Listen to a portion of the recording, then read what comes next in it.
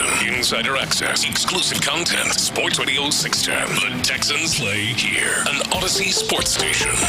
Check out the BetQL Network, wagertainment for every fan. Get sports betting tips from the best in the game. Available on the Odyssey app and our sister station, 650 The Bet. Sports Radio 610 presents Seth Payne and Sean Pendergast. We coming to H-time. Let's get the work in, man. Let's go. Great day, great day. Oh, give me some juice, baby. Oh, yeah. Let's do it. It was good. I thought it was good to see another scheme, another team, and thought we did well. Moved the ball up and down the field, score in the red zone. Made some mistakes, but cleaned it up and had a good 2-minute drive to finish. So I thought it was good.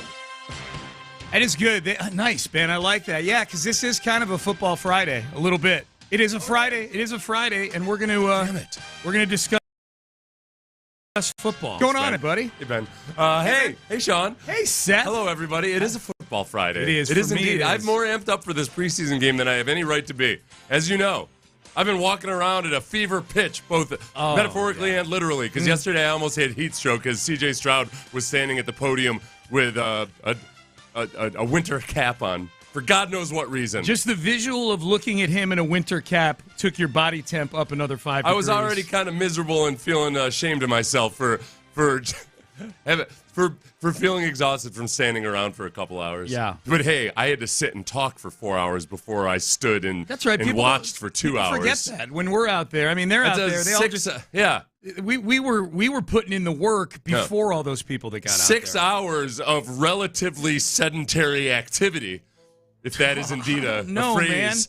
Man. Sedentary activity can wear you out in the heat. Dude, that chin wagging, man. Yeah, 2/3 of that sedentary activity was out in the heat yesterday. Yeah, it's true. This is, what was fun is we watched the joint practice yesterday. I don't know where you wanted to go with this segment, Sean, but this is where joint practice, training camp, cool. Joint practice takeaways. And so this is the thing. It's like watching a joint practice and trying to take in everything. It's the old what I say to you, Sean, all the time. You try to watch everything, you end up watching nothing at all. Yeah. The starting defense and the starting offense are both out on the field at the same time. Yep. And it's almost like watching two movies at the same time. It is. And then immediately after being like, here's how everything went. We're like, why did Michael Corleone do that? I don't know. It's because office. I don't. It had something to do with that. Is he watching A Few Good Men while watching The Godfather? So afterwards, I try to, a lot of good people, both fans and the media, do a really good job of documenting the drives and everything, and I kind of use that as my notes.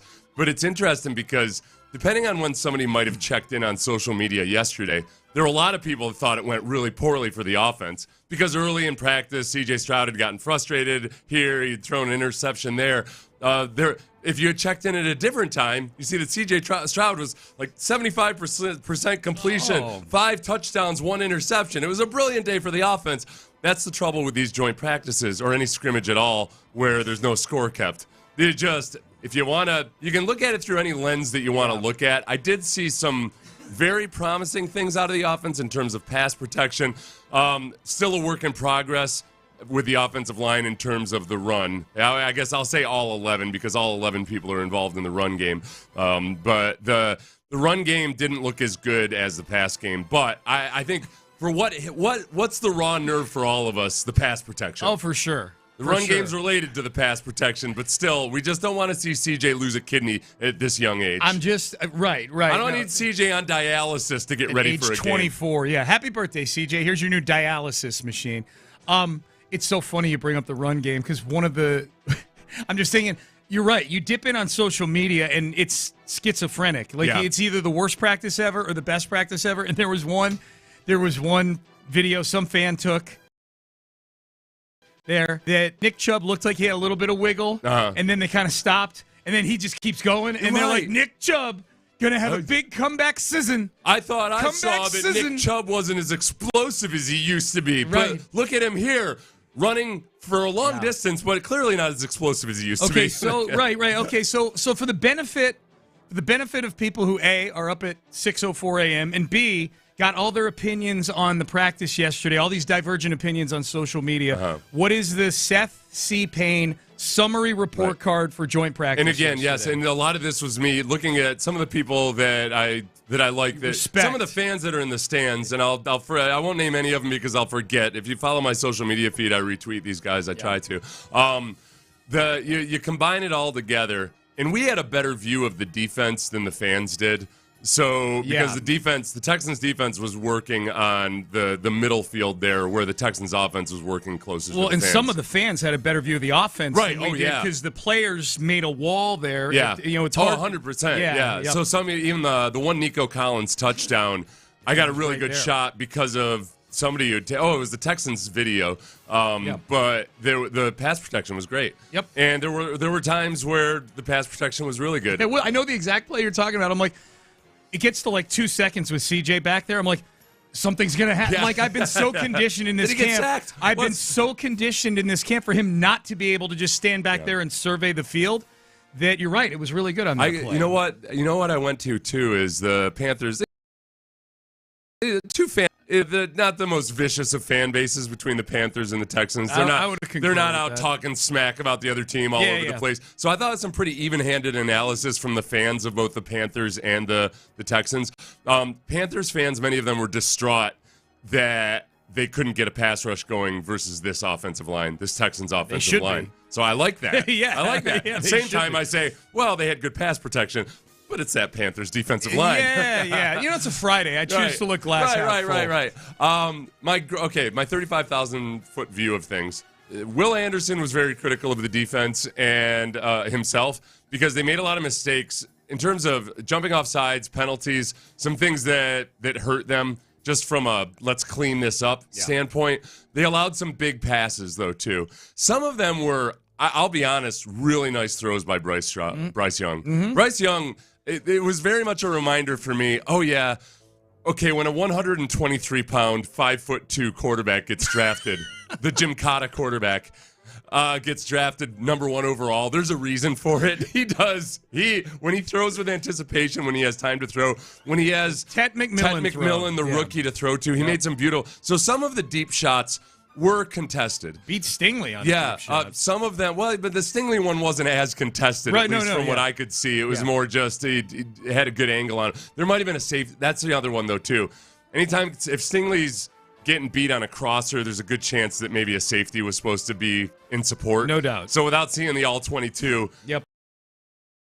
I know defense yesterday was some of those things where the deep shots or even some of the smaller completions, but where receivers or tight ends were wide open. Yeah. So that's where I start to worry. Was it a linebacker? Was it a safety? Mm-hmm. Safety's a very sensitive topic right now for the Texans. That's my one area of concern, is that the defense is always going to make huge plays, but just like last year, they undid some of the great things they did with big plays allowed. All in all, though, I'm not concerned at all about the defense. I came away more impressed with Bryce Young than anything else. Now, if Bryce Young had to go through a whole game of tackle football, and he had the likes of Danielle Hunter and Will Anderson and so forth hitting him, that's where the size becomes an issue. That is the thing. If I'm a Panthers fan, I'm feeling optimistic. Way more optimistic now than I did this time a year ago about Bryce Young. So more optimistic than I did in November last year about Bryce Young. He put together a nice last 6 weeks or so of the season. That's the problem, though, to your point. 5'2", 123, exaggeration alert. Yeah. But the small quarterback, he can look awesome in training camp. It's always going to be lurking around the corner, that size thing. Like, it's always going to be. He can be amazing. He's never not going to be 5'9". And including too. Look, size for a long time height for quarterbacks was overrated in a lot of respects. It is still a factor, and shorter quarterbacks will tell you that. Tall quarterbacks are throwing blind a good percentage of the time. Shorter quarterbacks are throwing blind a lot. Yeah. I remember Brock Purdy's not even that short. He's maybe 6'1". Yeah, but he's had about 60% of the when he's throwing it. Ice just looks so tiny out there. So when you get into game situations and a pocket is, even if there's no sacks, but the pocket is compressed and collapsing, that's where it gets interesting. But I was impressed with Bryce Young yesterday. On the offensive side of the ball, I thought the Panthers defense, without J.C. Horn out there, did a good job of limiting the deep shots by the Texans. But that's what we saw last year. Teams are going to try to take away the deep ball. Can you take advantage of everything else in the shorter and intermediate game and then in the run game? I thought the Texans, C.J. Stroud in the ones, did a good job with the short passing game, with the intermediate passing game. If you don't get a deep ball, you don't get a deep ball. Sometimes that's the way it goes. Yep. But you also, if that's the game that teams are going to play, I want to see a run game. And I didn't. I keep inhaling I was listening to Will Anderson audio before we came on, and I think that's why I'm trying to keep pace with his. Go at your own pace. So, Sean, the run game, it is better in some regards in that you don't see as many unblocked penetrating defensive linemen into the backfield. At the same time, though, I didn't really see a dominant push all that often.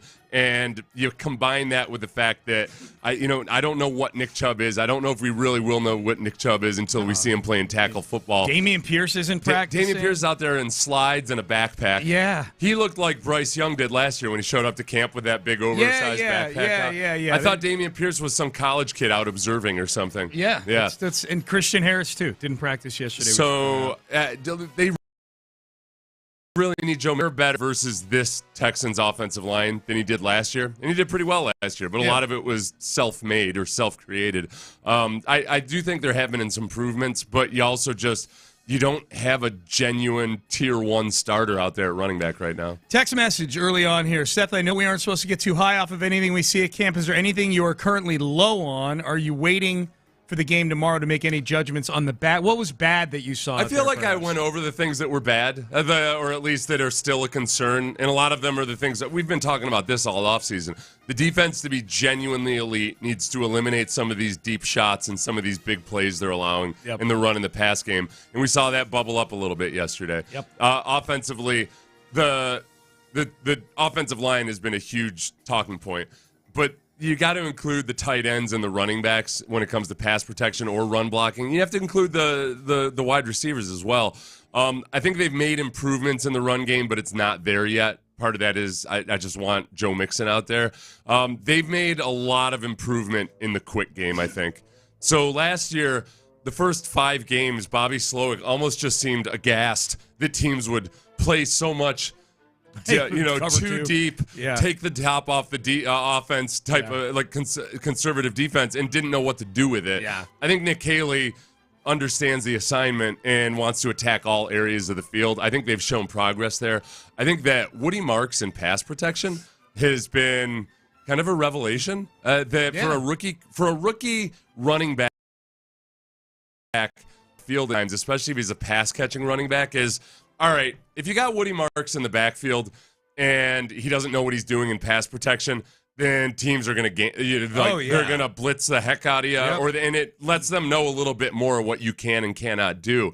If you've got a running back there who's actually good in pass protection, then, all right, is he going to stay in and block? Are they going to release him right away? It adds an extra wrinkle that makes it a lot more difficult for the defense. I'm optimistic about him. He's a smart rookie, I think. The running backs in general had a good game doing that on Saturday against the Vikings. They were good. If that's just one little kind of under the radar wrinkle they shore up, that's a big deal. Yeah, and I would say again with the offensive line, I turned and I said to Paul Gallant, and I wasn't joking, but he laughed because it's a funny joke, except I pathetically meant it, which is they had a meager run. They got like 2 yards, it's no tackle. Who knows? Maybe it would have been 3 or something. And I said, yeah. I was like, well, it's 2nd and 8 instead of 2nd and 12. Hell yeah. That's something. Last year it would have been 2nd and 12. That's a factual thing. 2nd and 12 or a caused fumble or something. Yes. So that, without playing full tackle football, et cetera, they're just a cleaner operation on offense. Yep. It's a cleaner operation on the offensive line than it was last year, and it's going to take some time to develop these things.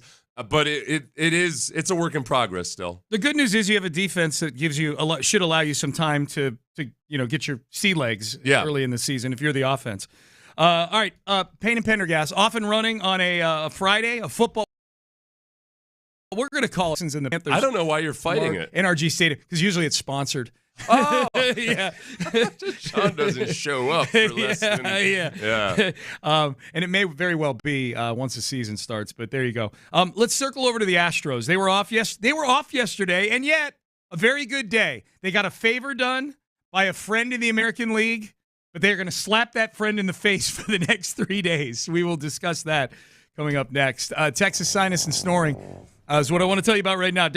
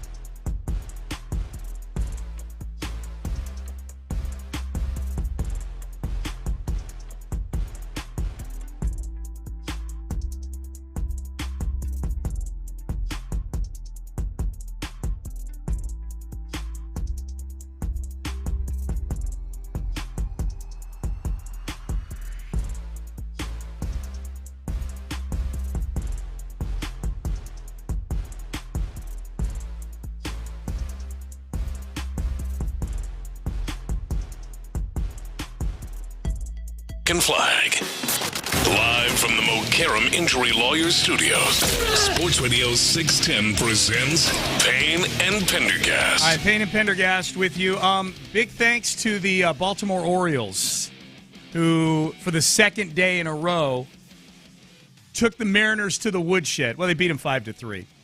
Good enough. Yes. 5-3. Any score of a one run more than the other team works for us. 5-3, the Orioles. Why is that? Have a tiny bit more daylight between them and the Seattle Mariners, who had gotten into a virtual tie with the Astros earlier this week. But Astros beat the Red Sox on Wednesday night. Mariners lose in a walk-off to the Orioles, and then Astros off yesterday, but the Orioles get the job done. So 1.5 games, and the Astros will thank the Orioles by slapping them around for the next 3 days over at Daikin Park. Thank you very much for beating the Mariners. Here is your prize. Thank you. Getting slapped in the face by Framber Valdez tonight. Will they get slapped in the face by Framber, or will be Framber slapping himself in the face, going psychotically weird on the... Okay. Framber's back. That's what I'm feeling. We've got there's a Baltimore radio host doing his morning show from one of our accessory studios right now. Let's give him a wedgie. Like 20 yards let's down haze the hall. Him. Yeah.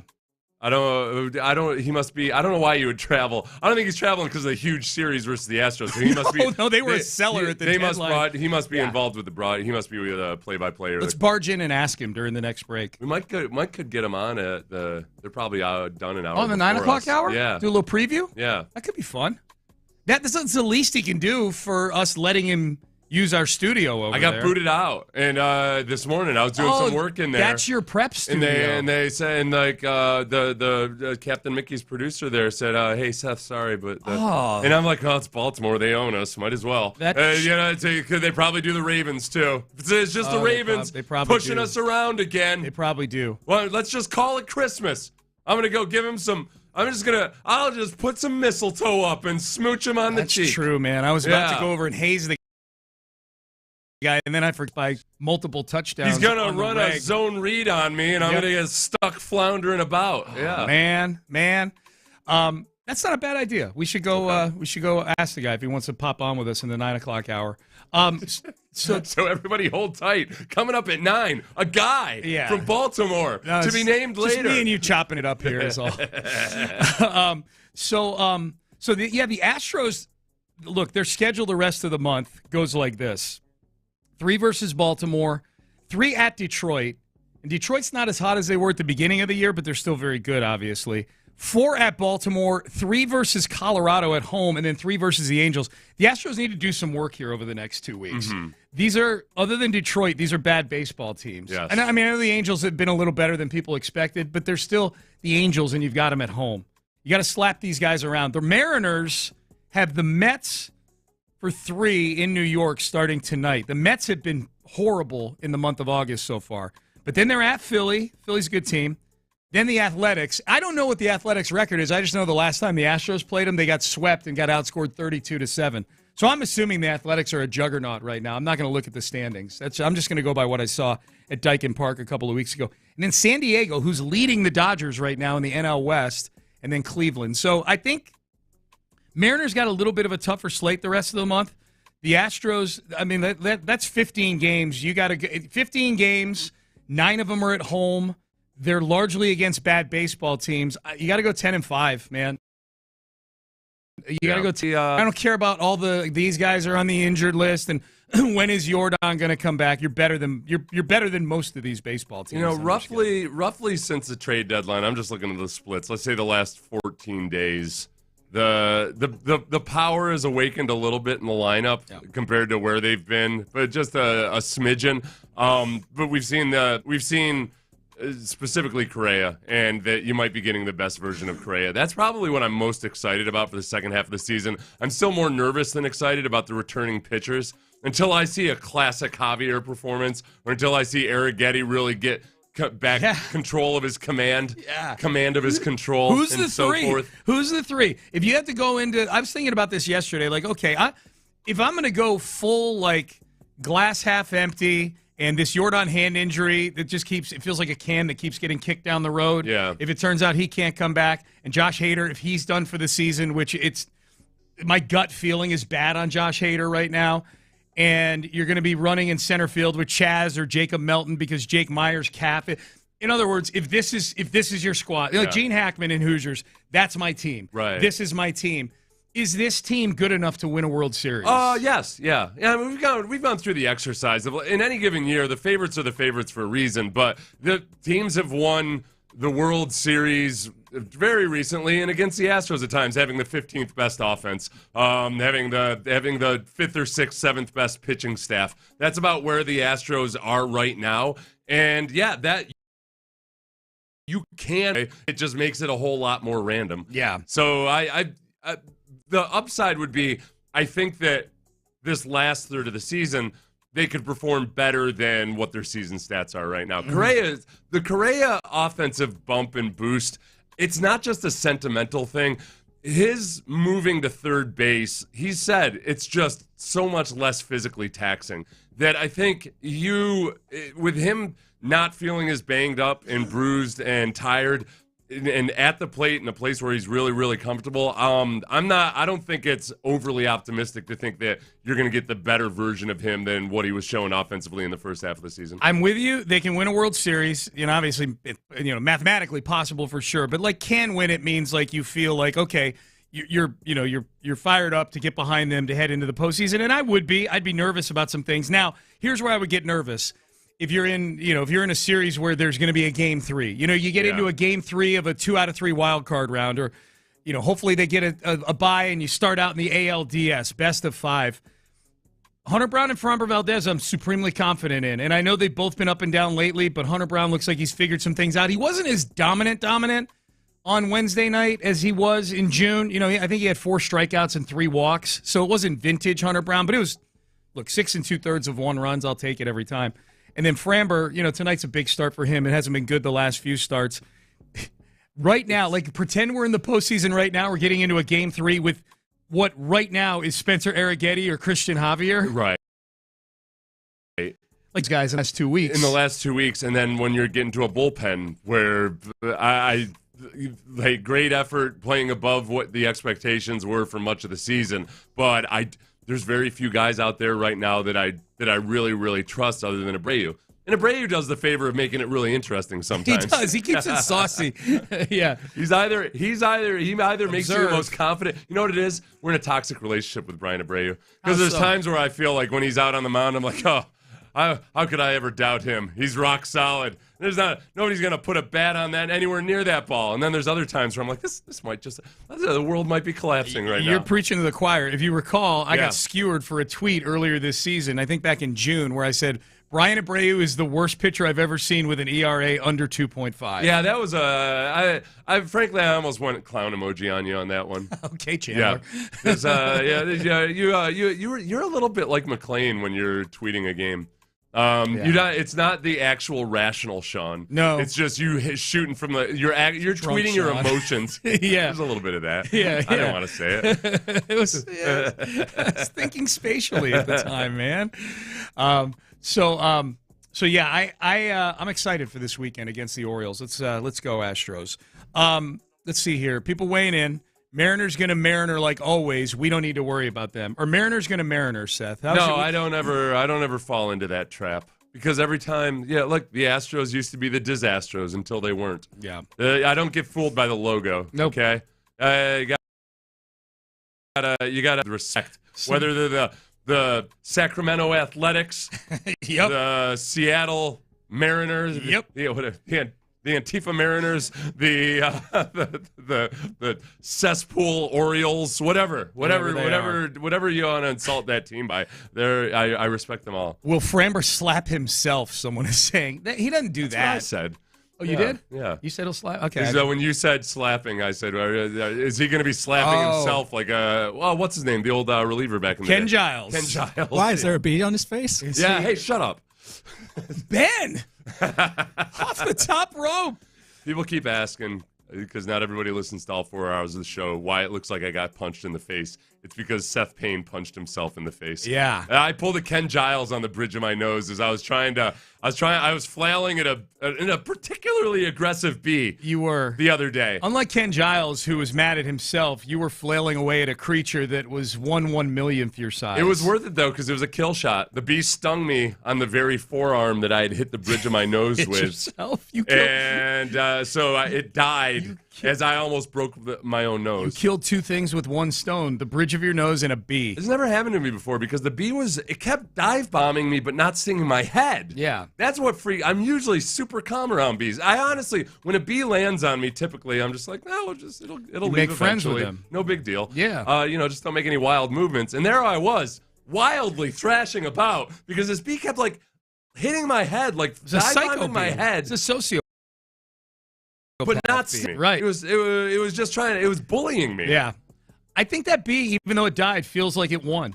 It got a human being to hit himself and break. It probably did. You broke skin on your face. I think I had somehow rustled about a nest or something. That's a win for the bee. I'm gonna go boxing judge here. Yeah. The bee wins. I know he died. That's his whole purpose in life is to protect the queen. Right. So, and he drove me away from wherever that queen was. Yeah. Split decision, wherever the hive was. Mm-hmm. Yeah. Split decision. Text message. Guys, Christian Harris has been running with the ones. He didn't practice yesterday. Any reason? What are you talking about running with the ones? He's been in walkthroughs with the ones. Walkthroughs with the ones. Well, he says Christian Harris has been with the ones. I paraphrase. I stuck running with in there. He's been in walkthroughs with the ones and doing some like positional drills and stuff. But he's been non-padded practice. But he's been participating in stuff. Yeah. I think is the gist of the text. Yeah. He didn't practice yesterday. Any reason? I think just an abundance of caution. Yeah, they're taking it super slow and easy with it. Don't read into any of the linebackers right now running with the ones. That's not that of all the positions where I would say don't read too much into it. They've got a lot of different skill sets, but also really a lot of linebackers with potential. But I think that at any given time, you're going to see, let's see Azeez Al-Shire and Henry To'oTo'o start. If Christian Harris, let's say hypothetically, comes back 100% healthy, you're going to see EJ Speed. You're going to see Christian Harris. You're going to see Jamal Hill. I think we'll see. Jamal Hill's got a lot of potential. Linebacker, don't read into the ones, or the read into the ones level is very, very low with that. Where is it? Oh, reading into the ones. Blake Fisher was out there with the one some yesterday. I don't read into that at all. I think they were giving Titus Howard a break. Mm-hmm. The Ariante Ursary running with the ones has been so consistent since Cam Robinson got injured that you read into that. The only non-running with the ones Ariante Ursary was doing was early in camp where he ran with the threes at left tackle. Yeah. He was with the ones at right tackle, and it felt like they were just kind of making sure he kept his feet wet at the left tackle. Yeah, just so he could, visualize and whatnot. Now he's your one at the left tackle because of Cam Robinson. You know what I read more into is the fact that Ariante Ursary only played 10 snaps in the preseason game.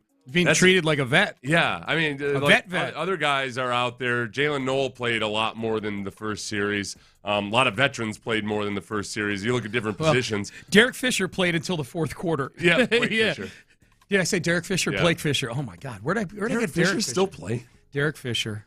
I would love to stick Derek. I would love to stick. I hate Derek Fisher. I would love to stick him out there at right tackle in an NFL Derek game. Fisher played the entire game and then went home with an assistant coach's wife. Where did I get? Yeah, exactly. Derek Fisher. He stole the right tackle position. He stole right tackle from Titus Howard, and then stole Mrs. Howard. Yeah. Yeah, I'm just looking at the text page for the name Derek on here. Where the hell did you cough on me before the show? It was just you thinking of Derek Fisher. Oh, my God. You caught the Seth Payne disease. Yeah. What's it called? Confabulating things, yeah. Confabulating? Is that the word? I don't know. No, confabulating is when you make up a memory. Conflating? No, transposing maybe. I don't know. Yeah, whatever. That up for me. Payne and Pendergast. Use ChatGPT. I'm told that's what the big deal is these days. Yeah, I've been using it a lot. Use the advanced. I've been creating a lot of funny images on it. Use better Google. That's all it is. All right? Yeah. Yes, sir. I was talking to a computer engineer the other day he was like livid about just the characterization of AI and everything. Oh, yeah, look at me. I didn't understand a thing he was saying. But he was explaining how people are using the term AI really inaccurately in a lot of respects and everything. And I'm like, yeah, I get it, bro. I am besides myself with rage over this very thing that you're talking about. I understand everything. Everything you're saying. You were the early adopter of AI on this show. Uh-huh. You were. Are you off of it now? No. I still use it for, you know what? I use it for advice at times. I was acting irrationally a little bit with Brandy a couple months ago, and I suspected I was acting irrationally. Yep. I didn't know at the time. I was mad about something. Yeah. And I talked through it with Gemini, and Gemini gave me some good advice about how maybe I was overreacting to something, right. And I said, well, what are some things I could say to Brandy? And it gave me like 3 questions or 3 things that we could talk about. Okay. And it worked out. It worked out well. AI saved your marriage. Yes. And then I said, how can I parlay this into an intimate episode? Right. And then I gave me the whole disclaimer of like, well, ethically, blah, blah, blah, I know. blah. I know. Stupid. You know what I did? This is what annoys me about Gemini. Tries to big bro me a little bit. Because I was just curious. I okay, I said, Gemini, I'm just curious.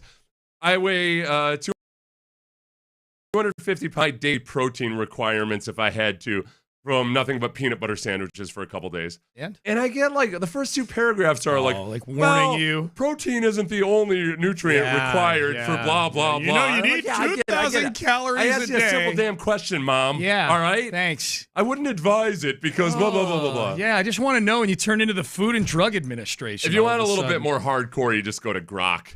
You know? Grok will tell you that, and then it'll be like, and would you also like to know how to make a bomb in your bathtub? It offers it up. Wait, there's more. You know what? You want to know how to steal some peanut butter? I got you, bro. I got you. Oh, man. All right, headlines coming up next. Texans joint practice. We'll circle back to the Astros. Hey, the schedule's out for the Rockets. We've got the key dates for you for what is going to be one of the most fun Rocket seasons we've had in a long, long time. We've got that coming up next. As I sit here and I go, football, baseball, basketball, you know what I think of? Prize Picks. I think of Prize Picks because you got football.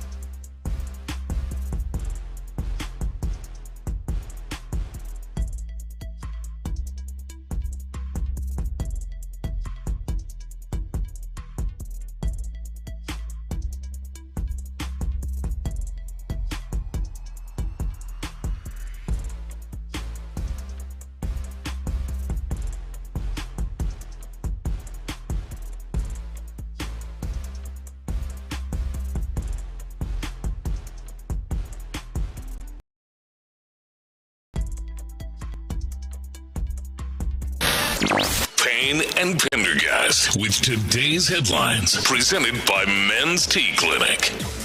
All right, let's get to headlines. Texans joint practice yesterday against with the Carolina Panthers. They'll be going against the Carolina Panthers in a game on Saturday, tomorrow. Noon kickoff. Seth and I've got you for Texans Countdown starting at 9 a.m. Here was DeMeco Ryans yesterday. He was asked if the process, we're almost all the way through the training camp practices. We're like 80% of the way through the practices now at training camp.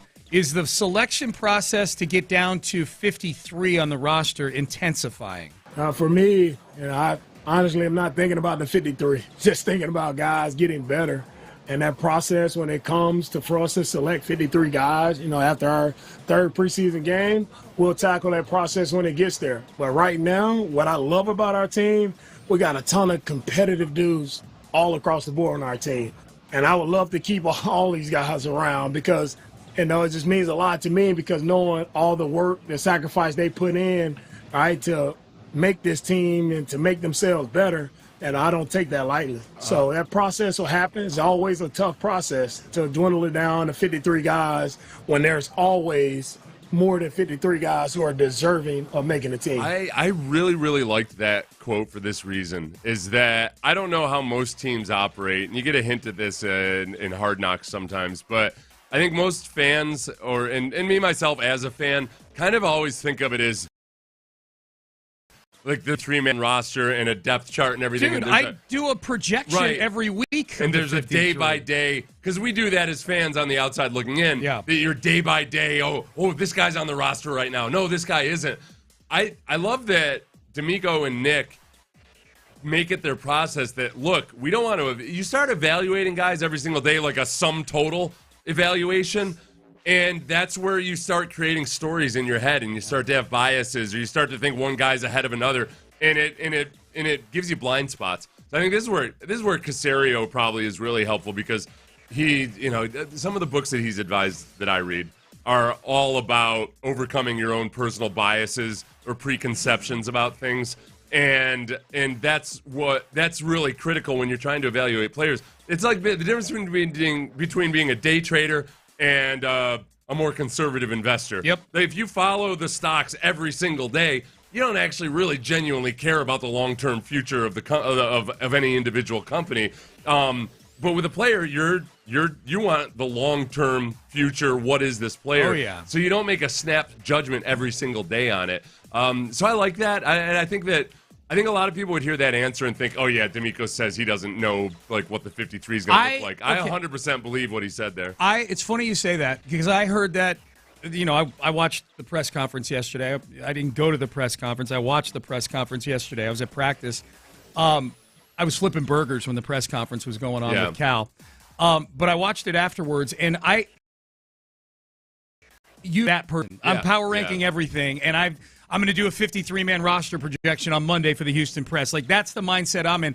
The first 10 seconds of that answer, I felt the way that you said people probably feel about hearing that. I'm like, yeah, right. And then when he explained it, it made a lot of sense. Yeah. I believed him after that. And not only to make a lot of sense, I'm like, man, that is a really good way to go about it, That too. was, one of my favorite lines from a coach I ever had was my college coach, Jim Hoffer. And he would give speeches about whipping Mother Nature's ass. You got to whip Mother Nature's ass. Now, in a football player context, it's, fatigue and overcoming that. On the mental side of things, it's whipping Mother Nature's ass. Your nature is to jump to conclusions, is to make assumptions. As a coach, it's your preconceptions. And you see it in the NFL all the time. As a player, it was always really frustrating for me as a veteran player when I would see some young guys that I thought, there might be a rookie free agent offensive tackle that I thought was way better than the third-round pick. And meanwhile, I see the offensive line coach just berating or ignoring this rookie free agent. I'm like, these guys just don't – they've already got the book written on them. Yep. They're not seeing what we're playing – like what we're feeling playing against. This kid's got something to him. Right. But they've already got it locked in their head that, like, nope, the guy that's 6'6", 335 pounds is a freaking wimp, but we won't admit it. Right. Like, that's the guy. Yep. And so, like, fighting against that tendency to just make assumptions and make hasty conclusions, it's tough. But it takes discipline. Yep. Texans Panthers to 6. We just talked about the Astros a bunch in the previous segment. The only headline there really is the Orioles coming to town this weekend. The Astros a game and a half up thanks to the Baltimore Orioles, who they come to town this weekend. What did they do? They beat the Mariners yesterday to help the Astros out in the standings. The Mariners are in New York to take on the Mets for 3 games. So we are officially in scoreboard watching season. The Mariners have made it as such, as have the Astros, by not being as good as they were in the months of June and July. So that'll happen tonight. Orioles, Astros over at Dyken Park. The Rockets schedule is out, Seth. Yeah. Actually, just real quick, just to sum it up for Fromber, he's allowed 9 runs in the last 2 games. Yeah. We've seen Fromber reel it back in before. I think hopefully he had a deep dive with a sports psychologist, and he goes out there and boom, here we go. Yep. So we'll see. The one against Boston was just, to me, I write that off as just a horrible inning. Yeah. It's the last start he had that was more troubling, where it was just he just wasn't good from start to finish. We need a big one from Fromber tonight. He's on the mound for the Astros. Schedule release for the NBA. This is the most I've looked forward to a schedule release for basketball in quite some time, with Kevin Durant now being a Houston Rocket. The Rockets are getting 28 games on national television this year, which is the 5th most. It's for some context, 2-3 years ago when they got 0. Wow. Yeah, like that's a big difference. It's a difference of that's 28. That's an infinity percentage. Undefined, yeah. Holy crap. 28 games on national TV. Only 4 teams have more games on national TV. The Lakers, the Warriors, the Knicks, and the Thunder. You know who this is really good for? Not that this is what he cares about, but Amin Thompson. And I think right now, Amin Thompson is the guy that all the NBA insiders are telling people, showing how smart they are by pointing out that, like, hey, listen, this Amin Thompson, I'll tell you what, you got to keep an eye on him. Great point. There will be eyeballs on Amin Thompson. The world's about to catch up to you, smarty pants. Yeah. Season opener is against the Thunder on Tuesday, October the 21st. I believe that's the opening night of the season as a whole. Home opener is 3 days later, Friday the 24th against Detroit. In case you're wondering when guys are coming back to the building, I'll throw him in here. Cam Whitmore is returning on November the 12th. You know Cam Whitmore's going to want to come back here for the Wizards, wanting to drop 40. He's going to put up my over-under on number of shots Cam Whitmore puts up in his return to face the Rockets, 39.5. He may have forced a trade already by that point. That's true. That's true. Jalen Green makes his return, and Dylan Brooks, I'll throw that in there, make their return to Toyota Center on December the 5th. Christmas Day, as we've heard, the game. They play the Lakers, the Rockets do. It's at the end of a long road trip. So who knows what version of the Rockets you're going to get on Christmas Day against the Lakers. They got a long road trip. It's the very last game of like a 5 or 6 game road trip. James Harden comes back to I know he's been back here a bunch of times, but the Clippers play the Rockets on back-to-back nights at Toyota Center, February 10th and February 11th. Yeah, they're doing that thing now where teams play 2 games there. And the Warriors are coming here on March the 5th, I believe. I forgot to type the exact reason the Warriors will be coming to town. So those are all your key dates. They got a bunch of single-game tickets on sale and stuff like that right now, the Rockets do. All right, Payne and Pendergast with you on a Friday. All right, up next, I've got 2 new – we just got done talking about, hey, man, the 53-man roster. This is how DeMeco looks at it. Here's how I look at it. I got 2 new locks for the 53-man roster.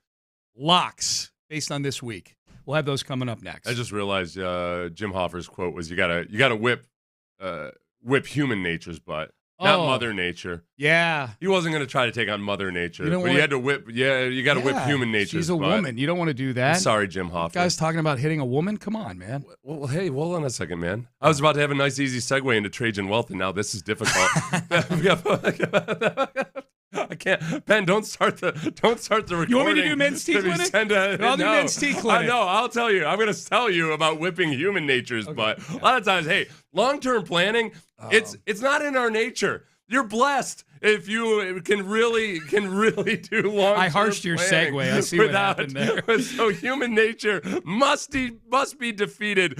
That's why you call Trajan Wealth. They'll help you whip human nature's butt by planning for your future, doing the things right now that can pay dividends in the future. Trajan Wealth is family-owned and veteran-led, and they've got advisors with decades of experience to help you craft a retirement plan that you feel great about. Give Trajan Wealth a call today at 346-371-33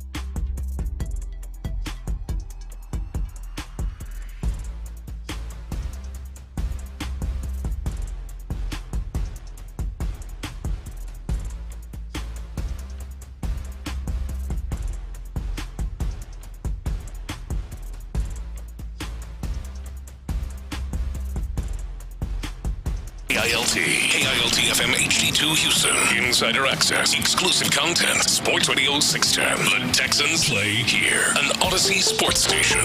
Sports Radio 610 presents Payne and Pendergast. All right, Payne and Pendergast with you on a Friday. The Texans and the Panthers out on the practice field yesterday.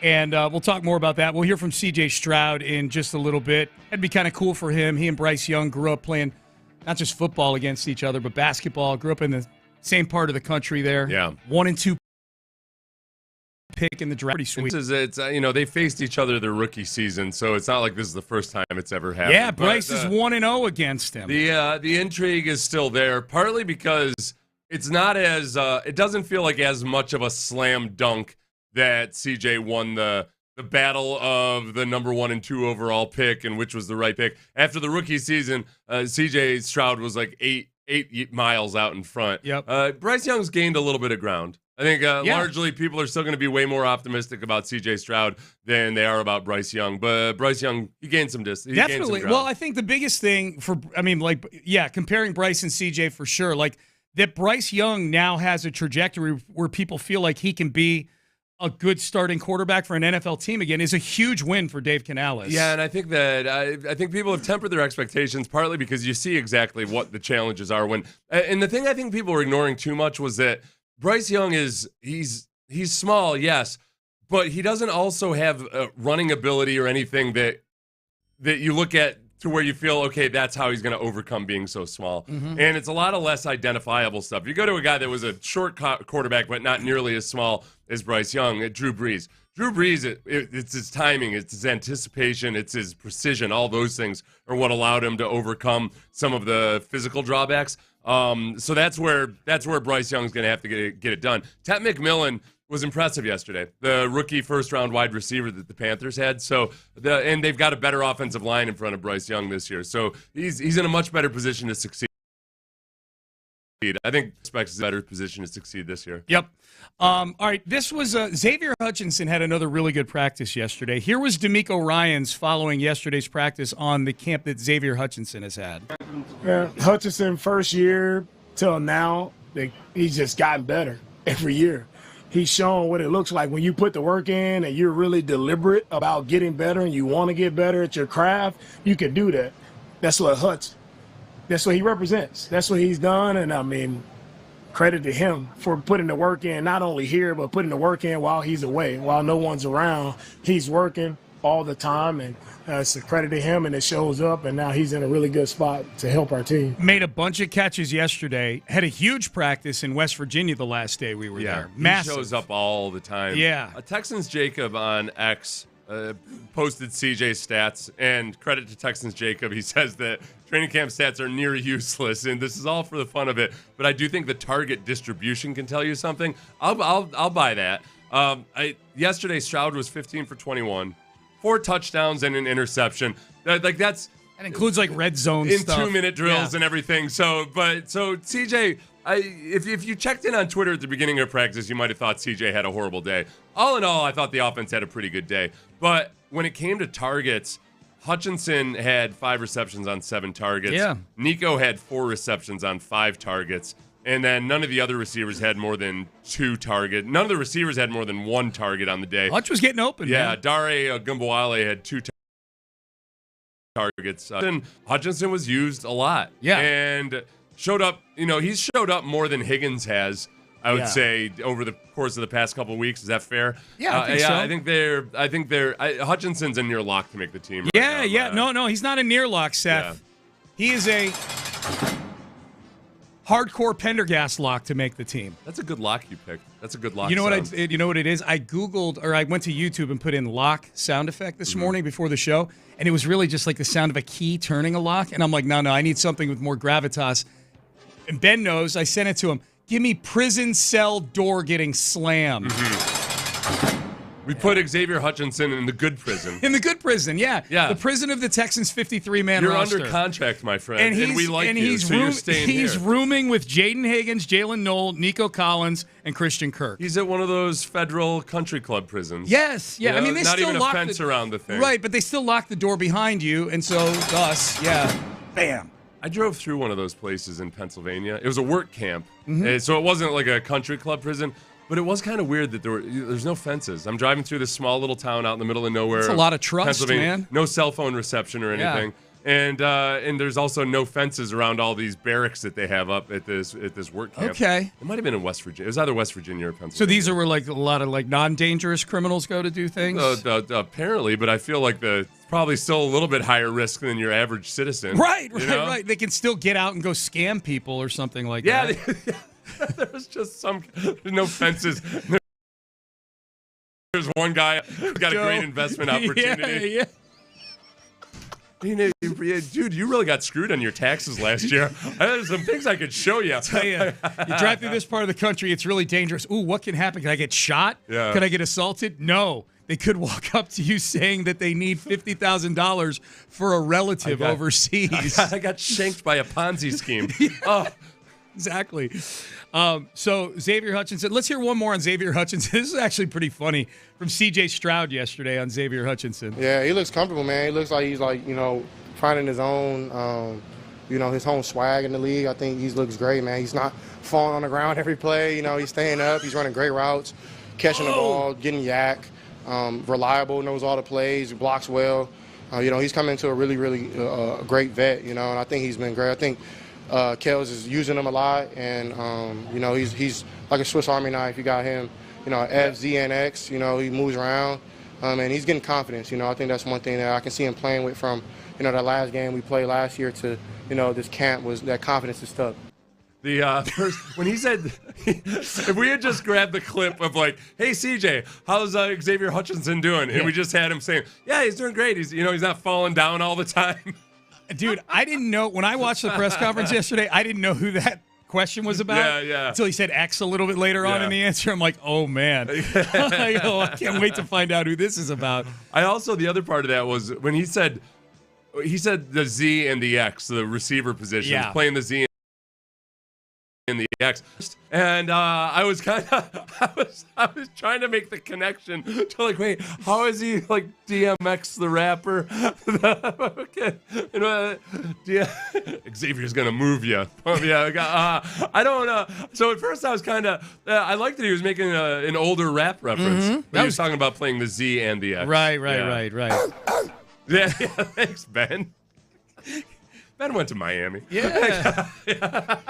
Ben's true. Basically the Greg Olson of white dudes from the non-athletes from Miami. You are the Greg Olson. You've got a certain swag to you. What was the dorm they were in, Ben, or like the certain floor? Mahoney Pearson, 7th floor crew. 7th floor crew. That's what it was. I knew it was something. Yeah. Greg Olson. Rap Greg Olson is the least. And his verse was actually really good in that song. Oh yeah. No. Greg Olson is the least white, super white guy you know. Yeah. It's Greg Olson's got a really cool ability to just kind of meld in and talk to everybody and anybody and everything. Yeah.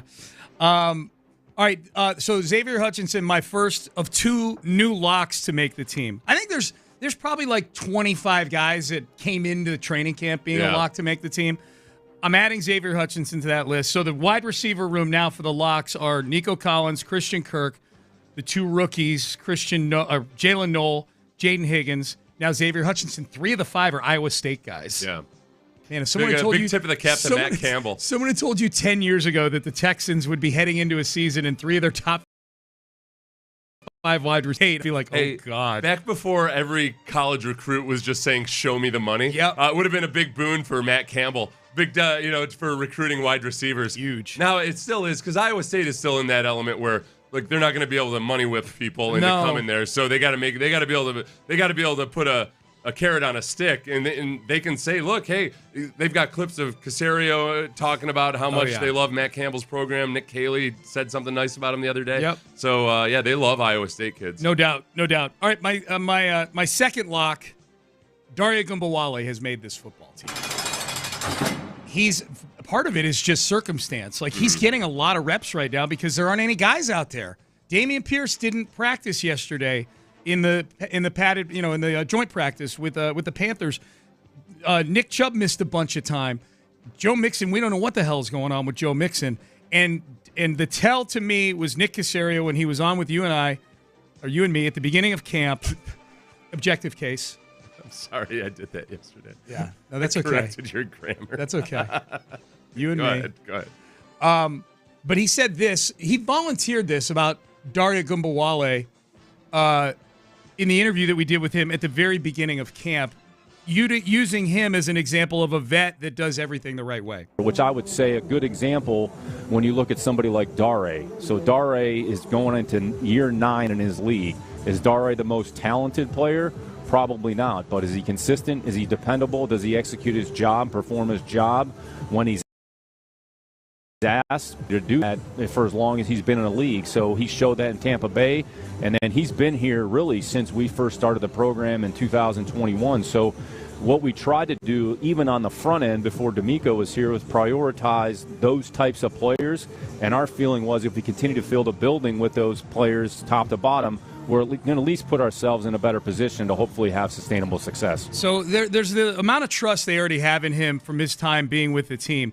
But you look at the circumstances now at running back. I think Dare is probably more viewed as a special teams guy when everybody's healthy. But especially with the drafting of Woody Marks to take that third down role, because you see Dare come in there on third down sometimes. With the health issues with the veteran guys and with the inexperience with the young guys, I think, Dare is sort of that in-between, can always rely on him. He knows where he's supposed to be.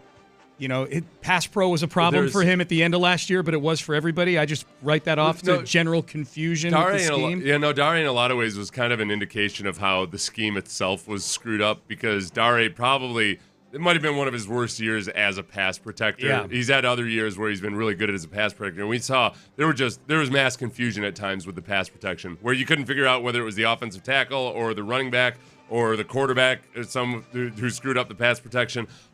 So I don't think you're going to hopefully have those types of issues. And as I listened to Belichick's book last month, they talk about, there's a pretty big section about James White, the New England running back. Yeah. And different. I'm James White, but there's some elements that are similar in the versatility, the willingness to learn everything, and to just kind of to really understand the offense in its entirety. I think that Caserio probably sees some of those same character traits that he saw in James White. Yeah, I could see that. I could definitely see that.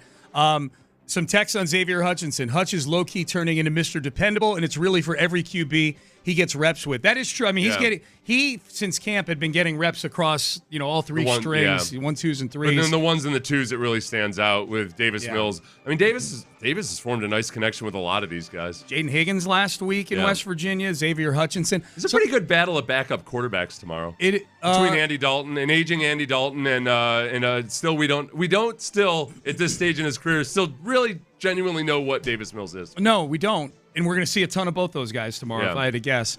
You mentioned Xavier Hutchinson ahead of Higgins. What has Higgins struggled with so far? If I mentioned him ahead of Higgins, it was just random. I wasn't mentioning him ahead of Higgins. Well, Higgins is on the team. I think he might be thinking, you're talking about who's going to make the team. Oh, yeah, sorry. Higgins is going to be on the team. I think I said that. Like, the 4 locks to make the team before my take about Hutchinson were the 2 rookies, Hutchinson and Knoll, and then obviously Nico Collins and Christian Kirk. Yeah. They were making the team back on July 23rd or whenever camp started. Right. Hutchinson, that's not the case. And so now you're left with a battle of Mechie and Berrios, and maybe still Hutchinson. I mean, in the eyes of the coaches, he may not be a lock, but in the eyes of me, he's a lock to make the team. And who am I missing? And Justin Watson. Is also a surprise in that I was at the beginning of camp thinking, all right, he's on the bubble, he's got to fight for a roster spot. And now I do wonder if, because Hutchinson is becoming a guy that they can really trust, if he does end up getting a lot more targets than Jaden Higgins early on. So that's not because Higgins is struggling or bad or anything. It's just Hutchinson's been impressive. It's a good problem to have, man. Yeah. This is a good problem. Look, you guys watched the team last year at the end of the year with no Tank Dell and no Stephon Diggs. You had Nico Collins and a bunch of guys, including Xavier Hutchinson, who had a hard time getting open. Yeah. And so Hutch has improved on that this year for sure. One more, and then we'll get to some of this C.J. Stroud. I don't understand C.J.'s comment about falling down. Is that either a reference to Xavier used to fall down a lot, or is that a reference to some other receiver? I No, think it was a referring reference to Xavier Hutchinson. I can remember a play or two when he would fall down on plays and CJ would get frustrated. With him. There were times where CJ wanted exactly to go what he's where referring Xavier to. Hutchinson was supposed to be, but he had fallen down. But he was on the ground. Yep. I love that it stuck with him enough to randomly bring it up in a press falling conference. Down all the time. Yeah. CJ doesn't carry a grudge. Speaking of CJ Stroud, CJ Stroud and Bryce Young are longtime friends. It goes back to their roots in Southern California. They used to play sports against each other quite a bit. They were the number 1 and 2 picks in the same draft a couple of years ago. That's pretty cool. Here's CJ Stroud yesterday on sharing the practice field with his friend Bryce Young. It's normal. I see him all the time. That's my brother. Like, they don't really make it a big deal. I think that's for y'all, but for us, it's just hoping they do well, hoping, I know he hopes I do well. I hope he does well. It's pretty normal. We see each other all the time in the off season, and his parents are, friends with my mom, and it's been great. So we just really build a brotherhood. So it's just normal to me. I'm pretty sure it's the same for him, but it's all love. It'd be cool if they hated each other, but I don't think there's anything like that. I don't think they're hateful people. That's the problem. I think they're both. Well, I think CJ's got more of an edge to him. I think CJ's more capable of if you had to pick one that would eventually all of a sudden, if this were an HBO series and something were to happen somewhere along the way where one guy just said, like, all right, that's it. Yeah. Gloves are coming off. Yeah. No more Mr. Nice Guy. I feel like it would be CJ's got that in his bag. Is it the guy who just dogged one of his receivers for falling down 9 months ago in a game, or is it this guy? What's up, guys? How we doing? Everyone good? Yeah. I'll take the guy who carries the 9-month grudge about one play in a game in November. I think some people think that we're making that up. That's not actually Bryce Young. That's Bryce Young. That's Bryce Young. It's Bryce Young, and he's he's like 20 years old in the What's video. up, guys? How we doing? Everyone good? That's Bryce Young playing the part of a junior counselor at summer camp. When it's time to change. What's up, guys? How we doing? Everyone good? He's teaching the advanced beginner swim group in middle school. Yes. Oh, you know what we need to find between now and the end of the show, just because they don't play the Panthers very much? We got to find old Seraphim's glow. Eyes as wide as the Sphinx. We have a reason to play it. Yeah. We might need to do a 5 Reasons I Hate You. I didn't even think about that. We gotta find that guy for the. That's what I was talking about. No, actually find him. Oh, Person, in person. Oh, I thought you meant the cut. Oh, Anish Shroff is his name. We got to find him at the game and interview him about how he composed that poetry that he had. Let's ask him about it like it's a legendary quote. Let's be sure we should find the Panthers TV broadcast and see what he says about him at the beginning of this. Yeah. Game. Oh, yeah. Does he have that Seraphim's glow back? Bryce Young. We'll find that audio. Is he the TV guy or the He's their radio guy during the season. Right. Yeah, so I don't know who the TV guy is for them in the preseason. I don't care. I want Seraphim's glow. I want Seraphim's glow too. Yeah, I want eyes as wide as the Sphinx. And if this is, I forget what it is. If this is the moment of the Panther or something like that is upon us. Yeah. Oh, God, I hated that. What is C.J. Stroud most proud of when it comes to Bryce Young? Sorry, Ben. Just being the one God has called to these moments, because he could have picked anybody, And even though, for me, I feel like I'm unqualified, but, God doesn't call qualified. He qualifies the unqualified to, give testimonies and to bring people to him. So I think me and Bryce are, perfect to that. Him being a small stature guy who guys didn't like because he was small. Me, dealing with my childhood and some things that I had to go through. And and we're not perfect people. We serve a perfect God, but the ups and downs, I don't think our faith has wavered, and I think it's made our faith stronger. And I think that's most important. So I would say that's probably the most proud thing that I can say about me and him is our faith has become stronger through this sport, through this game, even though it doesn't mean everything. It means something to us too.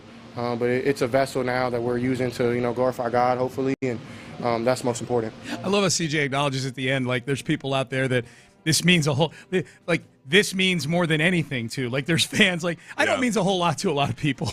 Yeah, it sure does. It means a lot to. I like when athletes acknowledge that, when they profess a certain humility about hey, listen, man, I ain't your preacher. I don't know if I'm just saying what I'm just saying what I believe and everything. I'm not trying to hammer you over the head with it. No, CJ's good that way. Yeah, man. CJ's good that way. This was funny because this is the problem. Some of the wannabe locker room preachers. Yeah, it's dude, I know you. Yeah. Dude, I know. I've got the pictures. Yeah, like the guys that are really now. Some are awesome and the real deal. You know, JJ Moses, like he's the real deal. Yeah. But there's some that are like, boy, you spit a good game, but man, the actions do not match the scripture you were here. at the bachelor party. Yeah. I was at the bachelor party. Who are you trying to fool here? That's so funny. So these two, C.J. Stroud and Bryce Young, played sports against each other at a very young age. This stuff was funny where C.J. was talking about playing sports against him, playing Little League or like Pop Warner football. Yeah. Or at least younger age football, before high school against Bryce Young. We got our tails kicked. I remember that. We got whooped. Bryce threw for like 400 yards. I had to play corner because our corners kept getting hurt. Yeah, it was a bad day. There were a lot of raining. They whooped our tails. But great for Bryce. And when I'm a competitor, man, like he know I don't like that. He beat me my rookie year. Still don't like that. I'm always trying to win. I think that's him too. So there's nothing wrong with that. You can always be cool off the field, but we cross those lines. We're competitive. We want to do well and see our teams win. So hopefully we get to match up next year or something, or maybe in the Super Bowl or something. I don't know. Don't put that on ESPN. I know how y'all do. But however it works, man, I wish my brother well though. All right. And it was funny, a real quick, a little later, I don't think we have the audio of it, but somebody asked CJ, how many of those 400 yards did you give up as corner? He's like, oh, y'all got jokes, huh? 0, he said. 0. He's a lockdown corner, huh? Yeah. At least in that. They didn't even want to test him. No. He's got length, Yes, so as long as he wasn't facing a real speed demon or something, he probably just a young quarterback doesn't want to throw into that. Put that up on ESPN. He's right about that. Like if he had said, he's like maybe Brandon Browner. As a cornerback. Oh, yeah, just a handsy. 6'3", 4. Yeah, real tall, probably pretty physical. Yeah. You got out there. You're out of your element. You're like, all right, I'm going to get physical. C.J. Stroud. Oh yeah, we should have asked a follow up on exactly what his technique was as a cornerback. Yeah. No, I think you're not going to get any like C.J. Stroud, Caleb Williams moments or anything after this game. Where he kind of big bros him a little bit. Yeah. It'd be fun if he did. Yeah, not in a preseason game. Bryce is going to play a few series in this game, right? Canales after the game last week said that he figured Bryce will get about 3 series, depending on how. So if the Texans defense does their job, he might give 3 or 4 or 5 series. Because if it's all 3 and outs, they're going to want Bryce to get more reps. Yeah. If they march down on a 12-play drive on the first series, that might be the last you see of Bryce Young. Yeah. So if we want to see as much of the ones versus the ones as possible, you could just go ahead, go out there and whoop them the first couple series. Someone said, "What do you guys expect CJ to be mean to an adolescent?" No, we weren't playing the audio expecting him to be mean. It would have been awesome if he got up there and we were like, yeah, I remember, it was it's a tough time for him when he was going through puberty his freshman year in college, and I talked to him about it, some of these changes that he's going through. His facial hair doesn't look real. I just want to say Bryce Young. Taught him how to talk to girls. Still working on it, Yeah. Well, this is what I thought yesterday out of practice, as long as we're talking about Bryce Young, because Steve Smith was out there. Yeah. Steve Smith, former Panther. Steve Smith Sr., yep. He was out there, former Panther, and I'm looking at Steve Smith. I'm looking over at Bryce Young, and I'm thinking to myself, does Bryce have a restraining order against Steve Smith Sr.? I know, because Steve was. We'll play the audio. Talk about handsy. Him at the pro day. Yeah. Talking to Bryce Young as he was sitting down next to him, like 6 inches away from him. Yes. Steve Smith with that intense, focused look of his, staring at Bryce Young as he tells him this. Yep. Everything that I've seen out of there, for me, I've seen bigger, more athletic quarterbacks not be able to anticipate the throw. That's not a knock on anybody, so before people start tweeting, we're all in this evaluation process of a guy who's smaller in the measurables but has the heart and the desire to play. Man, I just sat there and watched you, and I'm 44, I'll be 44 years old. I could have got out there and ran those routes. Just the way you were guiding the ball, it was remarkable. I mean, I'm just like, I can lace them up. I can't do nothing, but it just sure looked good watching it, man. What a wonderful, wonderful display of why you deserve to be the first overall quarterback to be picked in this year's draft. I really appreciate it. That means the world, especially coming from you. The audio doesn't do justice to how uncomfortable that was. It was actually Steve Smith was actually sitting in a chair in a darkened corner of the room when he said that, and he's still in town. I'll tell you what. No, Steve Smith. I was doing this yesterday. If I walked out on the football field and I didn't know who Steve Smith was, and I saw him, I would be more likely to think he was a retired MMA fighter than a retired receiver. He is built. Yeah, he was always like thick, but he's got a little bit of a dad weight on him now. Yes. So, but he's still like, it looks like he works out hard. He's a scary looking dude. He is, man. So why are we doing this segment right now? He's not going to beat you. He'll have fun with it. He knows he was gushing over. He was gushing over. Man, he does not have a look on his face all the time like he's having fun. He's a grumpy old fun guy. It's easy for you to say. You're 6'4". 44 years old, and some people might say that's too much of an age gap. I'm a 5'9". Not in my book. I'm 5'9", 50 something. He's been in like 2 fights my whole life. We're in North Carolina. The age difference is not me. Well, then the difference in the voices at the end of that cut too, like, thanks, coming from you. That means a lot. Let me ask you this question right quick. I was talking to Tanya, one of our sales AEs. We call them account executives. Yeah. She's one of the sales people. Best. Yeah, we love Tanya. Yeah. So I was talking to her yesterday, and I actually hadn't talked to her in a while. And I said something, and she mistook what I said, and she thought I had said something about my 36-year-old girlfriend. And she was like, oh gosh, Seth, I thought you said your 36-year-old girlfriend, and I thought that's creepy. I'm like, well, wait a second. I'm 50. Yeah. I'm 50. That's in the range. If I were, it would be creepy because I'm married. But like as far as 50, I've never heard somebody say that a 50-year-old dating a 36-year-old is creepy. No. I thought that was well within the range. Yeah. Tanya said it was creepy. Yeah, she said a 50-year-old guy dating a 36-year-old woman would be creepy. Not creepy at all. I was with another couple of women in the conversation who disagreed with her. I don't think I've ever heard somebody. I always figure, I feel like once a woman's 35, it's kind of like that is a full-grown woman and has been for a long time. She's made mistakes. You've made mistakes. Yeah. I wouldn't. I think she's an extreme outlier in that. That was actually a question on Fast Money on Family Feud. You know, the bonus round where they asked the 5 questions. The question was, what age decade should a man in his 50s be dating? Right. 20s, 30s, 40s, whatever. Yeah. Number one answer, 30s. In the 30s. 30s, yeah. Not should be, but like what? Name the decade that most men in their 50s would want to be dating. That's what it was. And 30s was the number one answer. He's got a little bit of run. This is what I felt, too, is that they ask 100 people that question. Yeah. Any guy that asked in the 10s, they just find those guys and send Chris Hansen out for them and just, like that's, okay, we're going to get a number one answer for Family Feud, and we're going to find at least 4 or 5 predators in the process. You know what? I am a little torn, though, because I'm gotten to the age now where I've seen a 35-year-old woman. To me, sometimes I mistakenly think it's somebody who's fresh I did that to somebody out at training camp. I thought it was one of the interns or somebody it was a media person, and I was like, so did you just finish up school? And she said 12 years ago, and I wasn't trying to give her a compliment that's a or big anything. Compliment, that's a nice genuine compliment. Absolutely. Because I genuinely thought that she was like 23 or 24 years old. Yeah. Oh, that's a So now I'm wondering, like, okay, if I were single, if I screwed up and Brandy ditched me for whatever reason, it would definitely be my fault, not hers. Right.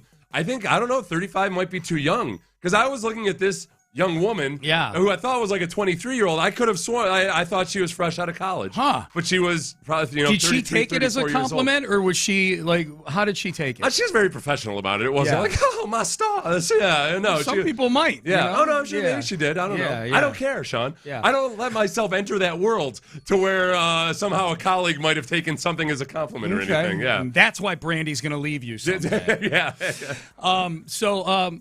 So there you go. How do we get on this? Oh, yeah, Steve Smith and Bryce Young and how uncomfortable that was. Young soundbite, the one that you play, Ben, frequently. What's up, guys? How we doing? Everyone good? Sounds like he's doing an Altuve impersonation. When was that again? In the same realm. Jose Altuve's got a high pitch to his voice for 30-something. Well, he was also because he was confused because he didn't know what I was talking about. That was when Seth asked him about the Verlander pep talk. You know what made me feel better about that, though? So for those of you who never heard that, I was curious about, remember Verlander in the World Series when he came out into the dugout and he had his shoulder wrapped and he was kind of like yelling at the dugout, let's go, let's go. And it felt like kind of an iconic moment in a lot of ways.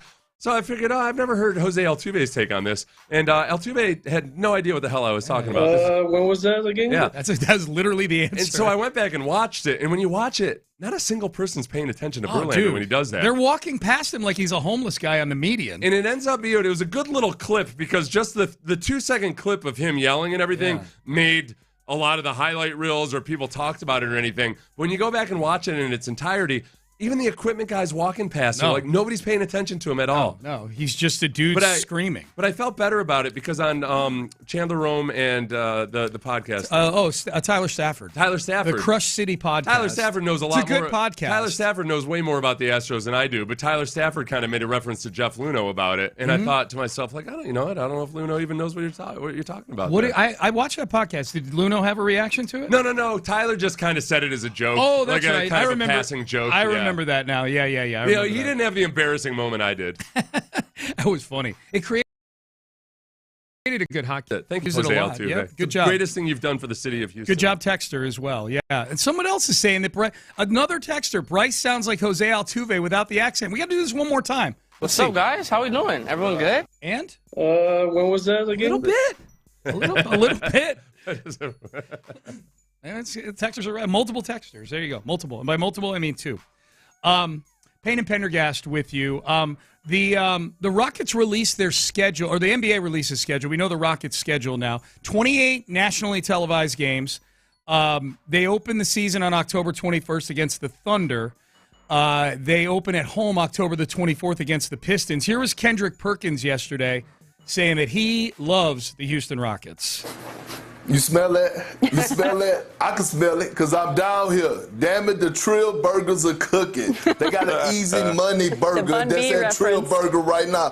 The Houston Rockets, who made the most powerful move this offseason by getting Kevin Durant. You already have Baby Jokic and Afro Şengün down there putting up that work, what he does in the paint. Amon Thompson is good for 2 to 3 highlights athletically every single night. And KD, a walking bucket, an artist, a magician, with the pieces they already have, Jabari Smith, every single night is going to be must-see TV when it comes to the Rockets on both ends of the floor. Ime Udoka is even going to give you some action every now and then because we know he like to get into the action and beef. The Houston Rockets are going to be the most watched team this okay, so most watched. He was working there. He got into the flow on that. That was coming from the heart. Yeah, that was good. The Houston guy. Put a good bet underneath that. It'd be a hit song in the greater Houston area. That's right. I second everything that he said there. The most watched thing is interesting because I'm guessing that's what the segment was about. It wasn't about who's going to win the NBA championship, although I get the sense from Perk that he thinks the Rockets might win the NBA championship this year.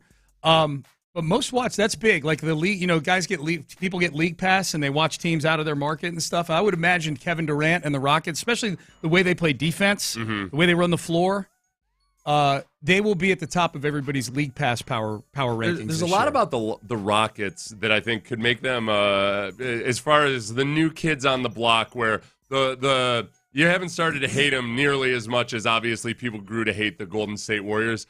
But you remember in the early days of the Warriors where, other outside of Houston, people just loved them. We're like, oh gosh, this team's just so full of such good guys. And then they signed Kevin Durant. Yes, that's the interesting part because I'm looking at the roster. Where you're going I wanted to say, boy, yeah, they're this fresh young team. They're this is a really likable crew.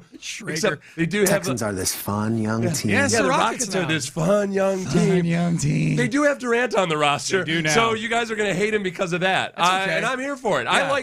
They'll go from lovable to hated at warp speed. Yeah. Because people love to hate Durant. Who could the Texans go get that would get them from being a hate team? C.J. Gardner-Johnson was a pretty good stab at it, I would say. He was hanging out with Steve Smith a lot yesterday. He was. Which got me nervous that when there was that little scuffle after Xavier Hutchinson got hit and Dalton Schultz got into a mix-up a little bit, I kind of looked over towards C.J. Gardner-Johnson because I didn't want him to. I was afraid that he just wouldn't be able to help himself, and he'd come darting out there, still recovering from whatever his actual injury was. He had a sleeve on his right leg. Yeah. Like, he looked good. He looked fine. He was moving around and everything. Yep. Yeah. I never would have guessed he suffered an ACL just 6 short days ago. Not by what. No, he would have something much bulkier on his knee than that sleeve. Yeah, man. I'm saying that's sarcastic. For anybody that missed the updates, he very much did not have a torn ACL. Yeah. He right. That was a high testosterone area, man. C.J. Gardner-Johnson talking to Steve Smith Sr. I know. I kind of kept looking over to see. I could see that going from amicable, lovingly, all of a sudden to maybe they disagreed about something and they were throwing down against throwing each hands. other. Yeah, that'd be fun. All right, Payne and Pendergast with you on a Friday here, 713-572-4610. All right, there's a list that just came out about NFL franchises, and this is, if you're trying to incentivize Jerry Jones to STFU, as they say, this is not going to do that. We will tell you what is happening on this list coming up next. Stay there. Ready? Texans football.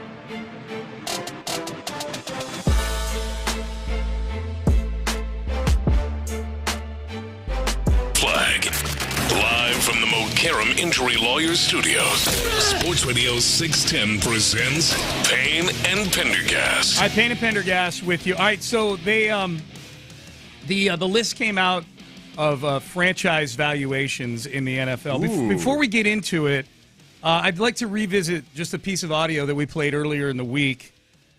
Jerry Jones at the red carpet for the documentary that's coming out about the Cowboys Super Bowl teams in the 1990s. Jerry's first decade owning the team.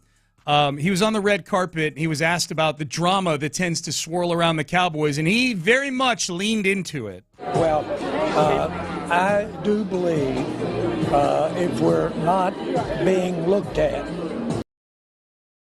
to get it looked at, the beautiful thing for networks or, if you will, streaming companies is that the NFL is a 365-day-a-year interest factor. A lot of programming, you have to spend as much to make it, to promote it, as you do to make it.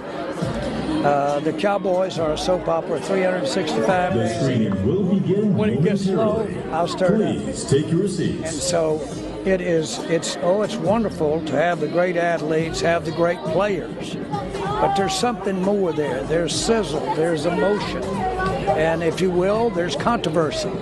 That controversy is good stuff in terms of keeping and having people's attention. So for everybody out there who's saying, boy, how can an owner say that? How can they, even though a lot of the things he's saying is true, how can they lean into that? How can the owner himself not only discuss stirring the pot, but be the very apparatus that is stirring the pot? Seth? To that, I give you the Cowboys topping Sportico's franchise valuations in the NFL at $12.8 billion. It is so good for business, and it's so bad for football. Why. Right. It's so funny because he's the owner of a team. It's the most valuable, on the business side of things, the most successful franchise in the NFL. And yet he's saying something that almost every single NFL head coach who's ever lived would vehemently disagree with. Mm-hmm. So that's the hard part about Jerry Jones is, when your actual owner has a whole ethos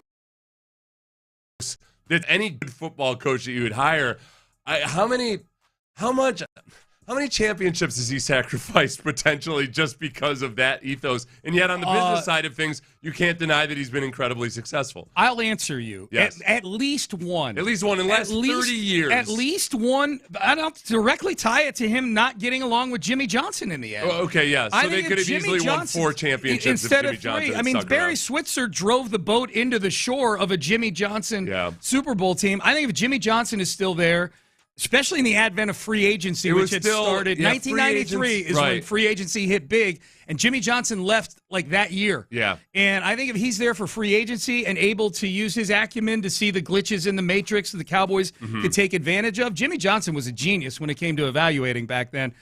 At least one, to answer your question. At least one. Yeah, that's interesting. Because he would have, I could see Jimmy Johnson, he either would have thrived in free agency or he might have been a disaster in free agency. Maybe. Especially as players started to have the ability to leave. Yeah. That's where his heavy-handed style, and the way that they did everything, maybe it wouldn't have worked. But who knows? But even then, in the interim, after Jimmy Johnson, with some of the talent they've had, the teams that they've had, it's impossible not to wonder, with just a little bit more normalcy in that organization, over the course of 30 years, they've at the very least sacrificed going to a championship game, for a conference sure. championship game. For sure. So, and yet, that's why the Cowboys are, everything that he's describing is reality television. Yep. It's not about what's best or what's right or anything else like that.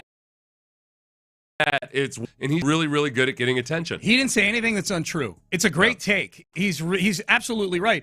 But he, the owner, should not be at least appearing outwardly to value that as much or maybe more than winning actual championships. Yeah, like is that how much is that $12.8 billion going to help him now compared to the Rams being valued at $10.4 billion? He's not going to be around to spend any of it. Right. Is that extra $2 billion you're going to be able to blow sometime in the next 15 or 20 years? And you touched on it, so we should. I'm sure people are wondering where are the Texans on this list. They land 12th on the franchise valuations, $7.17 billion. These lists are interesting because for years, as these numbers exploded on the lists, people would say, well, I mean, it's fun that they value these things these way, but you need somebody to come buy the team in order for you to realize that value. I think there's more and more people now wanting to line up and buy NFL teams and pro sports franchises than there's ever been. Well, what they're starting to do, too, is they've opened the door to having private equity invest in a small portion of the team. Yep. That's where there's only so many billionaires out there and how many want to. So it's like when a company goes public, that's when the valuation really, really kicks into high gear. So the more people that can actually invest in it, I think they've allowed a small sliver of private equity now. When they start to add on to that, I think the valuations are really going to skyrocket. Well, if you're wondering how billionaires become billionaires, just know this: the Josh Harris and his group bought the Washington Commanders 2 years ago now, a couple seasons ago, for $6.05 billion. According to this list, they're valued at $7.47 billion. According to this list, and again, it's a list that there is a methodology to it when it comes to the books that they're looking at, the ledger, the actual financials, along with the subjective stuff that goes into it, market that they're in, whatnot. But if we take this list as being valid, Josh Harris and his group have already made nearly $1.4 billion on their investment in the Washington Commanders. So the Texans, they've really picked themselves up by the bootstrap, the McNair family. They paid $700 million for the Texans back in they've 10 times 2001. I'd say, but that's the thing where I think sometimes there's still a lot to just the value and prestige of being in the NFL. Yeah. If you took $700 million and put it in the S&P 500 in 2001. Today it would be worth $4.8 billion. Yeah. It's like you've still done really, really well. And really, if you're going to invest $700 million, you're going to be doing it. If you're doing commercial real estate or something relatively safe, but still very lucrative, and it would be worth more than that. Yeah. It's not like the end all be all. That's the easiest investment you could make. Yep. It's also that there's a prestige to it too, and that's why some billionaires just wouldn't buy. Like some billionaires wouldn't buy an NFL team for various reasons because there's better financial products out there or investments than an NFL team, but they don't have all of the hoopla that comes with it. Well, and to that point, I think similarly, there's a lot of billionaires on this list, right? Jerry's he probably loves being the most valuable team, but at the end of the day, it's about being the most valuable team more than the actual dollar amount. Yeah, see, the Texans is an example. I think there's zero chance the McNairs sell the team in my lifetime. Yeah. The McNairs are going to own this team, and that's good. All right, so they're 12th. Cowboys, Rams, Giants, Patriots, Niners are the top 5. So those are that's funny. Two of those teams are complete ratchet teams, but Giants are in New York and the Patriots have a pedigree. I mean, the Commanders are the 10th most valuable team, and part of that is just they've been, even through their bad years, they were valued the fan base is just so generational. Yeah. Yep. We had a couple people asking, what are you guys talking about with Seraphim's glow and eyes as wide as the Sphinx? Yeah, sorry. And it's a good reminder that that we get new listeners all the time. And so this was what we're referring to, since the Panthers are in town, is back in 2023 when the Panthers were beginning their season and Bryce Young was taking the field for the first time. Their radio play-by-play guy, Anish Shroff, who's also on ESPN, I think he's Andre Ware's partner on college football on ESPN. He was talking about Bryce as Bryce is taking the field for the first time and delivered it thusly. And now we get to see the start of this new era. Bryce Young in the huddle, bounce of youth, shiny helmet gives him a Seraphim's glow, eyes as wide as the Sphinx. And if he is what this franchise and this fan base, the hour of the Panther begins with this shotgun snap. What's up, guys? How we doing? Everyone good? The hour of the Panther is what got me on that. Well, Seraphim's glow is what got me. The bounce of youth, I'm like, oh, okay, yeah, like he's describing how he's running on the field. Yeah. Shiny helmet gives him a Seraphim's glow. Shiny helmet gives him a Seraphim's glow. Maybe in your eyes. You know what? It is almost like the fact that he delivered that was like the most casually delivered part of it, as if that's a thing that people say about football players. Right. Oh, he's got that Seraphim's glow going there. That's exactly. That's what I was seeing in section 314. Bryce would complete 20 of 38 pass attempts that day, 1 touchdown, 2 interceptions, and a Seraphim's loss 24-10 to the Atlanta Falcons. Oh, he played the Falcons in his opener. Yeah. Okay, yeah. I can't throw much shade. Texans didn't fare much better versus the Falcons that year. No. 4 weeks later, the Texans lost to Desmond Ritter in the Falcons. Desmond Ritter had a Seraphim's glow. He did that day. Yeah, he threw for like 350. My tongue's got a Seraphim's glow right now. Against the Texans. Desmond Ritter. Eyes as wide as the Sphinx. I still don't know how to take eyes as wide as the Sphinx. Eyes as wide as the Sphinx. I just like, because it's not like the Sphinx isn't sitting there like this, right? With his eyes wide open, like, whoa, there comes the Pharaoh. Yeah. And it's not why it's like widely set apart, like that chick from the chess movie. I don't know. What's her name? Queen's Gambit? Yeah. The Queen's Gambit lady. That was the woman that you're like, she's either the most gorgeous woman I've ever seen or the most ugly one I've ever seen. I'm asking, that's what I think of when I think eyes as wide as a Sphinx. I'm asking. And I can't figure out whether she's beautiful or just got some deformity. It is a little disturbing, yeah. I asked ChatGPT, are eyes wide on the Sphinx? Yeah. If you mean the Great Sphinx of Giza, it's which I do. Not the other sphinxes.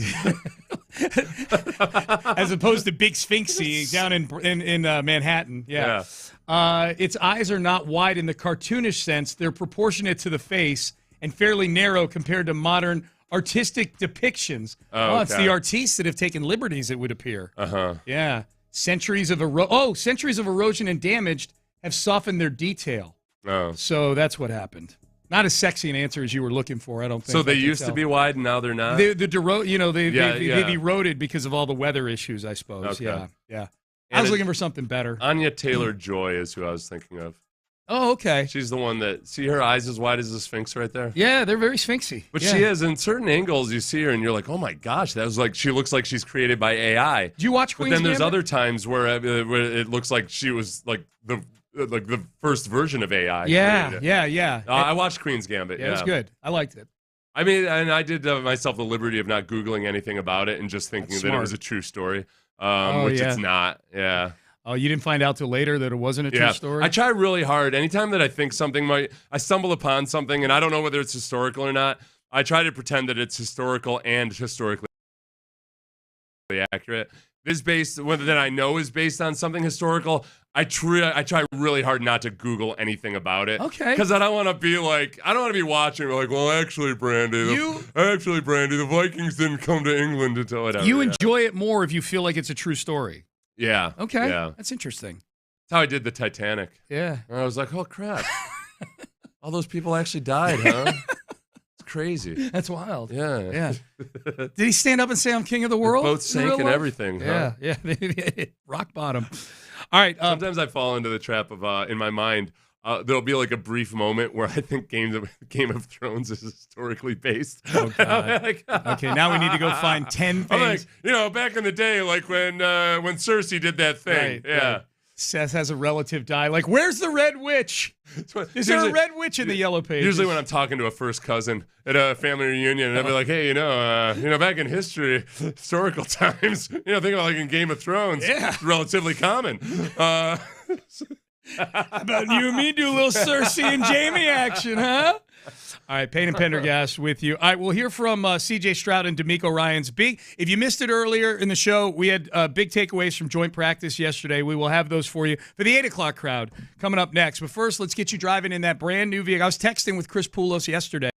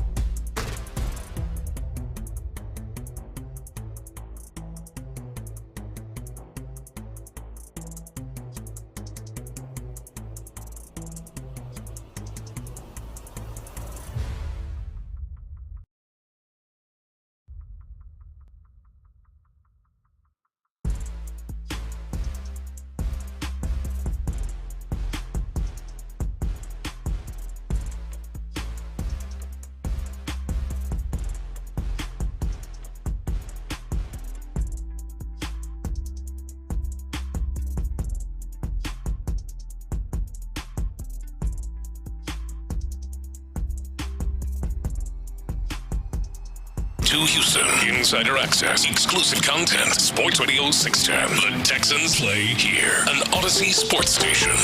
Sports Radio 610 presents Payne and Pendergast. It was good. I thought we, it was good to see another scheme, another team, and thought we did well. Moved the ball up and down the field, score in the red zone. Made some mistakes, but cleaned it up and had a good 2-minute drive to finish. So I thought it was good. And that was C.J. Stroud. And, yeah, I thought you put it well, Seth, earlier in the show. Like, depending on where on Twitter you dipped in on Texans practice, or even where you dipped in physically like we did. Like, you and I missed the first drive or two because we were finishing up our show. The Texans apparently marched right down the field on their opening drive, an 11-on-11, and C.J. hit Nico Collins for a touchdown. And then after that, it wasn't so hot for a while, and then it was better at the end. Like, there was some good and bad. That's where not having a scoreboard is what ends up. That's what I need. You can kind of selectively choose the good and the bad from any Mr. Power Rankings needs a scoreboard. In high school, listeners, tell me if I'm right or wrong on this. This is how it went for me in high school. Usually both teams will tell stories for weeks and months afterwards about how you kicked the other team's butt. Right. Yeah. Oh, boy, remember it? Oh, boy, we really kicked your butts. Right? Yep. There's no scoreboard. Everybody can just pick and choose what they want. So I think a little bit of that happens in a scrimmage. And I would say, I think both from Texans and Panthers fans and media, it was a pretty balanced affair in a lot of ways. I know that you'll see, hey, CJ had 5 touchdowns and 1 interception. You're doing red zone drills, you're doing 2-minute drills and everything. So you're starting at the other team's 20-yard line. It's not the same as having 5 touchdowns marching and 1 down the interception field, in an actual football game. Yeah. But some of the series went well, some of them didn't. On the sum total of it, I think the pass protection against the Panthers defense that last year was really bad. They added some guys to their defense, but the pass protection was way better than I thought it would have been, say, 2 weeks ago. So I think that was a positive development. I think the run blocking was better than it was a year ago in training camp, but still they've got some work to do. And I think part of it is there is something to going against a 3-4 defense instead of a 4-3 defense. You're facing under fronts instead of over fronts. Like it's a different front. Yeah. It's not an excuse, but it is like one extra little hurdle as some of the starters, and as C.J. Stroud is facing those fronts for the first time because he didn't play in last week's preseason game. Yep. But they didn't allow free runners and into the backfield early in the run game last year. So there's times where I allow myself to get kind of encouraged by a 2-yard gain just because, everybody was accounted for. All right, they didn't win the physical battle, but they weren't just giving up the play totally. They sacrificed first down to the football gods so many times last year by getting a 2-yard loss on a first down run. If someone had told you before camp that this is how the offensive line would look, 15 practice, I think they're 15 in. They've got 3 practices next week. I think they've got 2 the following week, and then they make cutdowns to 53. What you've seen over the course of West Virginia last week and now the joint practice yesterday, if someone had told you this is what it would look like 15 or 16 practices in, whatever it is, would you have been okay with that? I would have been not okay with it. I would say, okay, it's not as bad as I envisioned it might be. Yeah. And there's still questions about individual players. What I don't have are questions about whether they know what the hell they're doing. So I allow the players or who's they? The players you mean? The players look like they know what the hell they're doing. Yeah. So, and this is how it was in the preseason game the other day.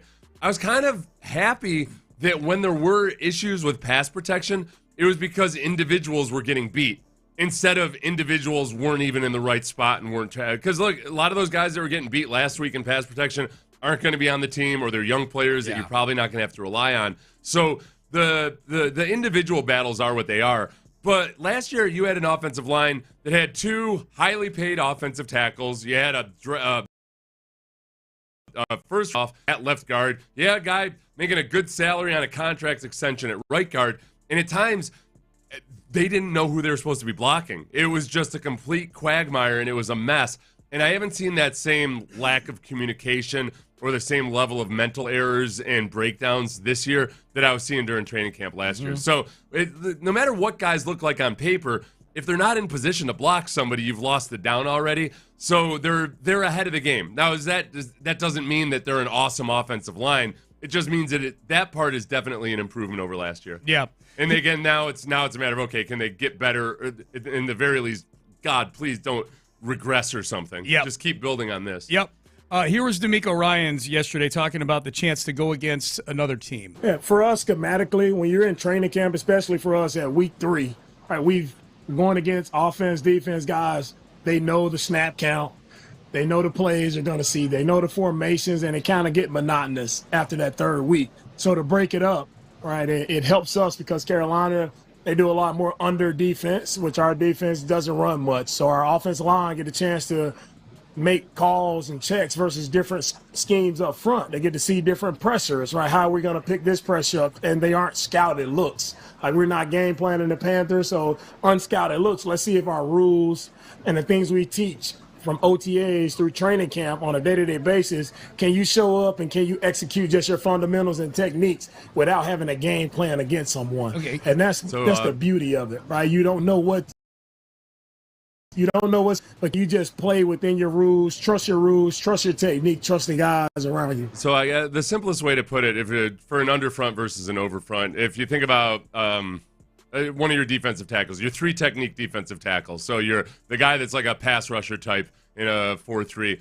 In an overfront, that defensive tackle lines up to the side of the tight end. In an underfront, that guy is lined up away from the tight end. And it might sound like no big deal. What? It does sound like no big deal. Yeah, because the entire front 7, everybody's in a slightly different alignment. Yeah. So it's kind of like, it's almost, this is the only analogy I thought of this morning was, it's like going from a QWERTY keyboard to an alphabetical keyboard. Oh, okay. That's a big difference. Yeah. I know the alphabet real good. Yeah. Yeah. So, but if I'm when I go to choose a show on my television and it's on the alphabetical keyboard, I'm struggling to find the Z at times. I hate having to go letter by letter and scroll to each of them. So there's a little bit of, I know this, I know what I'm supposed to do, but I'm so learned on the QWERTY keyboard. So when you spend 3 or 4 weeks in training camp going against nothing but over fronts, and then all of a sudden you kind of flip the defense and you're looking at a mirror image of a lot of what you've done. Yeah. It takes reps and it takes some time. So it's good that they've had an ability to go, the starters, and CJ Stroud especially, who's going to be more involved in determining the runs this year. It's good for him to get looks versus those types of defense. Well, and they didn't scout it either. That was my question as we're going into it. I'm like, okay, do they do any work on the Panthers leading up to these joint practices or games? And DeMeco, that's one thing that was always frustrating to me as a player. I talked to Clint about this yesterday when they were gracious enough to have me on. I heard you. That was a good segment. Oh, good. Yeah, good. Sounded good. I forgot what I was talking about now. Oh, not game planning. So took the compliment. So swept up in the compliment. I was trying to take in the compliment. So I always got frustrated that you don't game plan for your preseason opponents because of this. In training camp, you have some guys that shine physically when everything is dumbed down.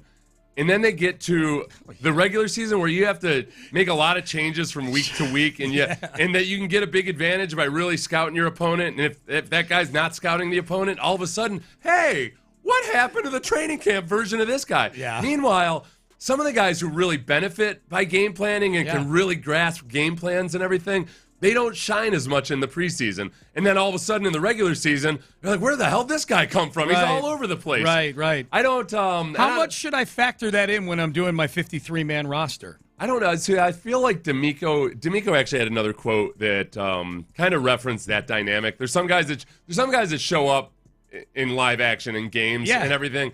And I think sometimes the tendency is for people to think, oh, that must be some guy who's lazy in practice.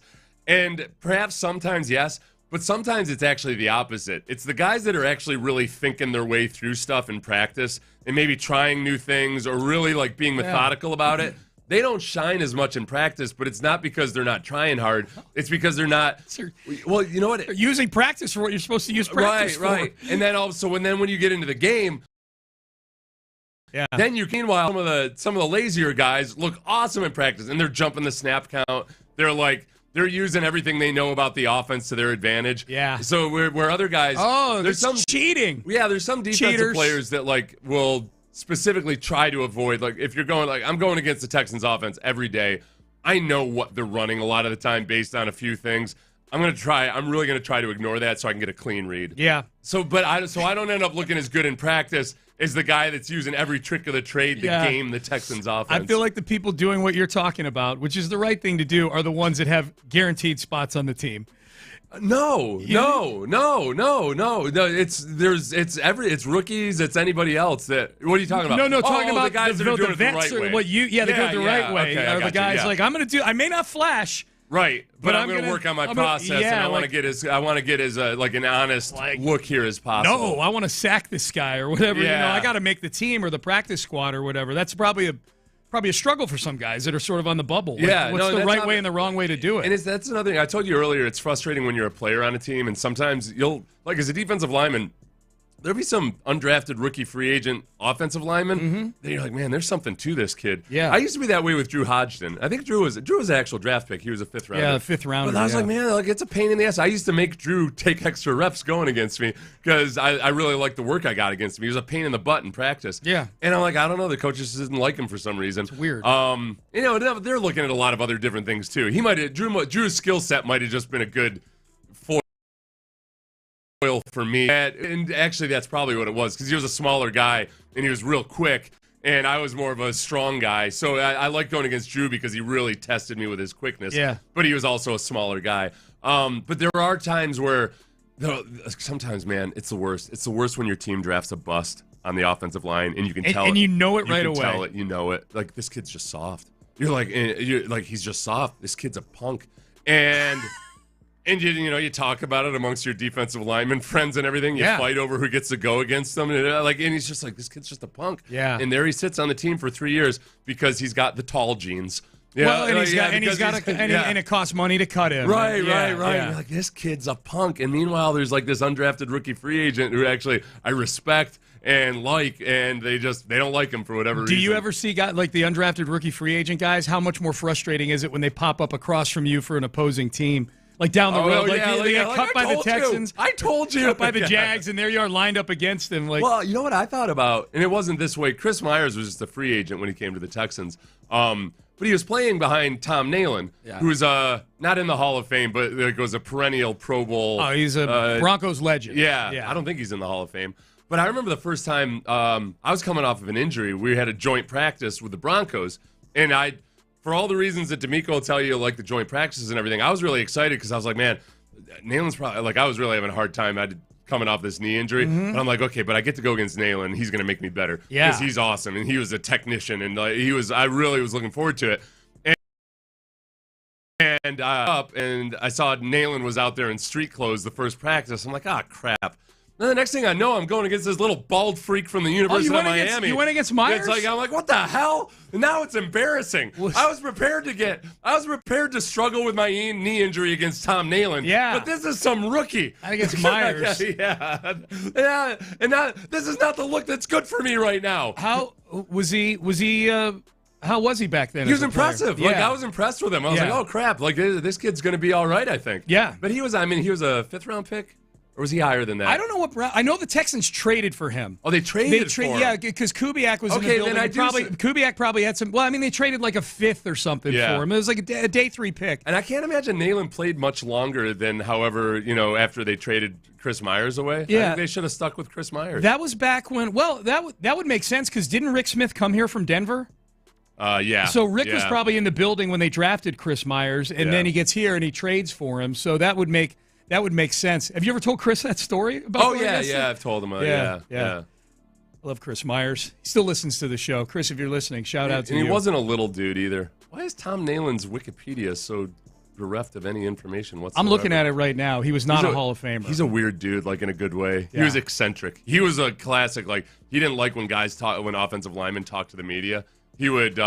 Really? Yeah. Oh, yeah. They had strict his rules like his teammates. Yeah, they didn't want any recognition or anything, which is interesting. I got to ask Schlereth about that because Schlereth was the opposite. Schlereth was all about the media. Because Nalen and Seth, that was a big mistake trading away Chris Myers. Trade away a Pro Bowl center. I can't remember. Maybe they ended up having a good guy after him. I can't remember. Nalen in Denver. Then maybe so. Yeah, maybe so. Nalen probably on like that. Hall, the mythical Hall of the Very Good. Hall of Almost. He was on some really good offenses. He had He was All-Pro twice. Three-time first-team All-Pro, 5-time Pro Bowl, according to Wikipedia. Oh, wow. Yeah. 99, 2000, 2003.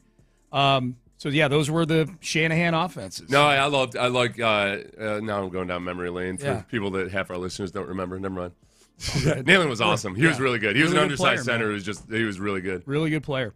All right, Payne and Pendergast with you. Hey, let's stick with DeMeco Ryans for another segment. Something DeMeco said after practice yesterday that should give you, if you're somebody that wants DeMeco to be more of a CEO type of head coach, something he did yesterday will excite you. We'll have that for you coming up next. Ready? Texans football is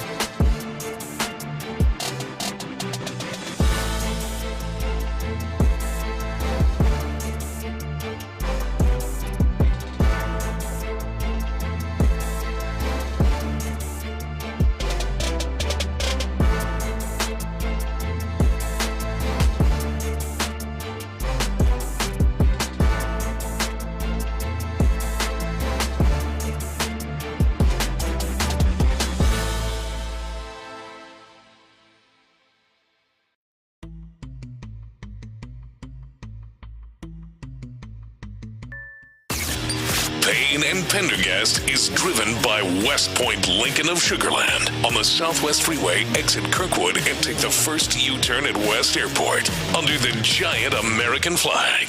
Sports Radio 610 presents Payne and Pendergast. All right, here was DeMeco Ryans yesterday, Texans head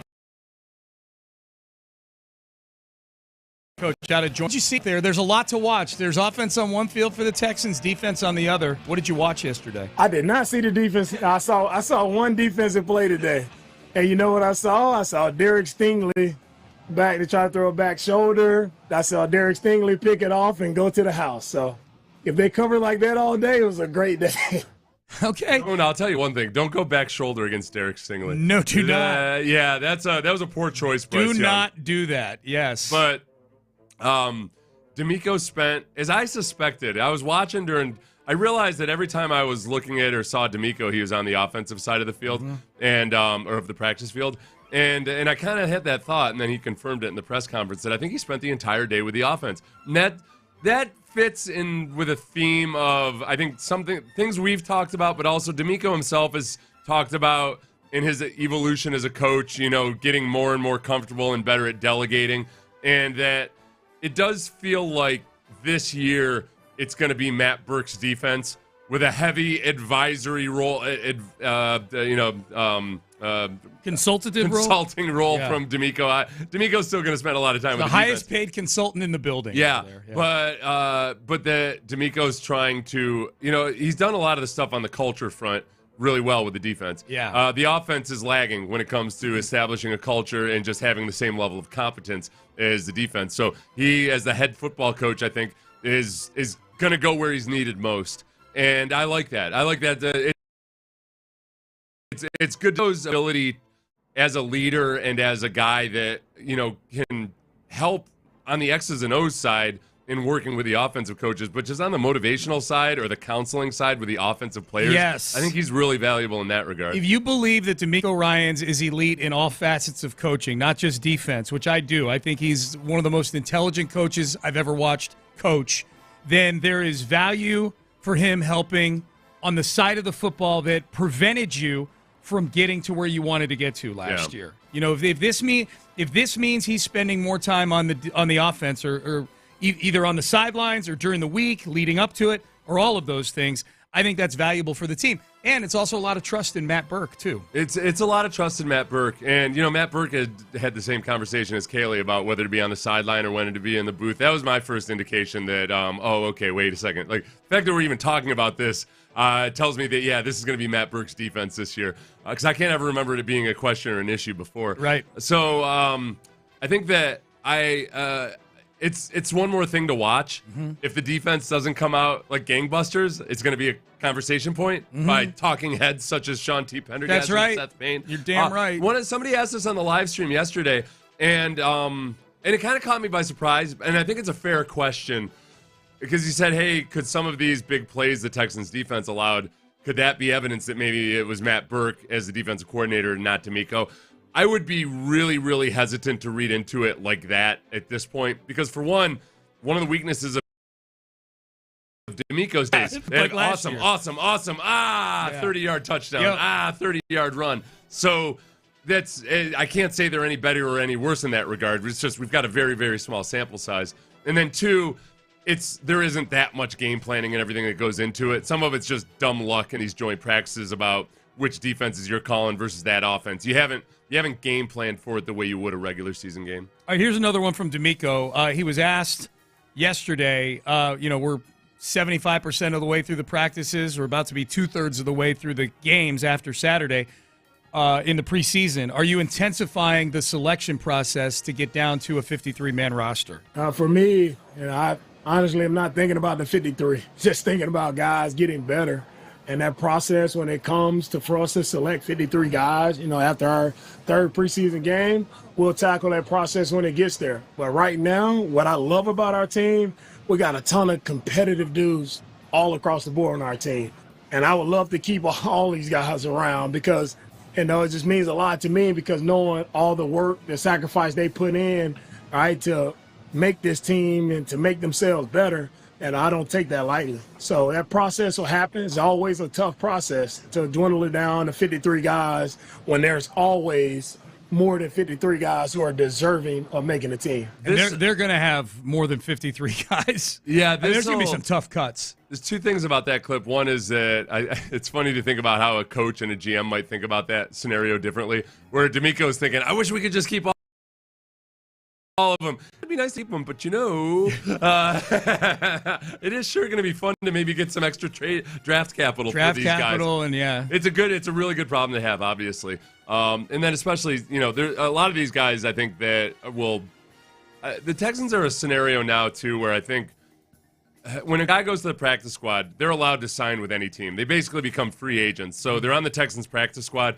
Any other team in the league can sign them. The Texans get right of first refusal. Mm-hmm. But the Texans are a place that people want to be. Yes. And that helps a lot in keeping guys that you think have potential but can't fit on the roster right now. If their agent is smart, that's where an agent might say, hey, you know what, man, look, the Browns want you and they're going to pay you an extra $100,000 or something, but I think might be a better fit for you long term with the Texans. Yeah. I think they've got the benefit of that now. They've become one of those teams that players want to be at. That's tough. I agree with you. Yeah. That I would imagine that's tough for a player in that bracket, tax bracket, because you go to the Browns, you're probably playing. Right. Well, if they pull you off the practice squad, you're definitely playing because they got to put you on the 53. Yeah, and it's still right. And practice squad guys make a good wage now, but it's like double or triple when you're on the roster. That's probably the scenario I described is probably still very much the exception than the rule. Yeah. But it does sometimes it spurs on. By the time some other team wants to pluck a guy after practice squad, usually you've had a few injuries yourself. Yeah. So you can say, hey, you know what? All right, Solomon Bird. You know what? We'll bring you up because we like you. So one that I think a lot of people thought was coach speak or would think is coach speak when he said that he's not thinking about the 53-man roster at all right now. I 100% believe him. And a lot of that's just based on learning and understanding the way Nick Caserio operates. Yeah. You're trying to avoid all of your blind spots and all of your biases as much as possible. And if you start building a 53-man roster in your head every single day, you're going to start talking your way into some scenarios that you think are more firm than they are, and all of a sudden you get that halo effect around the guys that you like, and the guys you don't like, you don't notice some of the good plays they make. So as much as possible, you got to force yourself to say, no, this is a day-by-day process. We want to help these guys get as good as they can up until the point where we have to make a decision. You're describing me. Yeah. You know that. You're describing me. But you're not in the mix. No, my opinion means nothing, but that's how I am. I mean, I love projections and bracketology and rosterology and whatever the case may be. Hey, by the way, Nick Caserio joining us Tuesday at 7:30. Oh, good. This coming Tuesday. I'm going to get a quote from the book that Nick had recommended a couple books that he had read that he liked. I read one of them, and there was a very specific part of one of those books that kind of addresses this very scenario of not hyper-analyzing the confirmation things bias in the moment. Confirmation bias, all the human stuff we do that screws you up. Do you remember the name of it? Because we had a texter asking the name of the book. Psychology of Money is one, and Same as Ever is the other. Okay. So there you go. Didn't know which one the texter was referring to. Now you got them reading both those books, and then I read that biography of Ernest Shackleton. Ernest Shackleton. Yeah. I just call him Shaq. But the whole time I'm reading this book, I'm like, oh my God, this is just like a football team. Like it is. And I told you, Ernest Shackleton would have been a brilliant football coach, but he was a horrible general manager. Yeah. He just needed a general manager. For the benefit of those who don't know who he was, just the 15-second version of who was he? Was Bill O'Brien. But what did he do? He was like in the Antarctic, right? He led a couple expeditions to the Antarctic. Yeah. Went as far south as anybody had never reached the South Pole. But he was really good at leading men, inspiring them, doing all those things. Yeah. But when it came to actually organizing the mission, he was all over the place. Okay. When it came to paying his debts, just a complete and total mess. Okay. He needed a general manager. Yeah. If he would have taken a competent general manager, he would have reached the South Pole lickety-split. Shackleton. Yes, Shackleton. So, and I think that with DeMeco, I 100% believe that, yes, if he wants to improve the guys as much as possible and then make the decision. Mm-hmm. Because then you're operating like, hey, what if we, the fans, or maybe a more tempestuous GM, had looked at Kyle Tucker's rookie year and thought, this guy's untouchable? Right. I don't think so. Right. We would have traded away Kyle. We were wondering why the hell Kyle Tucker was so untouchable. Yep. That entire rookie year. And then lo and behold, obviously, he wasn't completely untouchable. No. But he was touchable for a price. For a price. You had to it was a high. You give us Cam Smith, Isak Paredes, and Hayden Wisniewski. Yes. Then you can touch, and you can keep him. And you know what? Cubs fans want to send him back right now. He's had one home run since June 29th. He's had one home run. What's more likely next year? Kyle Tucker is on the Cubs or Kyle Tucker is on the Astros? Well, it was funny. I saw somebody tweet this yesterday, like, ooh, Kyle Tucker's playing himself back into the Astros price range. It could be bad. Has he had a rough month or so? He hasn't hit. He's hit one home run since June 29th. Yeah. Since June 29th, he's hit one home run. It's such a shame. Yeah. I feel so awful about all of it. I do too. I can't sleep over I don't know if I can finish the show, Sean. That's right. Hey, one more from DeMeco. He was asked about the wide receiver battle. Xavier Hutchinson, Braxton Berrios, John Mechie, all having great camps right now. For the receivers, all three of those guys you mentioned, Berrios, Watson, Mechie, all just competitive at the catch point. Each guy showing up and made plays. Pick a day. One of those guys showing up, making plays, and it's really a lot of great competition there amongst all those guys. It's probably a longer segment than what we've got left in this one. If I had to pick somebody who's most likely to get traded in the next couple of weeks, it's John Mechie for me. Yeah. He's still, I think they're keeping Xavier Hutchinson. Unlike Berrios and Justin Watson, he's a younger guy, still on one cheap year of his rookie deal. And he showed, I think he's played this camp how the Texans envisioned him playing when they drafted him 3 years ago. Mm-hmm. He's had a good camp. He's probably still, I'm sure, he's a second-round pick. I'm sure there's teams out there that had good scout of Alabama. There's nothing to not like about him off the field or outside of the white lines. I'm calling my shot right now, Sean. Okay. New England Patriots. Yeah. John Mechie will be a New England Patriot. I could see that. Within a month. I could see that. I thought Carolina would be one, too, because of the ties to Bryce Young. Oh, yeah, that's a good the point. connection there. Yeah, so whatever relationship. Bryce Young probably said some really good things about him, but especially, I think there's still a lot of common ties between these two organizations, and Mechie seems like a Vrabel type of guy. Well, and Diggs is in that room, too. Diggs was here with Mechie last year, and I'm sure would have good things to say because the wide receivers room is still, I like Matt Collins and everything, but I don't know how I feel about him being my second receiver on my football team. No. So there's a lot of places out there where teams that will look at Mechie, and I know there's a lot of fans right now saying, Seth, but he's not that good or whatever. Yeah, I get it. There are a lot of teams out there that don't have 3 starting wide receivers. Right. And there's a whole lot more that just might have 3 but really want a 4th guy. Mm-hmm. So that's where, because when you draft 2 wide receivers, immediately you just push everybody back in terms of who you're keeping and everything. And yes, Jaden Higgins and Jalen Noel have shown no reason not to be optimistic. Not just draft him, but draft him in the 2nd and 3rd rounds. Yeah. Those are practically lock round levels to make the team. You know, you start to get into day 3, okay, 4th round picks get cut. 2nd and 3rd round doesn't typically happen. All right, Payne and Pendergast with you here on a Football Friday. But let's circle back to baseball. Big weekend for the Astros. What does the rest of August look like? Do the Astros have an opportunity to what we thought was going to be the norm a couple of weeks ago? We'll have that for you coming up next. Does Texans OC Nick Caley think they're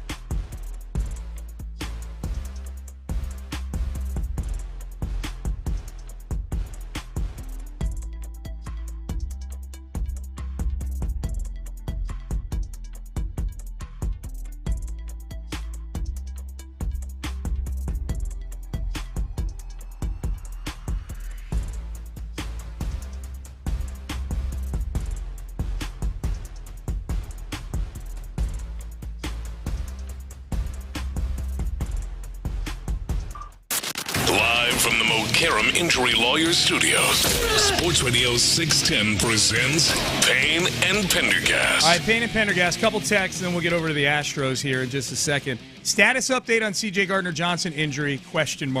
He was at practice yesterday. He was not practicing, but he was chopping it up with Steve Smith on the sidelines while 11-on-11 was going on, and he looked to be in good spirits, and he had a sleeve on his right leg. So the optics match the news report, the correct news report, which was that he did not suffer a torn ACL. Yeah. And they hope that he's back for the opener. If he had a torn ACL, my guess is he'd be on crutches or with a big bulky brace on. Can I have an issue with one of your post-game callers from last week. 'Cause I like to listen. Yeah. I really like to listen to you guys in the post-game. Thank you. Just really, you guys do a great job of giving me like a cheat sheet for things I should be talking about. I'm like, oh yeah, that happened, and that was a big deal. My brain. The caller who called up to say two things. One, to ask how he did. I didn't like that. He basically called you up to give it not to Google the box score, not how he played, but whether he played or not. Yeah. And then two was he basically called the radio station out for the bad report on the torn ACL. He was saying, he said, like, you guys have to be careful on the radio when this stuff happens. And we're like, bro, the reporter said it, not us. Yeah. Like, what do you want us to do? He was grouping all media in the same bucket. Yeah. What the hell, man? Specifically said radio. Yeah. Oh, yeah, he did. Which I took offense to partly because you and I were there in West Virginia and we saw the scene and I think we accurately described what the scene was. 100%. We were the messenger about what was going on the field. And it was a very kind of an eerie silence in that. And, in that setting up there, especially where there's very few people around, compared to the normal amount of media and fans and everything. Yes. I have an issue that he didn't start off on a good foot by first not asking how Brevin Jordan did, but if he played at all. He played at all. Yeah. Well, and here's the ironic part of that, of blaming radio, is that if we take the mediums to be print, I'll just call it print. I know it's not print, but written word, audio, and video. Right. The erroneous report came from an entity that is in the other two. Right. Written word and video, not in our audio world. Yes. All the other radio stations around the world are exempt from scrutiny in that regard. Thank you. Yes. Thank you. Jeez.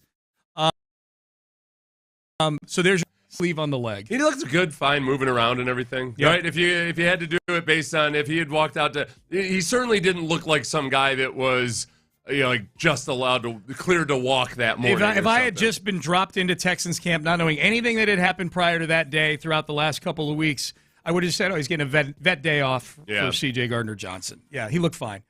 Someone says they used to work security on the sidelines at NRG. Chris Myers is a madman, and I love him. Yeah, Chris is a great dude. He's a great dude. He does still listen to the show from New Jersey. Yep. I don't know how often he does. He might just check in every now and then, but he texts you and I. Yeah. Sometimes. Yeah. I had fun. I did the post-game show with him for a year. He was great. You know what's interesting is I've talked to Chris a couple times. I'll send him film from now to now. He's a good guy to my send former film offensive lineman that I like to have fact check me. But and I talked to Drew Hodgson a lot. But both those guys grew up in a Shanahan-Kubiak system, Yep. A lot of the zone blocking and everything. Drew still coaches high school football, and he teaches that system. But the thing that Drew is very much aware of and Chris isn't as much aware of is how much the not being able to cut block has affected that system. Yeah. And that it's always been a system that people don't realize how hard it is to coach it properly. And that maybe when you hire an offensive line coach who's never worked in the system, that, man, it's a lot more than just knowing what the X's and O's are. Mm-hmm. But it was a little bit easier back in the day because you had all manner of cut blocks at your disposal. Now you're very, very limited in when you're allowed to cut block anymore. And it's become that much harder to coach it. Yeah. And I remember watching it, in the 80s and 90s. I'm like, I can't believe offensive linemen are allowed to do this. Yeah. Like, you're ending careers. Yeah. It's crazy. I didn't mind it. As a defensive lineman. Did you ever get hurt by it? No, but because I wasn't. If you were a guy that was, if you were playing in a system like DeMeco's, where you're just jetting upfield immediately, that's when it really sucks. Because you think like, I'm free, I'm running, I got hit by a sniper, got hit by a bus, and a torn ACL to boot. Where I was more of a guy that played laterally on the line of scrimmage, so I was kind of like, cool. cut block me. All I got to do is over him. Yeah, once I beat the cut block, I'm free to the ball. So I loved it. I would imagine a lot of it is just being able to see it coming. You anticipate it and whatnot. Yeah. So that's but that always was a head scratcher for me. I'm like, that looks very dangerous. It looks really, really scary. Well, those wham blocks with the cut blocks are the I hate those. Yep. Well, fortunately, you don't have to sustain them I don't have to deal with that anymore. You just got to deal with me and Ben. Unless they have like a old timers game for the Texans. Don't do it. That would be so awful. Don't do it. There was in my wife's hometown, they used to do this charity old timers game, like with a lot of high school football players could come back, and they would play. It was Portville versus Salamanca. I remember. Okay. But Salamanca, my wife's team was Portville, not her. Her school. Yeah. I went and watched it a couple times. It was fun. But this team, Salamanca, had a couple of brothers who had played in the NFL. They were like special teams guys. I don't know. Still. They were really they spent a couple years in the NFL. But compared to the average, these are small schools. These are graduating classes like 80 or 90. Oh, yeah. And you take a bunch of, and these guys are like 3 years out of the NFL. Yeah. Where meanwhile, every other team guys in from their 20s through their late 30s. Oh my God. God. It was kind of scary to watch. Yeah. It was like somebody's gonna die. Right. These guys are out there just blasting these poor construction workers and stuff. It was in pads? It wasn't like two-hand touch? Full pads, full contact, everything. Wow. There was an older, I think it used to be more common. Remember that movie with Robin Williams where he played he was like a nerdy guy who was playing in that. It was an alumni high school game. I don't remember that one. Somebody texted in the name of that. Yeah. It was a bad movie, but I remember watching it because we had like 7 VHS tapes in the house, and that was one of them. Oh, my God. I just remember Robin Williams in Jack when he was bigger than all the other kids. Mm-hmm. He was an adult because of some genetic, Oh, I never saw that one. You never saw it? It was all right. It was all right. There were some really bad Robin Williams J-Lo movies. is in it. Jennifer Lopez. She's hot. Yeah. She's his teacher in elementary school. Did they go? But he's a full-grown. He's a full-grown man. Yeah. But he's like 9 years old. Okay. Because of some genetic freaky thing he had. Were there any elements to like that movie that if you go back in time, you realize, oh wow, it's a great question because it's like a late 90s movie. Flirtatiousness or there anything might have been. Yeah. Or like, but it was a bad enough movie that people haven't gone back. If I remember correctly, and someone will correct me on the text page. I know we got to get to the Astros. It's my fault for going to the text page. If I remember correctly, there was like a dance or something like that where all the kids had dates to the dance, and there was nobody he could go with, so he asked the teacher to go. Oh, okay. She's size and, Let's be honest, like Jennifer Lopez in her prime and Robin Williams at any stage of his life as an actual adult, it's still kind of creepy. That's a heat check. That's a bold move. Yeah. Bold move, Cotton. Yeah. So the Astros, a game and a half up. I'll tell you what, they were tied a couple of days ago. I'm not going to lie. This 1.5 game lead they got right now feels a little like house money. I mean, Seattle going and losing to the Orioles a couple times. You know, the last couple days. I'm like, we got our lead back here. I don't know. 1.5 games I'm admitting it's weird that I feel this right. way. Yeah. 1.5 games with 25% of the season left to play never feels quite like house money to me as much as like maybe a free drink certificate or something. Yeah. You're like, hey, if you lose everything, at least you get a free drink at the bar. But the two directions of the teams were doing this. Yeah. You know, if you're watching on video, I got the Mariners shooting upwards and the Astros shooting downwards. Y equals MX plus B action. Thank you. A little hypotenuse-ish type stuff going on.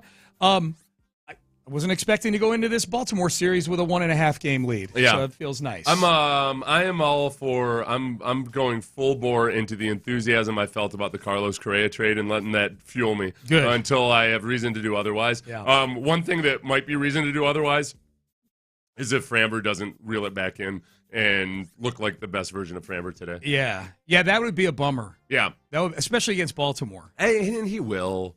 He'll be fine. He's had ups and downs the last couple of years. Oh, no, of course. That's the story of his career. Yeah. I mean, it's just, I think sometimes once he had that string of quality, it raised the bar so high to where now I get kind of when I see bad Framber show up every now and then, I think I get even more rattled than I used to because he had that just such long stretch of drive. It still annoys me because opposing broadcasters still talk about Framber like he's a hothead. Like bad Framber from back in the day before he really figured it all out. And he's not nearly that guy anymore. No. Now he does.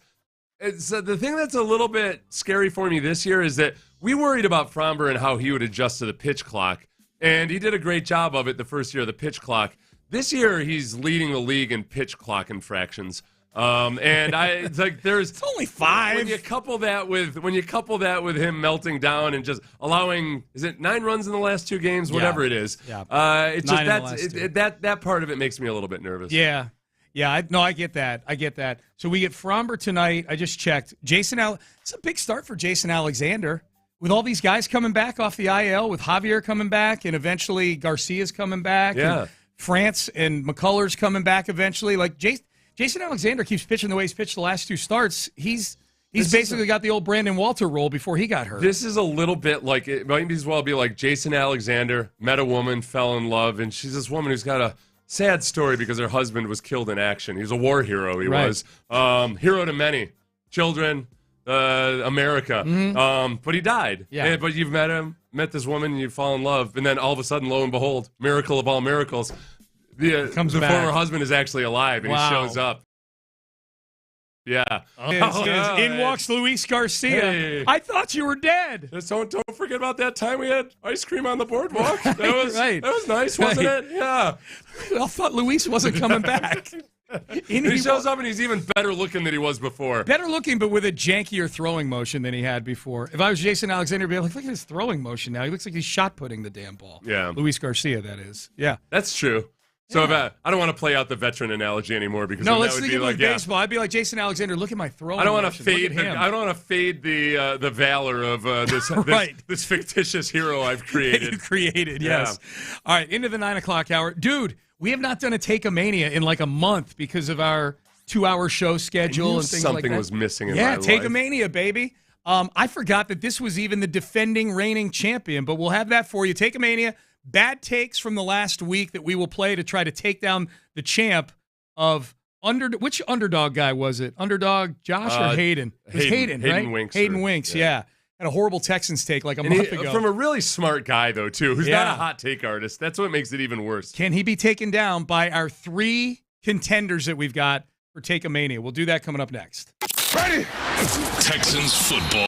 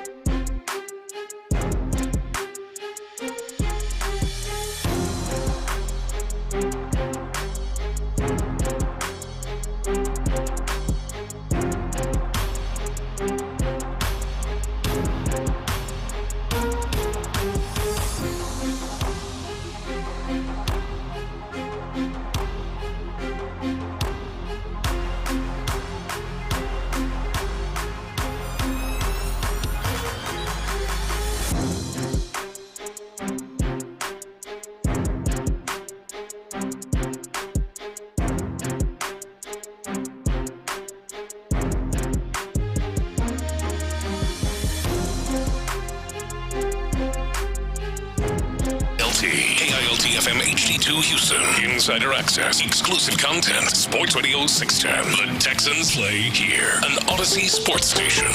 Sports Radio 610 presents Payne and Pendergast. All right, Take-a-Mania time. We'll get to Take-a-Mania here in just a second. Best of Times is the movie you're Best thinking of of Times, with yeah. Robin Williams. Multiple texters. Thank you. Too many texters to thank. I think it's Kurt Russell. I think Kurt Russell, 1989 with Kurt Russell, overalls in the Dirty Bay, whatever that means. Best of Times, Robin Williams, Kurt Russell, hilarious movie. That's from K. Yeah, I bet it was a better movie. Directed by Francis Ford Coppola. Oh my gosh! Yeah, I didn't even know he did comedy. He's probably got 29 good comedies. That one I forgot texter about. saying. Yeah, right? so okay, I'll watch that sometime in the future. Yeah. By the way, that sounds like one you might be able to get for free on YouTube. Oh yeah.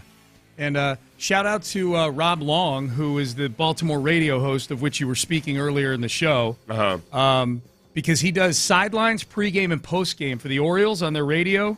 So he was up here. He's up here for this series, obviously. So he was using a studio across the hall.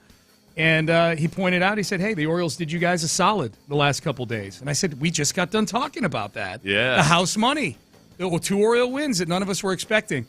I was wondering if that was Rob Long, the baseball player that I remembered so well, and I think it might have been, who had 3 years of minor league baseball. I said, what would you do? I was testing him. I said, what would you do if I came in and puffed out my chest about the Astros versus the Orioles? He said, I would bring up the Ravens against the Texans. I said, that is the correct answer.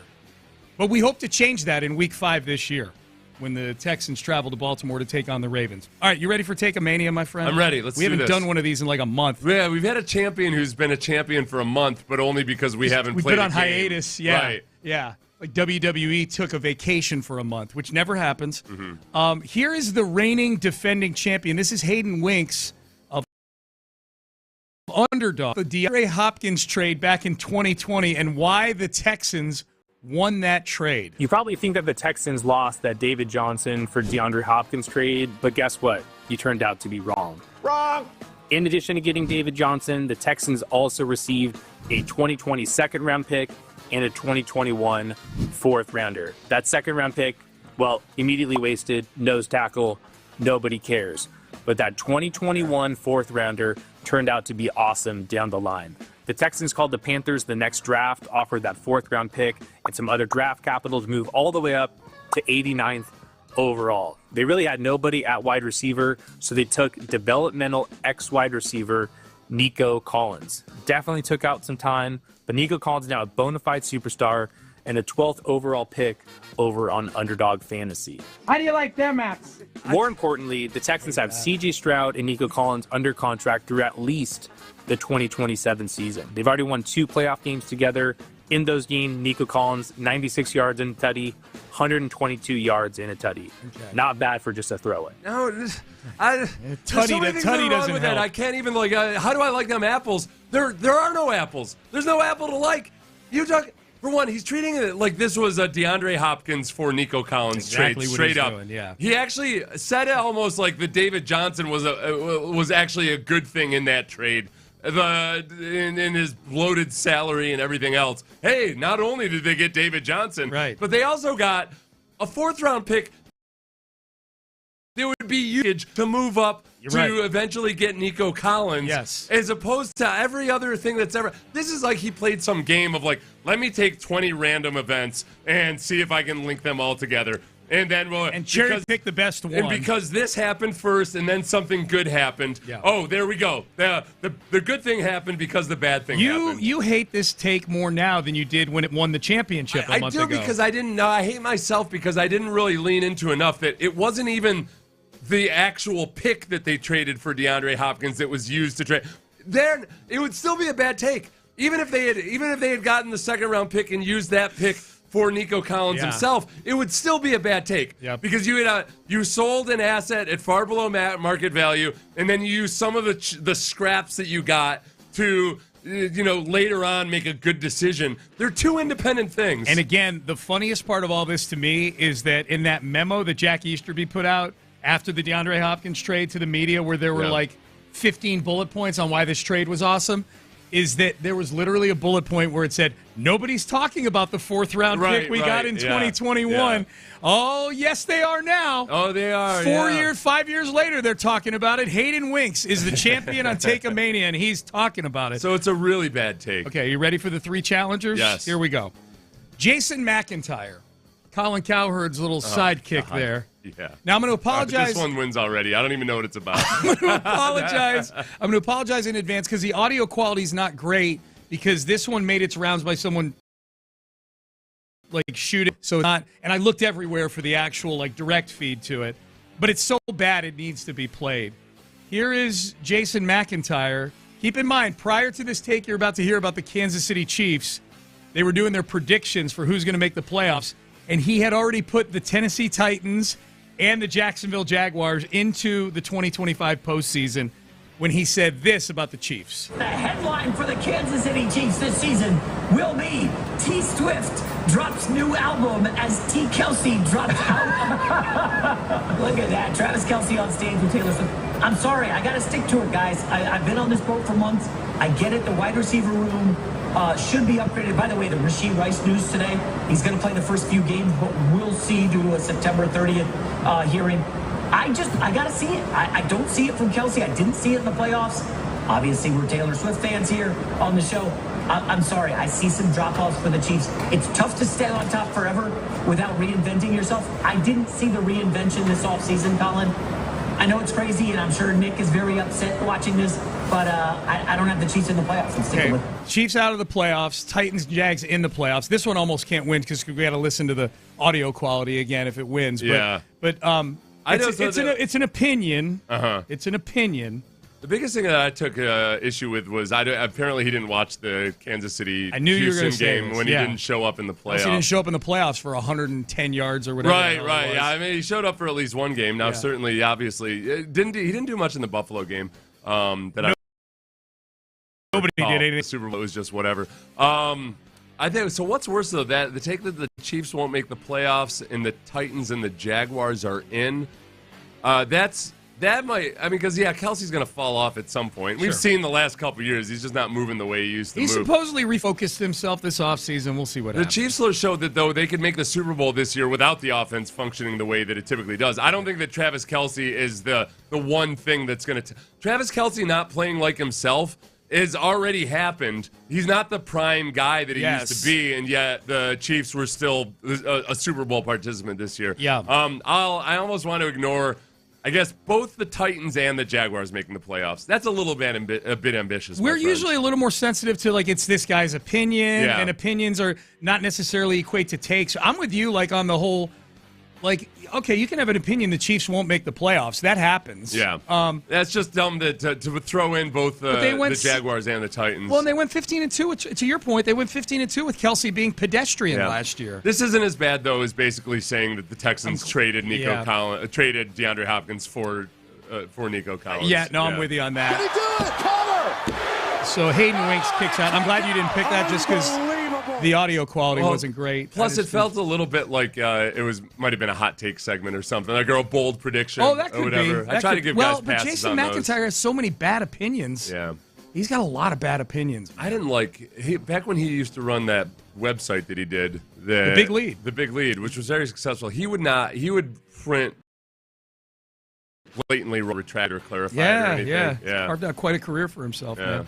All right, this one is Cam Ward, and again, this is an opinion, but there can be bad opinions, which thus are bad takes. This is Cam Ward, the quarterback for the aforementioned Tennessee Titans, saying this about his wide receiving core. I think I also have a top 5 receiver core in the NFL, including the young guys who are able to make plays. It's really all about just us or myself putting the ball in their frame of work, letting them make a play.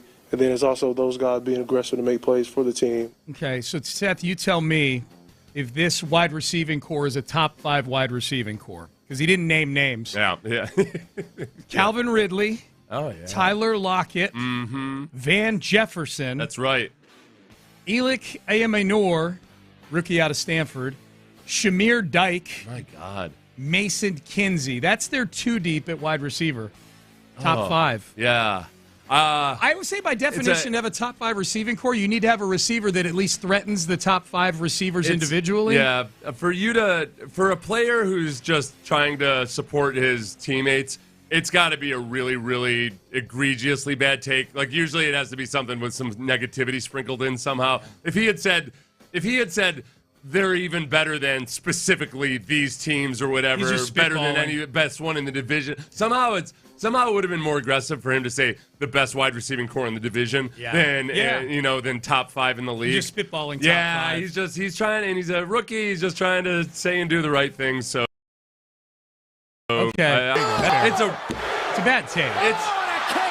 It's a horrendous take. Yeah, it's horrendous. They're 4th in the AFC South. But yeah, teammates supporting teammates and fathers or mothers supporting their sons. I don't. Cooper Flagg back in the day. Yeah, I'm not gonna I can't blast somebody for just trying to stand by somebody. That's fair. I mean, yeah, are the Texans wide receivers better than those guys I just named? Yes. Mm-hmm. I mean, the Jags have Brian Thomas Jr. and Travis Hunter in their receiving core. Automatically makes them better. And I think the Colts got a sneaky little receiving core. They just don't have anybody that can deliver the football to them. Adonai Mitchell and Josh Downs and Michael Pittman Jr. I will not make the mistake that I made with one Samuel Darnold, Sean. I'm waiting to see what Daniel Jones looks like. Okay. I am 100% not sleeping on Daniel Jones. Okay. Not because I'm predicting he's going to be really good or anything, but we've seen better versions of Daniel Jones than we've seen as of late. Yeah. And we've seen quarterbacks like Sam Darnold. The leap of Daniel Jones to credibility is not nearly as high as Sam Darnold's leap was. Yeah. Sam Darnold was a mess. He showed some good things in Carolina, but if you take Sam Darnold with the Jets to where he was last year with the Vikings, that's a much bigger jump than potentially getting the best version of Daniel Jones. No, you're right about that. Yeah. You're right about that. All right, last one. So Hayden Winks hanging on to the title.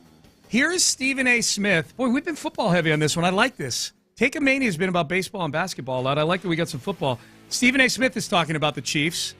It's a second negative mania. He is looking at the Super Bowl last year and saying this about the Chiefs' chances of making it to the Super Bowl again. Himself to some degree. Give him about a 40% chance. Stops there. Here's the reason why I'm going to be more direct than you. When you get your ass kicked, like they got their ass kicked, it's a different animal. Now, that's not verbiage we normally use on First Take, but it is apropos. Go to the highlights, third quarter of the Super Bowl. Tell me when you have ever seen Patrick Mahomes and Travis Kelce sitting on a bench together like this. Damn. It was that kind of ass kicking. They did not cross midfield until the third quarter. Think about that. Their first 9 possessions was 5 plays or less. They got stomped. And Andy Reid looked ill-equipped to do anything about it. Patrick Mahomes looked ill-equipped to do anything about it. The part that's bad about this happened in the very first 5 seconds. We didn't need all the rest. That's my bad, Ben. I should have cut that thing short. Stephen A. Smith saying that the Chiefs have a 40% chance of going to the Super Bowl, and then talking about it for another minute and a half, about how it's all negative. They're all broken and everything. Here's why the implication being, here's why they only have a 40% chance to get to the Super Bowl. Yeah. I'm looking at the AFC on there being the Ravens and the Bills. On the one I'm looking at, they are plus 425. Plus 425 extrapolates, Seth, to a 16 to 17% chance to win the AFC. Yeah, he's talking about how horrible they are and giving them double the odds. This is just having a vast zero misunderstanding of the way the actual probability works and how hard it is to go to a Super Bowl or win a Super Bowl. It's a horrible take. Yes, it's a horrible, horrible take. And yet it doesn't offend me. Well, let me think about it for a second. Well, what else am I missing? Because you're offended as a gambler. I'm offended as a gambler. Yeah, I'm offended as a gambler. You're offended that you don't have a chance to get Stephen A. Smith into some potential bets based on this kind of stuff. I'd go to. Are you kidding me? I'd walk right up to a sports book and empty the chamber. Are you kidding me? I'm offended because he acts like this is the thing. Okay, yes, a horrendous loss can be demoralizing, et cetera, et cetera, et cetera. have the Chiefs and that core group of players and coaches not earned any acknowledgement or credit for maybe being able to come back from adversity or a bad loss? Like their entire season, it looked like they should have no actual rational reason for getting back to the Super Bowl the way they were winning games and whatnot, except that the Chiefs do have this knack for winning. Yeah. So they're 15-2. Basically, you're questioning the mental toughness of a team that's annoyingly demonstrated really good mental toughness. So you don't like that? If anything, I would worry more that, oh man, that loss is going to really reignite something with the Chiefs, and you're going to see a different version of Pat with more of a killer's glare in his eyes. They got blown out by the Buccaneers in the Super Bowl back in the 2020 season. What happened after that? Did they ever recover from it? They ended up winning 2 more Super Bowls after that. That sounds like a recovery. All right, so what? Yeah, exactly. No, he doesn't supplant. Nope. Because remember, Did he do it? Cover! Hayden Winks kicks out again, man. And we need to really lay this out. Hayden Winks says that the DeAndre Hopkins trade wasn't bad because they ended up using one of the picks from that trade to help draft Nico Collins. Mm-hmm. It was the 4th rounder plus 2 other picks. So it was one of 3 picks that they used to trade up to get Nico Collins that ended up becoming Nico Collins. And it's a horrendously bad take. Yep. It's a horrendously bad take. So that remains the champ. Yes. This feels like a champ that might sustain for a little Of while. all the arguments you might make, and I'll listen to any argument about how, well, it wasn't this bad because of a look at DeAndre Hopkins afterwards, whatever. Like, whatever. I disagree with all of them, but this is the worst I've ever heard. Ever. And you are the judge and jury when it comes to Take-a-Mania. Well, no, the worst regarding the DeAndre Hopkins. The DeAndre Hopkins the worst trade, explanation. Yeah. It's one of the few explanations for it. Like, most people agree that it just sucked. I know. Some people say, well, look at DeAndre, if you look at his career afterwards and everything, which is, you could do that with almost, that's why trades are really dicey, because usually that is how it works out. You got to see how it ages you trade all the for way an out. agent, but you got to look at what was the current value. People will do that with Clowney. They'll say, well, look at what Clowney did afterwards. No. In that moment. The point is, in that moment, the defensive end from from Seattle that got traded to Kansas City. Frank Clark. Yeah, Frank Clark, right. Like the Frank Clark trade, they got more for Frank Clark. Yep. And at a time where Jadeveon, anyway, it's bad. What is his value in that moment? In that moment. All right, Payne and Pendergast. That was fun. So we still have a reigning defending champion that held onto the strap for Take-a-Mania. All right, up next, Will Anderson. What a way to get into the 9 o'clock hour. Well, we're into the 9 o'clock hour. Will Anderson Jr. met with the media yesterday. The value of joint practice. If you listen to Will Anderson while you're doing anything strenuous and complaining about it, listen to Will Anderson talk about how he feels in a joint practice in 98-degree heat. We've got that for you coming up next. If you're looking to build a home in 98-degree heat, you're probably not going to be out there swinging the hammer yourself.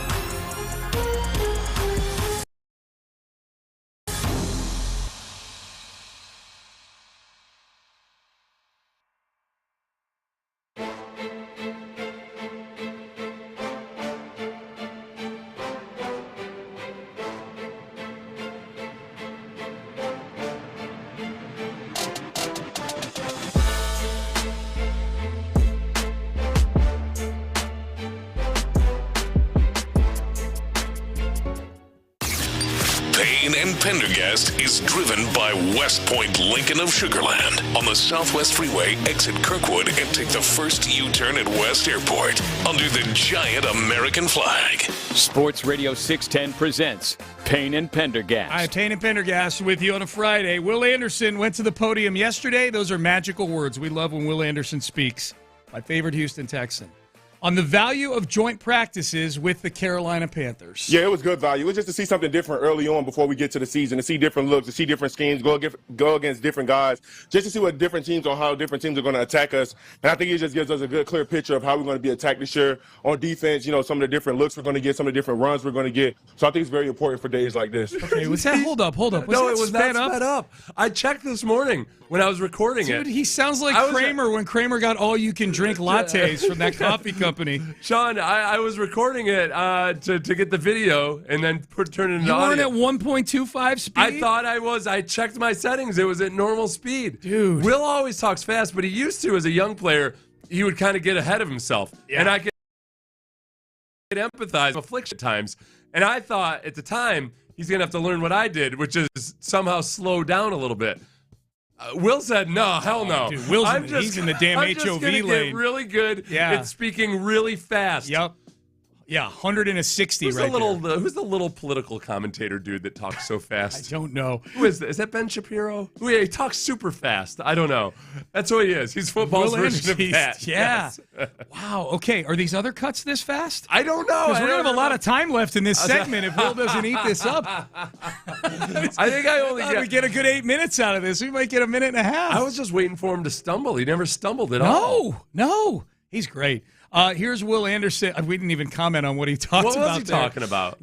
Play it again, Ben. No. It only take like 4 seconds, so you talked really fast. Yeah, it was good value. It was just to see something different early on before we get to the season, to see different looks, to see different schemes, go against different guys, just to see what different teams on how different teams are going to attack us. And I think it just gives us a good, clear picture of how we're going to be attacked this year on defense. You know, some of the different looks we're going to get, some of the different runs we're going to get. So I think it's very important for days like this. I'm still totally distracted by the speed with which he speaks, man. I must have accidentally sped that up or something. He's fat. Well, let's see what happens with the other ones here. Because I did check it at some point. He was talking about the value of joint practice. Yeah. I agree it's valuable. It's very valuable. We talked about that earlier, how much I loved it as a player. Right. And specifically when I had to go against Chris Myers, who's a rookie. I was like, punk. This is good work I'm getting against this rookie, but you're kind of making me look bad, kid. That's right. Yeah. That's right.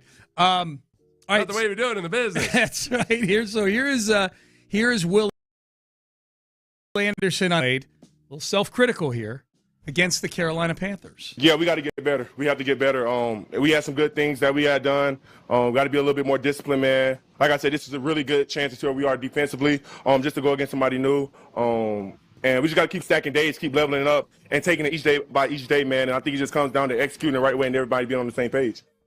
Okay. That was slowed down a little bit. Slowed down a little bit. He even paused a couple times, said, like kind of stopped himself. Yeah. Let somebody merge into the HOV lane in front of him. There's two things. We've got two clips of audio. That one where he talked about, they need to do things better. There were false starts.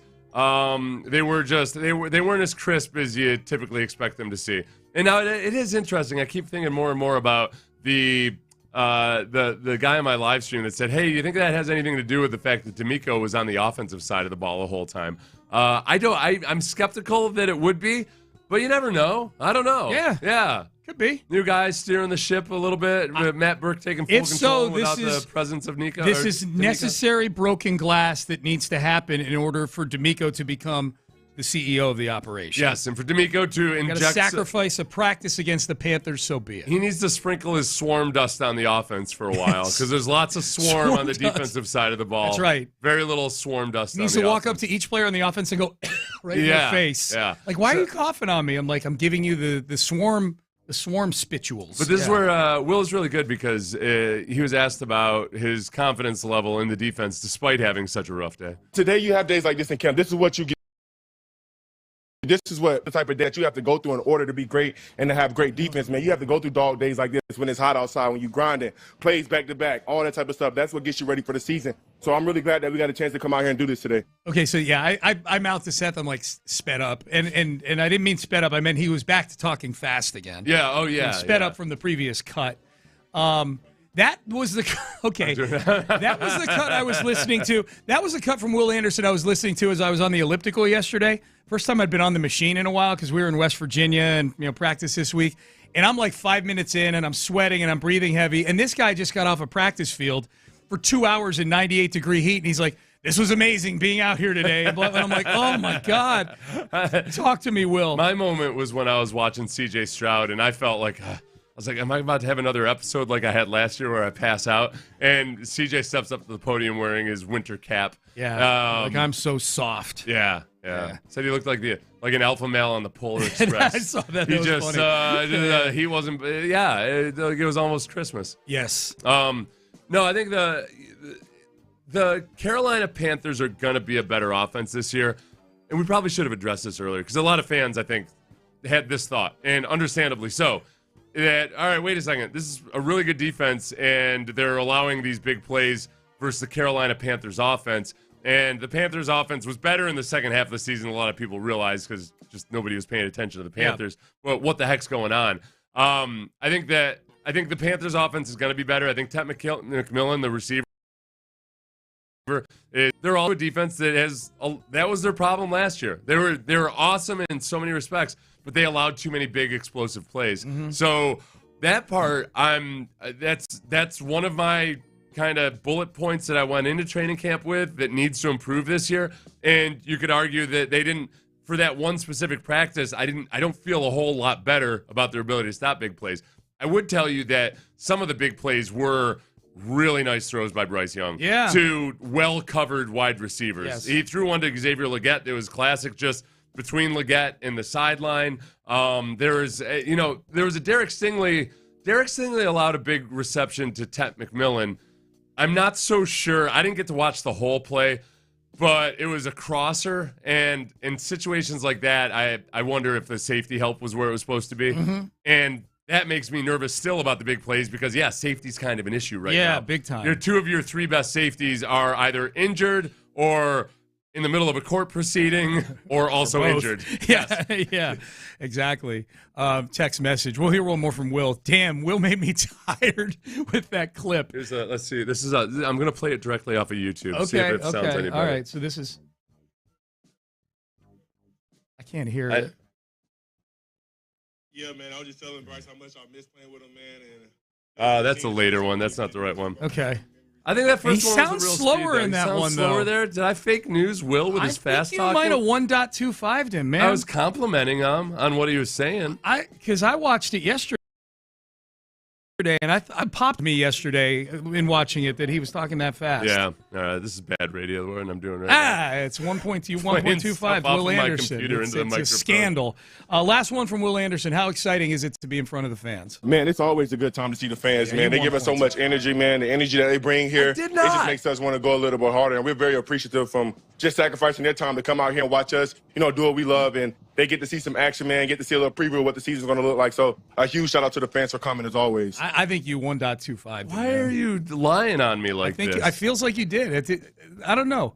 Ben, where are you on this? Does that sound like it was? It sounds sped up. He might just talk that fast. It's tough to tell. It sounds like it might be, but it's hard to tell. It might be because he has so much good energy. Right. I'm not accusing you of anything nefarious. You might have fat fingered. When I'm doing shorter videos, sometimes with guys who are slow talkers, I'll speed it up to 1.1. I always speed up podcasts that I'm listening to. No. I'm like when I'm actually producing it and putting it out there. Oh, I see. If a guy's kind of a dull speaker, I'll put it to 1.1. That ain't Will. And right. If anything, I should slow it down for him.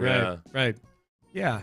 If it happened, it happened. It's not. I'm gonna be so angry. You're sitting here consoling me for something we don't even know if it actually happened or not. I said if. Yeah. You son of a bitch. You're going to be lucky if I show up to the pregame tomorrow. You better show up to the pregame tomorrow. I'm going to show up with all the audio that I bring at 1.00 speed. I'll tell you that much. That's right. And I don't know why you'd ask otherwise.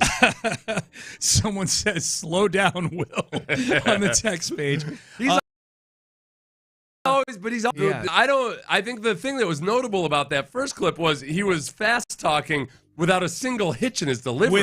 He was smooth. He didn't pause, didn't have to misspeak or anything. It was genuinely impressive. As somebody who struggles, because I'm a fast talker myself, right. I have a hard time spitting things out as quickly and cleanly as he did. Okay, and you're a broadcaster now, so do you agree with this? Kinda. Will Anderson. I'm more of a guy that plays YouTube videos from my computer into a microphone. Will is going to be in the booth or on ESPN after he retires. I could definitely see that. He probably would need some coaching, though, on his cadence. Like, he can't talk as fast as he does. But they always want broadcasters, TV people to speak slower. Yeah. They believe the TV audience prefers people to speak more slowly. So you need to be coached up on that. I can't stand. No, I think Will, especially in explaining things, doing a breakdown or something, he would be awesome because he could do it in 45 seconds. That's true. Yeah. Efficiency. Yeah. Yeah, that's a good point. That is freakishly fast. Someone said he sounds like a drug commercial disclaimer. Can you play? I should have Will. I'm sure he'd be cool with this. I should have Will do all my disclaimers for Mokaram injury lawyers and Underdog. And like any of my ads that have disclaimers, I'll have Will do the technical jargon. That would be amazing. That would be amazing. Text in 713-572-4610. He's so excitable. I think he's naturally 1.25 speed, someone said. There we go. Okay. I'm going to tell me if you can hear this. Okay. This is the original cut right off of YouTube. I checked this at 1. Which one can play right afterwards? I don't know because I'm trying to scroll on YouTube. I think this is the one that's that we played. Okay. Before we get to the season, to see different looks, to see different schemes, go against different guys, just to see what different teams or how different. Yeah, you're right. Yeah, I don't think you how fast he was talking. I don't think you sped it up. Ben, play it one more time. I think it's cut 1. Yeah, it was good value. It was just to see something different early on before we get to the season, to see different looks, to see different schemes, go against different guys, just to see what different teams or how different teams are. Yeah. Seth, I apologize. I'm a big enough man to even. I didn't accuse you of it, but I brought up the possibility. Even me bringing up the possibility that you, master editor, would have somehow sped up Will Anderson. Who are the fastest rappers? Eminem's pretty fast, right? Yeah, he's like the Eminem of conferences. NFL press conferences. Will Anderson. When it comes to who's the Eminem of the NFL, I always think Will Anderson. Always. Yes. Same guy. Same guy. All right. Payne and Pendergast with you. Final segment of the show coming up. All right. We got big news on something that I follow very, very, very closely, and it has to do with the Texans. Is it the integrity of your co-host? And is that what you always follow? No. I talk about that. Scrutinize? I talk about that behind your back. Yeah, I don't bring that up on the air. And also, we'll get you ready for tomorrow, Saturday, Texans-Panthers. What are we looking for in tomorrow's game? We'll talk to the guys on In the Loop, find out what they've got going on. We'll do all that coming up next. Ready? Texans football is back.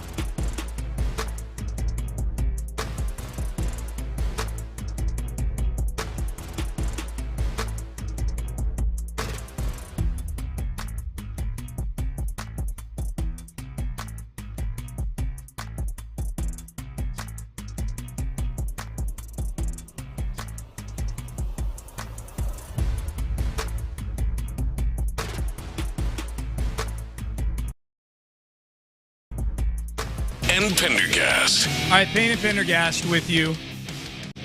I feel weird sitting on this side of the desk. We're trying to be good neighbors, good teammates, Let and John get out and of Reggie. our seats so John and Reggie don't have to shuffle around in the middle of their break. Yeah. This is the first time I've ever done this. Come over to this side of the desk so that then when they get in here, they can just slide right in. Yeah. Thanks for making me look bad, man. Well, I guess it's a you did it feels this a little first. bit like putting the seat down on the toilet, where you're like kind of like, well, yeah, I'll put the seat down, but that also means that how come I'm the one that has to be responsible for putting it up? Yeah. Why don't you? Yeah. Why don't you, when you're done, leave the seat up for me, just in case that's what I need? Lopez is going to be shocked when he comes in here and sees me on this side, because I've heard him bring it up on their show before. Oh, that yeah. I don't do that, whereas others do at the station, and I'm like, I got a lot of moving parts, man. Whatever. And so it's so. Anyways.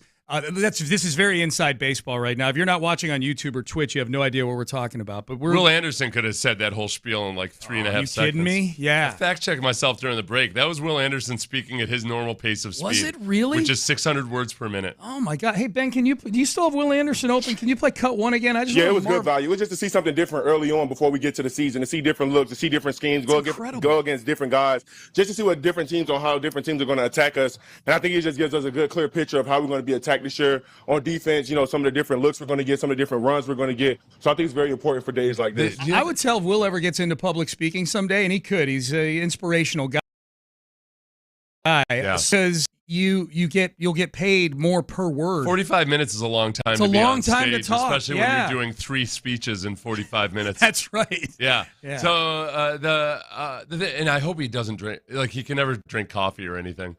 You know how I am. His tongue will just go flying out of his mouth. You know how I am sometimes when I come in and I accidentally drink twice as much coffee as usual. Like But it's a little bit, it's a little too sped up, Sean. Yeah, it's a little too much. It is. This is the Panthers game. What you have to worry about with the Panthers game. Okay. What were you talking about this segment? We 2 things. Let me bring up 2 things here. One, the thing that maybe only I care about on this show. Yeah. Congratulations to Nico Collins, who has been named the 32nd best player in the NFL. Yay! In the top 100. It's finally happened. Hell yeah! Yay! This is actually significant. Like, there's only a few. No. In terms of, there's only a few receivers voted on by his peers. Blah blah.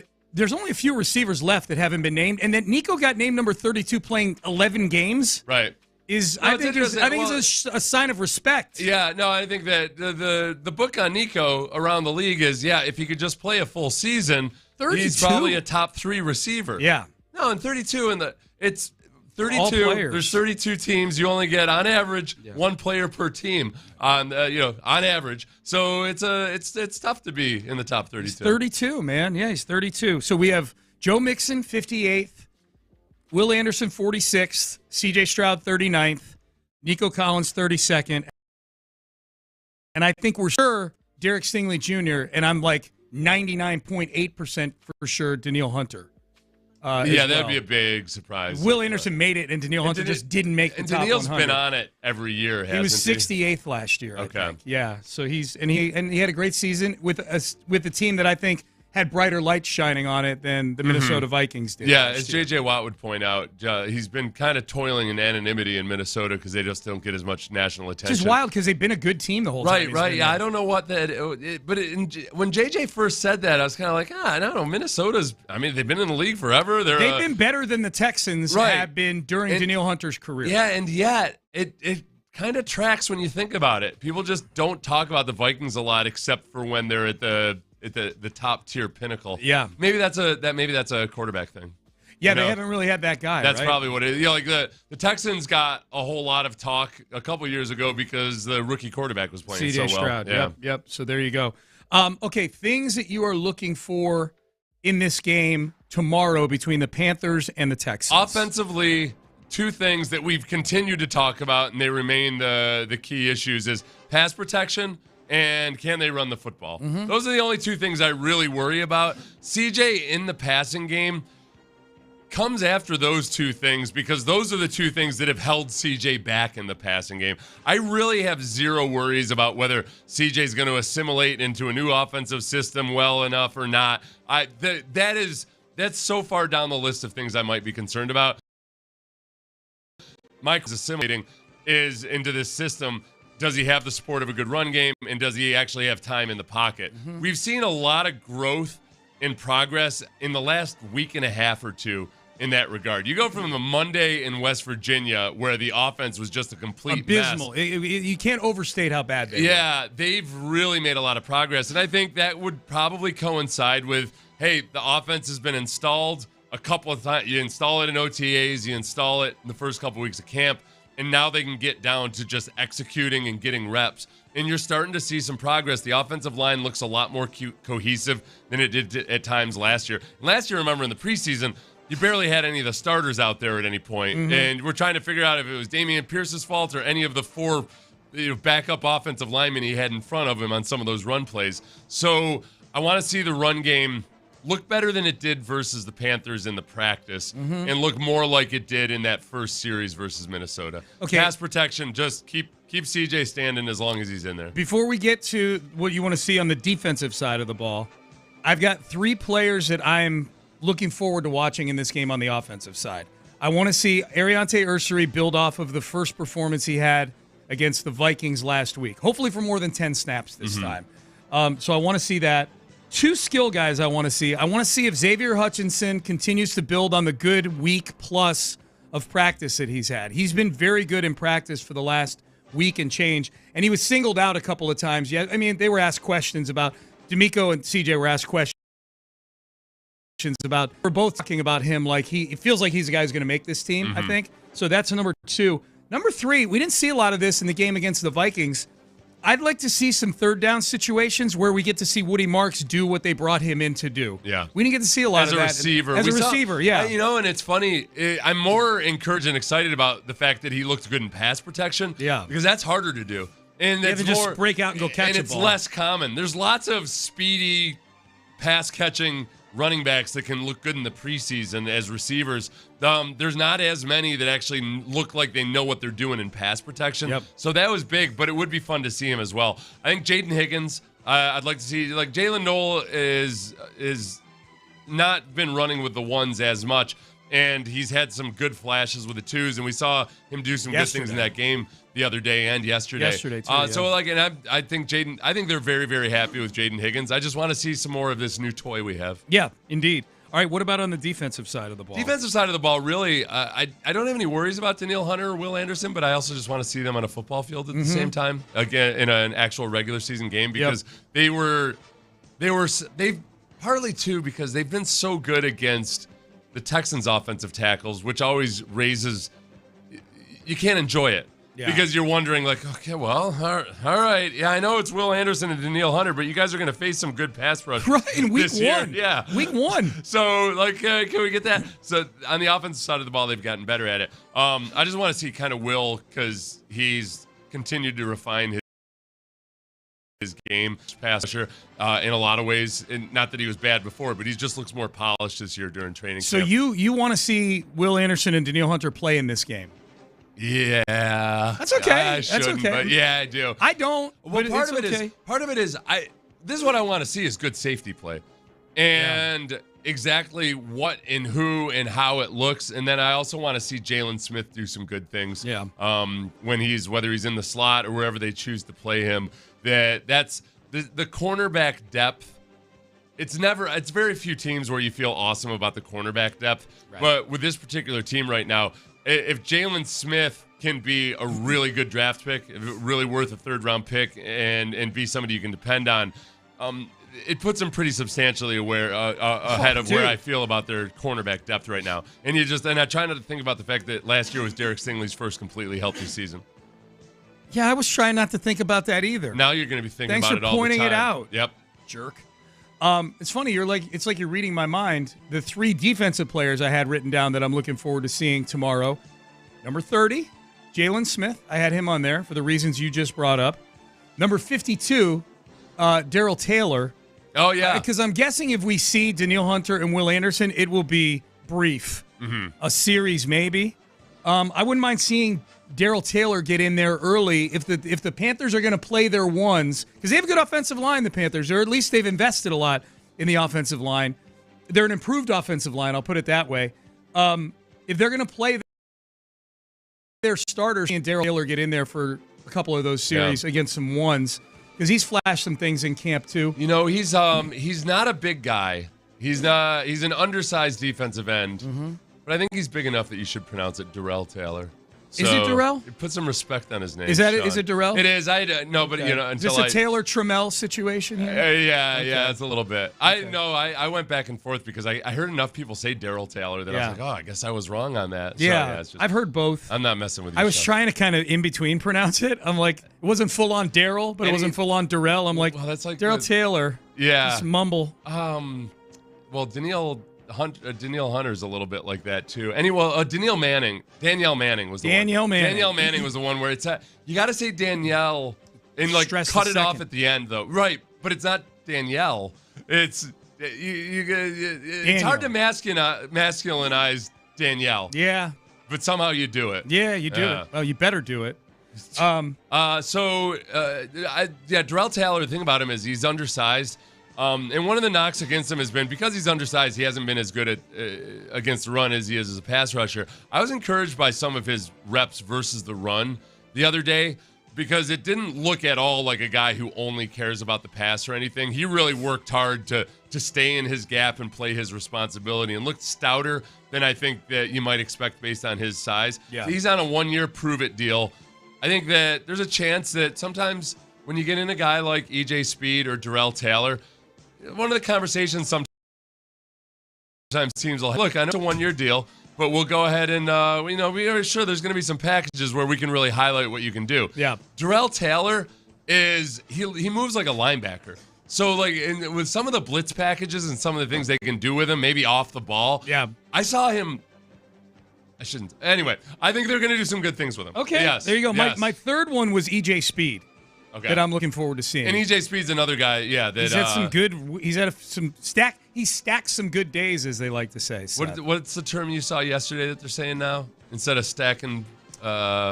Oh no! That was stacks. When they use it for 100. Keep it 100. Keep it a stack. Keep it a stack instead of keep it a buck or keep it 100. You hear that, old man Lopez? That's what you're supposed to say now. I say that all the time. Keep it a stack. It feels like we only started saying keep it 100 like 9 months ago. I know. I was still getting used to that. Yeah. Using the little 100 emoji. Jerks. Didn't we decide that keep it a buck is one of those things that drive us nuts? Yes, we hate it. Yeah, and that's why I hate keep it a stack I wasn't just all as that much. crazy about keep it 100. Yeah, no, right. None of them. Yeah. So, what did I tell you? When you and I are sitting on this side of the table when they come in, that John Lopez is going to have some sort of comment or you checked your temperature. He put the back of his hand on my forehead as if to check for a fever. Yeah, like I'm doing something out of character. John Lopez. First of all, let me point out. Let me be very clear. I am no noble saint here. Seth sat on this side of the table. And so I said, well, I guess I better do this That was a very unnecessary, I know. Oh, I know. That was hard. So, as you already noticed, I actually logged out of the computer as well. I do, too, every day. Yeah. Twice. The night. What are you talking about? That's not noble. That is every day. I'm about to curse you. Are you saying I don't log out of that computer? No. What are you talking about? Well, no, when y'all were gone, I always had Sean Bijani's stuff. Still. Yeah, right. Sean Bijani's the one that doesn't log out of it. I'm about to come over there and slap you. I am a meticulous logger out of the compuper. I come in here and Bijani's logged in. This is the log out. It's disgusting. I feel like Sean is deflecting right now. This is the leaving the toilet seat up thing. Yes, the night show leaves the computer logged on, and I got to log it. It takes 8 seconds every day. So who are you, and what have you done with Sean Pendergast? I'm just doing it to keep up with Seth. That's all. Don't get used to it. Don't get used to it at all, especially with your little wisecrack of putting your hand on my head. I thought maybe I get a thank you for it, but I guess not. So how you guys doing? Fantastic. Actually, you gave us the question of the day. Just now? Yeah. What is it? What is something that a partner of yours does that like a new thing they something do? you hate to do that you got peer pressured into doing? Because I heard that Seth peer pressured you to sit on the other side of the table. I got my answer. There you go. Done. I got mine. Peer pressured into sitting on the other side of the table so Lopez can get ready for the show. The first thing that jumps to mind is there were times in my life where where you're doing something stupid as a group, but because I was kind of like the leader of the group, of like a group of friends, or like the oldest kid that I was usually the first to jump off of a railroad bridge into a stream that we'd never jumped into before. Yes. like that kind of show that I'm scared. That just means you're so brave. I'm gonna do this. So it's, I don't know, it's not peer pressure necessarily, but it feels, it's like pressure of the whatever your role or your where you are in the hierarchy. You gotta live up to that. I did stuff like I hated. We used to call it scum jumping. You go jump off of old railroad bridges into I like streams and that. everything. Scum jumping. Well, a lot of times because it is like it's not the height or the abandoned cars that might be beneath the surface. Yeah. But it's the actual like algae that's all over there. It's disgusting. Well, or like rocks that you can't see underneath there too. Yeah, you know? That's why we call it scum, was because all the algae. All over the algae. some of the stuff. Did you ever go skitching back in the day? Skitching? Yeah, I'm only asking you because you grew up in an Arctic environment like I did. No, what's skitching? You grab the back of a bumper of a car, and they drive with a friend, not like a stranger because they're just going to take off. You grab the back of the bumper and you get in the middle of the street with snow on the street, and it's like almost like water skiing. Oh my God! But you're doing on it your sneakers. On your sneakers, Wow. Yo, I never did that. Been derailed by many a pothole skitching in the streets of Connecticut. That'll do it. Yeah, that's brutal. That'll do it. That's really stupid. I thought So it is was going to be like scum a Marty McBride thing with the skateboarding. Marty McFly, yeah. Him too. Yep. Marty McBride was a real world one that he was based on. He was based, I never heard that. It was based on a true story. Just Back to the Future, the time machine. The only ones that came to mind back in the day, and I've said this on the air, I've never been like a big marijuana guy. Mm-hmm. You know, I'm nothing against it. I think it should be legal. I mean, my kids do it. Yeah. Wait,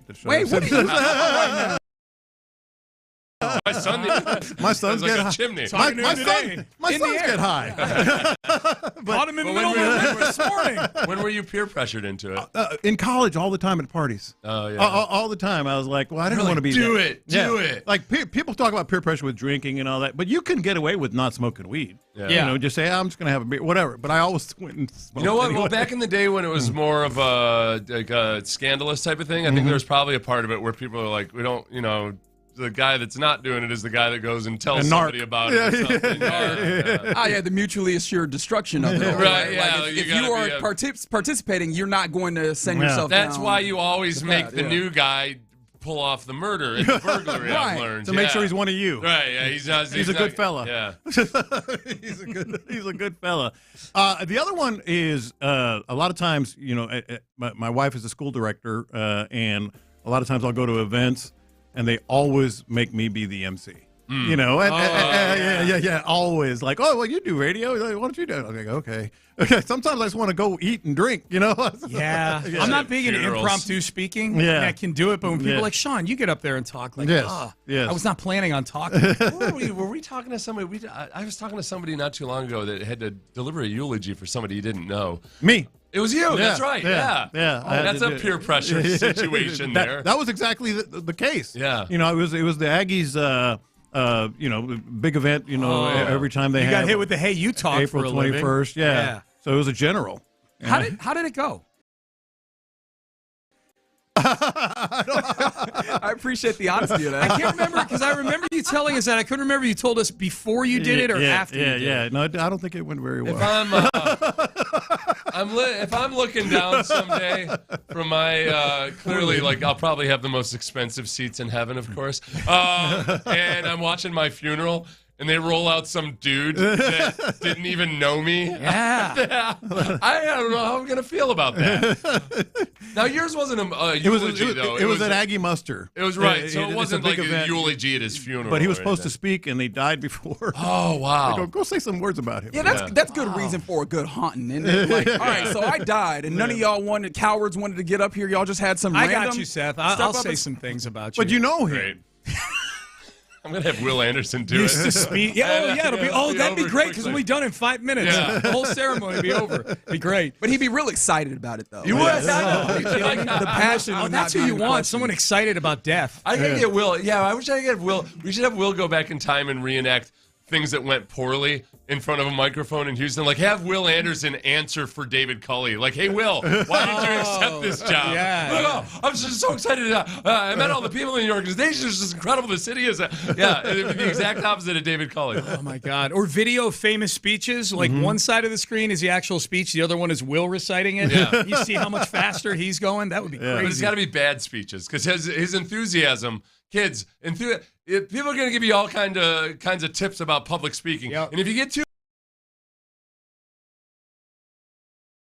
mired down. Lose sight of the fact that by far the most important thing is to be enthusiastic about what you're saying. You're 100% right. Everything, so many great speakers are actually, by the textbook, not that great. Yeah. But they're so enthusiastic and so passionate that they become great speakers. Keep hope alive. Yes. That's great advice. Yep. Before you guys go, can I ask you guys to help arbitrate or litigate something that's happening now between myself and Lopez? Sure. You know, we have this You're right, Reggie. Thank you. I appreciate Look, the check's in the mail. But I feel like we have this pet cats point thing, and it was just supposed to be like a way for us to kind of get a little bit of an idea of what's happening. Like basically we all picked before training camp started. Yeah, pet cats. And now it's gotten way more competitive than I anticipated. Okay. And I asked you, Seth, like the winners yesterday, but how did Jalen Noel look specifically yesterday? Because he's saying that he needed a pet cat point for yesterday, and I feel like I attributed everything properly. Do you guys feel like he was Seth just mentioned stand him out by yesterday? name. He had a big touchdown later on in practice, and he had we weren't there for this, but I know he had a catch on the over the middle opening drive that they scored a touchdown on. He had now he only caught one pass from CJ. He was 1 for 1 on targets from CJ.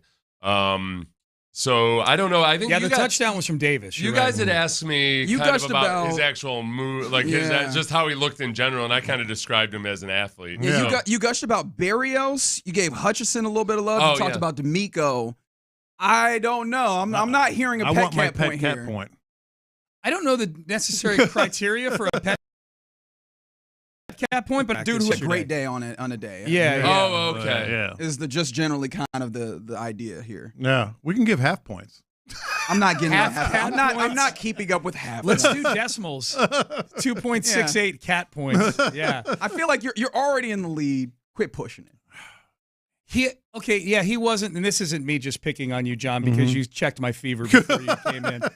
I don't know that like if you had asked me if I called in from practice, I probably wouldn't have brought up his name. Okay, that's all I needed. But he did some good things. That's all I needed. All right. I would have brought up Hutchinson. Right. Hutchinson had 5 catches, and he's looked really good for the last week or so. Yeah. I put him as a lock to make the team today. Right. Agreed. I slammed the prison door. I can accept that. Was my lock sound. I can accept that. Did I mention, because I was, what I was planning on talking about was just the 3, like the wide receiver, Xavier Hutchinson and Braxton Berrios and John Mechie. Yeah. Did I actually say Jalen Noel instead of one of those guys? No, you handled it perfectly. You handled it perfectly. But for the record, you do not want to go to the museums with Amy today, right? Wow, what a jerk. I appreciate the 713 for reminding us that what this crosstalk is brought to you by. The crosstalk is indeed brought to you by DNL. This is war. Oh, I thought, I'm sorry. I'm sorry. Forget what I said. Amy brought up the possibility of going to the planetarium today.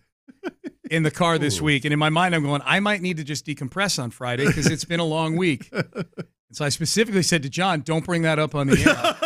For whatever it's worth, the planetarium is, Sean, it's very decompressing. I know, I've been to it. I know you're not a big napper, but if you are, there's a good chance you might end up in one. We really like you're just staring up at the stars the whole time. Is it the actual stars? The feeling of being infinitesimally small that helps you get to sleep? A little bit. Yeah, a little music. They have like a little breeze going over you. Yeah. It's cool. Nice. So the stoners like John probably enjoy like kind of maybe being in a certain state John of and his mind. kids.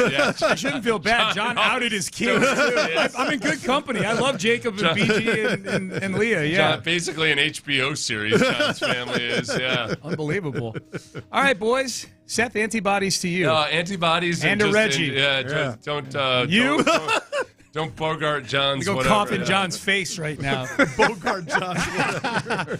All right, boys, have a great show. Thank you. You are listening to KLT AM, KLT FM HD2 Houston, an Odyssey Sports Station. Reggie Atatula, John Lopez, Figgy Fig, they are in the loop. And they start now. Don't look at the clock. It don't matter. All right, you're in the loop on a Friday. Did we miss? Football Friday, baby. Let's enjoy ourselves. Crosstalk. Yeah. D&M Auto Leasing. It was brought to you by D&M Auto Leasing. We were having way too much fun, and let's continue having fun. D&M Auto Leasing. That's right. Twice, in fact. On a Friday, let's get going. 713-572-4610 is the number to text. And, of course, appreciation to the Mo Caram Injury Lawyers for the live streams. We keep it 100. Both on the YouTube page, Sports Radio 610, and on the Twitch 610 Houston. I don't want to ask you how you're doing, Lopez. I really don't care, honestly, at this point. Fantastic. But I'm excited on a football Friday ahead of preseason game number 2, and it's a home opener, baby. I am so jazzed for this. It is, and the crowd's going to buzz. You and Figgy are going to be tailgating. I'm going to be up in the suite, courtesy of Odyssey. Thank you very much for the tickets. That brown noser. Sounded like a whole lot of work. Right. Yeah, they're working. I'm having fun eating and drinking. But there is some football to be played. There is indeed some football to be played. Actually, one more matter of accounting. We probably need to award Figgy Fig a pet cat point. So he's tied with me now? I believe so. Because Jake Andrews has consistently been like the one. I mean, obviously it still feels like they'll work in Patterson, but if we're talking about leaning towards a place, it does feel like Jake Andrews. So Figgy, congratulations on your 6th pet Ursery cat point. and Andrews been keeping me alive, man. They sure. Christian Kirk has just been ho-hum doing his job, interestingly enough. So I don't know. That's been an interesting one to watch. But what will be very interesting to watch is preseason game 2. There's a lot that's supposed to happen in this game before the third one really just kind of gears you up for figuring out what the back end of your 53-man roster is and getting yourself ready for the regular season. But this game, is it fair to say that this one often operates as a little bit of a dress rehearsal for your starters, but then operates also as the opportunity to show what DeMeco has talked about often, which is not did you play a good game in the preseason, but were you able to carry it on and do it again and improve upon it over the next one? Yeah, the one thing about the shortened preseason and the emphasis on joint practices that is missing, and trust me, I don't miss this. I don't miss the old preseason of 4 and sometimes 5 games back in the day. But the one thing that happened when you had a lot of preseason games and team games and starters played 3 quarters in preseason games, the one thing that you did have a lot of back then is you could see the sleepers, the guys on the bubble, however you want to put it, step up and, as DeMeco likes to say, do something under the lights. Who was, well, we can name a number of players that really earned a job in the preseason games. So I feel as if tomorrow might be the best time of all because the preseason game 3 is going to be almost exclusively backups. It's going to be 2 days after a joint practice with the Lions, so don't expect any starters, at all. I feel like tomorrow is like the last chance for someone to make that proverbial statement, You feel like it's, to use golf terms, moving day? Yes, that's a great way to put it. It's moving day for some players. And again, use your favorite word, sleepers or on the bubble or whatever. So I'm looking at some players, and I'm wondering if you guys are looking at some players where tomorrow's a career impacting day. To some degree, yeah. And I think also there's still some places that you're still looking to firm up. Obviously, at any given point, you're trying to make the best roster that you can, and you've got to. This is the time where you kind of get proof of concept in some various different places. So, with that being the case, who are the guys that you're looking at to maybe be those sleepers that show up, those guys that move into a place of more prominence? When this Texans team? When you start talking about things like this, usually something immediately pops into your mind. The one that popped into mind for me is not a sexy, buzz type. I don't think there are. But they're not all usually are. Yeah. I don't think there are those with this roster. I think this roster at the top end is largely, set in place. Obviously, maybe running back room and offensive line. Yeah. As outsiders, but it felt like this was always going to be a churn for the last few spots and how the depth lines up for this team. The first name that popped into mind was Russ Yeast. Don't ask me why. Well, I know why. Because he's shown some things early on, actually throughout camp and the one preseason game. Maybe more so because he's been a little bit of a nuisance. He's been a nuisance, that's true, which swarmy is another way to put that. Is that what swarm is? Are we just changing the meaning? Is swarm just being a little bit of a jerk out there on the field? I think that's quite what we're looking at. I think it's a characteristic. I think it's a characteristic of being swarmy. Because here's the thing. Like, Will Anderson Jr. might be one of the epitomes of swarm. He's feisty. He's not like quite a jerk. No, he's not a jerk. He don't come across as a jerk. No, he is. The last thing he is a jerk, but he can be pretty dang feisty. He can be feisty for sure. He can be feisty out there. All right, I'll think about it. And there's opportunity. There is a real opportunity. Remember when we were out at camp the first 10, 12 days, whatever it was, and he was making some plays. I think I qualified it like, I don't think he's gonna make the squad, but Russ Yeast did this, Russ Yeast did that. Well, now he might make the squad, man. There's opportunity there. I don't know. To some degree, I think that there is opportunity. The tough part about it with that safety spot, and obviously Jalen Mills jumps in here as well, a guy who obviously has a lot of experience, Eagles, Patriots, but we've also seen the decline in his career generally, maybe get a feel of on the field, as I'm sure he'll be in third quarter, fourth quarter, getting some reps. I just, I look at that safety spot, I'm not as much thinking about that level of depth. I'm thinking about, first and foremost, I mean, MJ Stewart is going to handle a lot of that work early on, assuming that C.J. Gardner-Johnson misses time. I'm there. Like, Rush East, I mean, sure, if he can give you a little bit more of something, that's cool. Obviously, I'm still waiting for Jalen Reed to come back. Like, I think there's a lot more depth options than, but there's over a chance the course there, of the man. season. You don't know. I think, no, you're right. But I think in the immediate, if there's somebody who pops out at safety, particularly like maybe that kind of strong safety spot, for me, I'm thinking about MJ Stewart, the man who is going to possibly have to get some starting time, the man who might be looked at by opposing teams as the trademark, like, hey, that's the place that we go at. That's what draws my attention more, because I think if I start talking about like the depth chart, should everybody be healthy, if we could go into Madden to turn injuries off, I think that MJ Stewart is a depth guy. I think that Jalen Reed is possible a depth guy, and Rush East might not even factor as much into this. You know what I mean? But I don't think you're wrong in that he maybe has an opportunity to try and assert himself. I think my attention is just so much more focused on MJ Stewart and what he can do, provided that he has to be called into the line of duty. Yeah, another couple of names that popped into mind, sleepers, if you will. Keep in mind, this guy we haven't talked about him much at all. He played in 16 games last year. He started 2 games. A lot of it out of necessity, but there is necessity. Jake Hansen. Whatever happened to Jake Hansen? I mean, he was in the special teams. He was integral in that. He, like I said, he played in just about every game. We haven't heard or done a whole lot with Jake Hansen. Does he even have a shot again? That's a really good question, because that linebacker core got a lot more, at least there was a lot more attention paid to it, both with the presumed return of Christian Harris, which we're still kind of dancing around, as obviously he did not get out there in practice with the joint practice yesterday. He was in the walkthrough the day before, though, wasn't he, or was he not? He was on the field once, yes. He's seemingly coming back. He's off of the physically unable to perform list, but we haven't seen him play football, right? That's the thing, and I think he's at a point where you could probably fairly look at him and go, I need to see it before I have like a large amount of belief. However, with that being said, you got your, let's just say, starters, because they were the guys that you leaned on predominantly last year, in Aziz and Henry To'oTo'o. Christian Harris is probably returning this year and going to be a factor in that.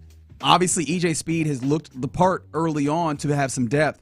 And then don't forget, Nick Neiman comes in to challenge directly Jake Hansen for the position that he had, whereas like depth linebacker, but really primarily special teams guy. And Nick Neiman is a special teams, like, I don't want to say ace, but he's like, that's his. But Jake Hansen was last year. And so I think that's particularly where he has had a little bit of a rough go of it, is I think they brought in Nick Neiman to specifically be a special teams guy. And that was kind of the role that he existed in. So maybe even more so for Jake Hansen is less like being the depth linebacker, because if feels like you have to be able to kind of rotate in that space. It's, can you wrestle from Nick Neiman the opportunity to be that kind of linebacker special teams guy? So, watching kickoffs and punts and those types of things will be very interesting for not for Nick Neiman, but for Jake Hansen. Yes, I agree. Another one for you, pretty important, even though it's maybe not a headline grabber, Luke Lachey at tight end. Occasionally we're like, oh, okay, Luke Lachey did blah, blah, blah, but nothing that has really popped. And there, obviously we know Brevin Jordan is out. We know they like to use tight ends. It'd be nice to see Luke Lachey do something. Yeah, and what's funny is you mentioned occasionally he's popped. A lot of that for me personally, I don't want to speak for anybody else, was early on in camp before we get pads on, before we, and more in like individual type drills. Not saying that he hasn't done anything in teams, but I'm just like, those are the places where I think he's going to need to show more of the ability to actually impact the game when you're playing football for real. Otherwise, I could easily see Irv Smith getting that shout as a guy who is a veteran, who what you have in him, and it really is just a proof of concept on the same way that I kind of asked before we got into training camp about Jalen Smith and Jalen Reed. Are they more prospects or are they players as of right now? I think that's what we're still looking to find out with Luke Lachey. Is he a prospect for, this year he might end up being on the practice squad. We try and look to develop him. And then next year we, see what we have in him in a more advanced way. Or is he possibly going to be able to take hold of that third tight end spot that it seems like has been vacated by Brevin Jordan? I agree. Being lost to IR. All right, here's the big gauge. It'll be easy to see because numbers don't lie, and he'll be right in the focal point of everything, presuming he's playing. And I don't know if he will, to be honest. He didn't participate yesterday. Dameon Pierce. Yeah. What's interesting is it feels like he is positioned. Is he going to play? I hope so, especially without him getting real run in the joint practice. Yeah, I just don't know how he could survive this without playing in preseason. He did last year. I don't think he played that much last year. You got Woody Marks, though. Yeah, that's Woody what I'm Marks saying. Didn't go anywhere. Last year, I mean, he was kind of a lock on the roster, but now you got a couple guys. So I just don't see how he can survive this roster by not playing. He has to play. Not only does he have to play, but we have to see an ability to add something to what's happening here, because the tough part about it is what you at least seemingly got from Dameon Pierce last year. You're kind of getting a Nick Chubb, are you not? Like the things that you got from Dameon Pierce, you could get from Nick Chubb this year, right? Obviously, a guy who will be able to do what he need to do. Obviously, has the physicality, power, but straightforward, then was capable of here and there being able to explode and find an explosive here and there. That felt like Dameon Pierce last year. And so I think you need to give me a little bit more of a well-balanced situation, which of course is a possibility with more, gap type concepts in the blocking scheme that we know seems to suit him better. But it's gonna need to show we're taking advantage of these in a way that is different than maybe what you can get with any of these other running backs. He's going to need to stand out, it feels like. Y'all finish this sentence for me. 713-572-4610 if you want to join in. If Dameon Pierce does not play tomorrow, finish the sentence. Ooh, if Dameon Pierce does not play tomorrow, he significantly lessens his chance of making this roster. I think that's the easy way. I was trying to see if I could put a % chance. What % chance does he then have in my mind of making the roster if he does not play today? Because all that would be left is one more joint practice and one more preseason game. And I think that he would probably bring himself to a place where it's like a 50-50, right? If he don't play tomorrow, what's the sentence you said? If Dameon Pierce doesn't play tomorrow, finish it.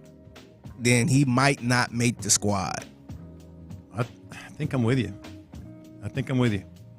Woody Marks isn't going anywhere. No, it doesn't feel like he's going anywhere. Yeah. Chubb's back.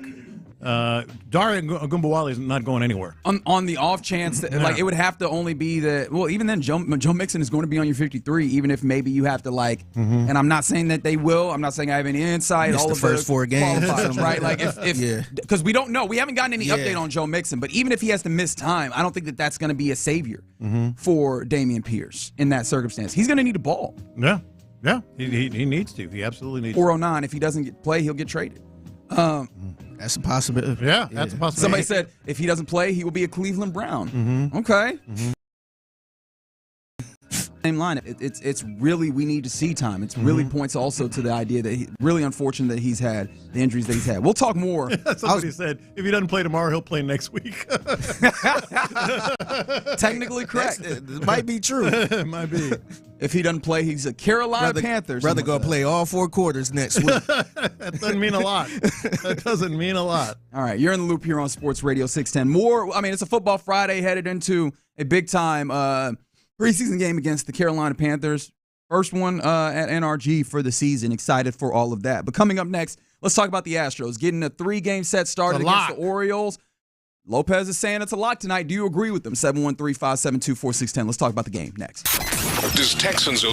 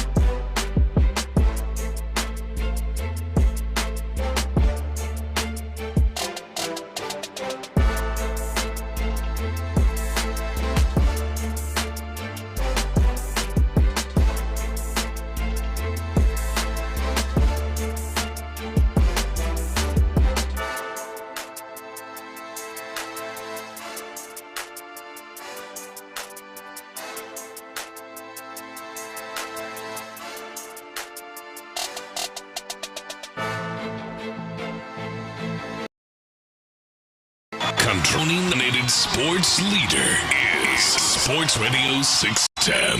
Figgy, let's hit him big time. Cause it's Friday, you ain't got no job, and you ain't got to do.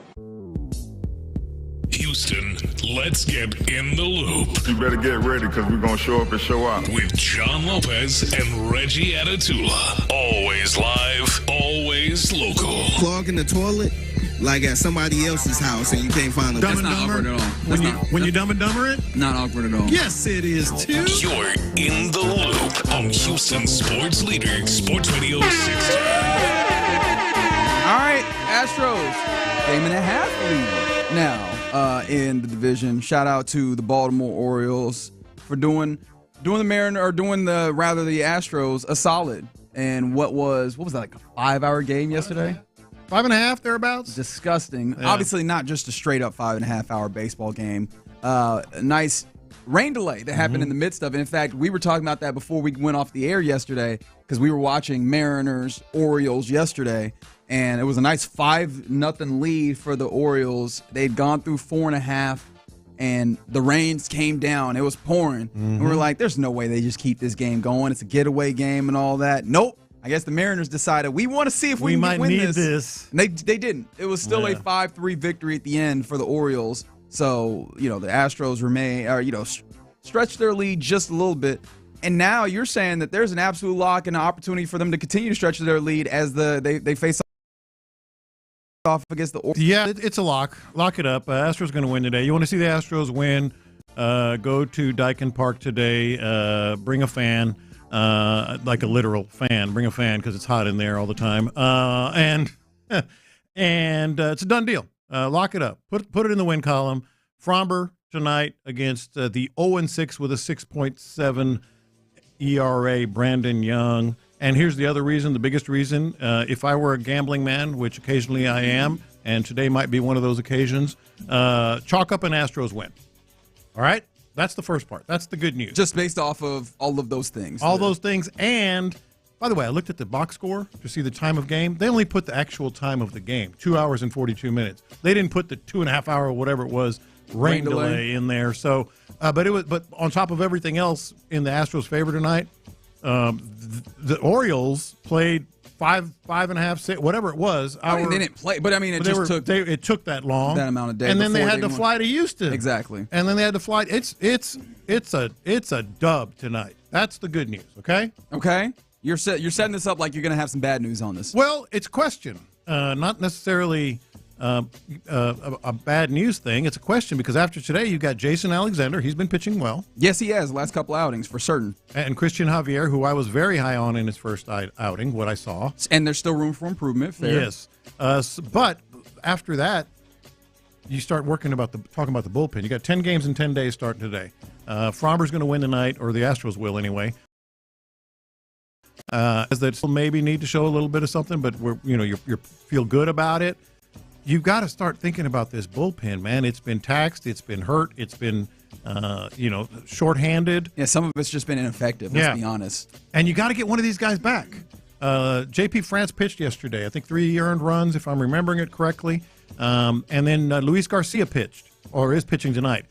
You've got to get one of these guys back because now is the time. You said game and a half lead on the Mariners. All right? This is the easy part of the schedule, the easiest part of the schedule outside of playing the Tigers. So you got the Orioles for 3, then you have the Tigers, then you have the Orioles again, then you have the Rockies and the Angels. You've got to get there's no margin for error. You don't want to mess around. You know what I mean? Yeah, you can't play with your food here. Right, exactly. There's a number of winnable series and, honestly, opportunities to possibly sweep, all things considered. Fair enough, Doc Hooligans. Why is OG jinxing the game? Yeah, it's possible. I don't think he has that kind of power. However, I think 713-572-4610, what should be done to John Lopez should we find out that he jinxed the game? I just want to put that out there. That did come across my mind a little when you first said it. I'm like, oh man, it's a rap figure. Do we make him do a whole show in the Judge John Lopez wig? Is that like just getting ahead of what is the penance? What are you going to do when they win, listeners? You got to do something too. It's not just a one-way street here. It's a lock. It's a done deal. Nobody asked you to put no locks on here. That's your fault. You have to deal with. What's Reggie going to do when the Astros win tonight? Why do I got it? I did not. You brought it up. I ain't promised nothing.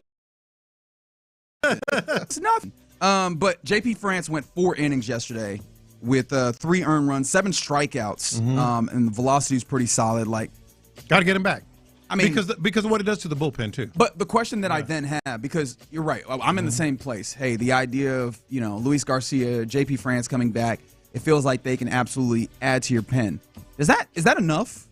Because looking at the bullpen, there's not a lot of guys that I feel great about leaning on in circumstances that you need it, right? When you really need something. And of course, I understand not every leverage situation is the same. However, you still want to have that level of belief that when you throw somebody out there, you get there. And losing Hayden on the back end, I think you got 2 in a possible of guys that you go, oh, all right, I feel comfortable. Or even if you want to go to 3 guys, that's not enough to go through, as you mentioned, a 10 days, or rather 10 games in 10-day stretch, because guys, you can't pitch everybody every day, right? And I don't know that it's a reasonable expectation to expect your guys to go 7 innings so that you only have to use two pitchers out of the pen. Like, I think that there's going to be quite a tax. And I don't know, is a JP France returning enough? Or is a Luis Garcia, even if they possibly joined in together, enough?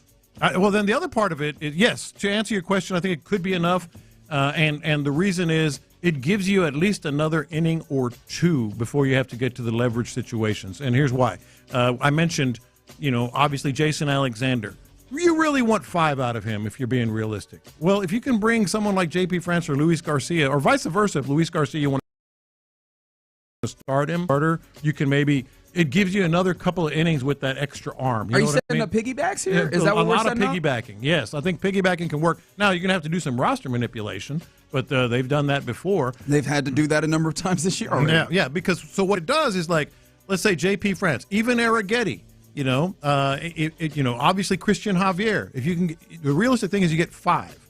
Well, if you have another couple of these guys, in the pen, in the rotation, so to speak, you get another inning or 2 right there. Well, that takes you to Sousa and Abreu. If you start talking about piggybacking efforts, you might be able to even lessen up and go, if you give me 4, I'm happy. Right.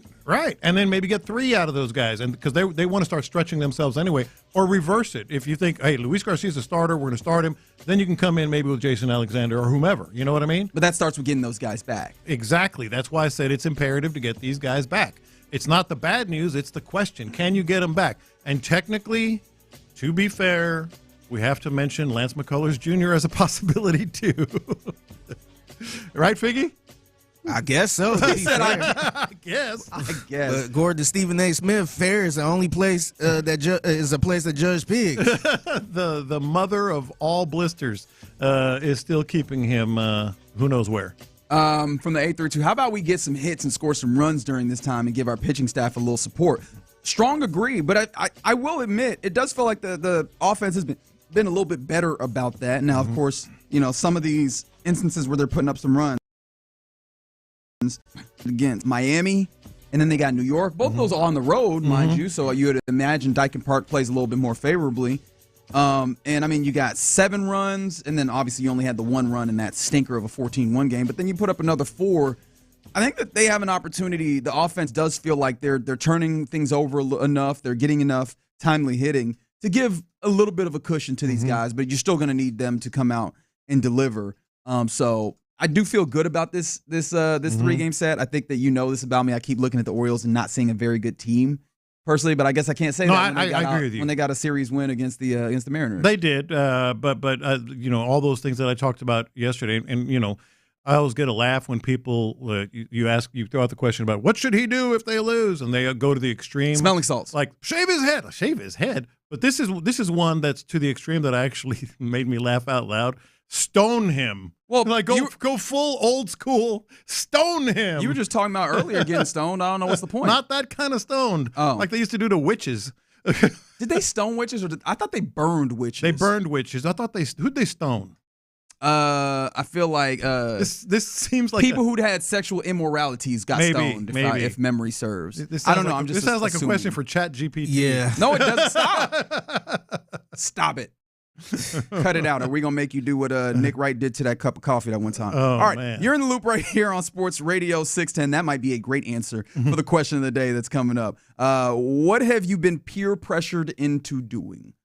Sports is a bonus, but otherwise, 372-4610. We'll talk about it next. Ready? Texans.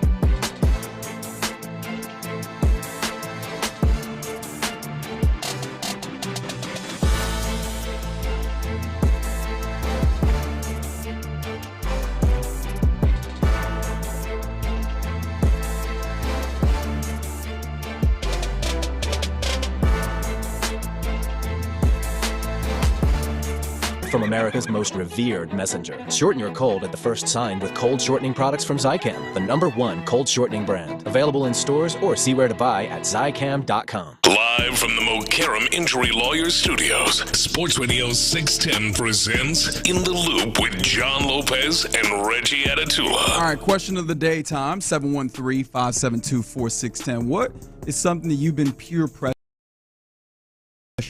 Apparently Lopez, with his incessant complaining, has finally gotten a win today by peer pressuring Sean Pendergast into moving out of his spot. Yeah.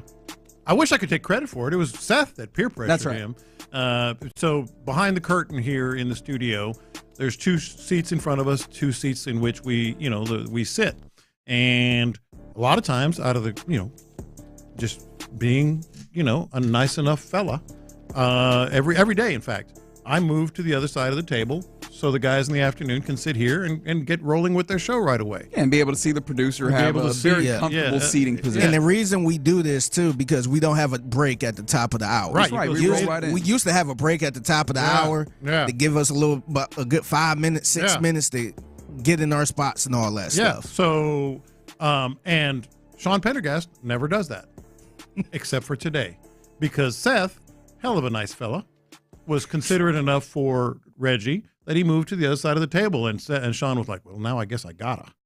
So he was so he was peer pressure. Should have stood his ground. That would have been pretty funny. Would have been great.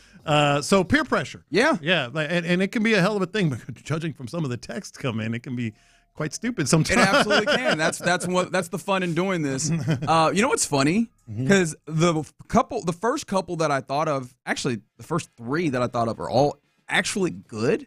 Well, that can, okay. All right. Like, obviously, there's the ones like when I was young, I was peer pressured into like just jumping off a balcony for fun. Right, those are taking my car and putting my arm out the window and holding a shopping cart as my friend sat in it, and we rode around the parking lot. Yeah, these are the peer pressure things that pop up. However, the thing that came to mind first and foremost is when I started here at Sports Radio 610. I was kind of actually peer pressured, or not really peer pressured, but pressured into doing tailgate of the game for the Texans. Like, I mean, for Texans home games. Like, I was not familiar with the concept. And was like, hey, but kind of volunteering you that you should do this. And I'm like, all right, I guess. And it has been like my favorite part about going to Texans games, like being able to get out there and tailgate, because I ain't never had the opportunity to do that before. I was like, oh man, this is incredible. So like, in a way, that was a level of peer pressure getting me into that space. That's a good one. By the way, an early leader in the clubhouse, and this is a good one, even though it's quite life-changing. So, 512 said marriage. When you're in your late 20s into your early 30s and everybody's getting married and you're dating some girl or dating some guy. Here. Yeah. And all of a sudden everybody's like, well, when are y'all going to call, when are you going to, make an honest woman out of her? Or when are you going to get married? That's a very real thing. Yeah, I was very peer pressured through my time. Really? Yeah, 100%, because so I didn't propose to my wife until 2016, and we were together since 2009. Oh, wow. And it wasn't like, I don't know, I'm not sure if I want to marry. It wasn't anything like that, but she was in school.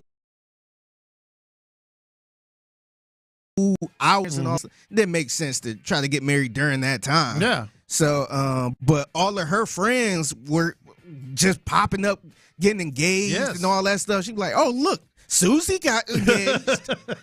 And then she had a couple family men. I want to say her godmother was like, "Oh, where you gonna?" Pointing at the ring finger. And I'm just like, "Damn, we good." So I stayed strong. You were good. Yeah, she wasn't good. No, eventually my wife understood, and I think she wouldn't. She have no regrets on how everything. But you did say my wife. You did say my wife. Yeah, it was going to happen. It just, had to wait for the right time.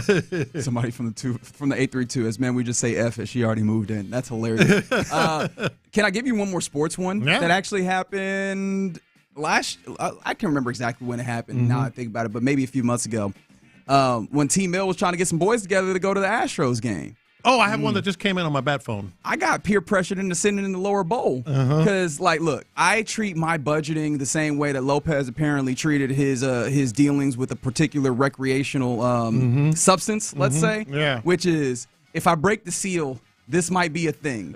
And so I'm like, if I get used to sitting down where them seats cost a little bit more, that might be one of those can't go back moments. And now every time I want to go to a game, I got to shell out money, and I should be more responsible. Than that. But Team L was like, "Yo, so we sitting here," and I'm like, I can't just be like, "No, we not. Let's move up." Like I can't do that. He invited us out. Let's go. So I was like, all right, whatever this is. You got another one, Figgy? Yeah, I got a couple of them. So one kind of pertained to around the office. I felt like I was peer pressured to do the March Madness bracket. From our big boss. Absolutely. That's right. Yeah, because usually she's sending mass emails out, and I'm like, they ain't gonna miss if I don't join it. And then you get two more of them. You get 3 more of them. Last call. Yep. And then Biggie. and then some people around. Hey, did you join the tournament? Yeah. And I'm just like, all right. I did that one fantasy football. My one and only year, I felt like I was pressured into doing that. And then the other one, whenever people around the office give you a gift out of nowhere, I feel pressure where I'm like, I got to get you something now. Yeah. And it's not a bad thing, but I feel guilty if I don't get you anything. So now I'm like, all right, the pressure on me when your birthday come around. Now I got to outdo you. Yeah. I like this one, when you catch a foul ball and you're pressured into giving it to a kid.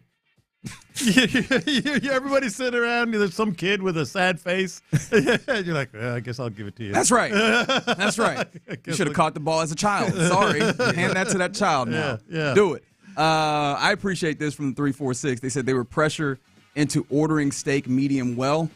I feel like there's not been enough pressure yet because we haven't worked you down to a medium. Yeah. Damn. Medium rare. Who medium wants well. Medium well. I'm saying, but who wants it medium well? You got to go medium rare. That's what I'm saying. There's the pressure. No, I feel we got to get to a medium. I feel like a medium is a place where you can get to. So I'm wondering what was his steak order? Okay, well done. Oh, ain't nobody pressuring you back up to a medium. That's what you're not like, hey, I got a medium. Except now you got to get a medium. That's what I was wondering. Brother. Yeah. That's weird. You got to check your friends on that. Yeah, it's a couple times I've been pressured by the Girl Scouts that be out there. They are the chief pressure. Yes. What you mean? Yeah. Or anybody at the entrance of a grocery store. I try to, Did you go Santa in the other just door? pressing you for $10? Yeah. I try to walk with my face covered a little bit, try to hurry up. Yeah, you go to the other door. Keep that tunnel vision. That's right. Excuse me, sir. I'll get you on the way out, and then you go out the other door. Yep. Excuse me, sir. Have you ever been shamed not just in whether or not you'll give, but in how much you gave? I'm trying. Well, only at in a different way. Yes, like at these these fundraisers and such. Everybody's like, you're bidding or even a silent auction, and you're writing it down, and you're like, I don't want to do anymore. But then everybody's looking at you like, well, I guess I got to one more. Yeah, I got to do one more. Yeah, for sure. And also in the office, because of our jobs, and I know probably all of us have been peer pressured like this. Whenever it's your significant other, in my case, or some other group. They make, I was talking about this earlier. Oh, John will MC. just volunteer. John will MC. Just write him down. We don't even have to ask. He'll MC. Hell, man, I just want to go eat and drink. No, for sure. Yeah. I feel like ours, that's obviously annoying. Yeah. But I'm trying to think, what other jobs does that get deeply annoying with? Because, there's definitely going to be. Yeah. No, he does it all the time. It's got to be worst. Oh, lawyer. Oh, just let me get some free legal services right quick. Come on, help me out. Yeah. It's not going to take long. I just got a question. I don't want that billable hour stuff. I don't want any of that stuff. Somebody, all right, so the same person who said they got pressured into ordering their steak medium well also said golfing against pro-am golfers and I guess in a pro-am or what have you. But I'm interested in what they mean by that. Like when you just the idea of golfing in a pro-am versus possibly professional golfers? Or is it like the way that you play when you golf against them? I think it will maybe, but I think it was like, hey, we got to foursome in this pro-am. You're playing, right? No, I don't want to play against freaking Scotty Scheffler in a pro-am. I don't care if it's a pro-am or not because you're not a good golfer. I've done that. That's why I say that, where they're like, hey, at the which one is it? The Insperity. The tournament that's here in the Woodlands area. I've done that twice, and it's fun. You get to play with a legend, but you're not a good golfer. Yeah. Well, this is the thing. I'm an atrocious golfer. Like that pro don't want to wait for me to find my ball. Yeah. You know what I mean? And right. I will do that a number of times during a round. Right. Like so. I just owned it as I like to do in situations. I was playing with Tom Lehman, Yeah. former great golfer at the Insperity one year, and I said, "All right, Tom, tell me about my swing. What's good about it?" And I hit the ball, and I actually hit it okay that shot. And he's like, "There's not a lot." That's fair. Oh, crap. There's not a lot good about your swing. Pressured into making food for my wife's school. Mm-hmm. Oh, because I thought you were gonna say pressured into making food for my wife, and I was like, that's adorable for the school. How many catering at that point? Tipping on takeout. Yes. We need to fix this. We need to figure out something here. I had one yesterday. The options were 21%, 25%. Or 30%. So you gave 30, clearly, right? I was like, for takeout? For takeout. He's like, I came to get it. 21, 25, and 30? I picked it up. And then you feel like such a jerk when you hit custom tip and do 10% or 15% or something.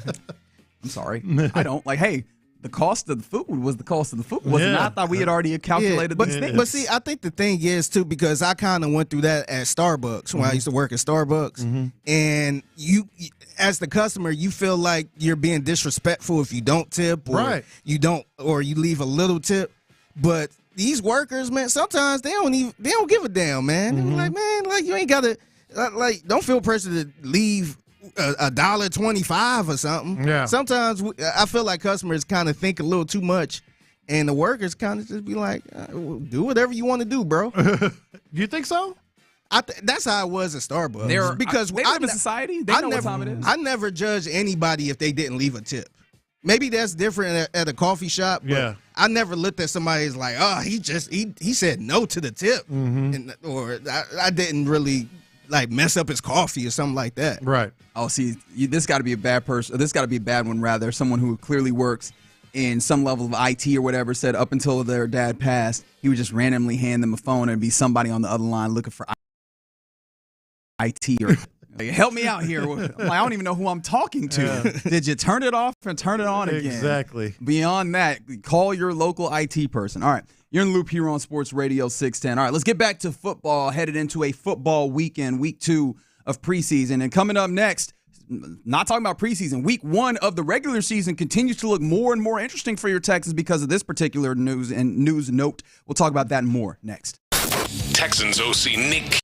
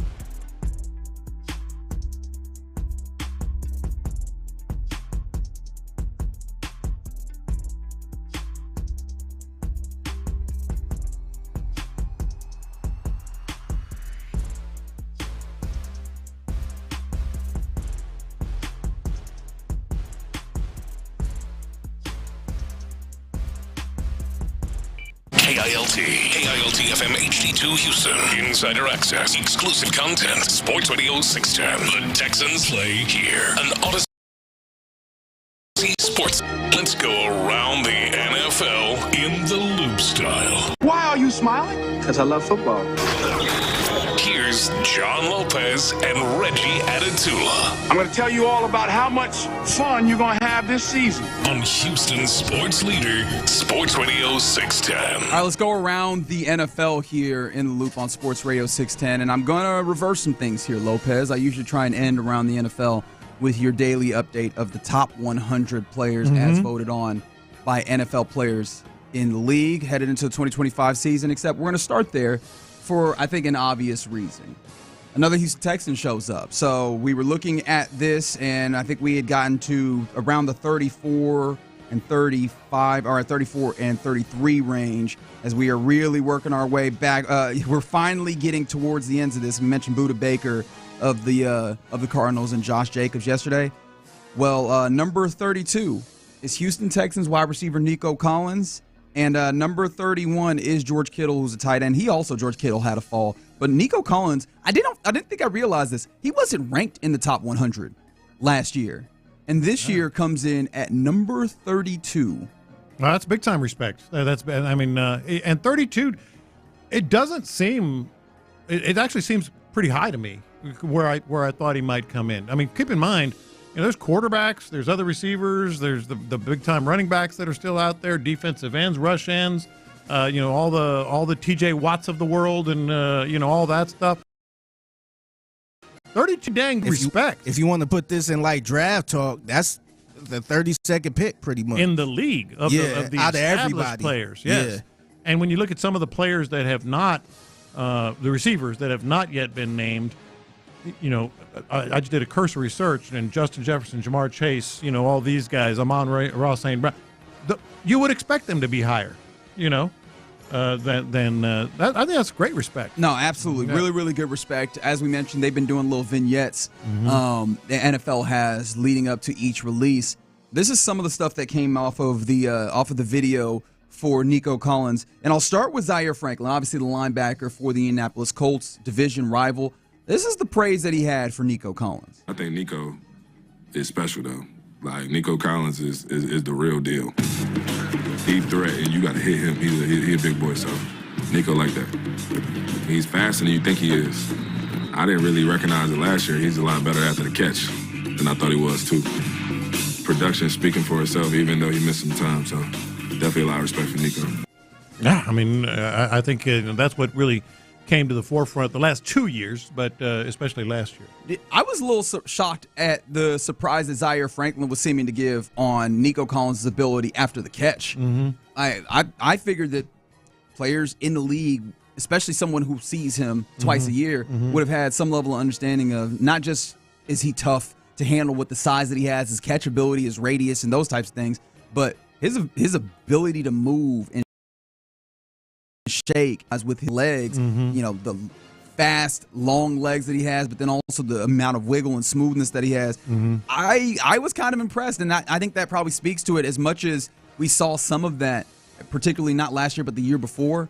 I imagine last year was a level of confirmation for a lot of dudes in the league that, oh, yeah, he's like that. Yeah, no, and I think it is a surprise because of where he plays, but at the same time, players are just like us. When you see Nico Collins, you think big, long, fast. You don't think the guy that can, necessarily, make some moves, so to speak. Yeah, and that's also still considering he broke 1,000 yards in 12 games. Like, this dude clearly showing the production, as Zaire said. I was very interested because Nico Collins himself shows up in his own video. This is Nico Collins. Is Nico Collins a top 100 player? Absolutely, if you ask me, for sure. Why is that? I feel like I bring a lot to the table, man. Big frame receiver, stretch the field, explosive player. He actually said what I was talking about. Like, even he considers himself big, lengthy, fast, but he kind of left out, what he can do, as you mentioned, after the catch. Yeah, that was him saying that he definitely deserved to be in the top 100 as evidenced by being 32. Like, clearly he's right. He went on to say in that Nico himself, saying that, he likes bringing the energy and, being able to bring that to his teammates. And I was thinking about that because I think it might have been DJ Bieniemy talking about this, offense not having as many of those types of guys, especially with Stephon Diggs, like clearly being a guy who brought some edge and some energy to that offense. Obviously, Joe Mixon, he is ready to play. I wonder how much Nico Collins, we don't view him as that type of guy. He really is just kind of a quiet come in and work guy. But he mentioned it, like bringing that kind of juice. Do you think that maybe we're just missing some of that, or maybe he has a level of evolution as he feels himself more, and clearly he gets more of that respect, and where maybe he gives more of that to the offense in general? And different ways to bring that juice. Some guys are just hair on fire, screaming, running around, in the middle of the huddle, breaking them up and all that stuff. He might just do it a different way, and I think it's clear that however he does it, it works. Real quick before we move along, one more from the audio, and it's Will Anderson Jr., and listen to the question that he gets asked here and the answer that he gives. Last question. Who's number one? I'm going to say Nico Collins.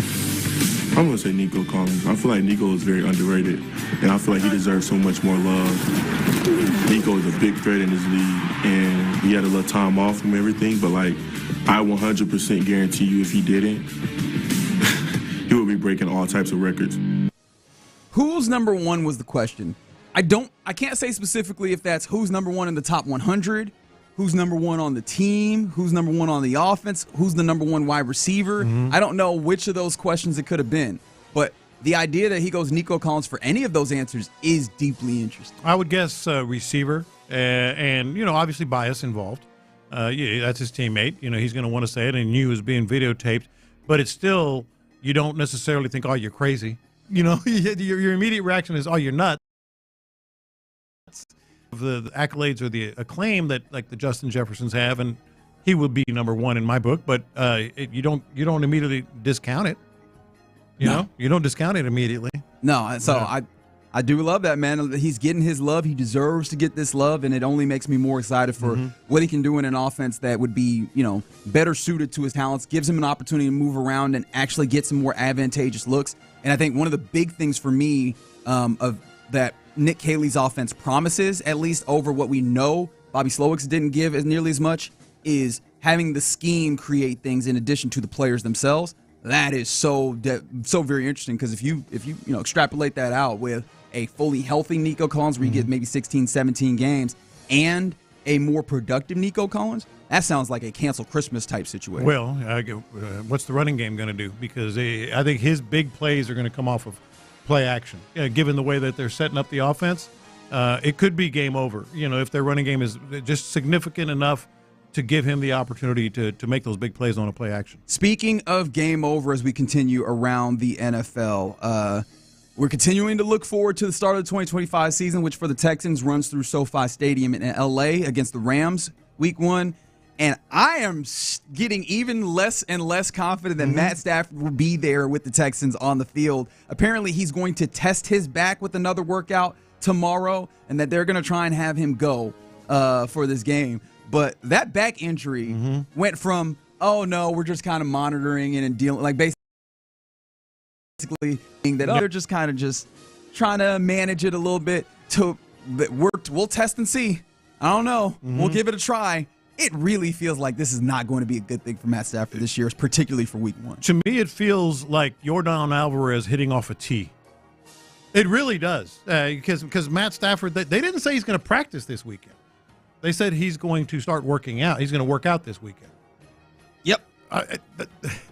I think I asked a question of you guys before the show. Are we at the point where it's clear Stafford just won't be the same guy even if he does play? My answer is yes. I am at the point where he will not be the same guy. I get Matt Stafford, big brain, big arm, veteran, all that stuff. Maybe he could fall out of bed and throw for 300 yards. I don't think that's the case anymore. Yeah, I kind of felt like that last season. I know he had an okay season last season, but I felt like it was kind of going downhill from last season too, man. I just don't see him as the same Matt Stafford that can threaten to get to a Super Bowl or make some noise in the playoffs. Are you there? Oh, 100%. Like last year it was injuries that keeping him away from the game, but now it seems like, and when you talk about a back specifically, like I do wonder, that's part of helping you generate your power. Obviously, it comes from your base, but that back is a rotational portion that deals with it. Yeah. And I mean, if he's had back issues to the point where he's not practiced at all in training camp yet, that is with the red jersey. That is before we take knocks. Only God knows what it looks like when he's playing. If for no other reason, then what if it's just the psychological portion of it?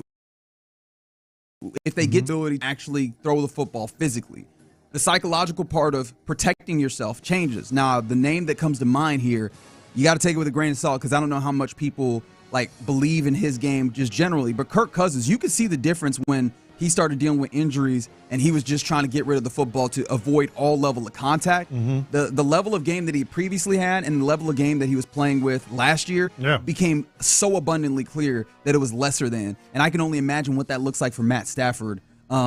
Especially when you look at number 51 and number 55 on those edges coming at you. Well, that's what I was going to say. What about even just the first hit? Forget sacks or being worn down. That's just after his first hit. Hey, it's tough to do anything with your back hurting, man. Like, that don't matter what you're doing. So I don't know. I just don't see him being the same I'm person. there. I don't think you're going to get. I'm not worried about Matt Stafford. I guess you have to worry a little bit, but I'm not really either.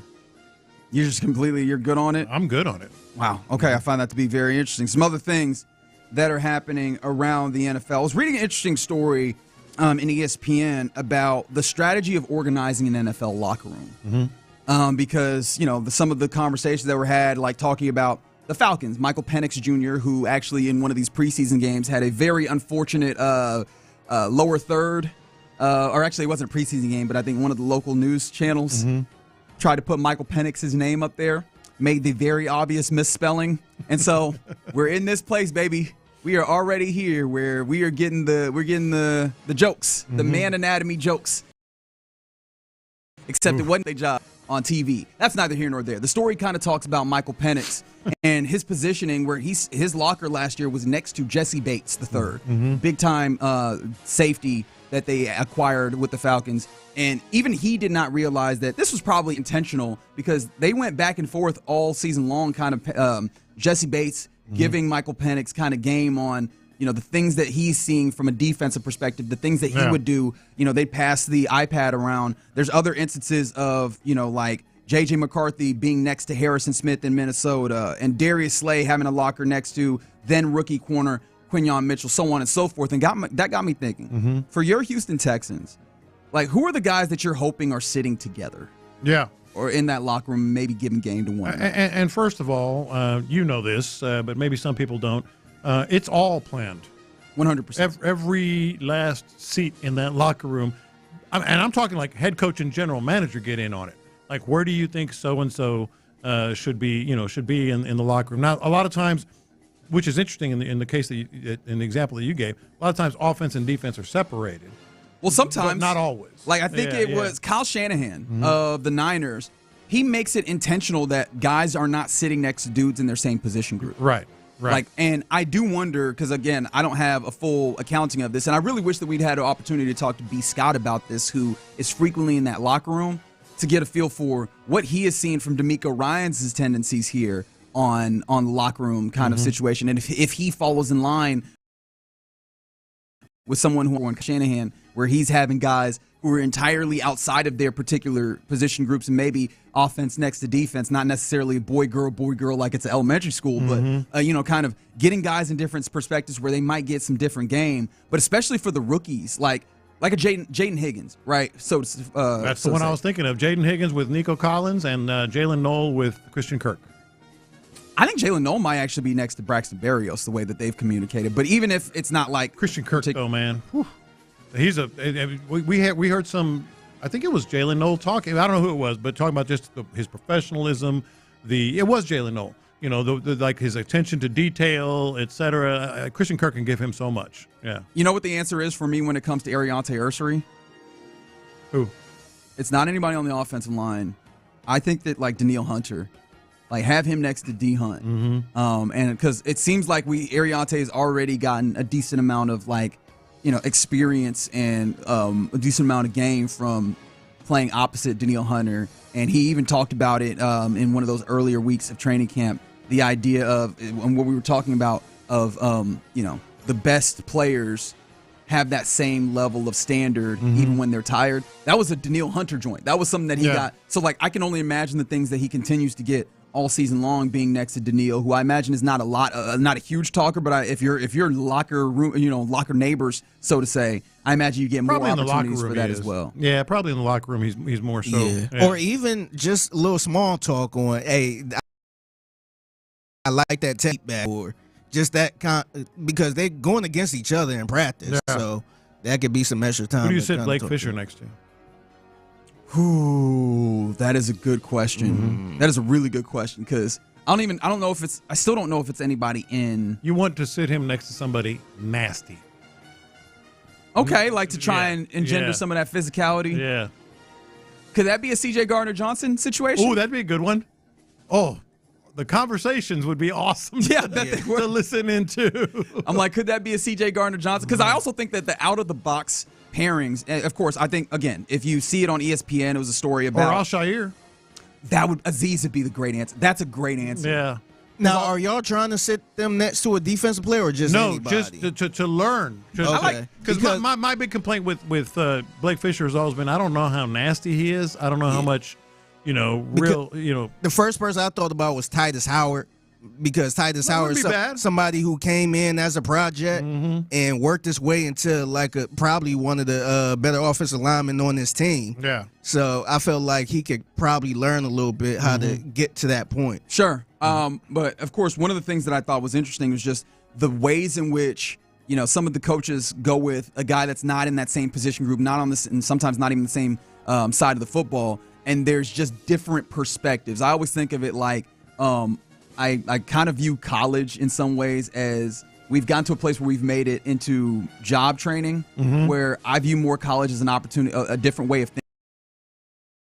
And somebody goes to college for something, gets a level of different way of thinking and brings it to a different area. Yeah. Right. And I think that it helps them think differently. So I honestly view it kind of similarly, where you have a defensive player talking to an offensive player and having a different perspective than the coaching that they get in meeting rooms and, being around their group, either in the meeting room or on the field. It's just a different perspective being there in the locker room, where hopefully you get some other level of help in allowing you to push forward to being the best version of yourself. So I think that would be really cool. That's going to be another one. I might have to get down there after the game and see what's happening post game, or at the very least check in with the many people that we know end up in the locker room and get a feel for, hey, what is the landscape? And we don't even know if they separate or not.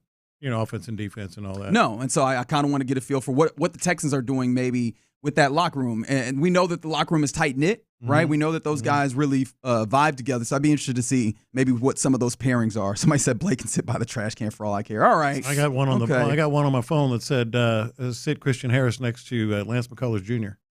832, Christian Harris in the medical room. Okay, very good. Blake sitting next to Trent Brown would be good. That'd be good. Yeah. I like that. Somebody said tackles next to the ends. I love that as a general idea as well. And then of course interior guards next to the tackles, right? The defensive tackles be cool as well. But yeah, I might see about.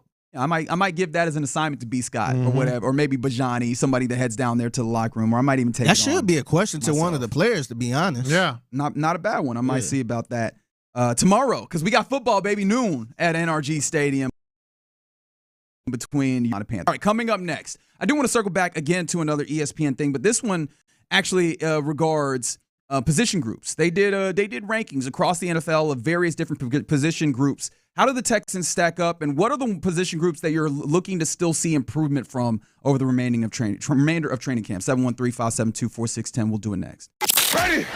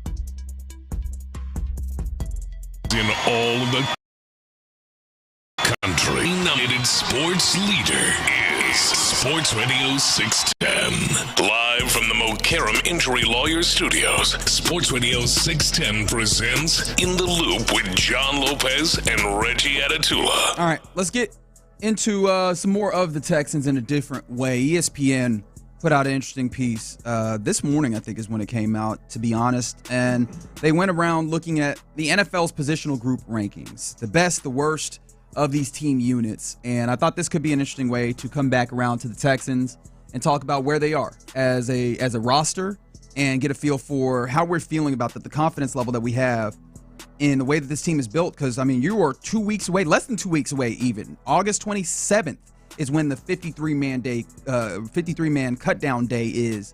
And you're needing to figure out where you are in it, how you're navigating all these things. So, with that being the case, you want to just run through these quickly? I would love to. Yeah. Because I've taken a look at them, and there's a general trend that seems to have popped up, and I want to see how quickly it takes you to notice the trend that I saw. I will focus on the Texans here. Maybe we can circle around and talk about some of the other teams and where they rank in some of these things. So on quarterback, now quarterback, when you talk about the positional rankings, it feels like you're going to lean heavily on the starter, right? Like that's going to matter a whole bunch. Texans ranked 16th out of 32 teams when they talk about quarterback positional rankings. The best one, Baltimore Ravens, interestingly enough. The shakiest, New Orleans Saints. Are we surprised there? No, we're not. And apparently the unit to watch is the Minnesota Vikings, with taking taking the baton over from Sam Darnold. Okay, makes sense. Running back, we're starting to get interesting, aren't we? Right, running back core, we're still interested in what that is. Apparently, and of course, I imagine this is made assuming health and those things. The Houston Texans running back room is ranked 13th of 32. Okay. With the best one being the Detroit Lions, the absolute worst one being the Dallas Cowboys, and the unit to watch being the Los Angeles Chargers. But the Texans, 13th. And I mean, I imagine that a lot of this is probably name value, right? Sure. Mixon obviously giving you a lot of actual tangible production value, but then Nick Chubb, name value, and what production can come from him, I imagine carries a lot of the weight there. Wide receiver. I was super interested to get this one, and I feel like let me allow you to guess here, because I think this one gets interesting on Nico is clearly 32nd best player in the league according to his colleagues and his peers. Christian Kirk is a valuable veteran, but then you've got a lot of question marks to some degree. The question marks is what's going to keep him down. I'm going to say right around where the quarterback room is, 15 or 16. You're starting to get the trend, 15 for the Texans there. Yeah. For tight end, Houston Texans. Wow. Oof. That sound makes me think that you're thinking low. 17th for the Texans. Really? 17th. Are you sensing the trend that I'm seeing here? Okay. Interior defensive line ends up being regarded pretty low, in fact, at 28, which I found that to be surprising. Edge rusher. Now, we're not going to fall in that same trend. Fourth. That's about right.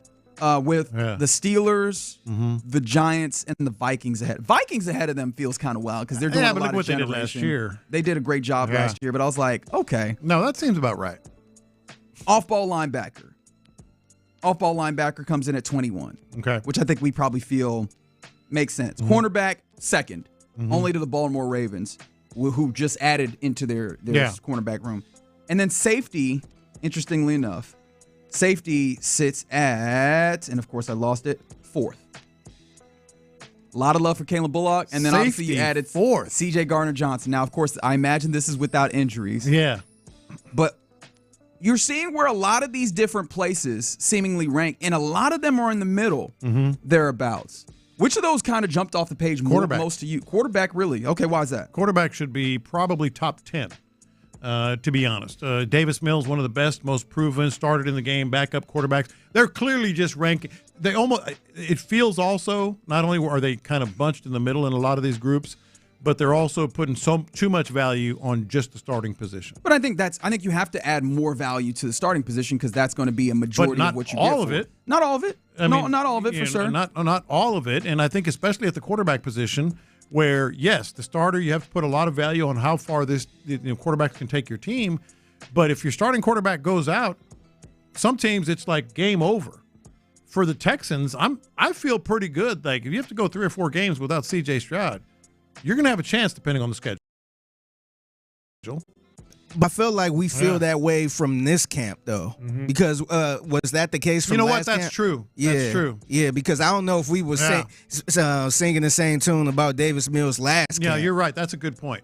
But maybe it's a little recency bias as Figgy's talking about From training camp, and we're doing the training camp narrative for Davis Mills. Davis Mills looked good, man. If we were going off this list from starting with training camp, then I would kind of side with Lopez a little bit, where I felt like the quarterback room was strong. I don't know about last season though. Yeah. Now, the one that jumped out to me was obviously how highly ranked the Houston Texans are at cornerback, and it makes sense. Both of those guys, there's a number of metrics that you can throw out there: passer rating versus, and obviously you could just talk about interceptions flat out. When you talk about Derek Stingley Jr., Kamari Lassiter, clearly they've gotten accolades last year. I imagine they're set up for even more accolades as Lassiter even gets more love, more attention, and more opportunity. But interestingly enough, one of the things we came into camp with was talking about the depth at cornerback. And I kind of want to revisit that, because how would we feel about that? Coming off of the joint practice, the Panthers offense was able to do some things and pass the ball around. Now, of course, the safeties played in here, but the cornerbacks were not without their faults, especially when we talk about depth. I've already gotten to a place where I'm looking at like Jalen Smith, J-Rock as they call him, as possibly the next man up at corner, and he's been solid, but we have not seen him be proven. You talk about Tremont Smith. Who's my other Smith there?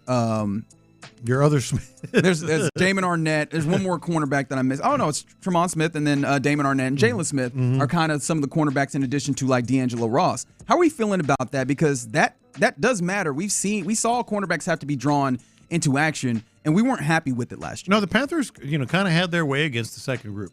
I know Seth was talking about it yesterday. A little bit of concern of depth at the cornerback position, and something that really, frankly, needs to be proved tomorrow. If you can, how you feel about them. The other thing that is interesting to me is, and maybe this is just my mind working funny, like what if you had to do this list today with where the Texans are? No, like with straight up injuries and like what you're running considering. back. Which of them drops off the biggest? Is it running back or is it safety? Running back and safety in that order. Like Nick Chubb, who knows, but he seems to be okay. But you don't know anything about what's behind him. Yeah, and if Mixon isn't there, I think the big thing that shifts is the opportunity for explosives, I think, drops a good amount. And that really does make the emphasis that we seemingly are seeing on running the football and having that be foundational, it changes it. We were talking, as you mentioned Seth, we talked to him noon yesterday coming off of the joint practice, and one of the things he talked about is it's hard to tell sometimes if this is going to be 4 yards in a cloud of dust or sometimes 2 yards in a cloud of dust, and those are very different things, right? Those 2 yards are a gap that is as large as the Grand Canyon at times, because the idea of, hey, we can pick up 4 or 5 opportunity breaking for bigger and play calling, that forces a defense to do some things where you're only picking up 2. That then puts you on your heels. That allows defenses to sit back a little bit, commit their resources differently. And so I think that Joe Mixon ends up being such a linchpin, and you're highlighting why that ends up being an issue. And that's probably why these preseason games matter a little bit more also in the run game, obviously on the offensive line, but also do we have guys that are going to be able to pop runs, especially in instances where maybe you don't have as great a blocking as you want? No, the running back position to me is absolutely a different animal altogether. Safety would be second, but beyond that, I'm very interested, and this just ties into just sort of what you're looking forward. Go ahead. Can I hit this with safeties, though? Because we did get a text on the text line, 713-572-4610, that said, is it too late to hope for a trade for safety? I don't think it's too late to hope for it. It does feel like they've established what their game plan is going to be. They're waiting. I want to see what C.J. Gardner-Johnson.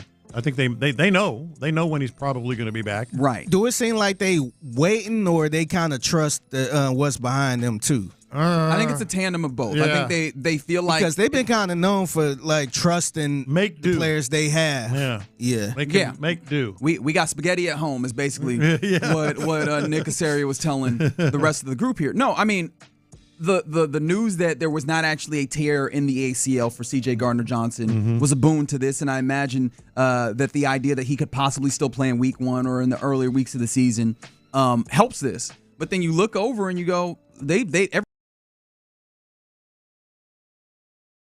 everything they've said has pointed to the idea they believe in MJ Stewart, and then they believe in Miles Bryant. They believe in these guys that they have in the building to, maintain the standard. The question I have is just how capable of that are they, and what does that then do to the defense? Because it did feel like C.J. Gardner-Johnson already was finding such a huge role within what they were doing. Yeah, no, I think they're going to try to make do at safety. They have in the past. But again, they tried to upgrade. They did upgrade, and so there is a level of concern there. I'm interested in the interior defensive line.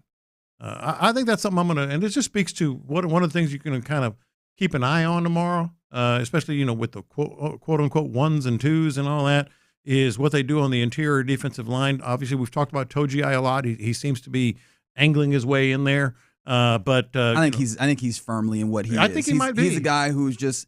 I think this is also, when you go back to DeMeco calling him maybe the most consistent guy on the team, I think that speaks volumes. He's not going to have super high-level play, but he's giving you what he gives you. That's great for a depth guy, and I think that's exactly what he does. But we saw the difference when Togiai had to be your starting interior or your starting nose tackle. I think that the reason why this interior defensive line specifically is rated, I think underrated, to be honest, by this ESPN situation, is I think they look at Folu Fatukasi, who has a number of injuries. In fact, physically unable to perform start this That's why I want to. I'm going to keep an eye on this. And then Sheldon Rankins, who we know he did not play well with the Bengals last year, and it was one of the big questions I had coming in. I was like, is this going to look right? Yeah. I think that the culture here is one that fits well for him. Is what he divulged about him dealing with a significant illness for the season, changing the way that he played. I think the hope is that you get a return to what he was prior to that season, because before, even just last season, he was still very, very good. And then you add Tim Settle, Mario Edwards, the way that they were able to push the pocket and knife up field, and that's got to be better than bottom third interior defensive line, even if it's not going to be Aaron Donald like or Jalen Carter like or Dexter Lawrence like in the middle.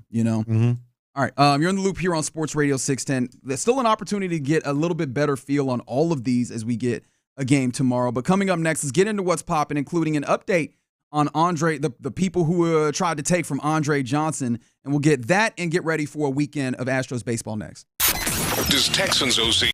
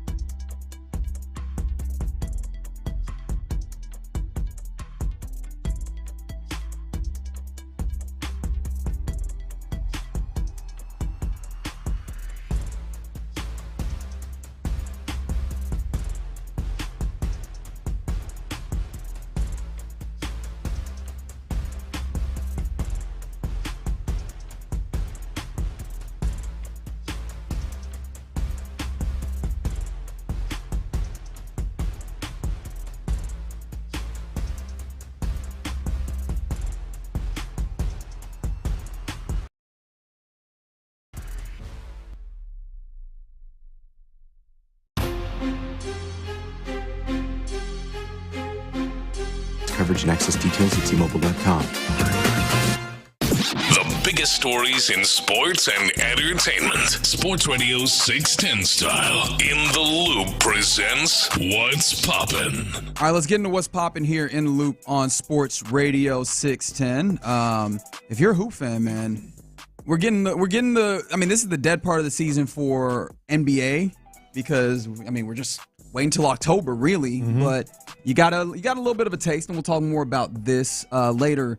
But we got the schedule. We got a full release of the schedule. 80 of 82 games for your Houston Rockets. And there is a number of them that are nationally televised. 28 to be exact, which is tied for 5th, I believe. There's only 4 teams ahead of you that all have 34 nationally televised games, which, again, speaks to just how big of a deal the Rockets are going to be this season. And you're going to have a lot of opportunities to see, big-time games where everybody is watching the Houston Rockets and seeing what they're up to. Rockets of Thunder gets it going, right? Yep, that gets it going. And then your second game of the season is, I think, 3 days, if memory serves, after, where the Detroit Pistons come to Toyota Center. So that is the Thompson Bowl. That's right. Asar comes in to face off against his brother Amen. That'll be pretty workable early schedule. Oh yeah, but it's going to be really fun. Like you're going to get some very early litmus teams, like at the very least, if not how they compare. Because the Detroit Pistons, I know that we've gotten used to looking at the Pistons and going, oh yeah, that's a useless team. They've worked their way into being now probably one of the better teams in the East. They're up and comers, and maybe you could even view them somewhat as a mirror in the East from like a year or two ago of like what the Rockets have been. And so, yeah, that's an interesting team. That'll be fun. There's a number of other notable games that I think we'll get into, I think 12:40. But the Rockets, there's little taste that tell you this is going to be a fun fall basketball-wise to pair with the fun fall that I imagine that the Texans are going to get started off with in early September. And just the NBA in general is what popped with me on this. Lots and lots of nationally televised games, lots of network games. 247 nationally televised games versus 172 last year. It's going to be more available. A lot of marquee games. Rockets in particular, like as you mentioned, we'll get into it a little bit more later, but just very workable early. Outside of the Thunder game, and then you should obviously Kevin Durant. So you'll be able to get a good glimpse of him early on. Yeah, and a great note by the 832. 14 back-to-back games, which is 3 less than last season, which you imagine hopefully helps your center situation. Because remember, you discovered in, what was that, February, the double big lineup with Steven Adams, and that helped propel you to it being a better version of yourself as a team. But the problem with Steven Adams is that that knee injury that he had and the ways in which they tried to manage it, and it seems like they'll continue to do that. It's a lot easier when you're Oh, certainly. Yeah. The older guys, you want to make sure that's the case from the 832. Nobody wants to see the Lakers. Well, I don't know about that.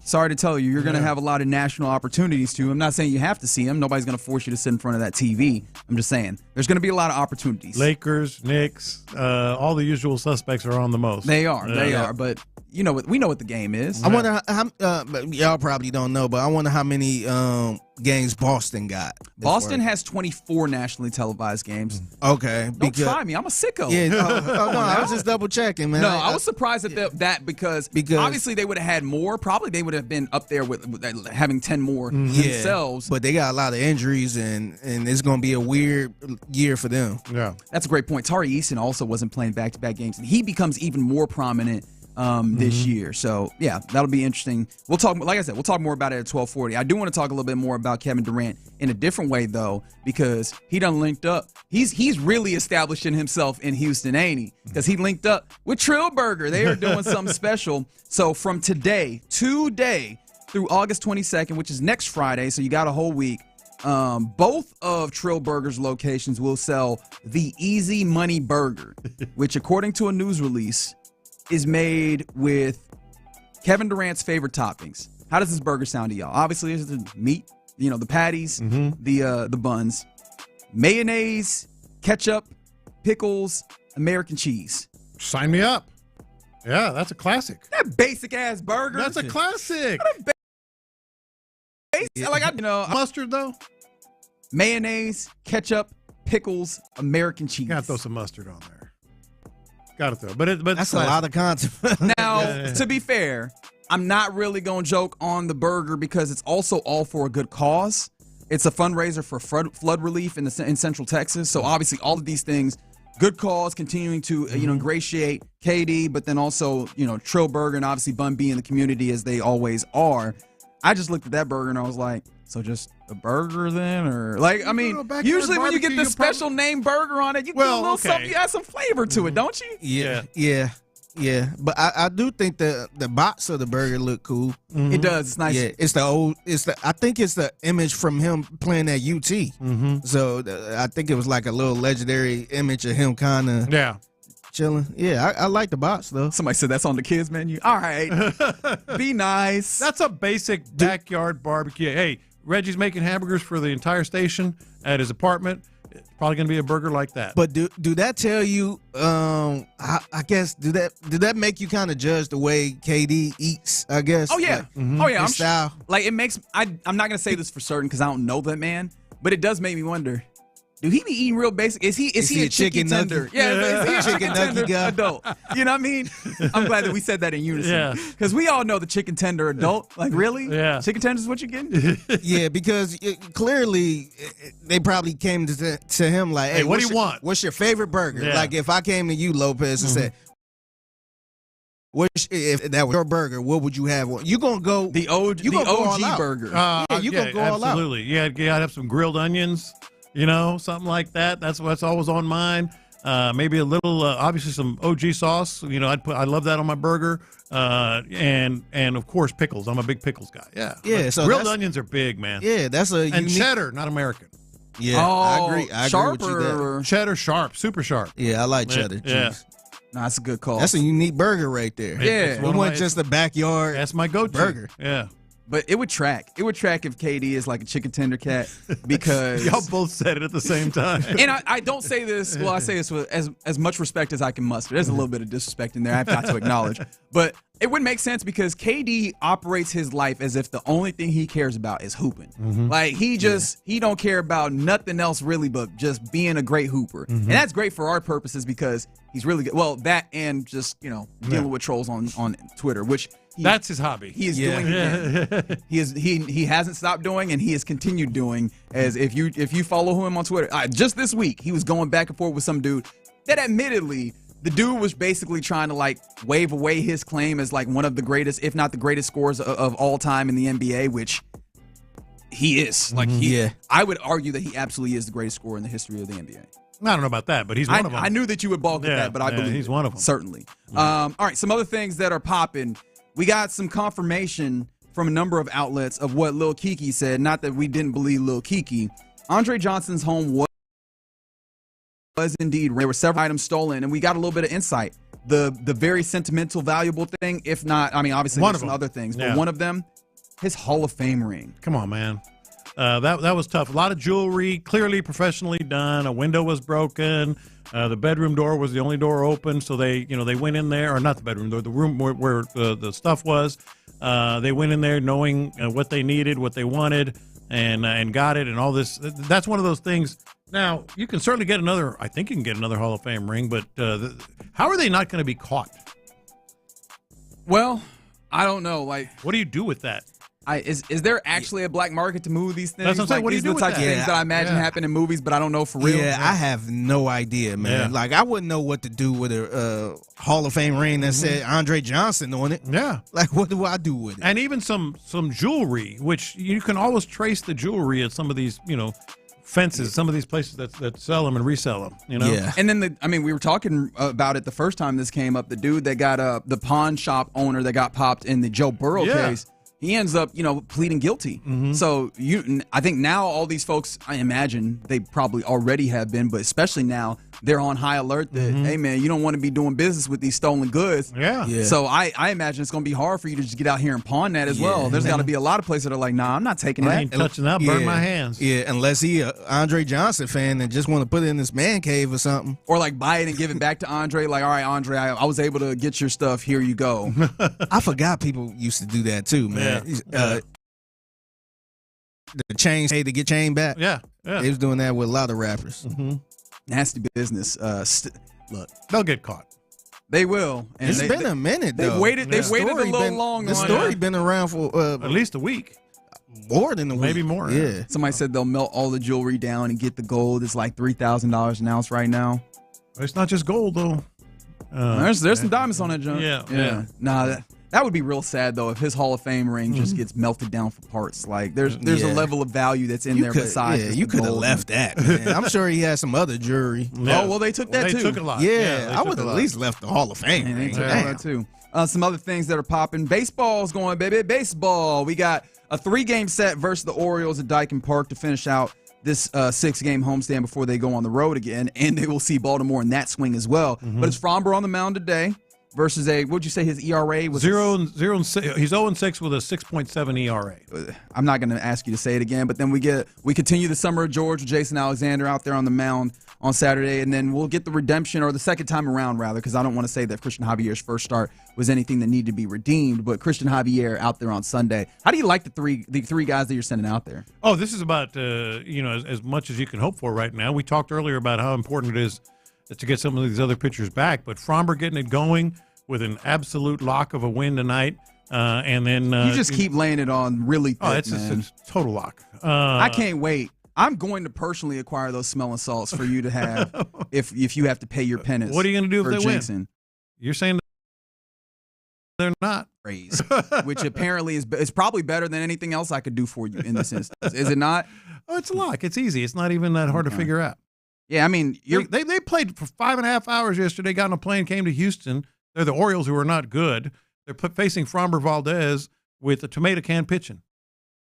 See, that's the part that worried me a little bit. That's the part that worried me a little bit. A bad team coming in, and you mentioned the 5.5 hours. Yeah. and just being the Orioles. Yeah. Any given day on baseball, man, it's 162 of these things. They can go all sorts of ways. However, don't get out in here and embarrass us, Astros. Just go ahead and handle business. You're not facing a pitcher this weekend with an ERA under 4. Go ahead and handle up and get some wins. Two if you're being nice. 3 if you really want to do something for us.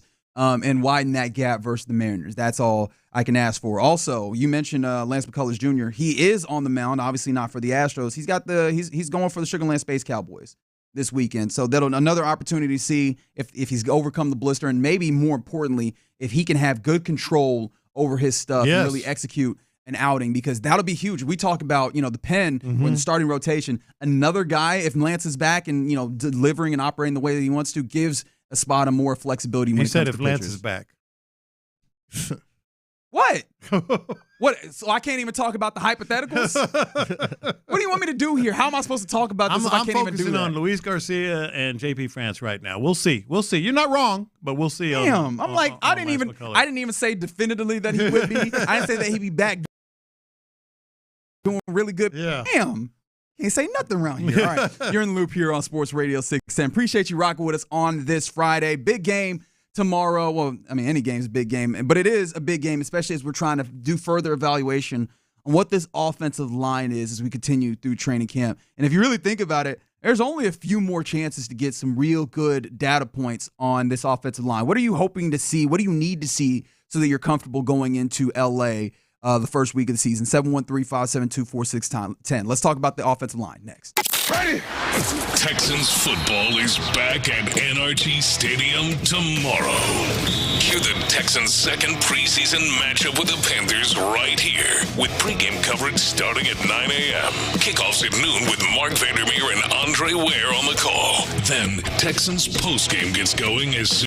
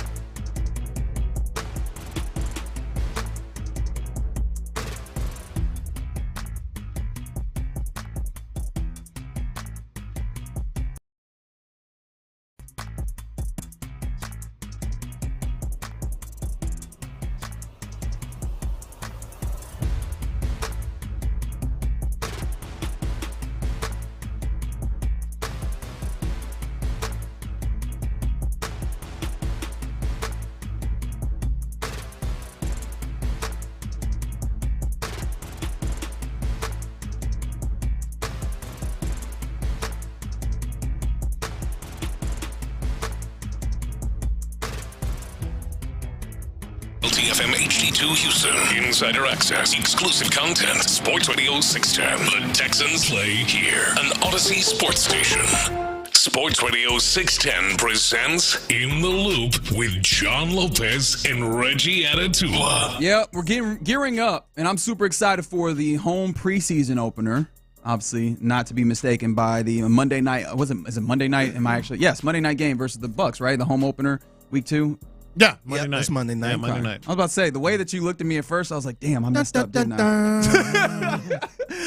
Not to be mistaken with that actual I keep forgetting that's a Monday night game. Opener. That's awesome. Yeah. No, that's a good way to kick off your home opener. That'll be fun. I mean, you can't knock it because your home opener last year was against the Bears. And that was Sunday night, wasn't it? So yeah, man, this feels good. Prime time Texans. I guess that was the home opener. Yeah, Prime time Texans, baby. You love to see it. But before you get there, you've got this preseason game. You've got next week's preseason game against the Lions versus the Lions. Those are really the 3 game-like opportunities that you have in order to see how confident you are in this offensive line and be ready for it. And honestly, I'm still wondering, about the preseason games themselves, because you imagine that one of those is where you get your starters out there, but you look down, kind of the news wire of sorts of various teams and how they're handling the second preseason game, which is obviously tomorrow or tonight, depending on what team you're talking about.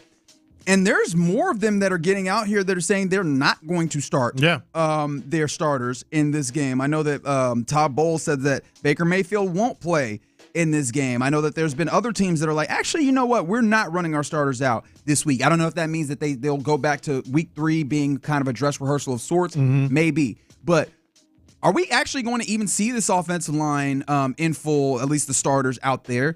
And what is that also going to mean for the opportunity to get this offensive line right, especially or to find the level of confidence that you want going into week 1? Yeah, what do you have to see? Okay, so first on that, I feel as if the first team offense and defense will play one series on Saturday. I can't guarantee that, though, based on what you just talked about and what's going on around the NFL. It's a different world in the preseason now with the joint practices. They got a lot out of yesterday. Cardinals and Cardinals not playing their starters Sunday. And now, if we compare that, the Broncos, I think they're a little bit more established as a team. The Cardinals, I'm going to be honest, that's one of my blind spots. I need to actually tap in with what the Cardinals have been doing. It's not the most important thing seeing as they're on the other side, the NFC. But no, there's a number of teams that it feels like also still have a little bit of developing that also still aren't playing starters. But I think we're going to see C.J. Stroud and the ones and of course the defense, the starting unit, presumed starting unit there, one series, and especially on the offensive side, new offense. They had the joint practice, but they haven't really gone out in a game situation. Also, Nick Caley's going to be calling plays from the sideline. I feel like they want to get at least one good look with the starting offense, one series. Now, if the series is a 3-and-out, maybe 2, but one series in essence. All right. Yeah. I think the offensive line might go 2 or more. They might go 2 series or more because they have to. They have to be able to find some semblance of the thing that DeMeco's talked about. Like once we get our 5. We're gonna move forward with these guys, getting to know each other a little better, getting used to playing, together, etc. So we're blowing through the stop signs on when we thought we would have a good idea of this. Yes, now, of course, that's been complicated by the Cam Robinson injury, but it's talking to Nick Caley. Was that or not Nick Caley? Nick Caserio, Payne and Pendergast. That was a week and a half ago, and he made it seem like by the end of this week that we would kind of be in that place. And I don't know, are we in that place? I don't think we are, and that's why I think they're going to play tomorrow. Defense, a little dicier. You can get away with sitting your guys. Clearly, some guys are going to sit, maybe have a little bit of a nick or something. But I think we're going to see the starters one series. And the preseason is just different now. All right, that out of the way, right? Whenever we do have an opportunity to see them, what are you needing to see to get you some level of comfortable? I don't think anybody's going to be 100% comfortable going into week 1. And I don't know that you should. We've talked about it a number of times, but just to reiterate, there's a lot of moving pieces that you established from the outset of the offseason that you have to get figured out, starting with hiring a first-time play caller as your offensive coordinator and moving Cole Popovich up, not kind of changing the talent level of this offensive line to a higher degree that some of us were clamoring for. Like, I think you have a number of rookies that you're anticipating being big-time playmakers. All of those things include different learning curves that make it so that being fully polished in week one, in addition to the normal things that make it difficult to being fully polished in week one, I think that all of those things are in play. But maximum confidence level, what gets you to that place? I think what three things. I think three things are going to help me feel better. As you mentioned, nobody's going to feel great going in because it's going to be impossible given the ups and downs and the amount of time left. Like you said, there's only three more opportunities and really two in terms of game type situations. Game tomorrow, joint practice, and maybe a good practice on Tuesday because they're going to have a walkthrough on Monday where they can evaluate. Because you can't even take that last preseason the last preseason game's out the window. That's going to be back very, very, very back of the roster, playing for another team. You get to see a man rush east a whole bunch. Rush east. Well, I don't know. We'll see. That'll be actually a tell for that they will make feel a little better. Number one. Ding. Yes. Number one. Ding. Is the where is it? Anyway, the run game. Oh, I forgot we had the bell. Yeah, the run game. I've said it multiple times. I don't think this is going to be necessarily an explosive offense. The run game you might not see a bunch of 20-yard, 25-yard runs, but just no negative plays. It derailed so many drives last year. You run on first down, you lose 3 yards. You run on second down, you lose 3 more yards. You're facing 3rd and 16. How many times have we seen that? Just some positive gains, no negative yards in the run game. That's number one for me, with this. Number two, I want to see a pocket because so far, C.J. Stroud, when he's had success, when the first team offense has had success passing the ball, it's been boom, boom, throw. That first read, get it open. I want to see a good drop back, build a pocket, protect C.J. Stroud, maybe throw the ball a little deeper. We haven't really seen them. We've seen them have success protecting C.J. Stroud. But oftentimes it's been like short routes, short dropbacks. Yeah, that's true. And to be fair, it does feel like that's kind of what some of this offense is geared up to, at least what we can consider the more vanilla versions of this offense that you're going to get at this time of year. There's been an uptick significantly compared to last year and previous years in their quick game, which, hey, sign me up. I don't mind it. Quick game is good for, obviously helping your offensive line, but then also, helping your run game. Again, we always invoke the Patriots, maybe more than what I imagine some people want to hear. I want to always turn to the Patriots too and I'm always very, very fascinated by is how they completely we are going to make up for not having a run game at points with just quick passing. And so if you're able to do that, significantly well, you might be able to mitigate whatever, run issues that you have. But I'm with you, right? I want to see push, like not just run game. I want to see the offensive line generate push to where yards before contact, we're seeing that as an uptrend. But then, the actual, Can they protect C.J. Stroud? Obvious passing situation. You've got to push the ball downfield. Pin your ears back type situation. I want to see that. Okay. I want to see that. Now, the 832 brought it up for an entirely different reason. I'm not worried about this, but I know some people are. I want to see a long pass, or at least an attempt, he says or she says, to put my mind at ease that CJ is completely healthy. Look at you. What's that? Considering that all the different people that could be texting. Hey, women love us, man. And they love half of us. Well, I'm sorry. Actually, 2/3. I didn't mean to do that. So, there has been out there early in the season. Hey, man, he's been a little bit off target, et cetera. I mean, early in the preseason and camp. He's been better of late, but I get that. I get that. You want to see that accuracy, especially on the long ball, is still there. The third thing for me, it's going to be hard to emulate, other than maybe the joint practice against the Lions. Sure. Red zone. The red zone is going to be, it's a battle of wheels up front. You're going to be facing a really good front tomorrow, a really good front against the Lions. And how's your red zone success going to be? And who are your targets? For sure. Obviously, we know Nico's going to be involved there, and it seems like that's been continued through. No matter what the system, no matter what the play caller, CJ 7 to 12 is going to be there. CJ to Nico Collins, they have enough of a mind meld to get that to happen. But what happens when you have defenses that inevitably throw a majority of their weight and shift their defenses towards Nico Collins? That's the benefit of having a a wide receiver of that caliber.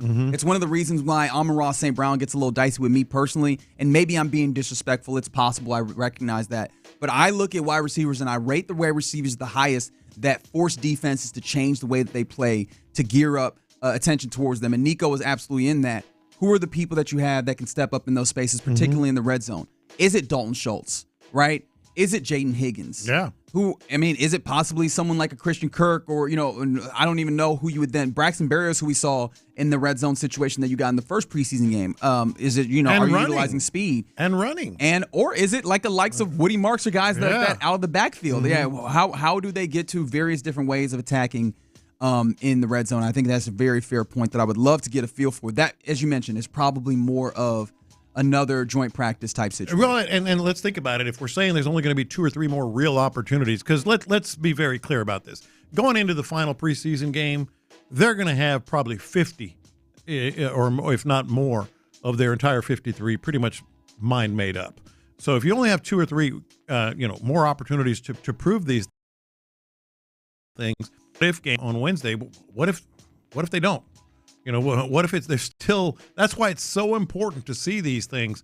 The next step, the joint practice yesterday, widely was considered, up and down. You had some good, you had some bad. If we're still in that place, even going into the third preseason game, but obviously especially going into the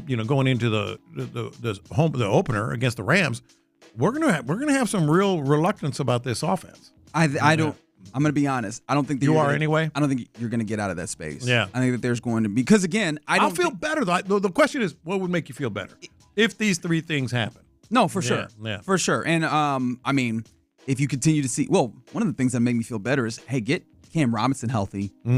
Get Trent Brown healthy, and let's see what is this the permutation you're throwing out there because of injury, or is this a permutation you're throwing out there because you like how it stands? Like, I want them to have the full complement, because the whole idea of this training camp was this offensive line will be better, obviously because of fundamentals and scheme, but they'll be better because of competition. You lose ability to compete when dudes are sitting on the sideline.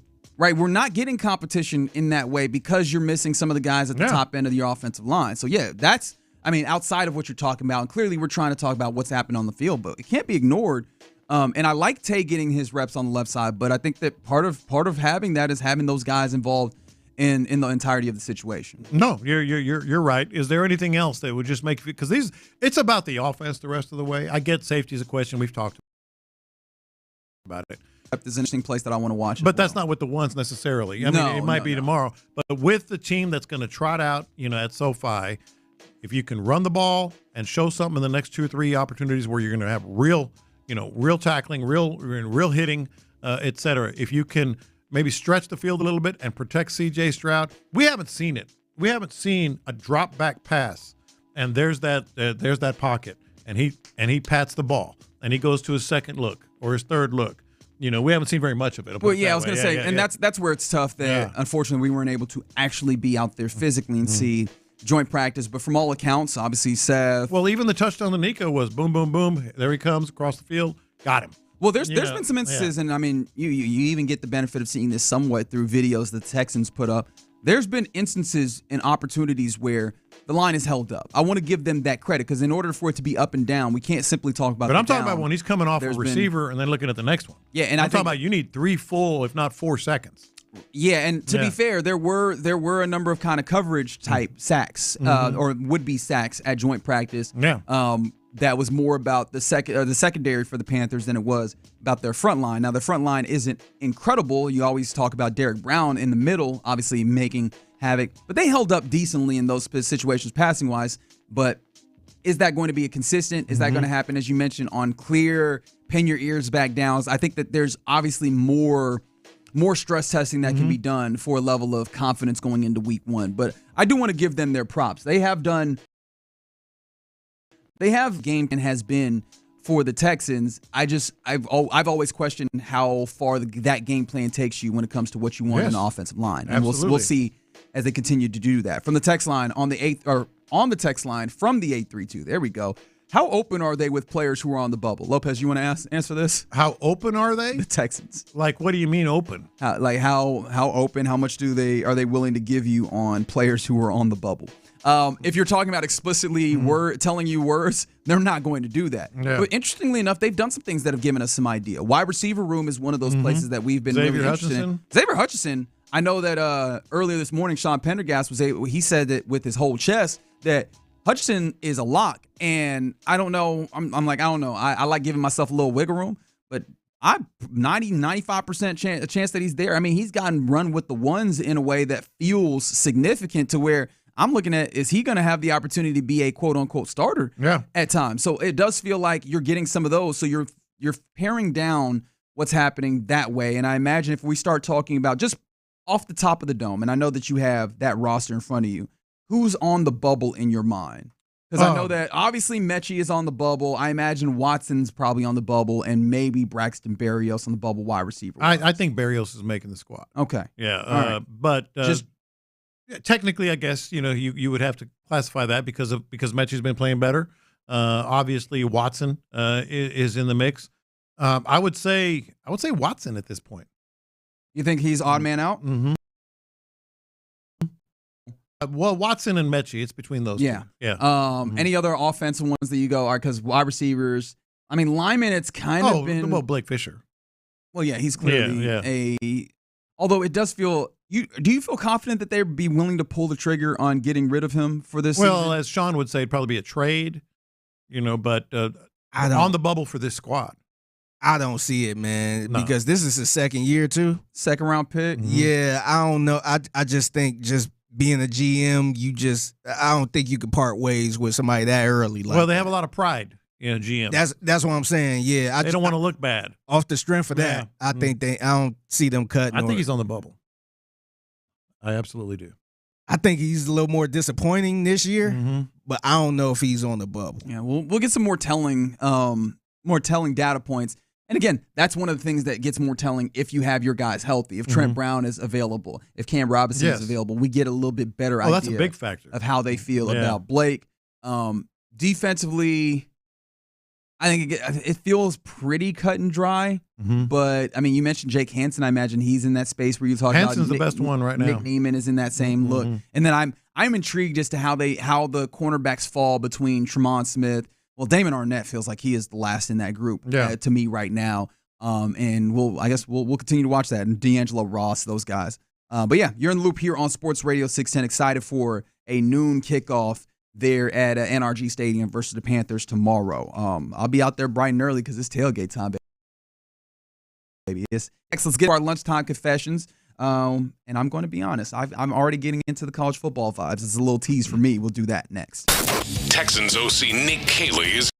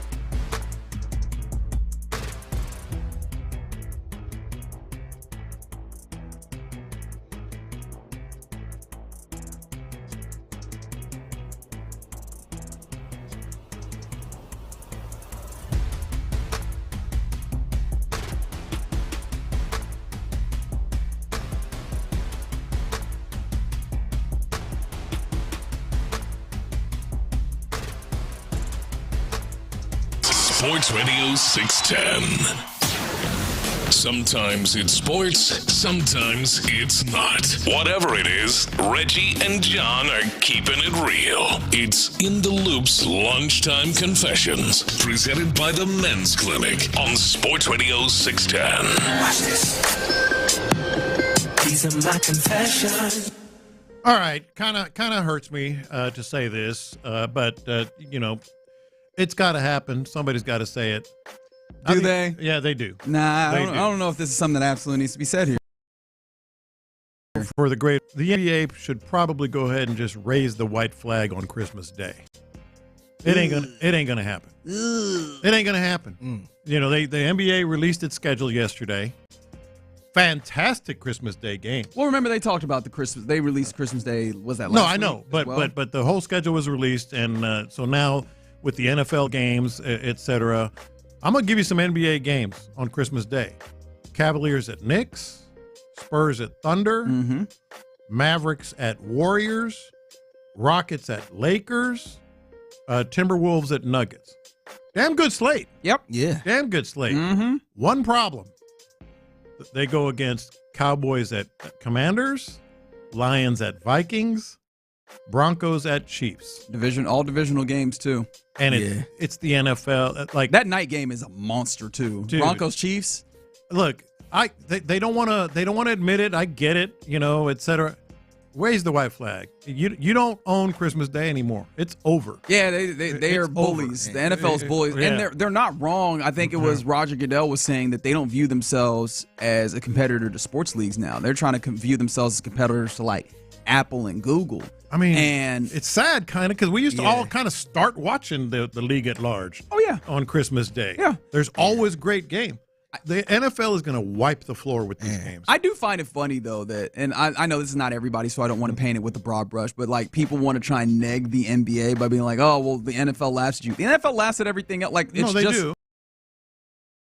It's kind of the space of like being a sport versus like again trying to be this entity that's much larger. Yeah, I don't run rap no more. I run the map. Yeah, type deal. That is absolutely it. Regardless of who they compete against or what they do, they're going to wipe the floor with the NBA, and it's kind of sad because these are great games. You just got to raise the white flag and go somewhere else. The problem is like, what happens when they come there too?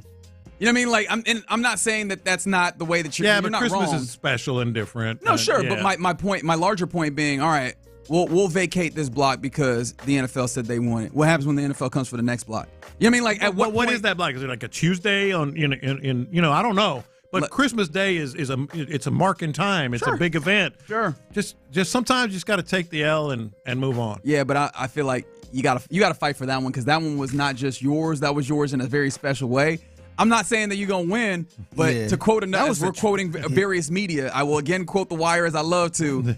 If it's a lie, then we fight on that lie, but we gotta fight. Like I feel like Christmas has got to be one of those. That's a losing you proposition. Gotta fight. Yeah. Yeah, but it's been such a tradition for the NBA for so long. It'd be kind of crazy for them to just be like, all right, you can have it. It's just, you just gotta put the best slate out there. I don't know if it'd be crazy. It'd be painful, and you'd admit like, okay, they just own us, Yeah, but I don't think it'd be crazy. Yeah, I think the NBA just got to put the best slate of basketball out there, man, and just let the people decide. Well, they will. Hope that you have enough basketball or hope that the games just happen to stink for the Texans or Cowboys. Cowboys. That's what I wanted to say. There we go. Hope the games seem to stink for the Cowboys and the Vikings, and then you're just gonna have to live with that. That last game is gonna be a banger. There's no way around that one. Yeah, it's over. Yeah, it's over. These are my confessions. I gotta admit, I am even more steadfast in my belief that the Bill Belichick experiment in North Carolina will not work. Did you hear the mic up? That what you're talking about? No, actually, I'm talking about something else. What would you see? It was a mic'd up thing. He's a practice, and I was like, this is not going to work either, right? It's funny. Well, it does tie in with that because Chris Vanini of The Athletic, who covers college football very well, reported that Bill Belichick won't headline North Carolina's weekly coaches radio show. He'll do the very first one, but what was previously called Mac Brown Live, obviously Mac Brown was the last guy who held this position as the head coach in North Carolina, will now be called Carolina Football Live, and it'll be mostly the general manager, Michael Lombardi, who will be the show's headliner every week. And the reason why I lean into the idea that I don't think that this is going to work. I understand that the college football landscape is changing, and you're having more of these kind of front offices built to help manage the player acquisition and the money aspect. There's a lot more that goes into being, running a program. But you still got to have the head man be the face of this. Yes. And the idea, I don't think college football is going to change so much that it becomes something that is something entirely different than what it is, which is man at the top, and he is the face of this. Yeah. And having your guy in Bill Belichick kind of not want to be that college football, especially in the South, as North Carolina barely is. Yeah. You need that coach. You need that accessibility. You need that kind of thing that man that people are believing in some way. And it feels like he's just he's absconding with this, and like the entirety of North Carolina is just saying, we are not going to lean into what college football is. And I just don't think that college football is a place where that works. It isn't. The coach is this obviously the face of the program, but oftentimes the governor of the state. And for him to, not do that is interesting. I thought it was going to be his son, but Lombardi has broadcasting experience and all that. So, he does, and I don't think that that's inherently like a bad thing that he's coming with that. But it is a sign. But people want to hear from coach. Yeah, people want to hear from the coach. Like that is the guy who you're putting your belief in that guy, even if he's going to build a staff in any other place. It's still kind of all on his name. It's all on his credit, and he's not continuing to build that with the fan base. I agree. I find that to be deeply odd and upsetting, and maybe I'm just being too nostalgic, but it just doesn't feel like it's going to work at all. These are my confessions. I got to confess, I felt so bad for this driver yesterday. So I was leaving the parking lot yesterday, and it was a driver kind of at the edge of the street trying to bust a right, and she was clearly taking her time. And taking a long time, to the point the car directly behind her start honking and then just hurry up and zoomed around the car to make a right before her. And I'm like, what is this car doing? I'm like, why is he? So the car that was trying to turn, plaster all over the car, student driver. I felt so bad for that student driver. I'm like, man, why are you being a jerk blowing the horn like that? It was clear as day that it was a student driver in that car. And so I pulled a jerk. Yeah, I'm like, come on. I'm like, come on, man. I understand everybody got a little road rage in them. That poor student driver's terrified. She was terrified. I pulled up next to her. We met up at the same light. She had the tunnel vision. 10 and 2. 10 and 2. Man, she looked so nervous, man. I wanted her to peek over towards me so I could give her a thumbs up. Yeah, I'm like, it's all right. Don't let that jerk. If I wanted to roll out the window, be like, don't pay attention to nobody else. You focus on the road. That's a special kind of jerk. Yeah, agreed. That is a special kind of jerk. Like, it's one thing if somebody was on their phone and wasn't paying attention, you go ahead. Well, sure, we all do that. but damn, this was a student. It said it all over the car. It was clear as day as a student driver. I'm like, why are you being such a jackass over this, man? I mean, it's funny, but it's sad. It's one of those, like, come on, man, don't do that. Yeah, I felt so bad for that student driver, man. And imagine, like, if it was like her first time behind the wheel, with the instructor or whatever. I ain't gonna lie, it had to be her first time. Yeah. Because you could tell she was going like 20 miles an hour, and she was kind of swerve. When I pulled up, she was just serious face, wasn't looking left or right. In the wheel. Yes, I'm just like, man, I felt so bad for her, man. That's awful. I will say though, that feels like one of those. You got dropped into the deep end. I hope that ends up being beneficial for her, right? Because I feel like that can go one of two ways. She just learns that, oh man, this is the deep end and I got to catch up. Or she's traumatized forever and that she ends up being one of those people that's like, I would rather not drive. Drive, please. I'd appreciate she might be scarred. Yeah. It kind of reminded me of my first time with my I had a student drive with the driving school and they had to do the hours, the courses of driving with a driver. And man, this lady, I forgot her now. I wish I could remember her name, but she older lady. Yeah. She had me all over the place. She was going over her girlfriend's house to pick up some stuff. Yeah. Well, I was all in the hood. She was just like, oh yeah, she was all on the phone. Picking up her laundry. Her dry cleaning. Yes. Hey, make her left right here. Yeah. Pull up to this house right here. I need a hamburger. Yeah. Hey girl, I'm doing a little student driving for him. It was a lot of fun. Yeah. From the 832, they said they own a driving school, and it's absolutely a thing. What? That sucks. People are jerks to student drivers all the time. Why? I always let it. Yes. Every time I see it, man, Yeah. I'm like, you know what? I don't care how crazy they drive it. I'm gonna be cool. Yeah, you have to. We've all been there too, of course. Yeah, I can't do that, man. Yeah. See, I have a certain feeling like this. They said their first time with a student instructor, or driving instructor rather, was getting on 225 and going to the ship channel bridge. Man, Gosh, that's a tough one. that got to be tough learning how to drive in Houston too. Your Oh, very first time. Yeah, high that ship channel bridge. Yeah. But if you can drive here, Yes. You can make it anywhere. you'll be all right. You'll be good. Nothing else will phase you. New York might get you a little bit too because just how crowded it is and confusing. But if you could drive here, you can make it anywhere. Somebody said he wasn't being a jerk. He was teaching her a life lesson. Oh God. Nah. Man, he had to let that go, man. Let it go. Yeah, once you get on the street, then zoom on past. But you don't blow the horn like a crazy man. When was the last time you used your horn? Oh, I use it all the time. Really? Oh yeah. Oh, you're that guy? No, not like totally to be a jerk, but like mostly at stoplights. Because Just they're say, hey. No, they're texting it. I do.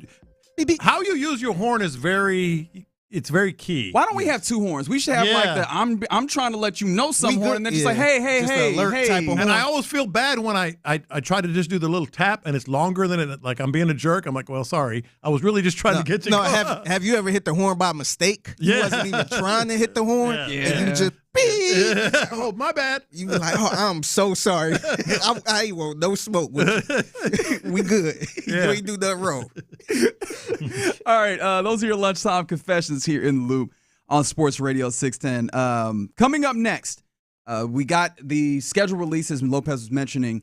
Let's get to some of the big takeaways for the Rockets and also a piece of audio that has given me, that's kind of reaffirmed some excitement that I have about this Rockets team this year.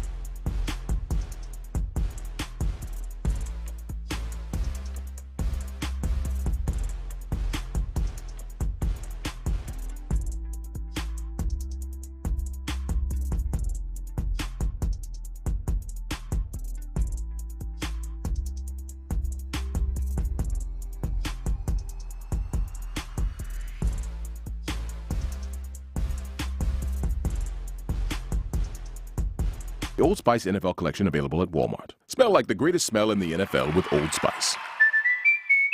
Live from the Mokaram Injury Lawyers Studios, Sports Radio 610 presents In the Loop with John Lopez and Reggie Atatula. All right, you're in the loop here on Sports Radio 610. Happy Friday to you. Hope it is going very well. Texans had a walkthrough today, but no media availability. So something light before they get ready, or before they get out there, rather, at NRG Stadium tomorrow at noon to take on the Carolina Panthers.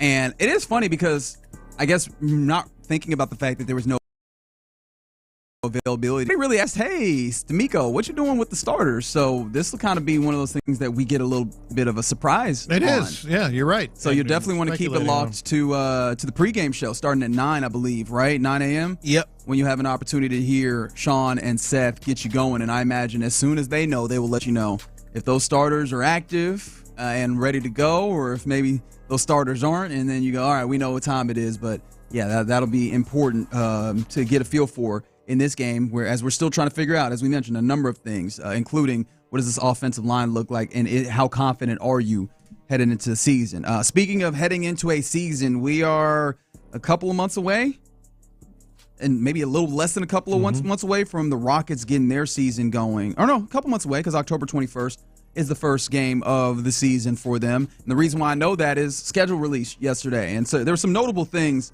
that jump out. We talked a little bit about the fact, obviously, opening night, Kevin Durant gets to be on a floor that he's very familiar with there in Oklahoma City. See the Thunder raise their banner. That's going to be the NBA on NBC. We'll see that. But some other notable games. What were some of the ones that jumped out to you? Because I made note of a few of them that really caught my attention, including the first revenge game that the Rockets get, which is about a month away from their home opener, or a month after their home opener. It is November 24th in Phoenix, where the Phoenix Suns. Now, I don't think the Phoenix Suns will be all that good, but it'll be a fun note to be able to see, hey. Yeah. I was, yes, you're right, but I was actually looking at the schedule, just in terms of how the flow is. You mentioned earlier, how it might benefit them one way or another. Some of the tougher stretches, easier stretches, that kind of thing. Obviously, you mentioned the NBA on NBC. Let's keep in mind that's our first theme game. That's the old NBA on NBC theme we're going to hear, and it's going to be Rockets and Thunder. That's kind of cool, right there. Very soon thereafter, you also get Amazon Prime games, so you're getting a feel for all of the new ones. November 7th, you'll be on the road at San Antonio, which that'll be fun. The game itself will be really interesting, seeing how that young team has come together with Victor Wembanyama. But then you'll get another feel of the new TV partners of the NBA watching your team, not just watching some other teams in the NBA. Yeah, so that kind of stood out, especially the NBA on NBC. But I mentioned this earlier. I think it's going to be pretty key. Get off to a good start. The Thunder game to start, but then relatively workable, easy-ish schedule. Like 5 straight games that I could say are winnable between Pistons, Nets, both of those at home, then Raptors and Celtics on the road, and then you get Dallas again. Yeah. Which, hey. And then the other stretch for me, well, first of all, and this has been pointed out by a number of people, just 14 back-to-backs. The fewer back-to-backs is always the better, but especially when you have, a Kevin Durant and you're trying to, he's not going to play 82 games, but, maybe he'll be able to sustain things a little better with fewer back-to-backs. I wouldn't expect but of course. And then the other thing, around holiday time is when they're tougher stretches. I think from Thanksgiving until Christmas, they really only have like 3 home games, something like that. No, I would say 2 home games, because you have starting on November 24th, you have a 4-game road trip. You come home for 2 more games, and then you have, obviously minus the NBA Cup, which obviously will break this up a little bit, and you still have to figure out what those games are. You have a Dallas game, a New Orleans game, a Denver game, a Sacramento game, and 2 LA games, all on the road, including the Lakers game on Christmas. Right. So That's a really tough That's stretch the in tougher December. stretch. And that's what I was looking at. I mean, for sure. That's what they were looking at.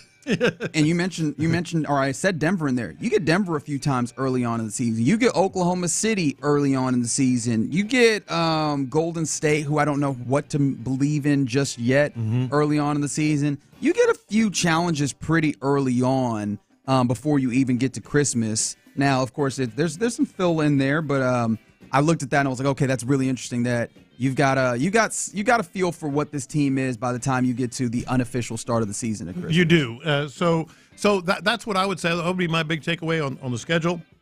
The NBA takeaway would be all these national games. You mentioned some of the new, outlets and such. There's going to be a big NBA presence. I also mentioned during Confessions, Christmas Day, I feel like it's kind of a waste of some fantastic games. But in terms of the Rockets particularly, beginning of the season, and based on what we think, the end of the season, they might be able to have a nice little closing stretch. There's a lot of a lot of good home stretches as well, where you have a nice good homestand of being home for probably a solid week or two, where you're facing off against the Lakers a couple of times, the Pelicans, the Hawks, and Miami at home in March. So that'll be nice to kind of give yourself an opportunity to have a couple of runs, and you actually finish the season with a few games at home as well. Right. Like so if you're in any sort of race, to the top of the conference or anything, it suits you better. Yeah, no. So look, there's a lot of fun within this. Of course, you get a better idea of what all this means as you get to the season, but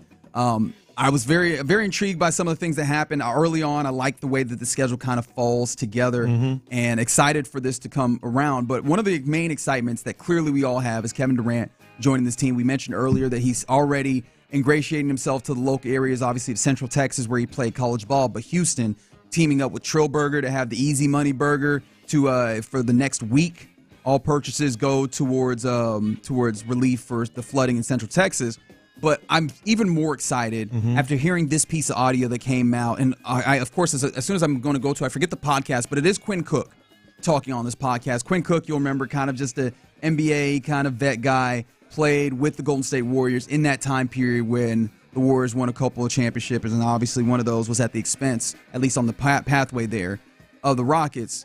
But this was Quinn Cook talking about Kevin Durant in that experience, especially Kevin wanted Steph to get that finals MVP. Did everything he could to get it to him. Yes, he did. That's all he was talking about all season. Like, I can't wait till Steph gets his finals MVP so he can shut up everybody, the naysayers, blah blah blah.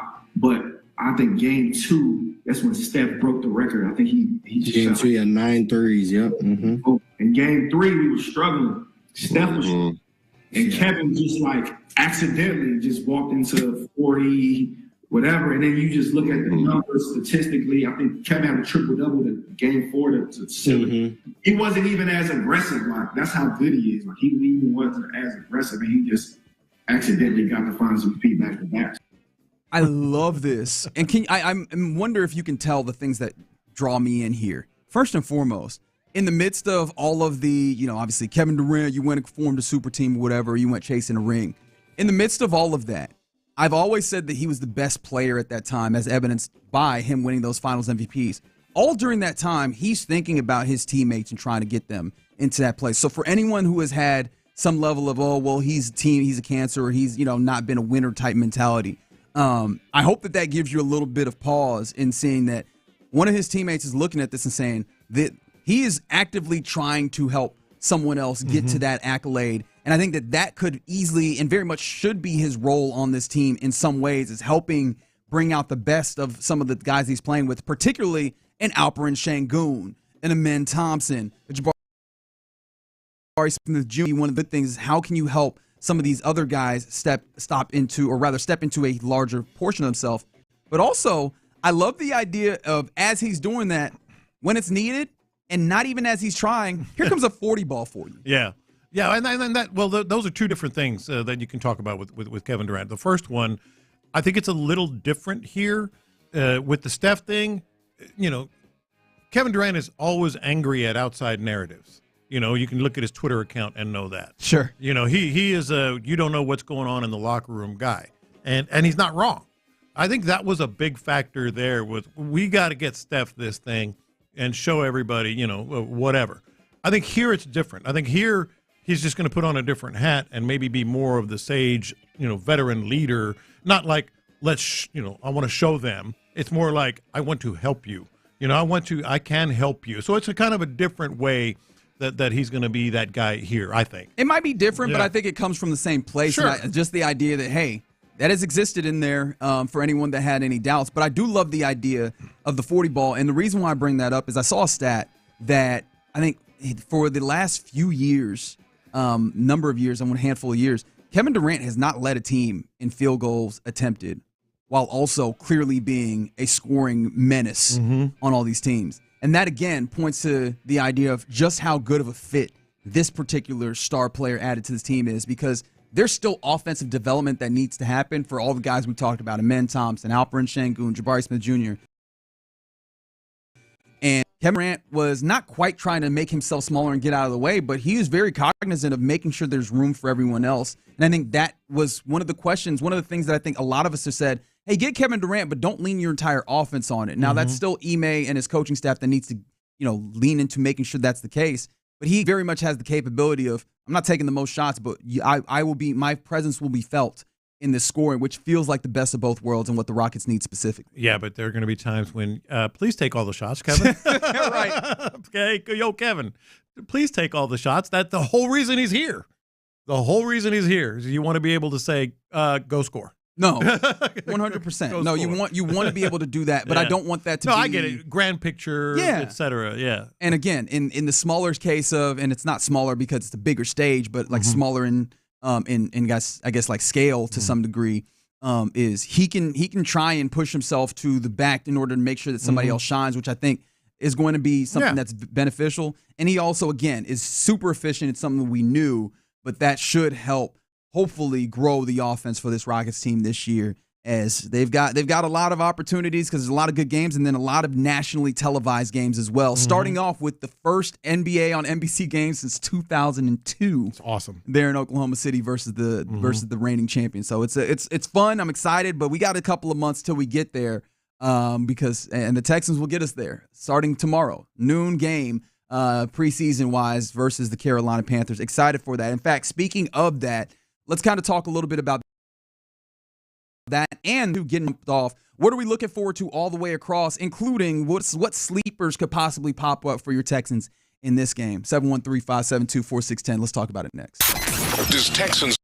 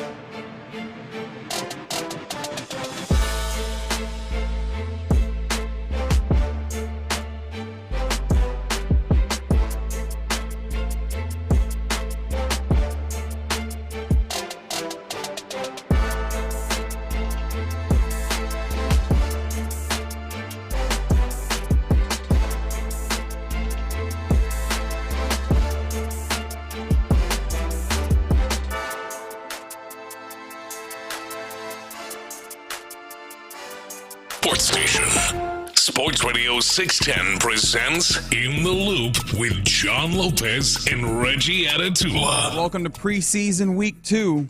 You're in the loop here on Sports Radio 610. It begins tonight. A couple of Friday night games to get your preseason week 2 going. But, of course, we're all most dialed in, maybe primarily or maybe almost entirely dialed in, depending on who you are. At noon at NRG Stadium, Texans, Panthers. Pregame starts at 9 right here on Houston Sports Leader Sports Radio 610. And, of course, make sure you hang around for postgame with Sean and Clint to make sure that you're to break down all the things that are happening as we continue to try and get a feel and a handle on what's happening with this Texans team, how this roster is going to come together, what different roles guys will play for this season as the Texans try and go and ascend and climb the ladder in the AFC against a number of really, really good teams. And in order to do that, sleepers matter, right? Guys on the bubble or guys that you hadn't necessarily anticipated to. And, preseason week 2 is a great opportunity for those types of guys to show themselves. In fact, one might say it's even like a must. Like, this is the opportunity where you need to make sure that you're shining to give, put yourself in the mind of DeMeco Ryans and other decision makers, as much as DeMeco would say that he's not considering the 53-man right at this moment. Yeah, how much of a must is it? We did mention Dameon Pierce earlier and talked about how important it is. And just, I think we all agreed, we even did finish the sentence thing. If Dameon Pierce doesn't play tomorrow, blank. And Figgy and I both said, look, if he doesn't play tomorrow, he might not be on this squad. But let's change that a little bit, because the other name that I had that we didn't get to, I want to talk about, and that's Woody Marks. He's not in danger of losing a place on the squad. No, he's not. But for your peace of mind, given Mixon and frankly Pierce, how big is that to get Woody Marks going a little bit and to see a little something? He's not a sleeper. We'll get to some, but that one to me is important. I think he could be in one way. If he shows the capability of being an explosive runner. That's what I want to see. And catching the ball. Yeah, I was going to say and catching the football, but I believe that he can do it. I've seen his catch radius out there on the training camp fields. Maybe that's the benefit of our privilege of having been able to be out there some. I don't doubt that he has that, and I think that's more about him being given opportunity to less than his capability to. But it's really, for me, it seems like he's been able to run and break off, hey, these are 4 or 5 yard runs in a very prototypical fashion. Extra, because if that's the case, he might wedge his way into being some level of regular in what you're doing running back wise behind Joe Mixon is clearly going to be there. Maybe Nick Chubb, maybe he might end up being that third running back that honestly even gets on third downs, and especially if he can be that explosive guy, then you make it even more difficult on defenses where they don't just go, oh well, here's the pass guy. What happens if you hand him the ball and he goes and he is able to go and pick up yards? Like, that's the thing that could make him more interesting as rather than just a depth running back or a real weapon that could be filtered into what you're doing running the football. Yeah, look, I think it'd be a huge plus to get some explosion, and maybe that's what you're talking about. Some explosion out of Woody Marks, and I'm going to do another twist on what we talked about with Dameon Pierce. I want to finish the sentence with another player that I didn't get to when we were talking about the sleepers. I think it's important. He's not a sleeper, much like Woody Marks. He's going to be here. But how would you finish this sentence? Jaden Higgins has looked fine. Better with Davis Mills. And maybe that's also he's had a lot of Davis Mills. Like, he's looked to have a really good connection with Davis Mills, which is great, but also doesn't really serve you when you get to regular season time, which is what we're really looking at. This absolutely probably says more about the expectations I had coming in, but we were all kind of looking at him as slotted opposite Nico Collins, and he probably still has the possibility. But I've seen a lot of Hutchinson, and I know that they like him as a player, and they know what they have in him. Higgins, it's not that I haven't seen some good things from him. It hasn't popped, and maybe it's unfair to also compare him to Noel, but it hasn't popped in that same way, and I do wonder how much you're going to expect out of him early, even though we thought that we would expect a lot out of him early, based, if nothing else, on his draft position at 34. Yeah, I would say I would say okay. My word would be okay. So we have fine and we have okay. Yeah. I'm not sure if they I feel like we got to really see him in the game. It got to be in a game setting. Yeah. I don't want to say they don't trust him, but I think they're just kind of taking it easy on him. And maybe later on in the season, that will be a good target for CJ where he earned his trust. And I'm going to say like a rookie. That is a great description. I think he's looked like a rookie. You know, they all say it. They usually say it. They wait until their second or third year, but they all say, man, when I was a rookie, it was all flooding my head. It was like, drinking out of a fire hydrant, that whole thing. He looks like a guy that's drinking out of a fire hydrant. That's not a bad thing. It's to just be expected. It's to be expected. But it does lead to the, again, we're talking about, what things we want to see and maybe some sleepers that we're going to, that need to step up tomorrow. I'd sure like for things to, and this is another cliche, you can kind of see it start to slow down a little bit with Jaden Higgins. But if it doesn't, we've talked about it multiple times. Xavier Hutchinson is just climbing and climbing and climbing. And, the presumed other starter has been Jaden Higgins all along. It might be Xavier Hutchinson. It might be when they go to those 11 personnel sets. It might also just be, and we know that Nick Caley, your play caller, has an affinity for it. It might just be a lot more 12 than I'm even considering, right? A lot more 2 tight end sets where you have the likes of Stover and Dalton Schultz out there. And then it's, Kirk and Nico, right? Maybe those are more of the situations. And there's not as much asked of Higgins in that space. And maybe it's just they go out there, they trust in Higgins, they allow him to grow. But the thing that I've constantly asked is, or thought about at the very least, is if Higgins isn't a guy that threatens defenses, do you get the effect of having, we added another weapon because our team's still going to roll all that coverage or, give that attention over to Nico Collins and still make it tough for him to make some things shake. In his in the video that saluted him for being the 32nd best player in the top 100, Nico talked about his favorite play being versus the Colts. It was like it was a post, it was a jump ball versus 2 players. He's going to have to get comfortable with that if that's the case, because you're going to have a lot more situations where people are doubling him up. Until you prove otherwise. As people recognize, Nico Collins he's like that. He is a real bona fide number 1 wide receiver, and we have to treat him as such.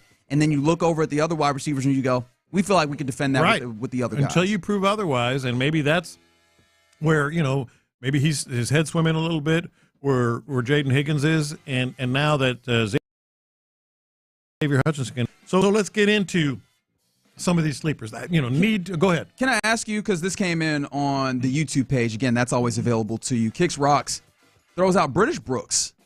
That's a good one. That is it wasn't on my list. So what is the upside for his role? Because Jakob Johnson seems like he's really established himself well as that fullback, and being able to get in there doing a little bit of receiving type stuff. I'm trying to recall how much I've seen Jakob Johnson in special teams type stuff though. Like, does British Brooks have an offensive role, and is it possible to just keep him to be like a special teams type guy? Because that doesn't feel like that's a roster spot that you can spare if he's not also having some level of role in that. I think it's one or the other, right? Yeah. Jakob Johnson or British Brooks? I think so as well. It's got to be one or the other, not both. And so that's a good one. That's not one that, and for that matter, you can throw Jakob Johnson in there. I was like, is there anything British Brooks can do, or is this all about does Jakob Johnson come back to him? Because it feels like in my head, he's played and they like him and they've had confidence in him in the past. He was a preseason warrior too last year. 100%. Yeah. Again, and that's my point is I don't think it's anything about British Brooks. I don't know what he has to do. He'd have to play well above his head, I think, in order to do something in and of his own, or rather of his own accord. I think this is more about Jakob Johnson being such a fullback that knows the system and is capable of doing all the things that you want. That I feel like he would have to falter in order for British Brooks to find that space. Right? Yeah. Am I wrong? No, you're not wrong. And then this one has been gaining a lot of buzz the last week, but John Mechie is still kind of a sleeper, isn't he? I mean, you can't pencil him in. He is. Right? He is. He needs to be a gamer, though. And then DeMeco says it when the lights are on, He needs to be a gamer, though, because it's shown up a lot in practice. Now, to be fair, he did play pretty well in the preseason game last week as well, but he needs to be a gamer. That's where the frustration for John Mechie originated. We see the talent. People watched him in Alabama. We know that he can do I know the what stuff. he did. The problem is when we've gotten him into games, it's seeing drops here and there. It's not seeing it actually, the production show up in games. And the tough part about that is how much do you get that feeling of him being a gamer from preseason games? Right. Yeah, like, how much does that actually sell you on it? I think this 713-572-4610. How would you be sold, or what would it rather take for you to be sold on Mechie at this point? I think Mechie, more than anyone, wants to see, wants to see a top. I was going to say first team defense, but I don't even know if he's going to be on the field with the first team offense, depending on who plays at receiver. But he wants to be able to prove himself against a quality defense under the lights, etc.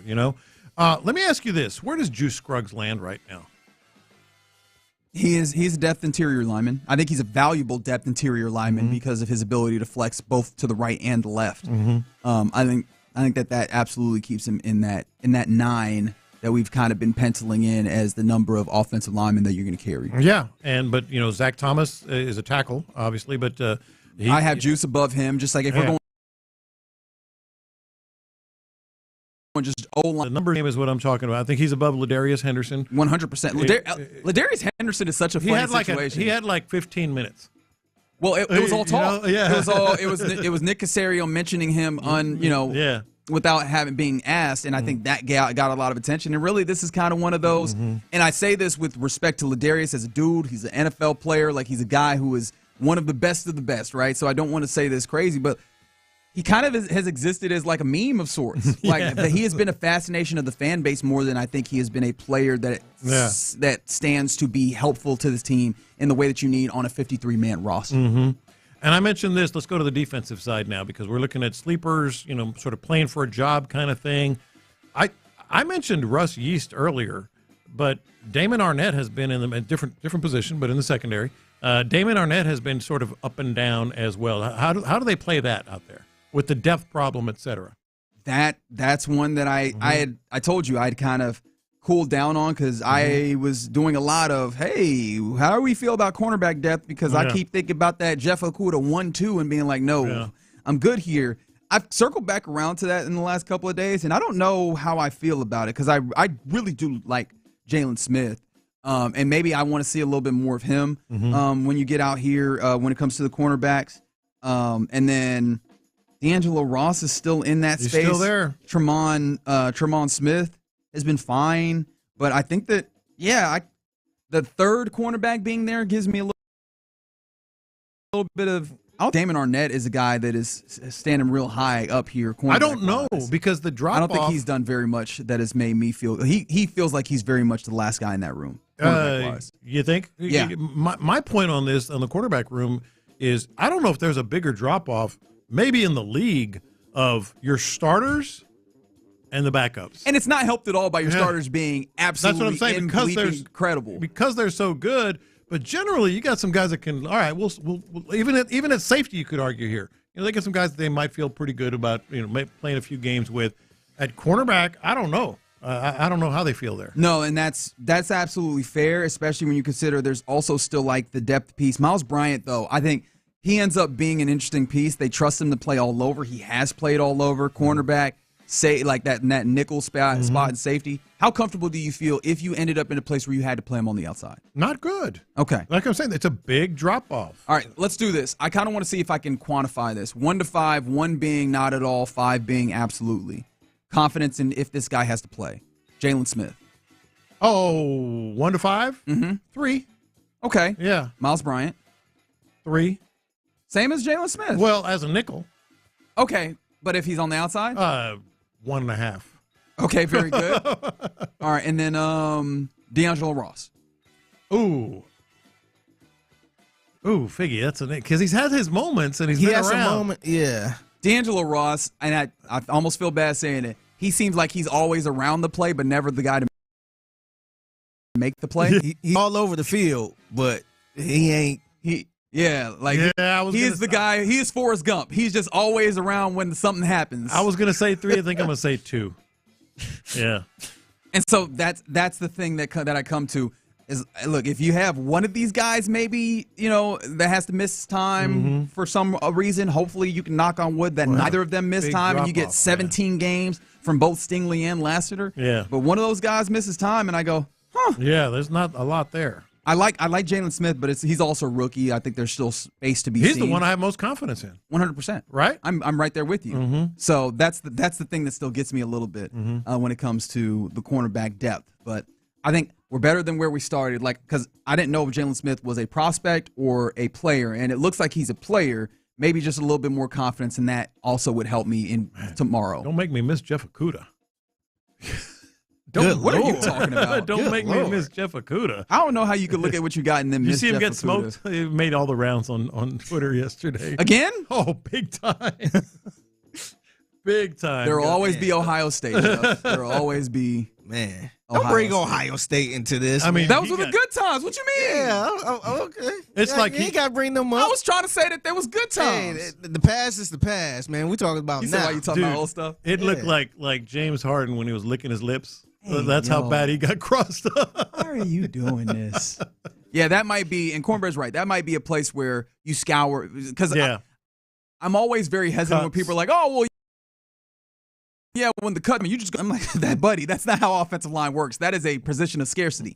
Now, defensive back? Yeah. You might be able to scour somewhere and find a nice depth piece that slots in nicely for you. So maybe that's ultimately how you go. All right, you're in the loop right here on Sports Radio 610. I was trying to be nice, Sally. I was talking about the good time. He was great at Ohio State, was he not? Was he not? Yeah. There we go. Yeah, but you ain't got to bring Ohio State into this. That was the good time. We talking about those now. Ohio State players, man. That was the good time. I said those were the good times. All right, fine. It's all Mustang Sally, by the way. That is Mustang Sally. Shout out to Mustang Sally. Shout out to all y'all rocking with us here on a Friday in the Loop on Sports Radio 610. And just for that, I got something special for you. This is about the time we turn things over to Figgy Fig for the mixtape. What you got for us, man? Yeah, man. Where y'all tailgating at tomorrow? 713-572-4610. I think I'm going to open up the phone lines. I want you to shout out your tailgate and what lot you tailgating in. Because we going to be out there tailgating too. We're going to be judging some tailgates. So I want to show some love to the tailgaters, man. This is game one. Okay. Let's give some love to the tailgaters. Get ready for a big-time preseason game tomorrow. We'll do it next. Ready?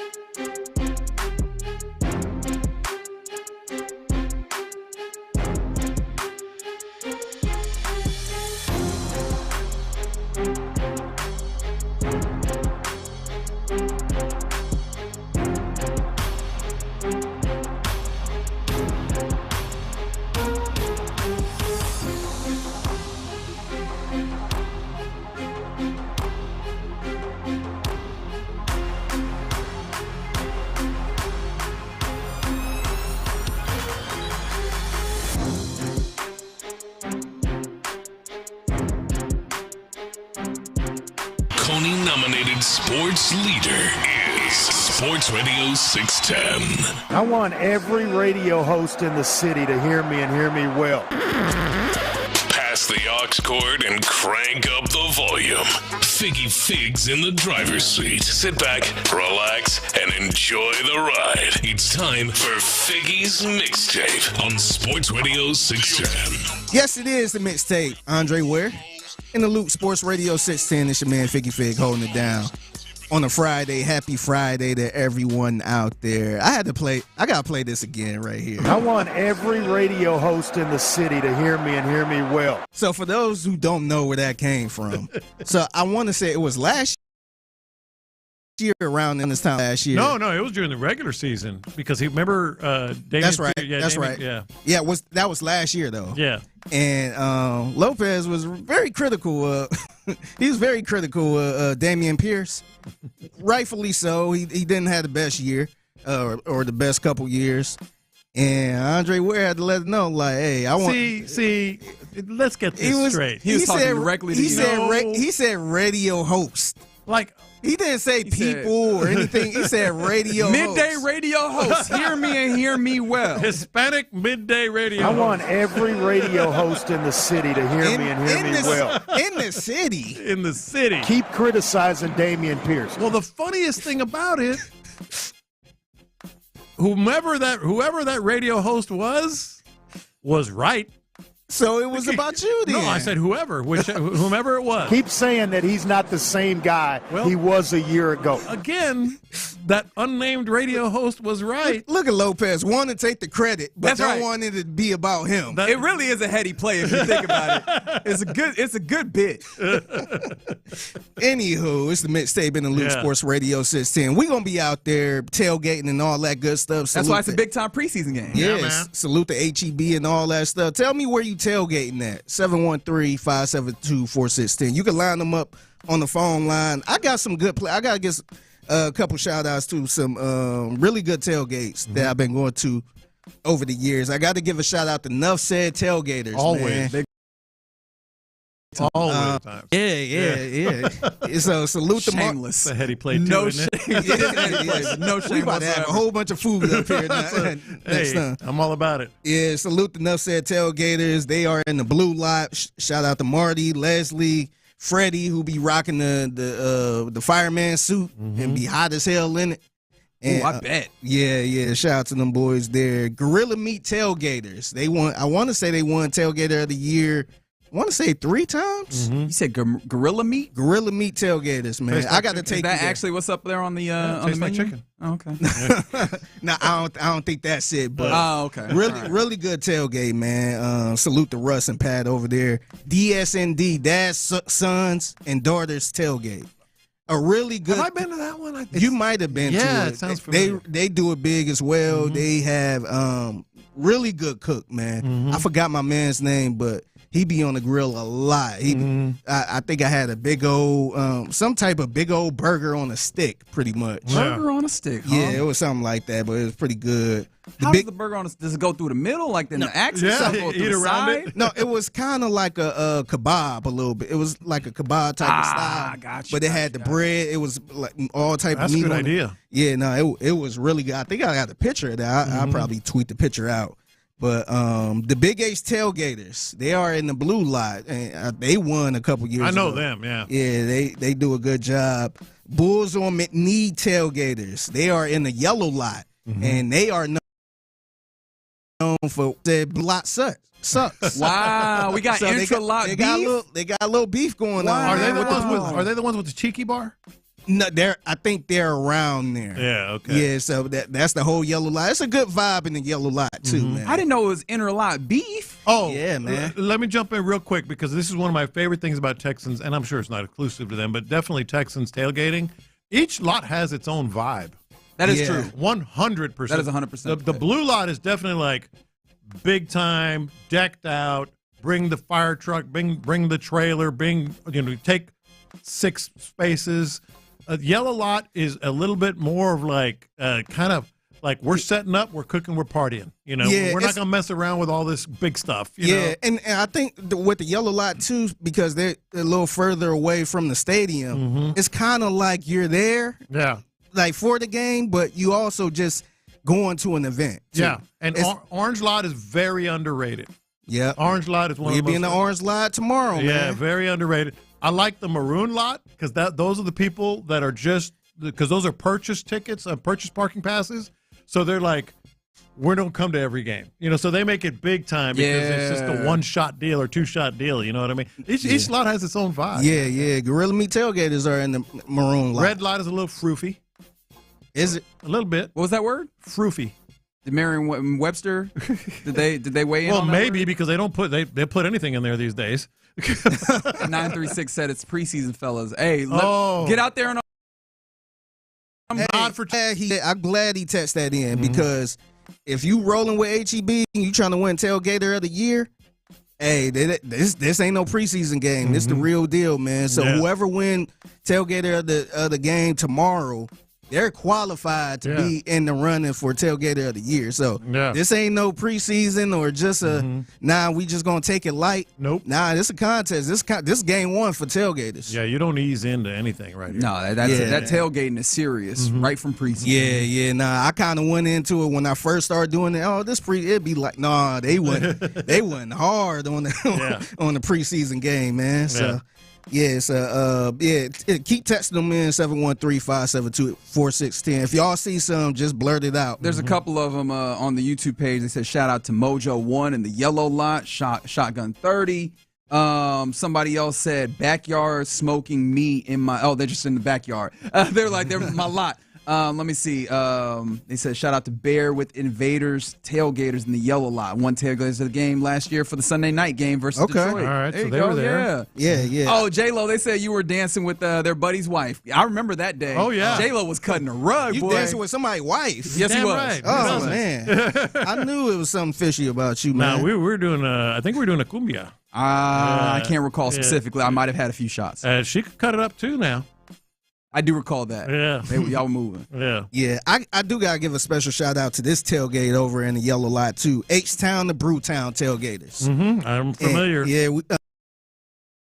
I want to say a couple years ago, 2023, it was a guy that was probably giving the best hype video I ever gotten. And this was so H-Town right here. Yeah. There's my guy. I wish I knew his name, but here's my guy from H-Town to Brewtown tailgaters. Just being hyped for the game. We do this all day, every day. H-Town to Brewtown, represent them, Texas, you know what I'm saying? That's what we do. We ride shots, we ride gear, we ride everything, H-Town, no matter who we are. We go wild card, Rinaldo, bet that.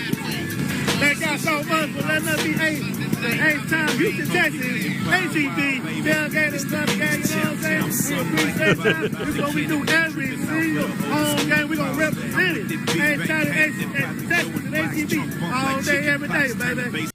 That can't get no more H-Town than that, man. They can't. H-Town and Brewtown, you know what I'm saying? I can't wait to get back out there, though. Yeah, it's always fun.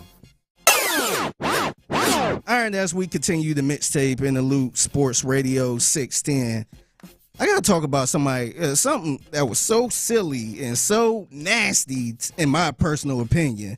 So I want to talk about a former brewery owner who assaulted somebody who worked at Longhorn Steakhouse over something I think that's so damn nasty. This is so nasty, and I got to salute to Tyler Miller. I don't think he's doing stuff like this. Okay, good. I was like, I don't know what we're setting up here. Yeah. Tyler Miller, by the way. No, it wasn't. No, Tyler's kind of in the category a little bit, but I don't think he'll throw the NECT News 6 in North Carolina for the story. In the arrest of the former owner of the Edward Teach Brewery. Gary Scholler is now suing a restaurant employee who told police Scholler smashed a plate on his head. Tonight, Scholler says he's the actual victim. WECT's Delaney Tarpley looked through the civil suit today, the same day that the new owners of Edward Teach took to social media to speak out about Scholar's arrest. Now, in this civil suit, Scholar claims the employee, quote, assaulted and battered him and applied force to his body without his consent. Wilmington police did arrest Scholar for allegedly throwing a plate at an employee at Longhorn Steakhouse. The incident supposedly took place July 23rd. Scholar was reportedly feeding his dog inside the restaurant.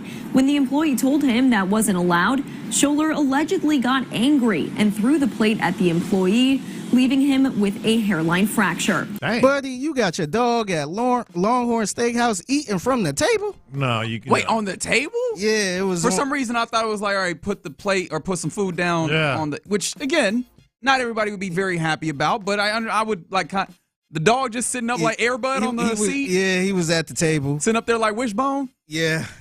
Okay, one question because I'm with you guys. I'm trying to remember another famous dog to throw in here, make a trifecta. Lassie? Okay, Lassie. Yeah. Shiloh Gibson. That's his dog. That's his personal dog. Gibson was the most famous dog in Houston. Saying what we're going to say. I think that we've run this out. Does Longhorn Steakhouse doesn't let you bring your dog in, right? I don't think. I mean, if they do, I don't think they let you have the dog at the table. No. Yeah. Well, that's what I'm saying. I don't think it's so. still wrong and idiotic and all that. Yeah. Some of these restaurants, though, especially on the patios, and that's generally where they let the dog go. Yeah, but Longhorn don't have a patio. They don't have a patio. But if out on the patio, sometimes it gets pretty wild out there with the dogs and the tables and the food and everything. Yeah. But not everybody's dog is well behaved. Exactly. And now the reason I brought up Tyler in this because I think he's very friendly when it comes to letting his fur baby maybe eat off of his plate. Mm-hmm. So I'm personally not a fan of that. But I'm damn sure not a fan of just bringing the dog to Longhorn like that. Yeah, that's an absolute and get mad and you smash a plate over the worker's head. Yeah, that is wild. And you never let a dog eat off your plate. You just give him food. Well, yeah, that's why you give the dog their own plate. So I'm going to get the T-bone and the dog is going to get the ribeye. Yeah. Nah, I'll never forget Tyler said I let the dog eat the rest of the eggs off of my plate. And I was just plate. Okay, that's different. I've done that. Like you're done and there's a little bit, you set it on the ground and let them finish. No, that's fine. Yeah, that's fine. Me personally, I don't. You're going to wash the plate anyway. I thought like as you're eating. I would put it in this bowl or put it on the floor or something like that. Yeah, I'm not going to join this conversation. I feel like all that remains on the backside is some level of war that I don't want to be a part of at all. All right, I'll get y'all out of here on this. It's the Mixtape in the Loop, Sports Radio 610. So, Marshawn Lynch, Beast Mode. Legendary running back that played for a couple teams, mainly the Seahawks. We all know him for the Seahawks. And he was doing this podcast, and he had the chance to talk to Sam Darnold, new quarterback for the Seahawks. Yeah. And what do you think is the first thing he asked Sam Darnold? Ooh, I don't know. It is Marshawn. Just imagine, hey, we got Sam Darnold joining the show. You want a shot? Like, were they in person? Because I feel they like were in person. He make everybody take a shot at Henny, so I feel like he asked him if he wanted a shot. Nah. So it was one of those sitting across from each other. In a podcast, doing the podcast. Yeah. But it is Marshawn. It would be a little off the wall. Oh, I remember. I actually have seen this. I do remember what he asked him. I don't. I would not have guessed if I had not already seen it. Okay, I don't know. The new quarterback of the Seattle Seahawks, Sam Darnold. Welcome to the show, big dog. Appreciate it, guys. Yes, appreciate the warm welcome. That's awesome. Bro. Hey, bro, they told me that Gingers is black. That's what they said. That's what I heard. I didn't say that. That's the first thing you say is that. You can't even get him. It's Ginger, right? Is Ginger's black? I don't know. 713-572-46. I don't remember what started this on social media, but I was like, this is the weirdest thing that we've got going. And obviously, they told me. He goes, who told you that? And what's funny is you said, what was the first thing that he asked Sam Darnold? He didn't ask anything. He just threw it at Sam Darnold and was like, here, catch it. What you want to react? It's black. They told me Ginger's black. That was like a talk about question that I hate. I don't even know if it was talk. He was just like, talk about Gingers being black. Wait, what? But I mean, and look, this is no shade to Marshawn. Don't you hate the person though that like in having a supposedly having a conversation with you, just says the thing and then leaves it there. Like, what am I supposed to do with Am I supposed to respond to that? Like, they told me Genesis is black, and then they just looking at you. You're like, yeah. Everybody in the room just put their head down. No. Like, oh my God, is this the first thing you gonna ask him?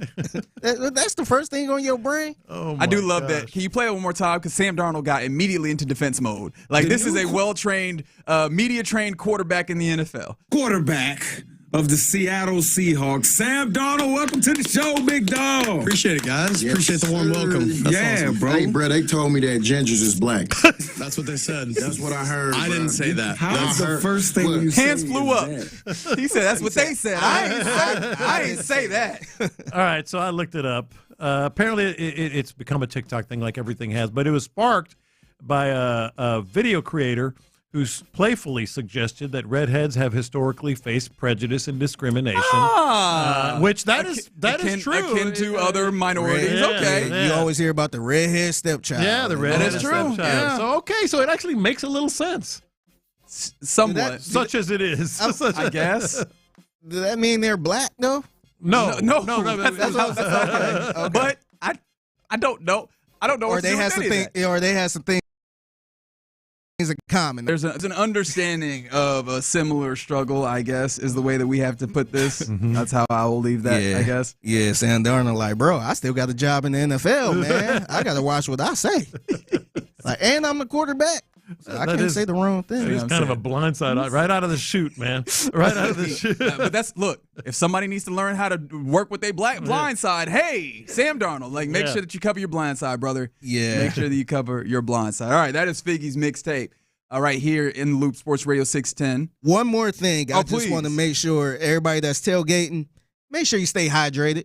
Drink some water. 100%. Try your best to stay cool. Don't go too hard in the paint, man. Make sure you drink some water. If you feel like you ain't drink enough water, drink some more. And Cal and Hannah at 3 o'clock, by the way, with the boys. At the tailgate? Oh, okay. Today. I'm about to say at the tailgate? Go ahead, tailgate too. You said one more thing. A reminder we need to mention so people can hang around with the drive. Live and in person with the drive also. So, excited for that. In fact, coming up next, let's get ready to hand it off to those fellas. It's Clint, I believe, B. Scott, and Ferran. And they'll be chatting with Cal and Hannah. Let's get them prepped for that. But also, y'all want to draft a weekend?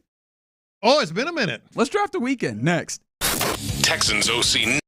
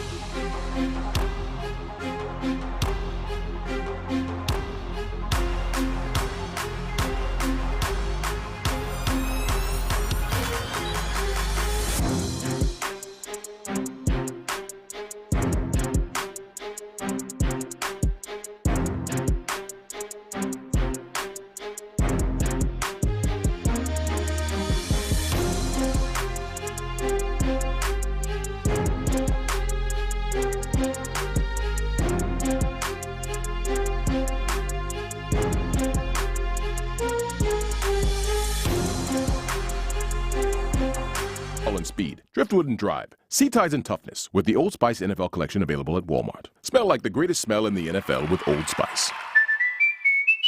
Thank you, Figgy. Live from the Mokaram Injury Lawyers Studios, Sports Radio 610 presents In the Loop with John Lopez and Reggie Atatula.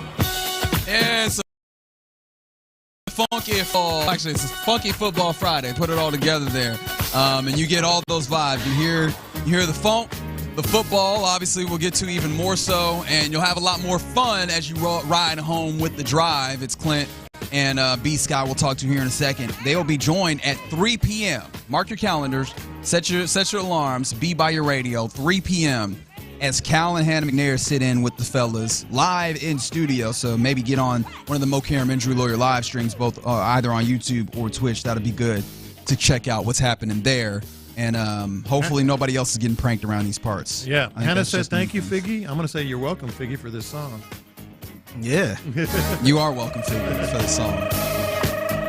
This was part of our prep today. I won't tell you exactly how, but it was. All right, let's get into drafting the weekend. It's been a little while since we've done this. I want to see about this exercise as the sports are really rolling in. We're loading back up on the weekends, and I'm interested. What are you interested in watching? Let's kind of get a preview of the weekend by drafting the weekend. All right, we have not established an order. We rarely do, and what I will do is put a random number, right? Random number between 1 and 10, gentlemen. So y'all want to go ahead and pick your numbers? You put it in. No, I want you to say it, and then I'll put the number generation. What number 1 through 10 do you want? Yeah, I was looking at the number generator. I'm going to say 4. Biggie? I'm going to say 6. I'll take 8. The number is 9. I will select first. Funny how that worked out. hey, just give it to John. He's not going to complain his way into this. I didn't bleep him. Comment. And I will take, funny enough, I'll take a baseball game. Give me Astros-Orioles Sunday for the reason of I need to see Christian Javier. Like, I need to see what it looks like with him on the mound, because that's going to be very important as to what the Astros are capable of doing, maybe with that third starter going into the postseason within the next 41 games. So, yeah, give me Astros-Orioles on Sunday. Go ahead, Figgy. I'll go third. All right. I'm trying to think. I'm gonna probably be football heavy, to be honest. I think we all are. Yes. I think I want to kind of see what they doing in Indy. I probably Indy. They at home against the Packers. Mm-hmm. So I'll probably see what Indy gonna do. All right. That's Saturday at noon. Seeing which I think it's a Daniel Jones this time, or did they have Daniel Jones last time? No, Daniel Jones played because Anthony Richardson got hurt. Yeah. So I kind of want to check that situation. Obviously, we're gonna be at the game, but I'm going to be probably checking the score and the stats on that. Fair enough. Hey, I think I got the winner of batting third in the lineup. I'm going to go Titans, see a little bit of Cam Ward. How much is he going to play? That's a good one. Yeah. I imagine he still gets a number of – I mean, they've got to get him up to speed. Yeah, exactly. So I'm going to go that's tonight. That is tonight. That's tonight. Yeah. Falcons and Titans, a little Cam Ward action. See what all the hullabaloo has been about. And you also get to see if the Falcons can find any level of defense, because that is a real tough. Yeah. Hey, Cam Ward, how do you feel about your pass catchers, my boy? That's something I want to, because he's talked a little bit of a big game. I think I also have a top 5 receiver core in the NFL, including the young guys who are able to make plays. It's really all about just us or myself putting the ball in their frame of work, letting them make a play, and then it's also those guys being aggressive to make plays for the team. Well, top 5, huh? Top 5 between Tyler Lockett, Calvin Ridley, maybe Van Jefferson, Eli McNair, who I like quite a bit. I think we might be stretching it, my boy. That would have been top 5 years ago. Maybe. Calvin Ridley's still nice with it. Tyler Lockett, there's definitely a little bit of a decline. Mm-hmm. I like McNair, but I don't think you're getting me to top 5, big fella. But go ahead and keep being you. All right, I'll take the second time around. And good pick, Lopez. I was waiting on that one. Go ahead and give me. Let me get Jaguars Saints on Saturday. Another division game. That's a good one. I definitely division game part of it, because I want to see the continuation of the Travis Hunter extravaganza. But also on the other side, I am fascinated by what the Saints are doing with this mess at quarterback. Obviously, the Tyler Shuck. I think that this is going to be the Spencer Rattler game, in my opinion. But just between them, Jake Haener, what does the mess actually look like? I'm interested in watching that train wreck.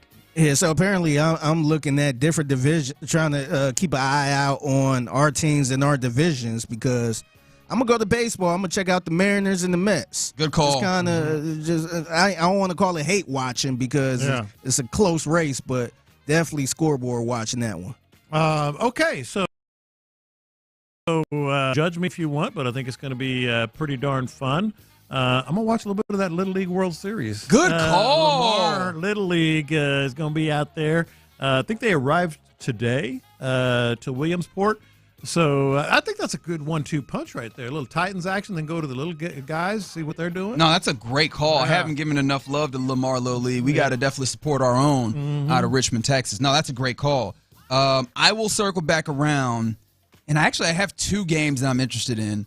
I'll pick one, and then if you guys don't pick them up, I'll kind of give it a shout out. You'll never get my third one. Okay, so you're definitely not picking what I'm picking. Go ahead and give me Chargers-Rams Saturday at 6 p.m.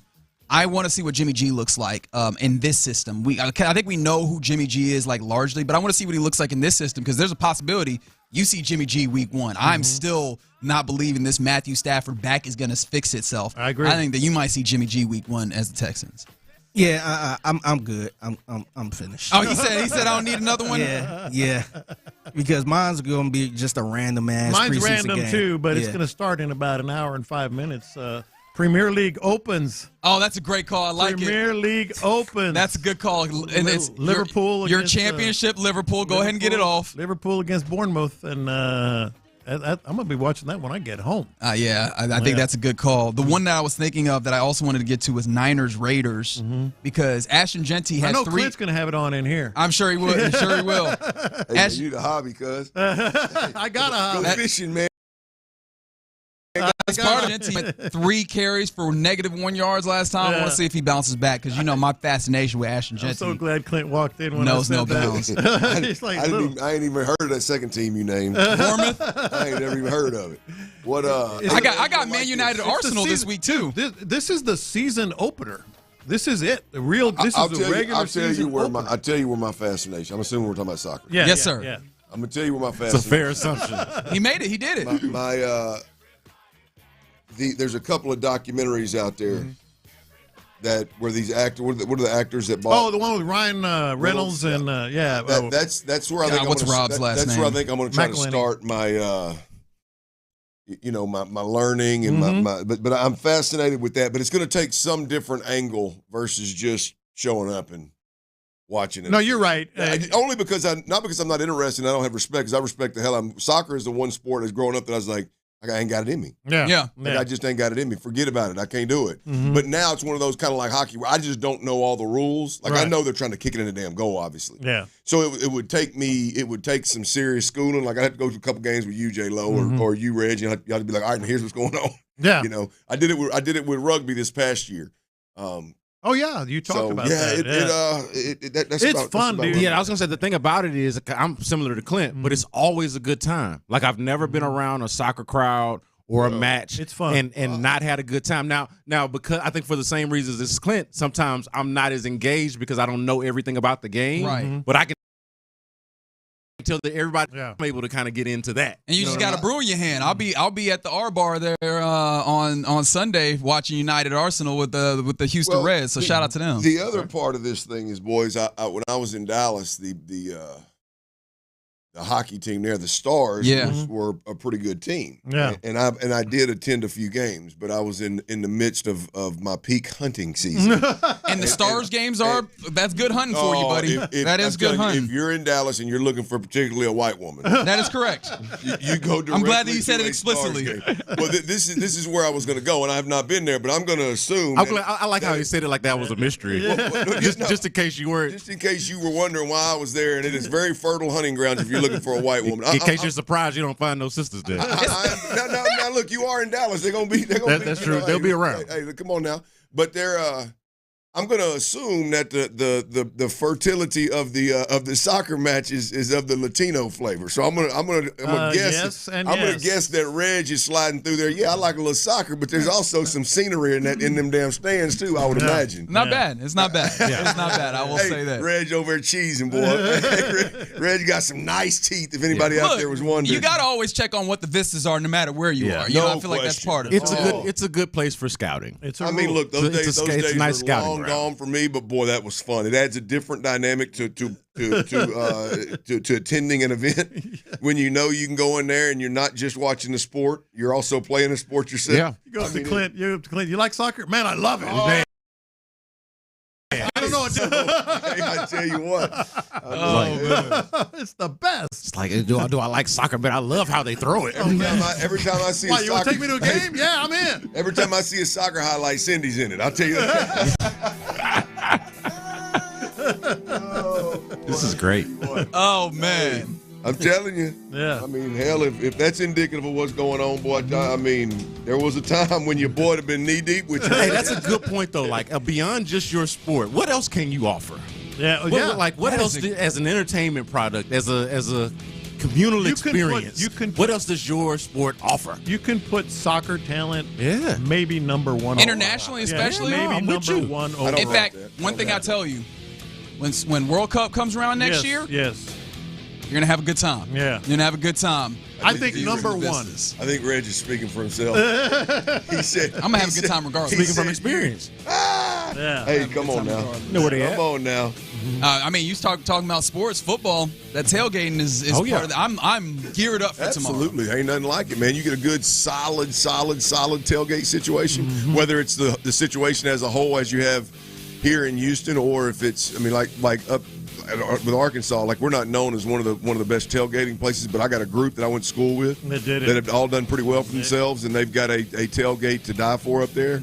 I don't know if there's anything better than pulling up on your people that you went to school with, and all got the same gear on, and you're all getting ready to go watch your team, and they hadn't lost yet for us. I mean, we hadn't lost. The after party ain't real fun, boy. I mean, that is the way to go. That's a good point. The first tailgate has to be the best one. Right? There are no losses. Everything is all hope. We're having a good time, eating, drinking. Hey, you're still undefeated? Yeah. Hey, man, hope springs eternal.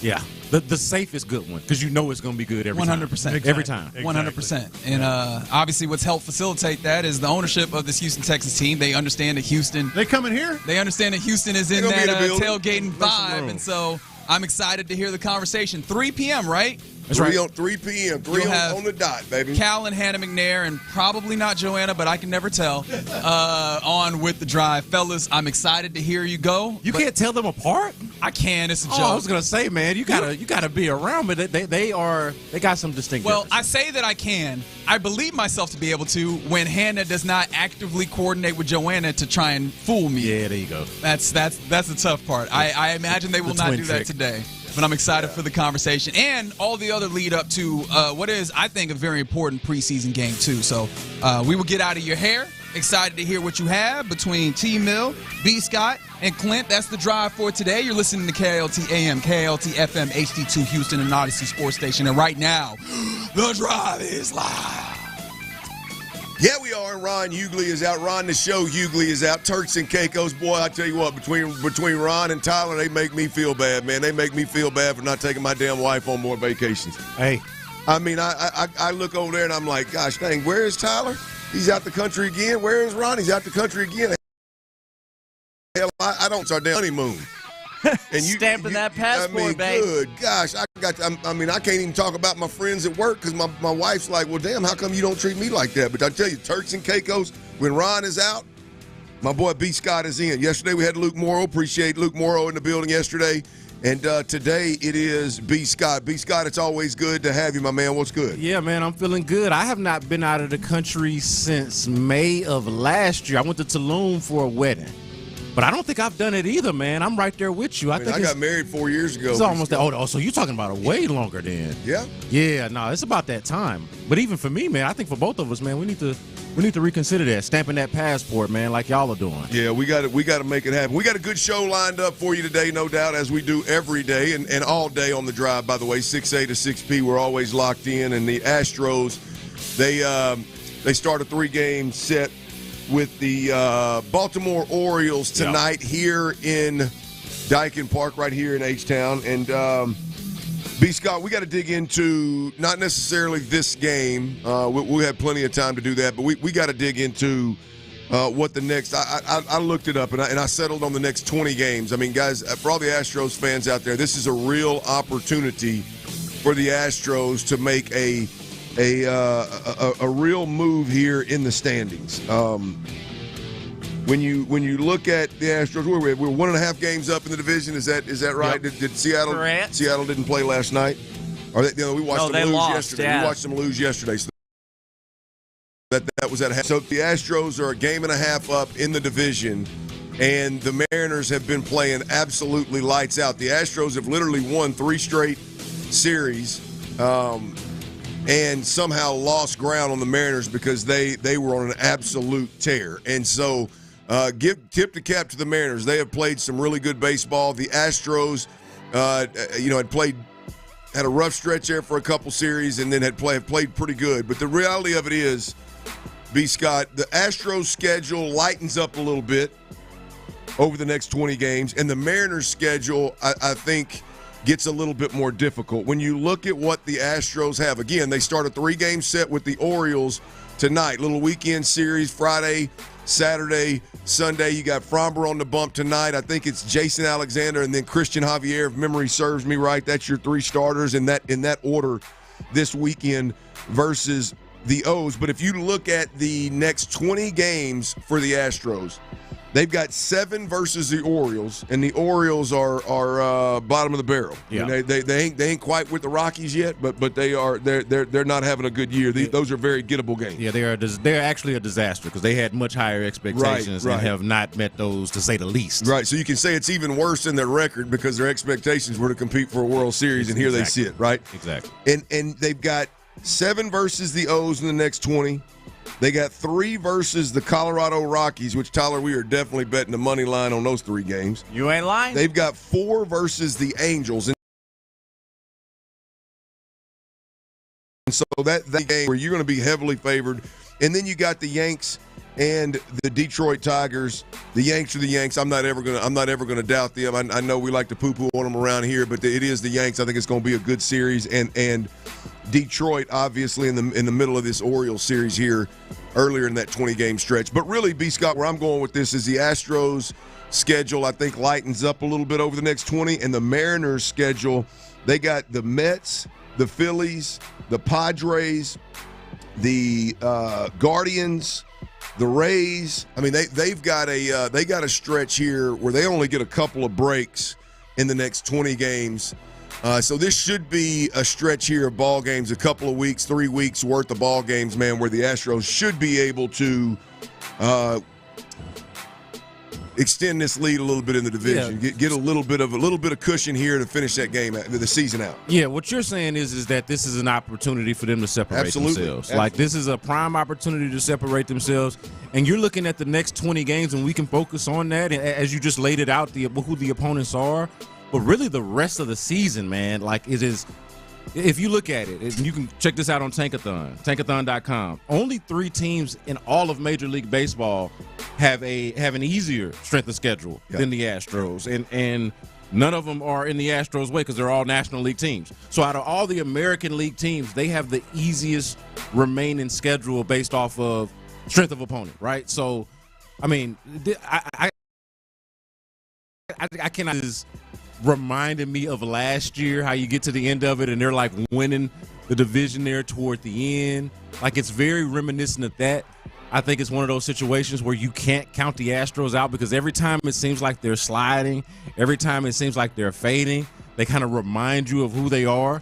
Well, this is that time to actually do that. These next 20 games that you're talking about, really even starting with tonight with Framber Valdez on the mound, and you having issues with Framber Valdez starts as of late, of that not being like a sure thing as it used to be, or as it had been earlier in the season. If you're going to do the thing that you're talking about, it'd be really good to start with that tonight and obviously take advantage of these next 20 games. It is a huge stretch for them. Yeah, look, what I think, B. Scott, is because if you take these two, I think they got 41, 42 games left. If you take it and split it in half, this is your chance to make a move because you don't have the Mariners and you don't have the Rangers on your schedule in these 20. Now, on the backside of that, the final 20, 21 games of the season for the Astros, you've got the Mariners 3 times, and I think you got the Rangers 6 times. Yeah. And so if you want to go into those series with those two ball clubs, and you want to have the luxury of having a little bit of a lead there, not having a half game lead, or not being able to start the damn series and leading the division and end up second in the division. If you want to give yourself a chance to finish strong against some in-division opponents in head-to-head series, then this next 20 games is extremely important. And at the end of the day, I don't care who's healthy and who's not.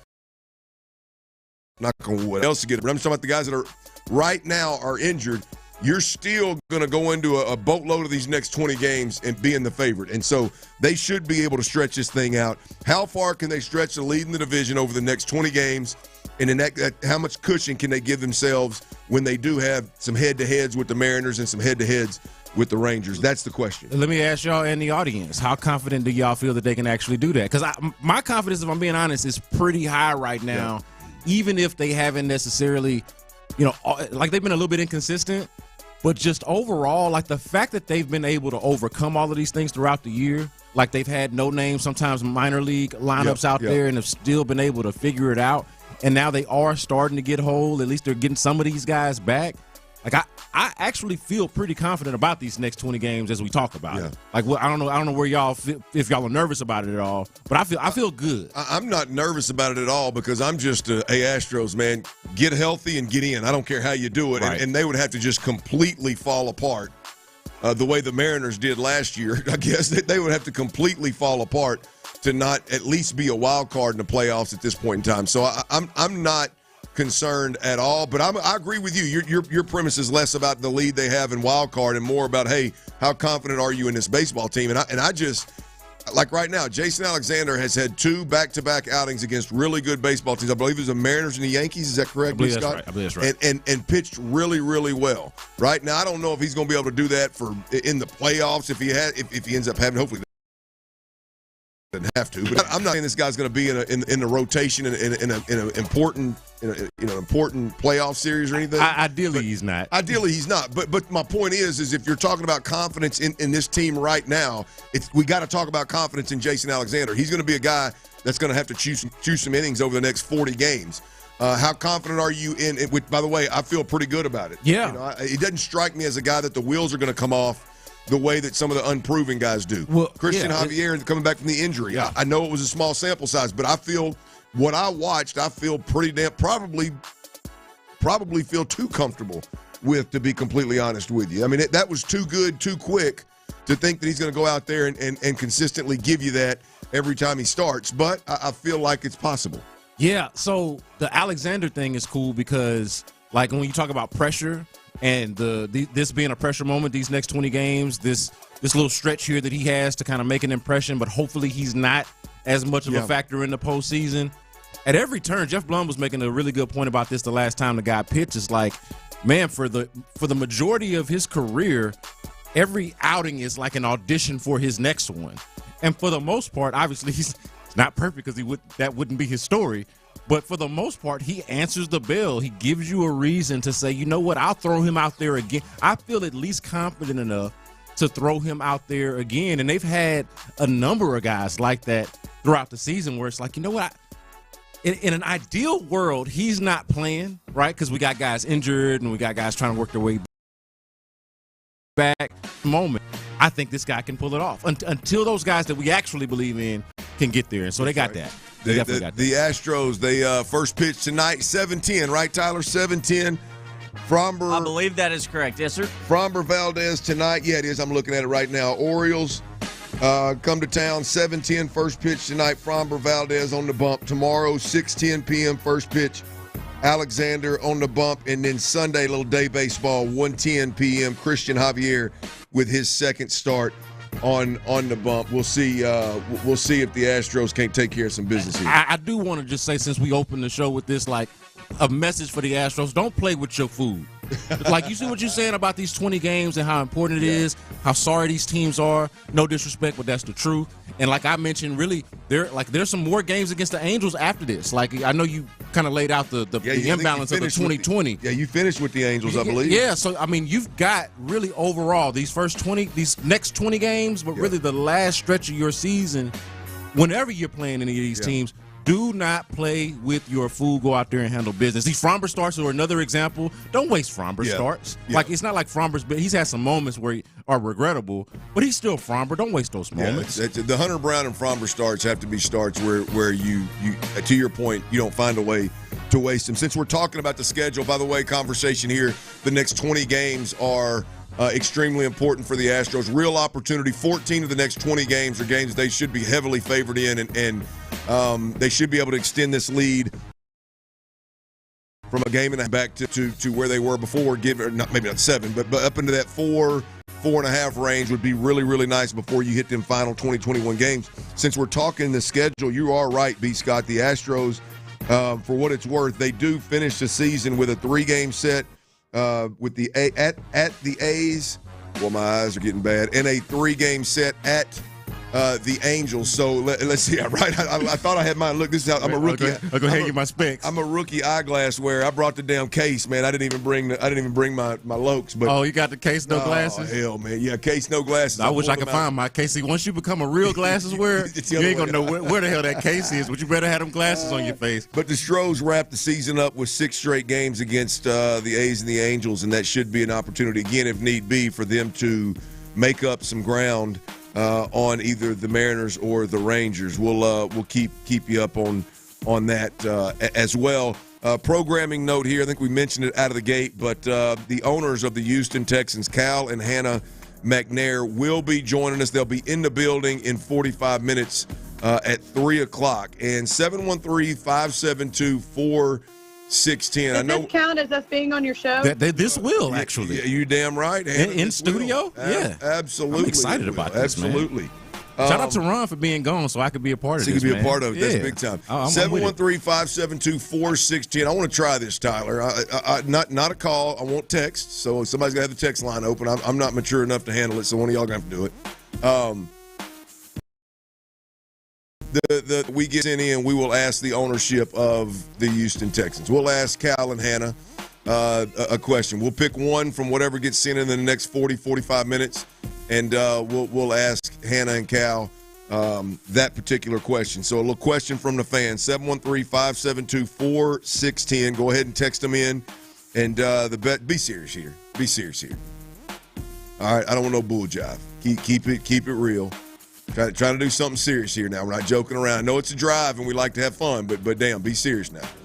And we'll pass that on for you. That'll be a good time. But the owners will be in at 3 p.m. The Texans joint practice yesterday, B. Scott. Yep. I'm excited to have you in here because I know you had some real good thoughts yesterday before you had to make a move. Priority number one around these parts is always family, and you had to make a little move to get the kiddos situated, and that was good. But we got to circle back to you today on some of these joint practice thoughts yesterday. I love the way DeMeco Ryans learned from last year. Last year's joint practice was probably a little bit too much, going 2 practices and the extra preseason game and all that. This year, he's kind of slow pacing this thing. I really like what they're doing with the preseason being as long as it actually is, and the fact that you've got to install an offense. I think that slow, methodical.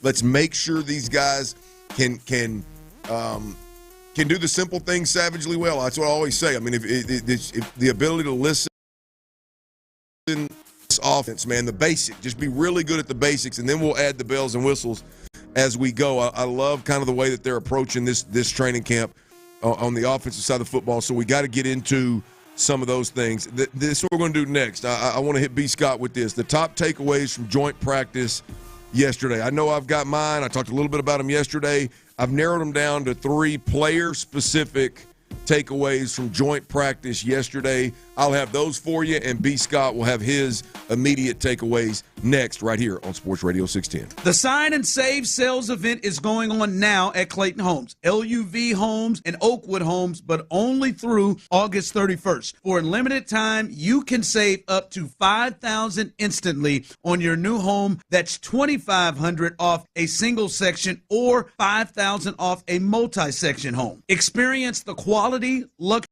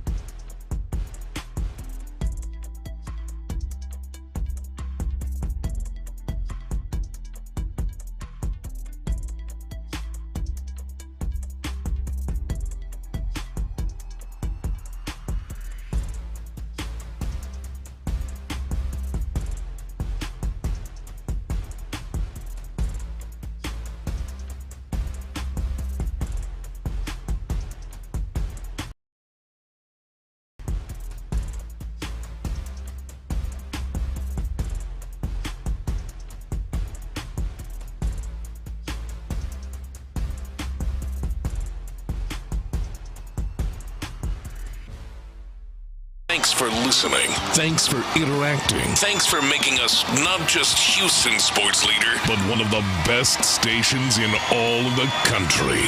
Houston's Marconi-nominated sports leader is Sports Radio 610. Live from the Mokaram Injury Lawyers Studios, Sports Radio 610 presents The Drive with Stoerner and Hughley. Ron Hughley is out. Brandon Scott is in. B. Skeezy is in. Tyler Milner's on the ones and twos. You're listening to Houston's sports leader, Sports Radio 610. We just chopped up them Astros. Next 20 games are going to be fun to watch and see if they can't extend this lead out. As is. They don't have to get a bunch of guys healthy in order to do it. I think they have the ability to do it as is. We'll see if they can make that happen. They start tonight, 3-game set versus the O's. The Texans have the Carolina Panthers in town. Yesterday was the lone joint practice day for the Texans and the Panthers. I guess they all just chilling today, huh? Yeah, just kind of kick your feet back. Got in some good work yesterday, and so rest before the game. I thought it was good work. You make this point getting out of the last segment and leading into this one of just how much you like the kind of the workflow and the way that they're doing it. Something that was obvious to us being there, but something to point out for the audience is how cool it is, and this is in terms of workflow, that the offense and defense can get their work done at the same time. Yeah. You know what I mean? So like in a game, obviously the offense is going against the defense, and then vice versa, you're flipping the ball, right? Flipping sides.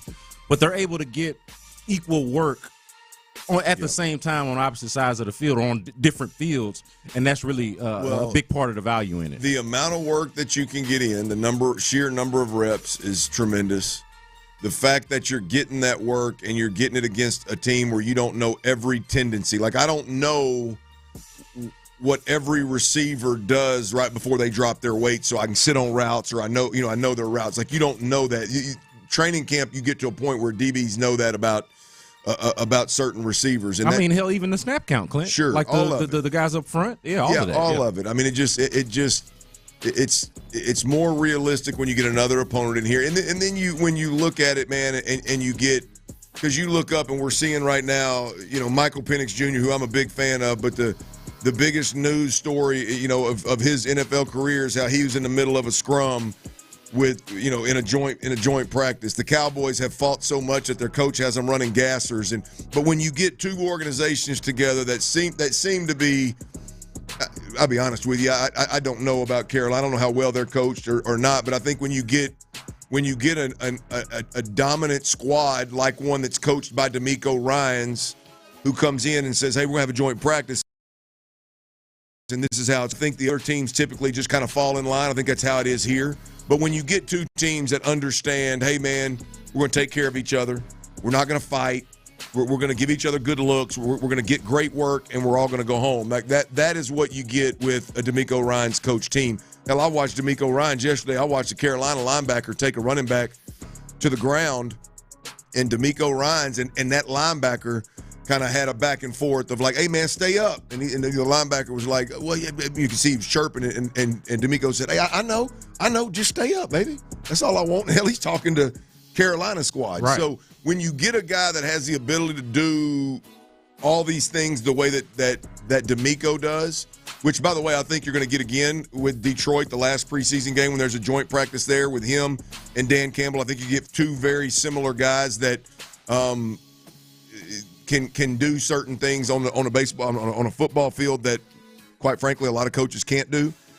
So anyway, point being, when you get two squads like that together that are just going to get that good work in, it typically is really, really good work. And it was yesterday with Carolina. B. Scott, I want to get with you first because I know we didn't get a chance to get you on air yesterday. You were part of Sports Radio 610, the team that was on the ground, boots on the ground at joint practice yesterday. Just your overall takeaways of what you were able to lay your eyes on. Yeah, so aside from the workflow points that we just made, there are certain players that I think are going to make an impact on this squad that I don't know that we're talking about enough. Now, Christian Kirk is one of the ones who made plays yesterday who we have talked. I don't know if fans or if we as a media and just the overall general observers of the Texans really have a full appreciation for what he brings to the table. just especially if he's healthy, right? Because that's been the issue for him over the last couple of years is really health and availability. But granted, if he's healthy and available, that is about as sure-handed and reliable of a guy as you could ask for in that role, in the role that they're going to ask him to play. So Christian Kirk stood out to me as just somebody that is going to not be a star, but star in his role, I think. A sleeper and somebody that I think is going to if I had to make a 53-man roster on the spot right now, I would have a spot for Braxton Berrios. Like, Braxton Berrios is on this team to me.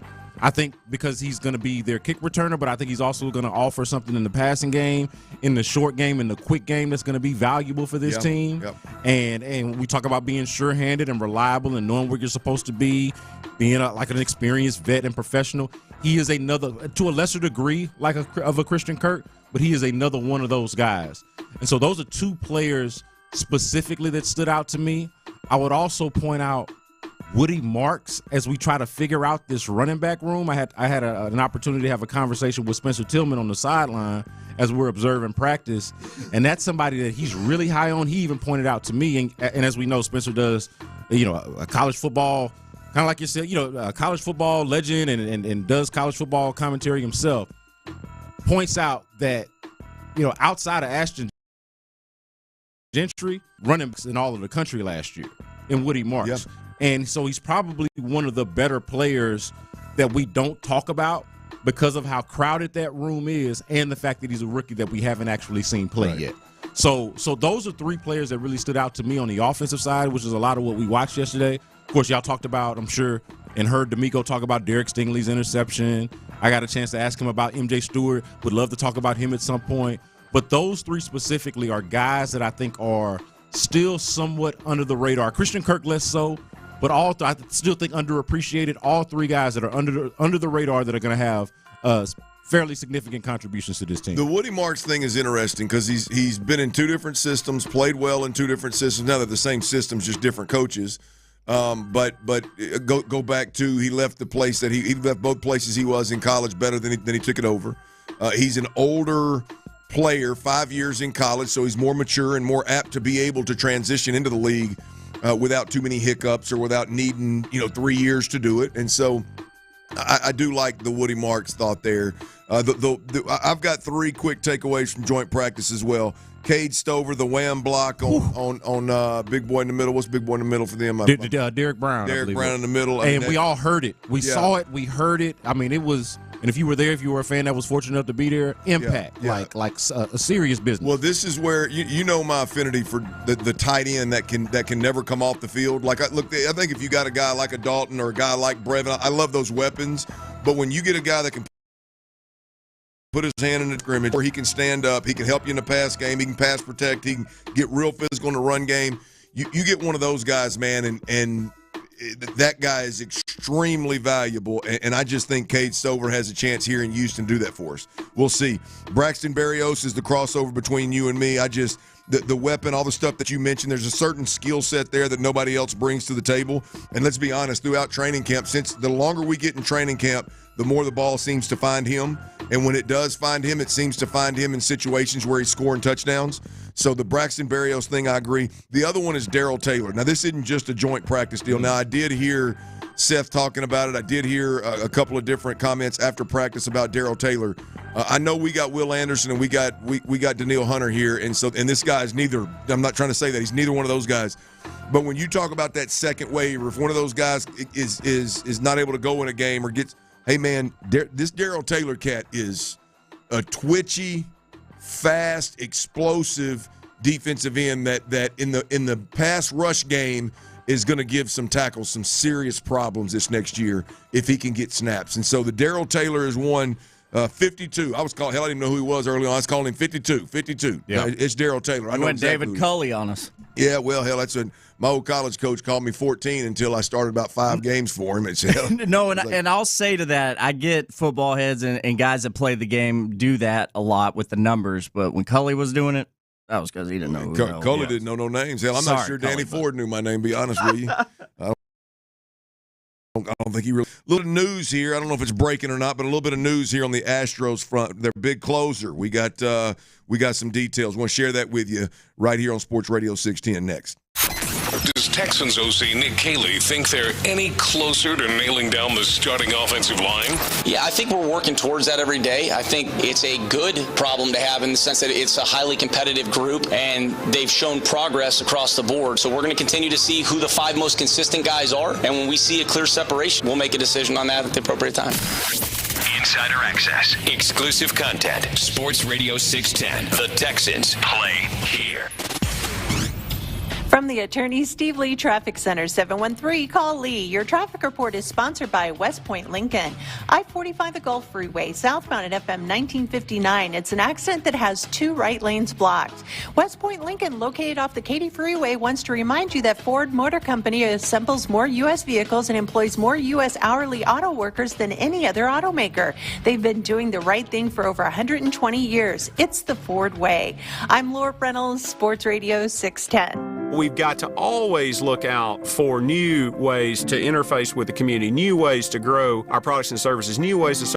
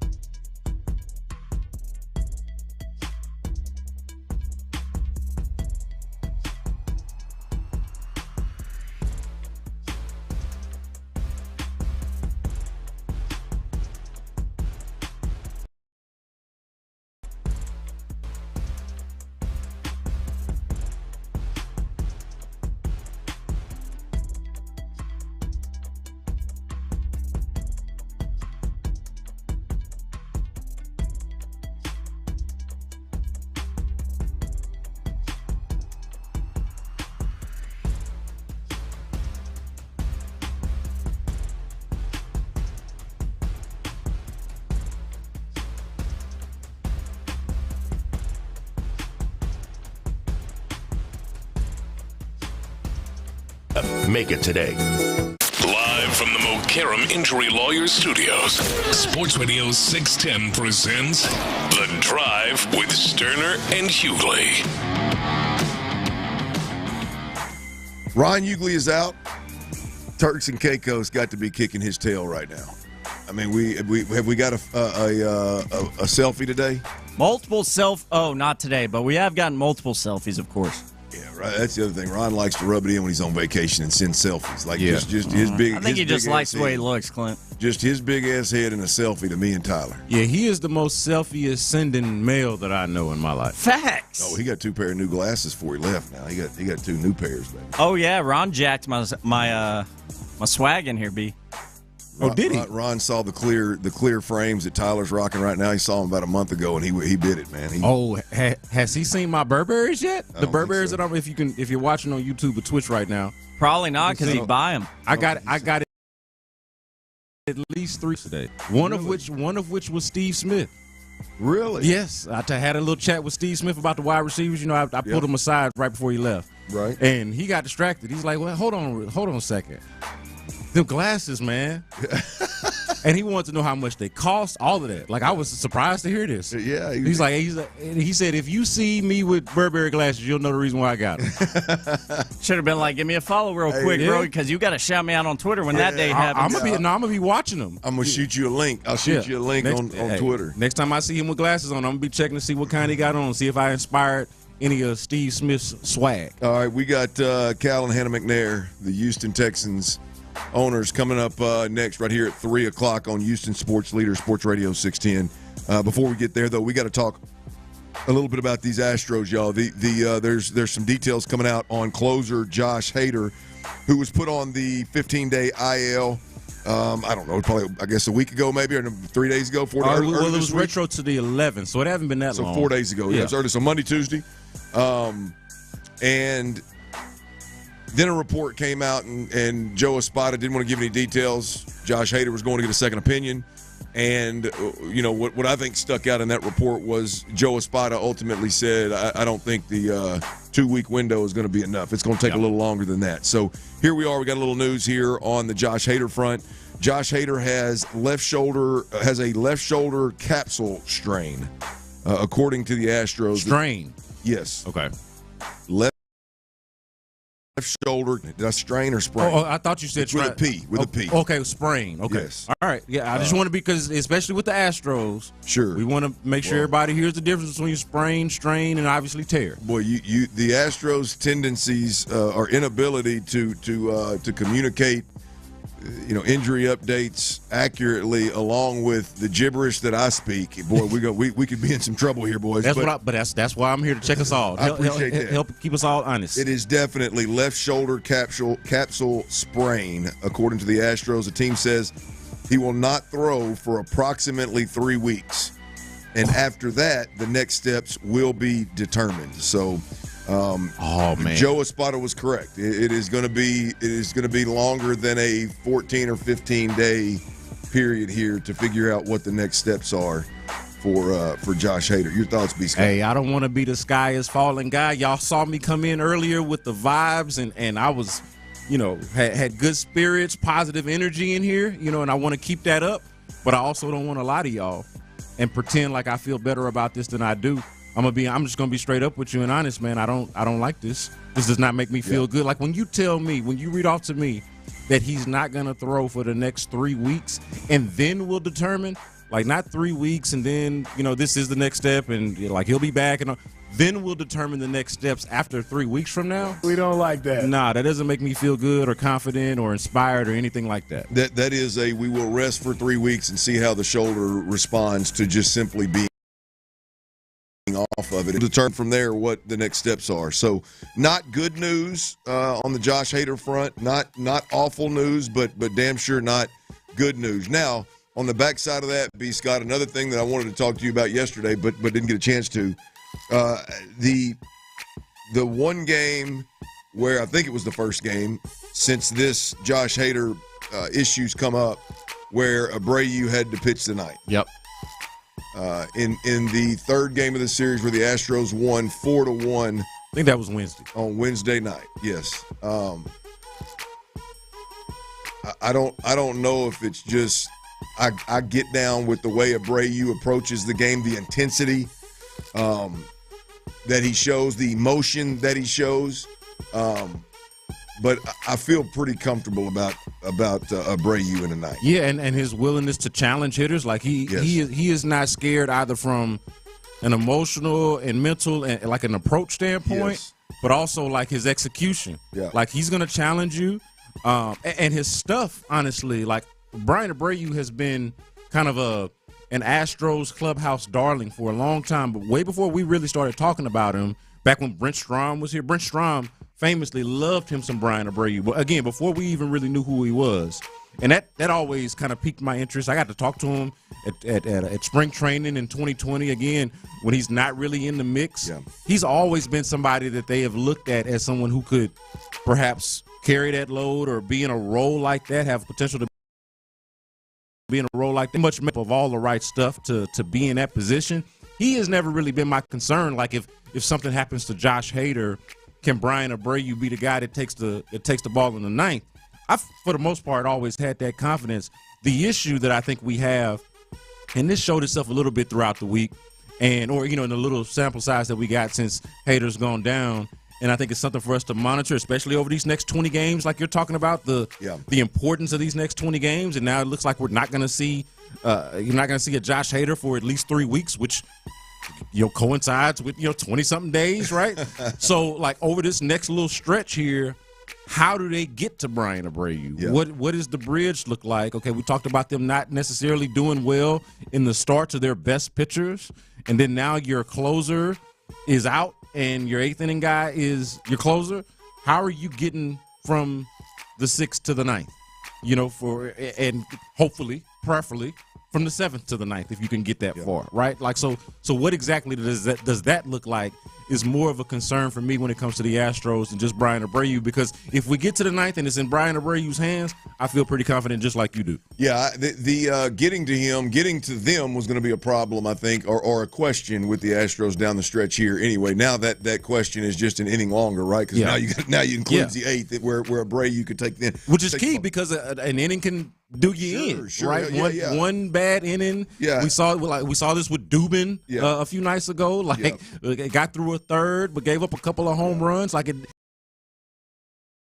does not. The weak link ain't got to be there forever. He just got to be the weak link. Well, I tell you, Ron made this point before he went to Turks and Caicos, and I thought it was a great one. We were talking about the starting pitchers that are going to be coming back, and who is more likely or better suited to help out of the bullpen. And hell, I'd argue that all of them are suited to help out of the bullpen where need be.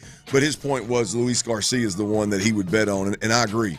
You want to talk about a guy that could take over the 8th. You want to talk about a guy that could help you in a long relief, assuming he comes back healthy. But we've just seen him in that role, a big dude like that, to go out there and empty the tank in a relief role. I think that's going to could end up being a big plus for the Astros down the stretch too. Yeah, it's tough trying to figure that out because I agree with your first point of like it could be any or all of them, or it obviously can't be all of them, but it could be any of them. So it's really determining, I think, a couple of things. Who gives you the best chance as a starter, since they're all starters, right? So who gives you the best chance as a starter, and then after you've determined that, which guy can handle that change of the workload best? Like because y'all talked about this too with Lance McCullers.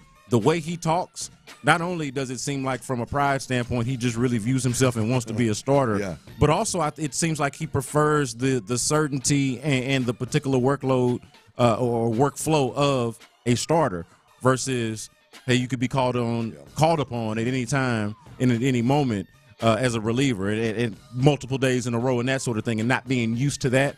I could see, especially a guy with Lance's injury hinge up the way he's been used to doing things for a decade or so now. So I respect that. So it's probably not Lance. So is it Luis Garcia? Is it Christian Javier? We see J.P. Francis out there doing this thing in Sugar Land. Like, who is that guy? I think is going to be another sort of ancillary question for them to answer over these next 20 to 30 games or so. I tell you, B. Scott, I am wholeheartedly against the one guy you named, Christian Javier. Well, yeah, no, I am too. But again, I mean, I agree with the point. He would be nasty if but we've got to have him as a 3. No, I agree. Listen. I mean, Lance in this damn blister has gone on for too damn long. I mean, no pushback. Zero pushback. The only other point or counterpoint that I would present is how much does this whole workflow and by how guys' body respond? Like Christian Javier's pitched out of the bullpen before. Luis Garcia has done the long relief thing before. Like, these are guys that have actually done that before. J.P. Francis done that before. Whereas Lance McCullers, we've seen him, do it in a pinch and do it very famously. But like, it's going to be more of a question: can this guy handle this sort of thing, as opposed to, do you prefer it? You know what I mean? And look, I do not prefer Christian Javier in the bullpen. I think that it's going to reveal itself that he is your third best option by the time we get to the end of it after Hunter Brown and Framber Valdez. Well, we'll see this weekend. The Astros, again, they start up with the Orioles tonight. Framber Valdez, tomorrow's Jason Alexander, and Sunday is Christian Javier, start number 2. We'll see. Hopefully he just goes in there and locks up that number 3 starter and get in where they fit in. And look, I think the overall point to the conversation, if you're just tuning in, Josh Hader, the Astros closer, there's a little detail on his injury. It is a left shoulder capsule sprain. According to the Astros, the team has said that he will not throw for approximately 3 weeks. And then after that, the next steps will be determined. And so with that said, I'm comfortable with Brian Abreu in that closer role. And it's going to be a struggle here over the next couple of weeks. But at some point, they're going to have a number of arms come in that could potentially take up some of that slack out of the bullpen, whether it's long relief or setup guy. There's some arms that'll be coming that'll, I would imagine, will be part of the plan there for the Astros down the stretch. All right, it's that time. The Texans, they are fresh off of a joint practice with the Carolina Panthers. They've got they kick off tomorrow at noon in a preseason game number 2 for the Texans. We got the Texans owner, Cal and Hannah McNair, joining us live in studio right here on Sports Radio 610. That's next, y'all. Does this count as us being on your show? Ready! Texans football is back at NRG Stadium tomorrow. Hear the Texans' second preseason matchup with the Panthers right here, with pregame coverage starting at 9 a.m. Kickoffs at noon with Mark Vandermeer and Andre Ware on the call. Then, as soon as the clock hits zeros, right here on your home for the Texans. Sports Radio 610. From the attorney Steve Lee Traffic Center, 713, call Lee. Your traffic report is sponsored by John Moore Services. I-10 the Baytown East Freeway, eastbound at Cedar Lane. It's an accident that has a left lane blocked. I'm Laura Reynolds, Sports Radio 610. Need AC, plumbing, or electrical service? Call John Moore. Our technicians give you a full, honest explanation of the problem and an estimate for the work. Free. Call John. Get more.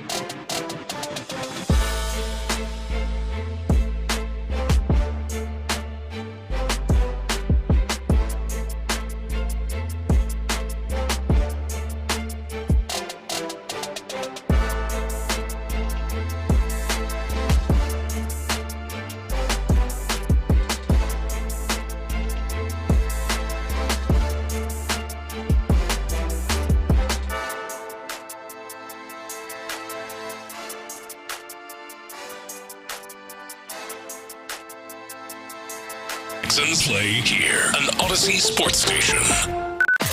Sports Radio 610 presents The Drive with Stoerner and Hughley. Ron Hughley is out. Brandon Scott is in. Y'all know B Skeezy. My man T Mill is on the ones and twos behind the glass over there. And we got Cal and Hannah McNair in the building, the owners of the Houston Texans. And I want to first and foremost apologize for my co-host, Ron the Show Hughley. Yeah, not me. I mean, he's avoiding us. I shouldn't say apologize. I should have for him. He hates that he's missing this opportunity, but Turks and Caicos came calling, you know. He hates us. That's what I heard you say. No, is that what I said? Did I really say that? I said that too. I thought you said it. Well, so he was on here. We did, and then he took another day off. You know, I mean, he's big time. We won't take it personally, I think. But now he's also not allowed to hold it against you guys for not being on with him because he had the opportunity and he chose Turks and Caicos. Twice. Not once, but twice. Yeah. I see what you did there. Hey, we're Cal. glad to be here with you. Yeah, it's our first time ever with B Sky. We were just saying that the people don't know how friendly we are because we've never done this in public. So this is a joy, and I appreciate it. Well, it's great to have you guys in the building once again. We're talking in the break how cool it was that you guys, now you said a time hop and some kind of flashback, I'm assuming that is on Facebook or TikTok or Instagram or on your phone. I'm not okay. on any of those things, so no, not those. Yeah, but anyway, your first time coming in 3 years ago. You know, I didn't realize it'd been that long ago since you guys came. It was that long ago. Time flies. 3 years ago, man. It probably wasn't a ton of fun for y'all back then, but it definitely is now, and we greatly appreciate you guys coming in and talking Texans, baby. It's a good time. We've always enjoyed coming in. Y'all have always been very fair, critical. It's fine being fair. We appreciated y'all being fair, and we're glad to be here then and glad to be here now. Always also good. Diplomatic. There were times you're not fair. Yeah, Hannah let me know when it wasn't fair. You're wrong. You're wrong. I Dang, text I'm him sorry. right away. I'm like, what are you even saying? What? I have no idea. I said fair with air quotes. Oh, yeah, okay. I missed him. It's good to keep us honest, though, and to have that back and forth. Everybody needs that gut check, right? Like the same way we're trying to hold y'all accountable. Talk to us a little bit about the 2025 Texans, man. I mean, we are all excited about it. Back-to-back 10-win seasons, back-to-back second round of the playoffs. It went fast. Now, I mean, it went really fast and built this thing the right way and had a lot of success. Where do we go from here, and how do you guys feel about 2025 Texans? Dude, we're excited. And by the way, we got a game tomorrow. It's preseason and all, but Home game, and our house will be open. Love for the fans to see the new video boards. The new sound system sounds great. Got a new field, putting on a new roof. They really won't notice that, but excited for those changes on the facility. And really the roster, we think we have a really strong roster. We'll see as we go through the season, you know, how we hold up and how we play and how we get better as the season progresses, like we have the last couple of years. So that's what we're looking forward to, and it's all fixing to start. So we're really excited. So I'm curious, though, like when y'all are I watch y'all a little bit, observe y'all at practice. Are y'all anything like us as fans where we have specific things that we fixate on, or like just like an odd fan thing that you're really, whether it's the running backs or like, you know, we talk about the offensive line a lot here on the station. What are some of the things, you know, beyond just the bird's eye view being like the bosses, what are some of the things at practice and at camp leading up to this moments that really kind of draw you guys' attention? Okay. I thought we'd go back. Yeah, okay. I think initially I was watching the line.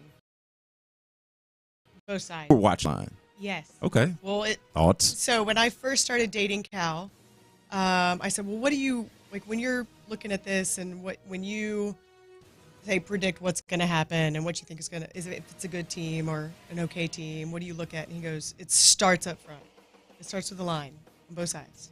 So that's when I started looking at it. And you can see that. I mean, if you have protection for your quarterback, I mean, you're making plays. So, and if you have a D-line that can put pressure, it just changes the game. No doubt. What about let's go back to I'm interested from the owner's perspective of this year. There was some change within the staff and going a different direction on the offensive side of the football. not to get off in the weeds on that in particular schematically, but how does, hey man, we won 10 games in the second round of the playoffs, and hey, we're gonna make some changes here, and we're gonna make some wholesale changes on one side of the football. Are you guys involved in that, or is it just, all right, you got it, go take off and make it happen? Well, one of the things we believe in the organization is challenging each other. Oh, sorry. He starts talking offline, and it messed Cal up. Sometimes I help with the production a little bit. T. Mill and I are working together in concert. He's listening, Cal. He's listening. Yes, I'm definitely listening to you, though. Listen to me. I am. I'm definitely listening to you, Cal. Multitasking. It's part of the job. What we're talking about. The changes in the coaching staff that was made. We want to challenge each other and constantly evolve, and we embrace that. And so about to make some changes, we said, well, I mean, we want you to think about those things and evolve and constantly get better, and don't have a fear of change. And so Coach really embraced that and made some.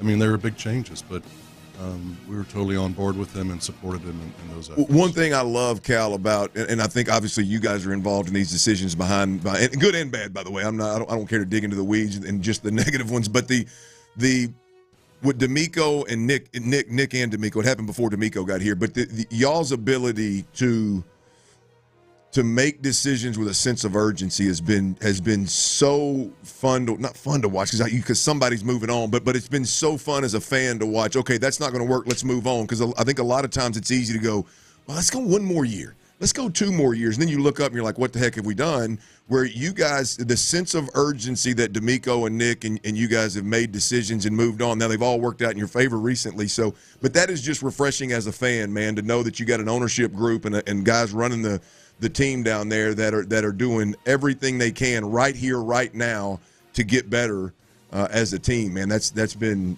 refreshing. Well, thank you. And by the way, they're not all going to work.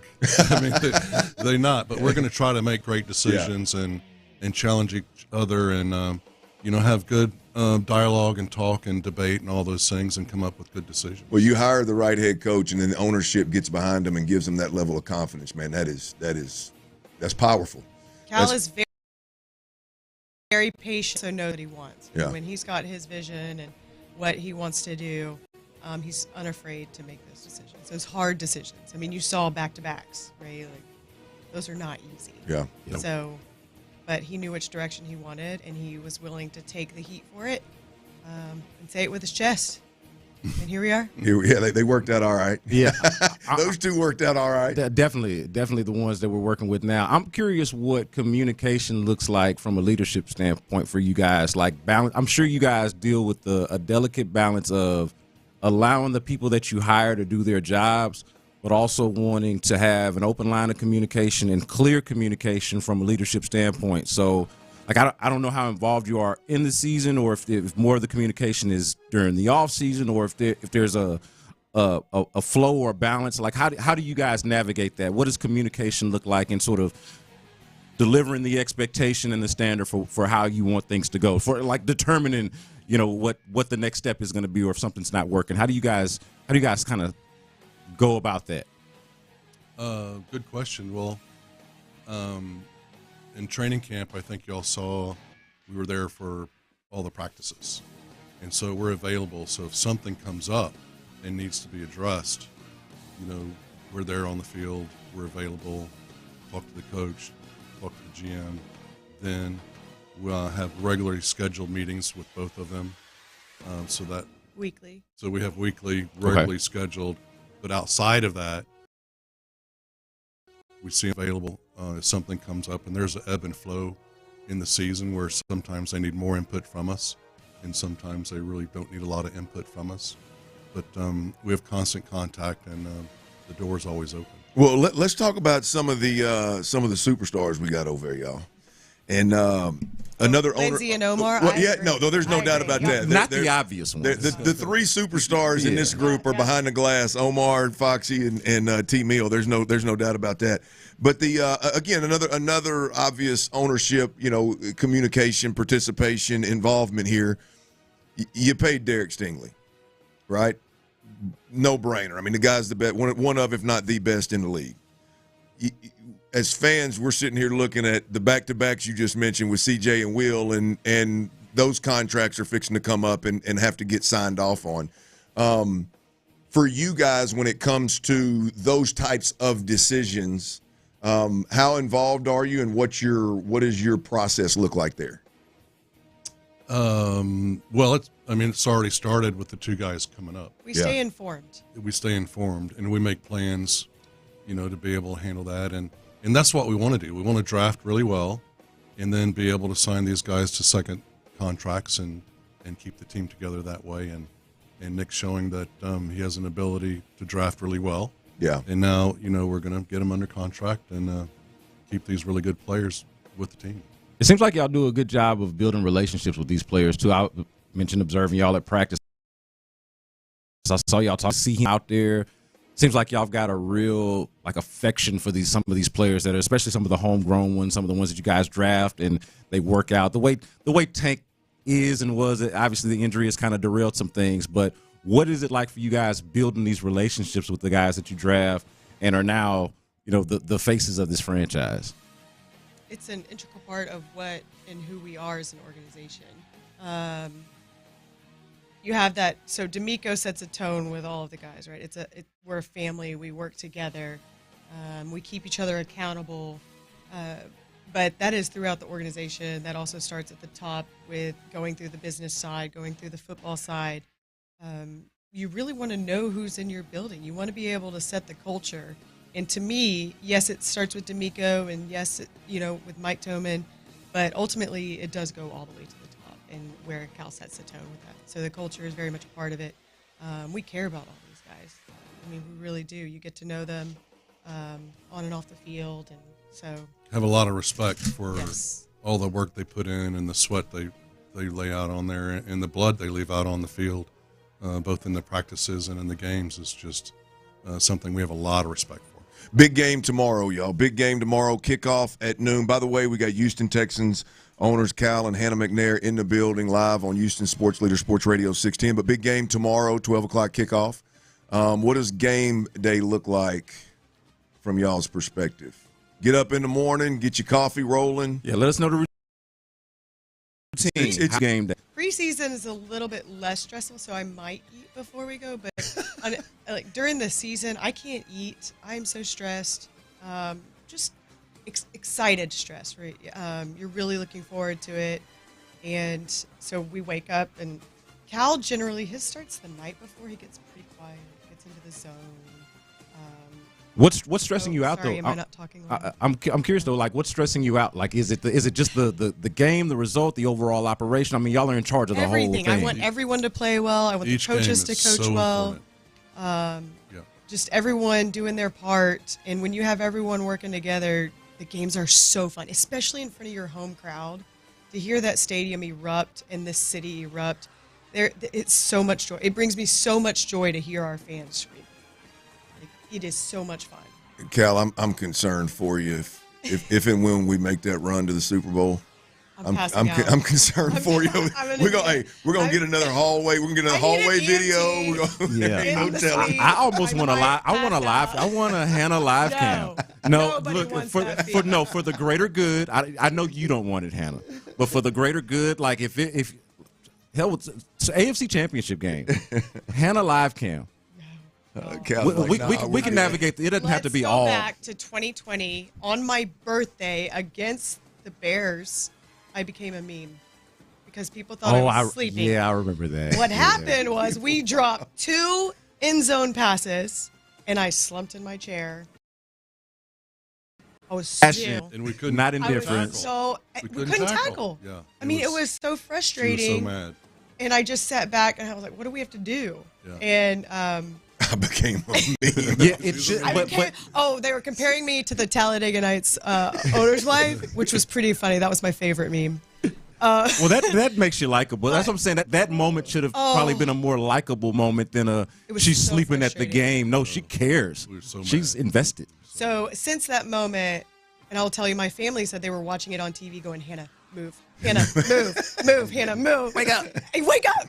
And Cal, after that, has reminded me multiple times, "You might be on camera right now, Hannah. Just sit down. Well, you are right now, so be careful of it. Don't fall asleep on us. I know we're boring, but don't fall asleep on us. Cal, I'll rely on the routine. Yeah. Laying out the same suit, same tie, same boots, same belt, same shirt. And that's easy for men to do. You can do all that. We have to change our outfit. Is that what it is? Is it more convenience or is it superstition? Like, what's the? So lean on a routine. Okay. It is. I'm a little bit superstitious. I'm a lot of superstitious. Just ask Mark Vandermeer and John Harris. Well, that's the right way to do it, though. I mean, you stay steady with the same thing and let Hannah shine. That's steady fair. is the word Cal's mom describes him. She describes him steady. Really? Yeah. You agree with that, Cal? I agree with everything my mom says. Yes, absolutely. Since you know better, is that a trick question? You know better, don't you? Obviously, going into the Ring of Honor. Yeah. That's something that obviously I know has got to be a big moment for y'all's family, and congratulations to her, all of you. Obviously, what does that mean to you? Like, it kind of goes without saying. This is your mother we're talking about, but if you care to articulate, like, what does it mean to honor her at this phase in the organization, and kind of just recognizing her in a way that I think is appropriate? Yeah, I think it was one of the easiest decisions we've ever made. And everybody was on board with it, and she totally deserves it. And she was there with Dad from the very beginning. She helped build the team. They made decisions side by side, and they've just done so much and poured back into Houston was really important to them. And in fact, bringing the team back to Houston was, they wanted to do it for Houston. So so much of what they did is for the love of Houston and giving back to Houston, and she represents and embraces all of that. So it was really an easy decision. Yeah, this really showcases her contributions, not just to the team, but to the community as well. Yeah. How much of and this has probably been asked this before, of you guys' relationship and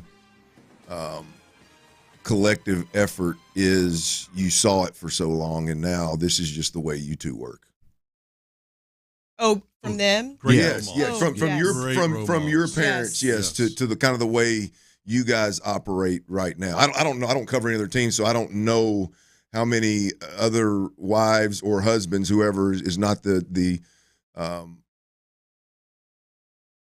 are involved as much as you guys are, but it seems like y'all are pretty confident, and this is the way to go, and you probably learned that from your folks, huh? I think there's a lot of wives that are involved, just it's not showcased quite as much, but I talk to a lot of the wives, and they're heavily involved in different things throughout the organization. So when you look at it, I think most of these husbands do lean on their wives and significant other. Yeah, and more than half of our fans are female. So yep. It makes sense to have a female right at the very top of the organization helping make decisions and giving input, and it's been wonderful. Hannah, speaking of that, the female, the owner, your involvement in the community, I've seen some things that now with two little girls obviously have a little different meaning and hit me a little bit different than they ever did before. But your involvement in particular. You have two little flag football players. Bingo. You know exactly where I'm going. You're going to be able to say my girls play football, yes. Yeah. Well, and they don't have to get hit. Yeah. Well, I mean, right now they're getting hit. They're hitting each other, so maybe they're built to get hit. But, just interject real quick too to that, Clint. Hannah, our guy Ron the Show Hughley just texted in a minute ago. He wanted me to pass along to you that he is very drunk right now, but he is also a humongous supporter and loves the lady flag football going on. There you go. Tell Ron he's not here, so he doesn't get input. Great response. He doesn't get mentioned. But Hannah, I'm not bitter at all. You shouldn't be. I don't remember either. I just wanted to take a second and just get your thoughts on what all you're doing off the field and in that spectrum, that world, arena, if you will. Because, again, it's just one that's caught my eye, and I'm sure there's a lot of folks out there that are dialed in as well. It's a daily conversation with multiple people in the organization about the growth of the sport, but also how we can impact more. And we really have done a lot throughout the last year and grown it through, Austin, El Paso, which has been a lot of fun. And then for the girls of Austin to go and win the NFL flag championship, that really has boosted the program even more. So I get text from people wanting to come coach in the program and be a part of it, or their daughters want to be part of it. How do we get involved? So the interest has really, really grown, and we're excited for that. And we have plans for different things in the future that, as it goes along, we'll share with the public. But we are really, really excited about where it's going. And we have a premiere coming up on the 28th where all of the proceeds of that does go back into the community with these programs and supports these programs to provide opportunities for all the young ladies. I saw, I think it was a commercial, an ad during the Texans pregame, first game. I noticed because it was your voice. Right, but very distinct. Smoke 2 packs a day, raspy voice. Hey, you making Montgomery I have County never smoked proud, a cigarette in my life, but here we are. Hey, here. But the thought was like it said, help us get the sport sanctioned. We really, really need to get it sanctioned in the state of Texas. And we are in so many high schools, and there is so much interest, over 2,000 girls this last spring. And what we really like is to get it UIL sanctioned so that we can provide more opportunities for the girls in the state of Texas. There's a pathway for them to get, scholarships and continue on in the sport that they've grown to love. To be clear, the UIL sanctioned means it can be a high school sport. Correct. Yes. Right, gotcha. And then it goes on, it leads to scholarships. Right, yes. right, absolutely. I mean, I just think it's a matter of time before that happens. And people like you, obviously, Hannah, I congratulate you, respect you, and admire the heck out of you making that move. But it's something that it's just you guys are going to push it over the goal line at some point, and it's going to hit because it's just a matter of time, right? I mean, I think it's again. If you've got little girls, man, it's wild. It's our daughter plays. Yes. So for dads like you who have daughters and you're going, I want to be in sports and football, I mean, you've now got a pathway to do that. And maybe you can coach your daughters as they're young. I mean, there's so much involvement. They're not real coachable right now. But our daughter plays. She's been playing since she was 5, and she loves the sport. And I just got an email from Cecil Schwartz today. He's coaching her for this fall, so we're excited about a great coach. He's a really, really good coach, so we're excited about that. And his 3 daughters, who are Hunter's best friends. So we're excited for another fall. I didn't want to let y'all get out of here before this because you mentioned earlier, Cal, about the new video boards and some of the renovations. Just I am curious from you guys, and y'all have got partners in this with the county and the stadium negotiations, all of that. But just as far as like an ideal world facility, like what is the ideal scenario for you guys in going forward in the future? Because this was one of the questions. Great question. We did tell people. Somebody texting you that? We did tell people to ask questions, and this is a variation of that question. This is just me asking you guys just straight up. What is the ideal scenario for the McNairs for the future of Texans stadium and facilities? A win-win-win for everyone involved. Our partners, the rodeo, we want them to win. We want the county to feel like they win, the city to feel like they win, the state, the Texans. We all want to win and have a great world-class experience for the fans that come and use it, not just our fans, but the rodeo and all the different events that are in there, to have a world-class experience where we can have, even the World Cup come in, and we can have maybe Super Bowls come in and do all those things in a world-class manner. Fair enough. Cal and I are born and raised here, so there's nothing we love more than to continue to pour back into the community. Yeah. There you have it, B. Scott. Wait, is there a fun question, though, that the fans have? Oh, what are some fun ones? That's dangerous. One that we could read on the air. I've never seen the text line, so I'm not sure what is on there. Yeah, we don't want to make you slump in your chair like you did at that Bears game 5 years ago. I want to say thank you for helping me on the griddle. We were on the griddle. Yeah. Cooking about 500 hamburgers. Yes, sir. In 100-degree weather. 100-degree. The heat doesn't bother us. It purifies. Well, you don't know how close to a disaster you really were letting me stand next to you on that grill. I'm as a grown ass man, I'm embarrassed of my abilities on a grill or a griddle or anything. And I know you. I don't think Ron has come back to help you with that since the first year. Is that correct? Joanna didn't give him a towel. He's still holding. Oh, she brought a towel up to the studio for him. Yeah, when he said that. It wasn't hot in here. It was hot out there. He needed it out there, he said. He still holds that against Joanna. We got cold If he can hold a grudge like that, I'll just keep the one against him going. That's a grudge-holding dude right there. I will match his energy. Yeah, let him know. We got cold towels yesterday delivered. Yeah. It was awesome. But thank you very much. You bet, man. Thanks for having me. if you ever are in the radio studio, I'm going to strongly suggest that you stay away from the text line. Yes. Oh, it is not I advised. My screen is blank over here because I get mad and I just completely tune out the radio and I'm over here mad at somebody on the text line. So don't do it. And I have it up. Do y'all have a bunch of trolls? I prefer not to have it up. Yeah. Now, Hannah, what do you think? Come on. I don't know what kind of. I prefer to close who it your right listeners now. are. I'm the listener, so they're passionate. Great. They're I passionate. like passion. I mean, it is just. I mean, you say something a little bit off, you get smoked. Well, I did text John Lopez the other day when they said something. I was like, man, See? I take offense. See, so if they you were do talking it, they about do it. being around your spouse all the time, and I was like, Kyle literally is around me all the time. So speaking of, at 4 let's talk o'clock, about I made that. a major mistake today with my spouse and my family. I've got a. It's been a running joke. I know a good jeweler. It's been a. She's got enough jewelry. She got enough jewelry. Golly, and I'm not in Dior Cal's tax works, bracket. So yeah. your jeweler he don't want to mess with me. I'm too cheap. Flowers sister. also work. I'm too cheap, or your floors. But hey, we appreciate you guys coming. Go get us a Super Bowl, huh? Yeah. One game at a time. One game at a time, boys. that? Let's go.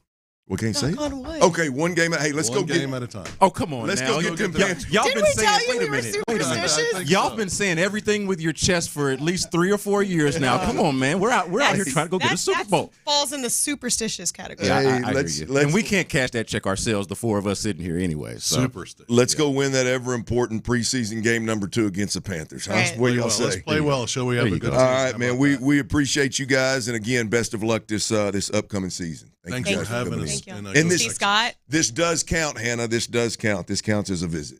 This does count as a visit. do you still use that? Oh, Tyler used it this morning. Oh, yeah, at today least already, twice today already before y'all got here. All right, that's Cal and Hannah McNair, owners of the Houston Texans. And B. Scott, we got to get B. Scott's take on the running back room for the Houston Texans right now. It's a busy place. A lot of legs running around in there. We'll do that next right here on Sports Radio 610. Does this count as us being on your show? Hold on, show.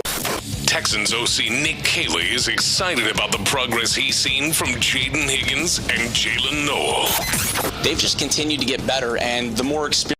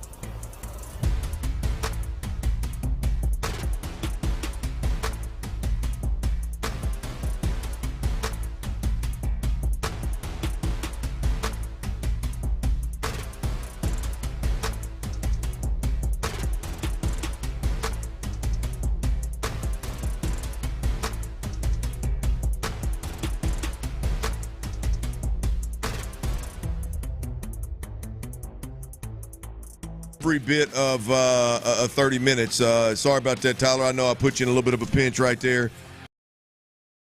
Oh, no. It's why you're one of the best in the business, baby. You'll get us back on track and handled up. And as a show, we got to take advantage of that opportunity. Absolutely, right? No doubt about it, man. But big shout out to Cal and Hannah McNair right there. That was good stuff.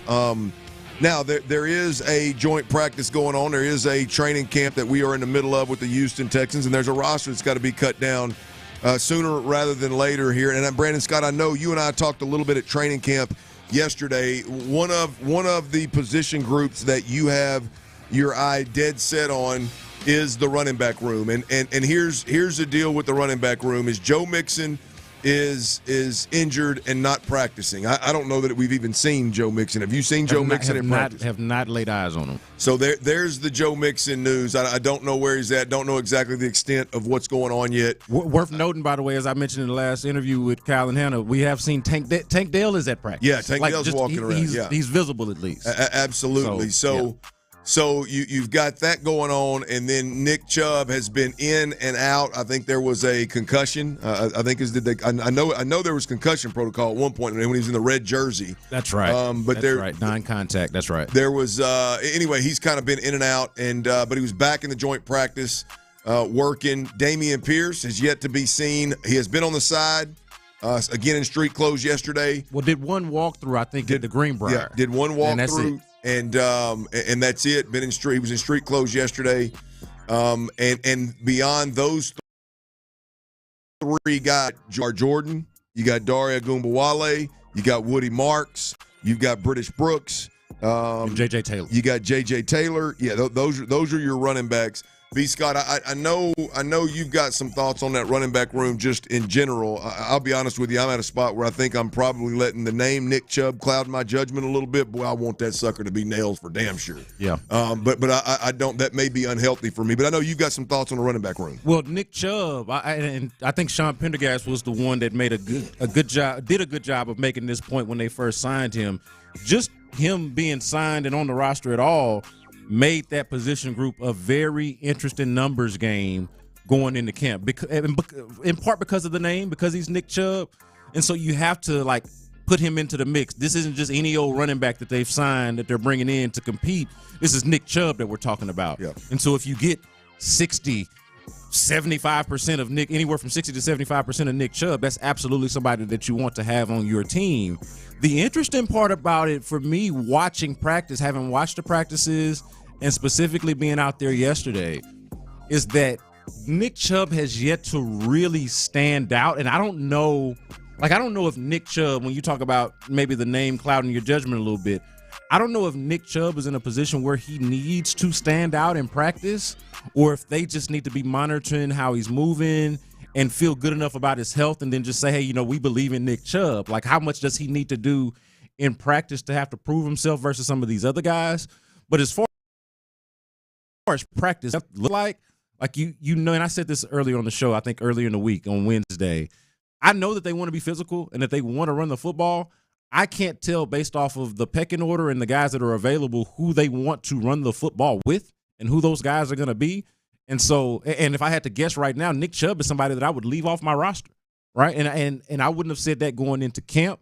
And I'm like you, I would like to see Nick Chubb or some facsimile of Nick Chubb out there for them. Yeah. But what I've seen so far doesn't per se look like the Nick Chubb that we all have grown to know and love. Yeah, look, I think Nick Chubb stylistically is going to be a guy that's going to be hard to watch when it's not take to the ground and be impressed with. He's not a guy that's going to line up in the slot and catch the ball. He's not one of these what's my name? My man's name at in New Orleans that's been Alvin Kamara. Alvin Kamara, or my cat in Detroit that is a scat back. Not Swift. It used to be Swift, but the Jamar Gibbs. Jamar. Yeah, there you go, Gibbs. I mean, he's just not that kind of back where you're going to just be daily. He's going to be put in position to make big plays. Everything he does is going to be inside the tackles, and everything he does is going to be a bowling ball is hard to tackle. Yeah, and it's hard to see that when you're half speed, when you're in shells, it's to me the Nick Chubb thing is we're going to really tell what level of Nick Chubb we get when we get into some real action here. So we'll that running back room, we'll circle back to it. We'll check in on it. There's plenty of conversation there to be had. All right, the Astros have the lineup out for tonight. We'll sit here at home versus the Orioles. We'll have that starting lineup for you, and we'll cuss and discuss next right here on Sports Radio 610. Before we do that, though, I got to tell you about advanced hair, y'all. Look, I know there's a lot of you guys out there that you're dealing with some thinning up top. That crown's disappearing. Maybe there's hair loss issue has got you feeling like your identity's lost altogether. Well, I got good news, man. It's an incredible yet simple one-day treatment. It starts regrowing your own natural hair the very next day. And get this, y'all, it's guaranteed to grow for life. It's the Advanced FUE from Advanced Hair Restoration. Yeah, look, there's pills and lotions out there that come with these monthly subscriptions.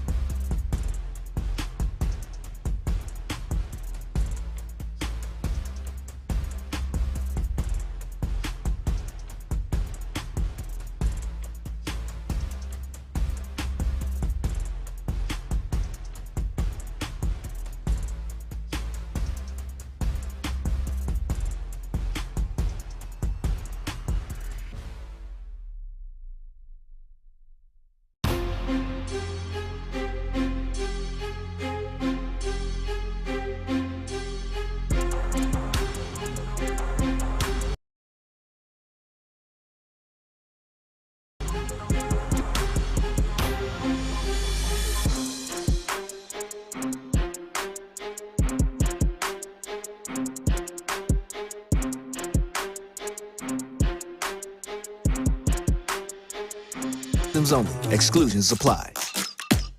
Live from the Mokaram Injury Lawyers Studios, Sports Radio 610 presents The Drive with Stoerner and Hughley. Ryan Hughley's out. Brandon Scott is in. Cal McNair, Hannah McNair were just in the building at 3 o'clock, from 3 o'clock to 3:30. Now would be a good time to download that Odyssey app, AUDACY. Use that rewind feature. Go back and listen to the Texans ownership as we had a nice little cool, comfortable conversation with them for about 30 minutes ahead of preseason game number 2. Astros, 7:10 first pitch tonight. Texans, noon kickoff tomorrow, preseason game number 2. If you're just now joining us, we got some details on the Josh Hader injury, and it's not good, folks. Josh Hader has a left shoulder capsule sprain. According to the Astros, the team says he will not throw for approximately 3 weeks, right? There was a 15-day IL stint. Joe Espada came out and said it's going to take a little longer than 2 weeks. And now here this report is he will not throw for approximately 3 weeks. And then after that, the next step determined. So we're looking at a 3-week span here. Looks like of rest and relaxation for Josh Hader. See how the shoulder responds. And then they'll let us know, what the plans are from there. Not good news on the Josh Hader front, B. Scott. Yeah, it doesn't feel like just gut feeling, right? We're not doctors, we're not medical experts of any kind. But the 3 weeks of rest, you gotta feel like, it's a sprain. The 3 weeks of rest, you gotta feel like it's not gonna just suddenly fix it. Like all right, that'll do it. So we're talking about three weeks of rest, but how many weeks are we talking about not being available? How long is it going to take him to get back right, to get back ramped up after being out for 3 weeks or not throwing at all for 3 weeks? I don't know what that rehab and ramp-up period is supposed to look like, but at some point we're going to be going into 4 weeks, or is it 5 weeks, and is it 6 weeks? And, and then you start questioning, especially given the bad injury luck that the Astros have had really over the last couple of years, but particular to this year, the bad injury luck that they've had doesn't make you feel good about his chances. Like, it just feels like, and this is non-scientific, but it feels like they are just doomed for some type of injury calamity here, like where this guy might not be available until, at best, a deeper run into the playoffs, if at all. Well, it just seems like one of those deals where the organization is too healthy. The roster's too good for the injuries to keep them from being a playoff caliber team. But what does it look like in a series when you're losing so many guys and missing so many key pieces? Yeah, we'll see. Hopefully, this is just the 3-week rest period. Hopefully that bodes well, and we get Josh Hader back for the time being. Brian Abreu will be your ninth inning closer. I think we talked about it a little earlier. We both have a lot of confidence in Brian Abreu in that role. The key is now a lot of similar to what it was before. How do you get from your starting pitcher to the eighth where Brian Abreu would take over? Now it's how do you get from wherever your starter leaves the game to your closer now in the ninth inning, and what does that look like? And they're awfully thin. The good news is they've got some arms that are coming back. I don't know exactly where those arms fit in. I don't know from a long relief role to a setup guy role to another starter. I don't know exactly how all that looks, but there are some arms that are coming in that they will I would assume they will try in some of those different roles. We'll see. We'll keep you posted on the Josh Hader front.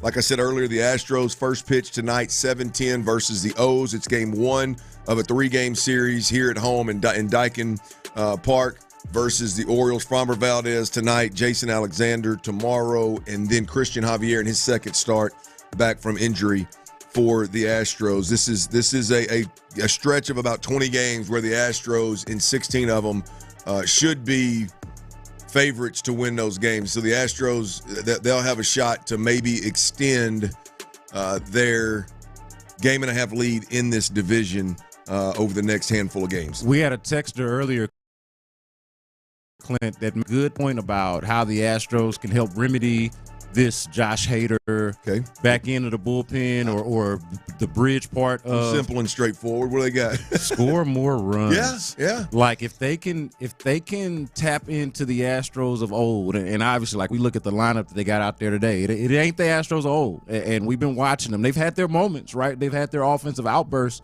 for sure, but man, it would be really good. It'd be really good if those bats could really not only wake up, but wake up with some level of consistency to help these starters out, to help the middle of the bullpen out, to give Brian Abreu actual chances to show himself, to prove himself like he did the other night as a closer or as a temporary bridge closer. Go out there and score more runs. Sounds simple, easy for me to say as a dude that's not being out there asked to go out there and take pitches and to score runs. But, man, that would be great. That would be great, is to become some kind of consistent offense. I'd love to see it. Well, more runs is always the part of the formula that would help significantly, right? Well, speaking of more runs, here is the Astros lineup tonight. Jose Altuve's leading off. Carlos Correa's in the 2-hole at third base. By the way, Altuve is DHing. Jesus Sanchez is hitting third in left field. Christian Walker is at first base in the cleanup. Yainer Diaz is catching. Urias is at second base tonight. Trammell is in center field. Mauricio Dubon is at shortstop tonight. And no Pena tonight. There was no Correa in Game 3 versus the Red Sox. No Pena tonight. Kind of interesting, as it has been for a while now, with how they pick and choose when to rest these guys and how to rest these guys. But that is the lineup for tonight, B. Scott. Yeah, well, with Pena, I feel like with him coming back from the rib, they're trying to do right by him. And he was a workhorse before he got injured, somebody that was pretty much playing every day. And so it makes sense that that would change after he's coming back from injury, and they want him to be available for the long. I don't love not seeing him in the lineup. It makes me a little bit worried or concerned about, how healthy is he, how's he feeling. But if it's just more of a caution thing, then I can live with it even if I don't necessarily love it. The thing that kind of actually stands out to me from looking at the lineup, Clint, is just how we have matured or progressed in our Astros journey, where you can look at a lineup, especially with no Pena in the lineup at all, where you got Altuve and Correa leading off, and neither of them is playing second base or shortstop, right? Like, and we understand how the positions have changed. We've covered the story. We all understand. But it's just so odd to look at it and be like, those are the recognizable names from their lineup. Altuve and Correa, they're at the top. But Altuve DH, Correa third base, and no Pena at shortstop. You know what I mean? Yeah. So it's like, okay, so these guys have really kind of reached a different point in their careers now. Well, this is an interesting thing to look at. Another thing that sticks out, I know, here on this show is just Chas McCormick getting absolutely no. I mean, we've got to a point where Trammell is preferred in center field over a guy that I mean, statistically was one of the top center fielders in the American League a couple years back. A guy that made some defensive plays that hell, you can argue saved championship seasons. Just for whatever reason, helps you win one. I mean, can't get. I mean, it's the damnedest thing I've ever seen. I totally get. I didn't like it when it was going on, but it's obviously panned out. The Jake Myers thing, hey, he's a homegrown guy. You drafted him, you're sticking with him, and hey, man, he's great defensively. And all of a sudden, the bat come around this year, and that's one that you look at and you go, okay, I can understand, right? But boy, him being healthy and not being able to get consistent run, with the Melton getting thrown out there and Trammell getting thrown out there. Man, look, I mean, it's Trammell and Melton. I mean, how about even in left field, you got Jesus Sanchez? Like, well, the only way I justify that is you just traded for him, so you got. But that's what I'm saying, though. You went out and traded for a guy. You made a move for a guy that you clearly feel more confident in the guy than you do in the guy that you're talking about. That's helped you get to where you are. It's just a wild place. I mean, we're talking about guys here with OPS in Sanchez of 720 and with Trammell of 716. It's not like we're talking about world beaters out here. We're no disrespect, just talking about guys. Yeah. Literal just guys out there, and they're getting a nod over Chaz, who, Dusty infamously said at one point he's not one of the big boys yet, and it looks like he's not going to ever get. If he'd get the chance, that chance is coming gone. It's hard for me to believe that he hadn't rubbed somebody wrong. You know what I mean? In some level of the way he's responded to the Jake Myers situation, the way he got kind of jammed up with that deal, and kind of consistently seems to get the short end of the stick, if you will. It's hard for me to think, because that don't make sense. Yeah, man. but this also just screams lack of belief to me, though. Yeah, because normally, even if somebody is a pain in the ass, you'll kind of give them the benefit of the doubt if they're clearly better than the next guy. I mean, you know this as a former professional athlete yourself. It's a results-based business, and they just don't believe in his results. Yeah, clearly, man. That means there's other guys that they're picking over him that don't have results either. Yeah, so man, it's weird. It's wild, but nonetheless, we shall see. All right, boys, it bit me in the ass, man. Dirty's Daily today is going to be something personal. It bit me in the ass. We had a lot of fun with this.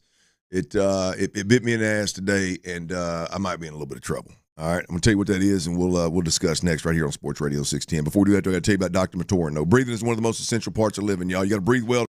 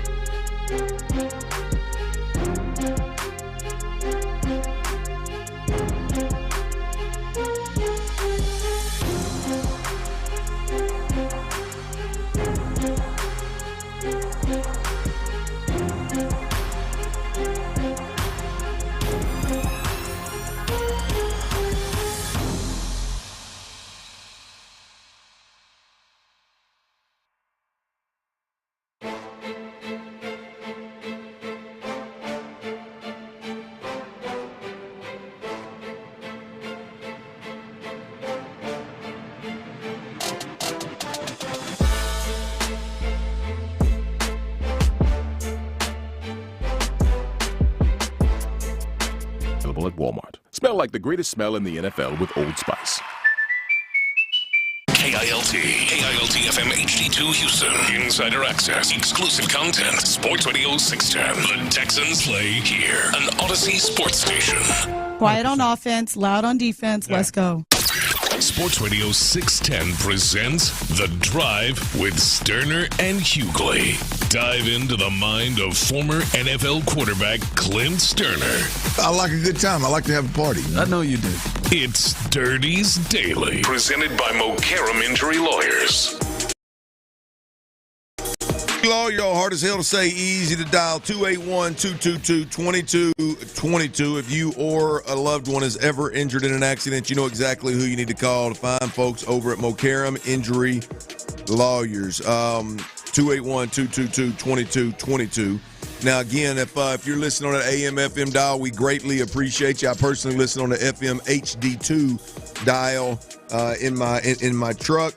And when I'm in that little car, which I still have, by the way, I typically use the Odyssey app, I believe, and that's where I want to go with this. I want everybody out there to download the Odyssey app. By the way, if you're on YouTube and Twitch, we greatly appreciate you. Go ahead and hit that chat and let B. Scott know you're out there, you're alive and kicking. We greatly appreciate you listening that way as well. But the Odyssey app, AUDACY, this would be a great time to download that thing. We had the Texans owners on 3 to 3:30 today. You can use that rewind feature. Go back and listen to that. We've also got all of our segments individually podcasted on the Odyssey app, as well as a ton of just podcasts for you. And one of those podcasts we like to highlight here, obviously, is my man T. Mill. We got the big orange wagon. It's Tyler Milner and Patrick Creighton.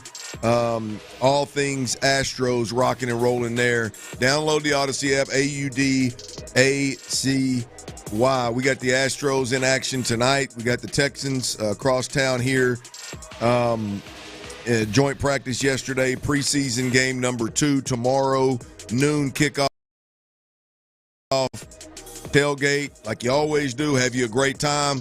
Get in the building, and let's see if, at least while the starters are on the field, we can't get a little home field advantage rocking and rolling there. Get good and tuned up for the regular season. Boys, I got to we've had a lot of fun. We've had a lot of fun with something that I do pretty often, and I've been warned about this. And I'll be honest with you, I think my father-in-law right now is scathing right now, wanting to call me or text me and reprimand me. Tyler, you know my little gas problem? I ain't talking about breaking wind. I'm talking about gas in my vehicle. Yeah. Say, we all got a little gas problem here or there. Especially Ron with gas. Well, I had to drive that Escalade yesterday because with that electric vehicle, I didn't have time to stop and charge it ultimately, and I had to do more running around and coming. If I come straight to work and straight home, I know my limit. Yeah, you know what to expect. But when you get out moving around and having to do things in other parts of the city and then get here and then get all the way, it ends up being one of those deals where you better have 20 to 30 minutes to sit and charge or you're going to be in trouble. Right. Well, I knew I wasn't going to be able to do that, so I told the wife, I said, hey, I'm taking that Escalade today, which is cool. She had no problem. We said, all right, cool, no problem. When I left here yesterday, I don't remember, somewhere on 59 right here stuck in traffic, I heard the old ding, ding, ding, ding, ding. And I went. The fact that you even get to the gaslight is like comical to me because I never even let it get to that point. Well, it gets worse. It's not going to happen anymore for me. Let me explain this. So, I out of sight, out of mind. You know what I mean? This is where I screw up. Is I should just immediately take the next exit. Well, I'm like, I'll get it when it's more convenient. You know what I mean? Because I got a couple of, like, if I can stop right here when we leave the station. There's 2 gas stations I like to hit. Yeah. Right. There's one off of an exit out once I get on 225 right there that I like to hit, and then there's some out by the house. Right. So I'm always like, hey, if whichever's next up. You know what I mean? Well, by the time I got to the one that was next up, I forgot. I didn't think about it. Yeah. Which is always the risk that you run when you try to go to the convenient stores that you know. You're going to be mad at me, B. Scott. I pull in the garage, and I look down, and I realize, whoa, how did I get here? Yeah. This thing is low. So I let it ride. Well, I get up this morning, and I said, hey, babe, just to let you know, that Escalade is super, super low. And she's like, no surprise, right? Smart-ass comments like Tyler, which I deserve. So we're rushing at this point, like we do every time we leave. Got the kids in the car, boom. She leaves. My phone starts blowing up. About 3 minutes later. Not that she's stranded. No, with both babies in the car. Not the wife with the baby. This is you done effed up, bro. Your most precious cargo now, by the way. I don't need to tell you. All joking aside, man, I've apologized 15 times, and I've specifically said I've got, at this point in time, I got about 3 jobs in my life. Anything else can, whatever. I got 3 jobs. Sorry, Sports Radio 610. This is outside of your. I gotta lead my family. I gotta provide for my family. So I guess Sports Radio 610 is in there to some degree, right there. Yeah. And I gotta protect my girls. And this morning, man, I slipped up big time, man. Yeah. And I'm gonna tell you, man. Luckily, I married well. Because I know she wanted to MF me from the time I pulled up with the gas can. Oh, yeah. Luckily, I had the gas can in the truck. It was literally already in the truck. So when she hit me up, actually, to be honest with you, I missed her call the first time. So I know that made it even worse. And I got that gas can, and I did 95 miles an hour up 2354 to get to her.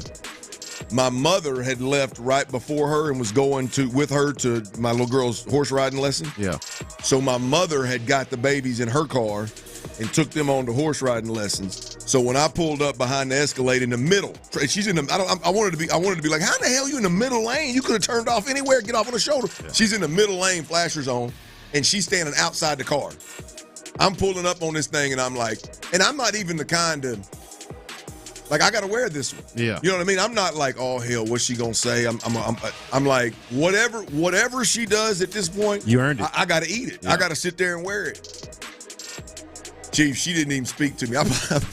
Bro, I cannot even imagine the looks you were getting, whether out loud or in her head. Yeah. I can only imagine. Especially with the girls not being there, like she doesn't have an excuse to not undress you in front of the kids. I was hoping. I'm glad they weren't because it's obviously dangerous. Holy shit. But so I pulled. Now I got this gas can, boys, and I don't have a funnel. And so she's standing off on the side of the road. I got traffic going by me both directions. Again, I'm in the middle lane. And I got this big ass gas can with more gas than you probably ever would need, and I can't get it to go in this damn hole.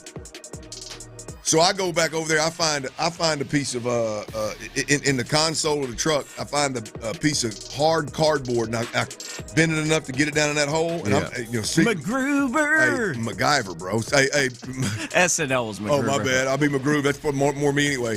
I'm over here pouring it. And I'm super stoked about myself figuring this out. And I can feel her. I'm stoked about myself.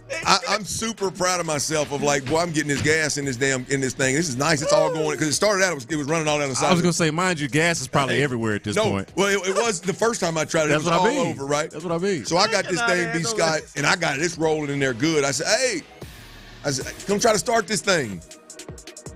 She just stood there. You started. I said, hey. She said, yeah. I said, come try to start this thing, man. I think I got enough gas in it. She never said a word. She walked over there, started that thing, rolled that window down. She said, that's enough. I can get to the gas station. I can feel the tension. So I pulled it out, or pulled the thing out. She was pulling off. I said, ooh, okay, now what's the next move for you, baby? Talking to myself, to myself, you know what I mean? Yeah. What's the next move, Dirty? It ain't you can't just turn around and go home. Put this thing in there and follow her to the gas station. So that's where I'm at. I'm self-talking, so I follow her to the gas station. I pulled up in there. I said, hey, from across the parking lot. She's back here gassing it up. I said, hey, you need anything from the store? You need some water or anything? She didn't think that was very funny. Want some Skittles? I honestly wasn't trying to be funny, B. Scott. I was just trying to help.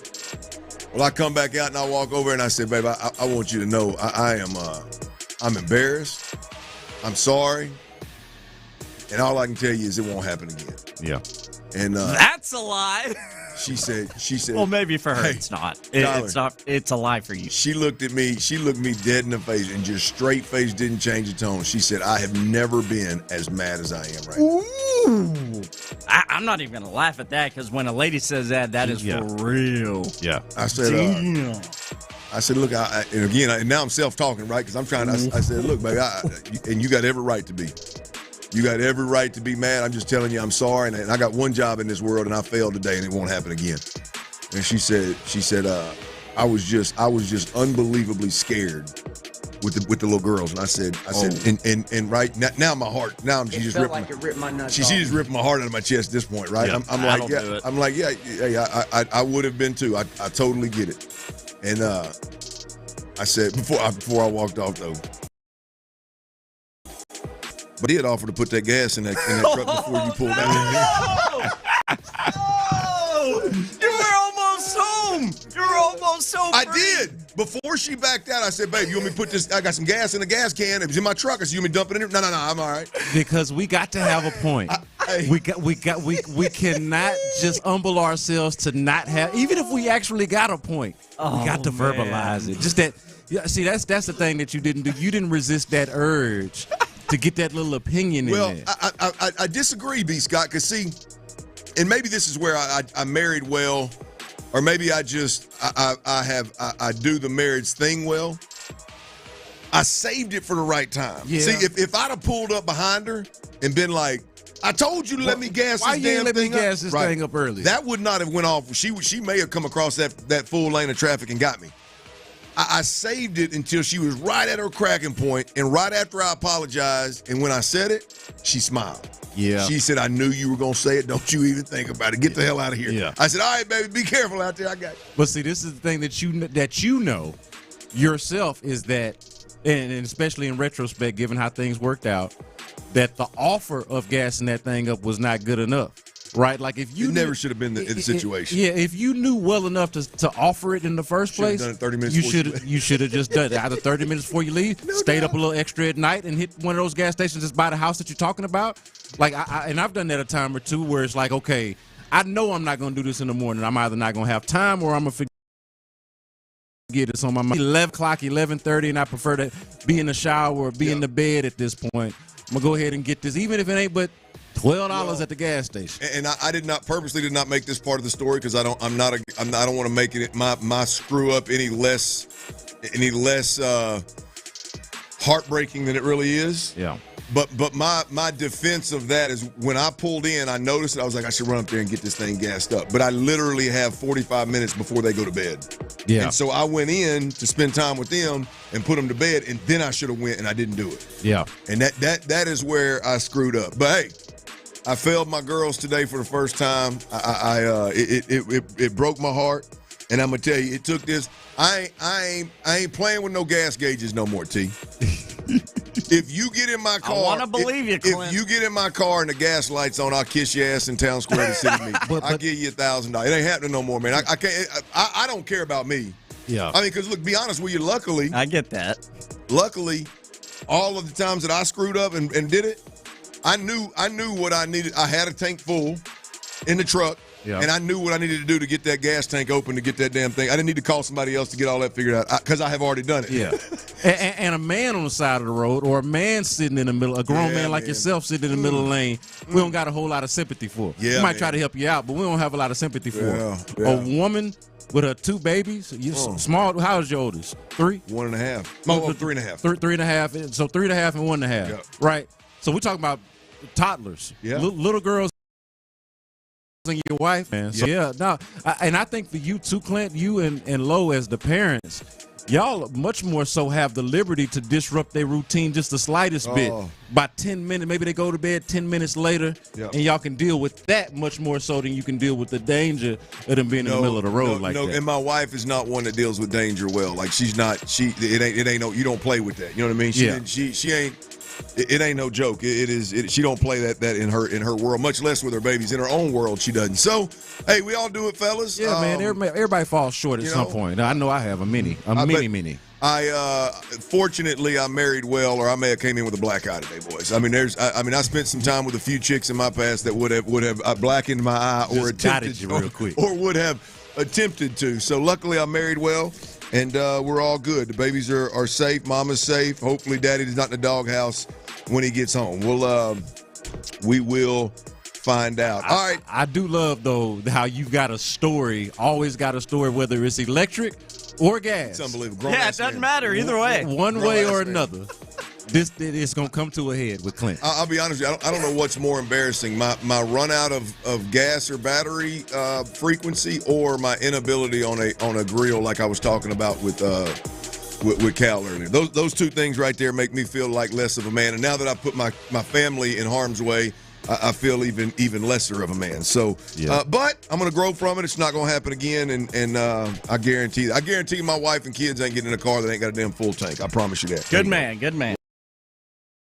We'll make that happen. Maybe fighting for a spot, which is probably what I'm going to be doing in my bed tonight. But I'm talking about here with the Texans. There's a couple of camp battles going on that we got to keep our eyes on leading up to these next couple of preseason games, and they're going to play out right in front of us. They're going to be guys that play consistently throughout these preseason games, and we'll see what B. Scott thinks of those right here at coming up next. Sports Radio 610, Houston's sports leader. Before we do that, though, I got to tell you about Orchard. Y'all, look, if you're out there and you're thinking about selling your home, right? You're thinking about upgrading. You're thinking about selling your old home, getting that new home.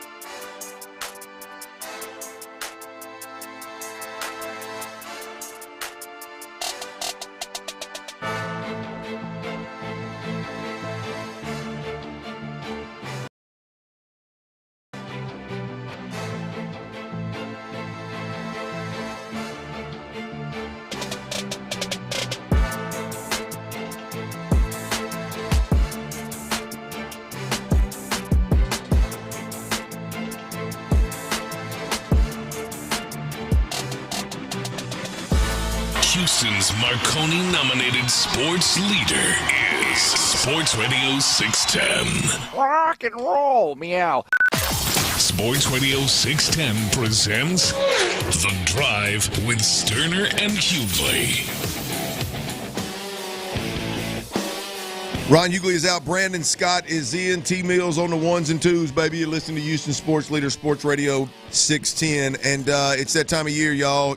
The NFL preseason is rocking and rolling. These Texans are cranked up. First preseason home game, preseason game number 2. Carolina Panthers tomorrow at noon. It's a noon kickoff. Astros tonight, 7:10. Tomorrow at 6:10. Sunday at 1:10. You got Framber Valdez, Jason Alexander, and Christian Javier on the bump in that specific order against the Orioles. And we've got a couple of items, a little house cleaning here. Josh Hader, there's a little news on the Josh Hader front. Josh Hader has a left shoulder capsule sprain, according to the Astros. He's going to not throw for approximately 3 weeks, and then after that, next steps will be determined. So he's going to get 3-day IL. That's going to get extended, obviously, and we'll keep you updated on Josh Hader. Also, today's lineup for the Astros: Altuve, Correa, Sanchez, Walker, Diaz, Urias, Trammell, Dubon, and Smith. If you'll notice, there's obviously no Jeremy Pena in the lineup, and I thought it was interesting, but you never know if they're just resting guys, randomly, or kind of how that works. But apparently, Jeremy Pena was scratched for tonight's game versus the Orioles. Jeremy Pena is under the weather, Joe Espada said. He reported to the ballpark today, but is now seeing team doctors to see what's going on with Jeremy Pena, the shortstop. So hopefully that's just a little bug. Hopefully that's something that he can get beyond, and maybe it's just the poops or something. That'd be a little bug. Yeah, he'd be rooster tailing around the place. That You're would, like that. Yep. That falls under that umbrella, that idiot. falls under the bug. But hey, man, talk about that trophy that the Colts built. That's fine. I mean, get it in here one way or another. But the training camp is going on. Texans are rocking and rolling. DeMeco Ryans has said recently he's not worried about that 53-man roster. Cuts have to happen, and sooner rather than later, to be honest with you. But DeMeco's not worried about the final cuts. He's more concerned about making sure that day in, day out, his squad is handling their business, and that means competition. And right now, there are several guys that are fighting for a spot. And B. Scott, I know you brought something up in prep here that's pretty interesting. I don't know if it's this offensive line, but you feel like based on what you've seen, it should happen. Yeah, I want to be clear on the front end of this. I don't think that this is going to end up happening, but this is just based off of a combination of reading the tea leaves and following the reporting from the beginning of camp, hell, even going back to mini camp, if we're being honest about it, if we're going back to OTAs, if we're being honest about it. But the way things have played out at camp, and then from watching yesterday, Clint, we were all there together at the Texans joint practice with the Panthers yesterday, and just from observing it and looking at Blake Fisher, honestly, man, I feel like Blake Fisher's at a point to where if we're just basing it off of performance and what we're seeing right now, I feel like he should be competing with Austin Deculus for a spot. Like that far down the depth chart. When we're talking about guys that's not starters and not even necessarily your swing tackle, but a guy that might be inactive on a given week or any week or all the weeks, might be on your practice squad, somebody that you got basically stashed away in some kind of break the glass in case of emergency type of situation. That's what Austin Deculus's role and lot in life has been ever since they drafted him several years back, and he's left and come back and all of that. But he's somebody that has steadily gotten better throughout the years. He's somebody that offers you, I think, a limited skill set from a physical standpoint, but has all like the right attitude and right makeup and sort of the, just the attitude that you want to be made of. He's got all of those things and has improved as a player. Whereas I look at Blake Fisher as somebody who just has so much work to do to become that consistent football player that if I'm looking at it, and if you don't tell me any of the context, don't let me know that Austin Deculus is a late-round pick from a few years ago who bounces around on the team, who's on the team sometimes and is not on the team sometimes, and that Blake Fisher is the second-round pick who's only going into his second year. Don't give me that information and don't give me that context and just tell me, hey, look at the guys out there based off of what they're doing and how they look. Those would be two guys that would be competing for a roster spot. Now, to be clear again, they are not. I think Blake Fisher is going to more than likely be on this team and certainly has a much better chance of making the team than Austin Deculus. But based off of performance and what I've seen, those are two guys that should be in a similar conversation of fighting for that roster spot. Well, what do you think? What do you think happened here? Because I mean, I know I'm not crazy. I think I'm Deculus. Fisher. Yeah, Blake Fisher. Look, I by no means was excited about him having to play tackle this year, but I thought, based on what we saw last year, that he had a chance to at least be a guy that kept you from having to play Titus Howard at tackle. Like, I was okay coming into training camp with the thought of, like, Blake Fisher being your right tackle. You can help that guy. He survived last year. I watched the film as close as anybody, and sure, it was a mess on all fronts with anybody not named Laramie Tunsil. But there was never a moment where I looked at the tape and was like, this damn Blake Fisher's a problem. Right. You know, it was me that was more the problem than the tackle. And even when he was a problem, it wasn't like this guy doesn't have a future. It wasn't glaring, right? Yeah. So what do you think happened? I mean, it's wild to me how he at this point appears to your point, has regressed to a point that he should be fighting for his job with Austin Deculus when he was starting in a playoff game freaking 6 months ago. Yeah, so I think like in 6 months. Yeah, it hadn't even been that long. Like I think in an ideal world, based off of how they drafted over the last few years, think about this, Clint. They've drafted an offensive lineman in the second round of the draft in the last 3 years. And out of the three of those guys, it only looks like one of them, and that's the one that hasn't even played yet, the rookie. It only looks like one of them is even competing for a starting job, right? The other two guys are either second string or, in Blake Fisher's case, not even, because when they want to go to their alternate tackle situation, the answer is bumping out the guard to tackle and then moving the right tackle to the left side. So he's not even in a swing tackle situation. To your question, what do I think happened? I go back to DeMeco Ryans at OTAs. This was a quote from DeMeco Ryans on June 3rd, Clint. We don't have the audio clip, but I was able to pull the transcript because I was thinking about a very similar question or on a similar vein. What is the deal with Blake Fisher? Why has the development and progression not been there? This is the thing that they've been working on with Blake Fisher Ryans on June 3rd. It's pad level, man. Like we asked him about Blake Fisher and what he needed to work on in the offseason. And this was DeMeco Ryans on the 3rd of June. Blake has been dialed in. Blake is doing a good job. He's getting to work in at left tackle, right tackle. The thing we're working on with Blake is pad level. Can he work with good pad level, work with good knee bend, and be in a great position to protect? That's been the challenge for him, and we're continuing to challenge him on that, and he's been doing a really good job of improving daily. Now, that was DeMeco Ryans in June saying that he's improving daily. I'm not saying that he hasn't improved at all, but whatever level of improvement that there is, it ain't improved enough. It's not good enough. I mean, he's slow off the ball in the run game, looks a little skinny, kind of a little bit frail to be an offensive lineman, and then just in the pass game, it's not good enough. It's not all bad. It's just not good enough to where you look at him as somebody, or at least I look at him, I'll speak for myself, as somebody that should be competing with somebody at the bottom of the roster. Yeah, look, it wouldn't have shocked me one bit if he struggled, and you know, this is a guy that, hey, Nick Caley, man, you got to really give some help to that right side where Blake Fisher is, and because all the things I knew he was underdeveloped. I mean, he's not as big. You stand him next to the rest of the offensive line, he's clearly not. Either he's not as like physically gifted, or he's underdeveloped. Either way it goes. You can tell he's not one of those bigger bodied guys, and it's about length and speed. Struggles, got to help him. Maybe the weak link in an offensive line that's improved. I'd say, all right, yeah, that sounds about right.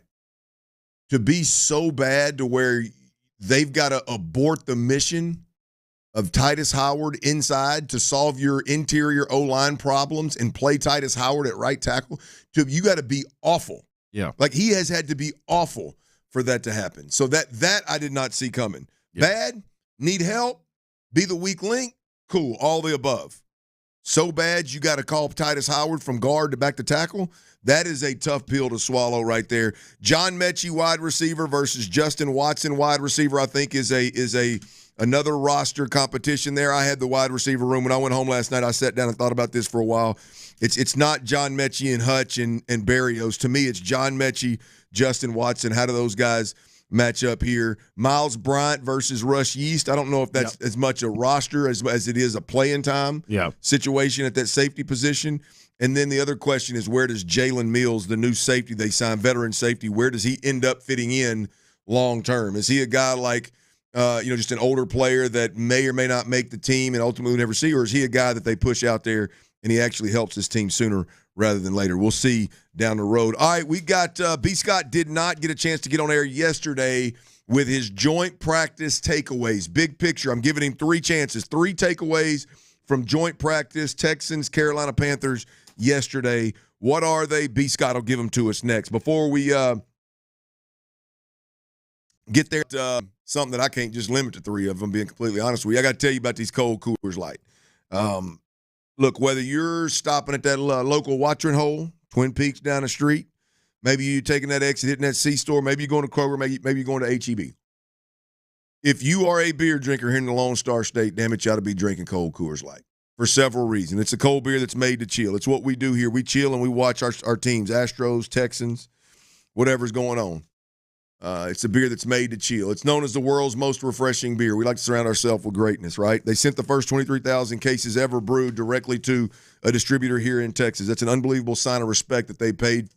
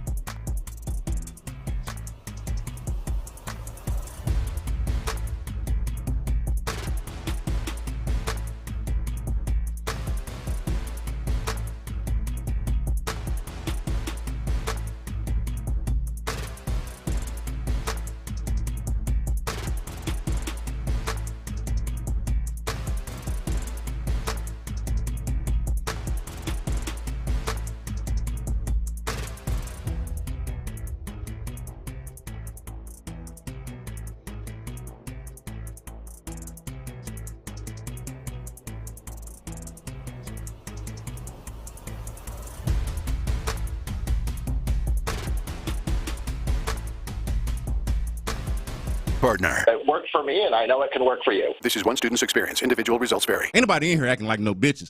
Live from the McCarran Injury Lawyers Studios, Sports Radio 610 presents The Drive with Stoerner and Hughley.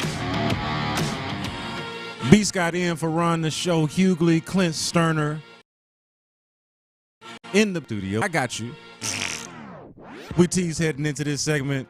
3 thoughts coming off of the practice yesterday. Of course, the Texans have a game on Saturday against the Carolina Panthers. Ahead of that, they had a joint practice yesterday, and I didn't get a chance to share this with you guys when I had a quick audible right before the show started. Didn't get to Omaha. Yeah, had to get you to Omaha. Didn't have a chance to really get these thoughts in.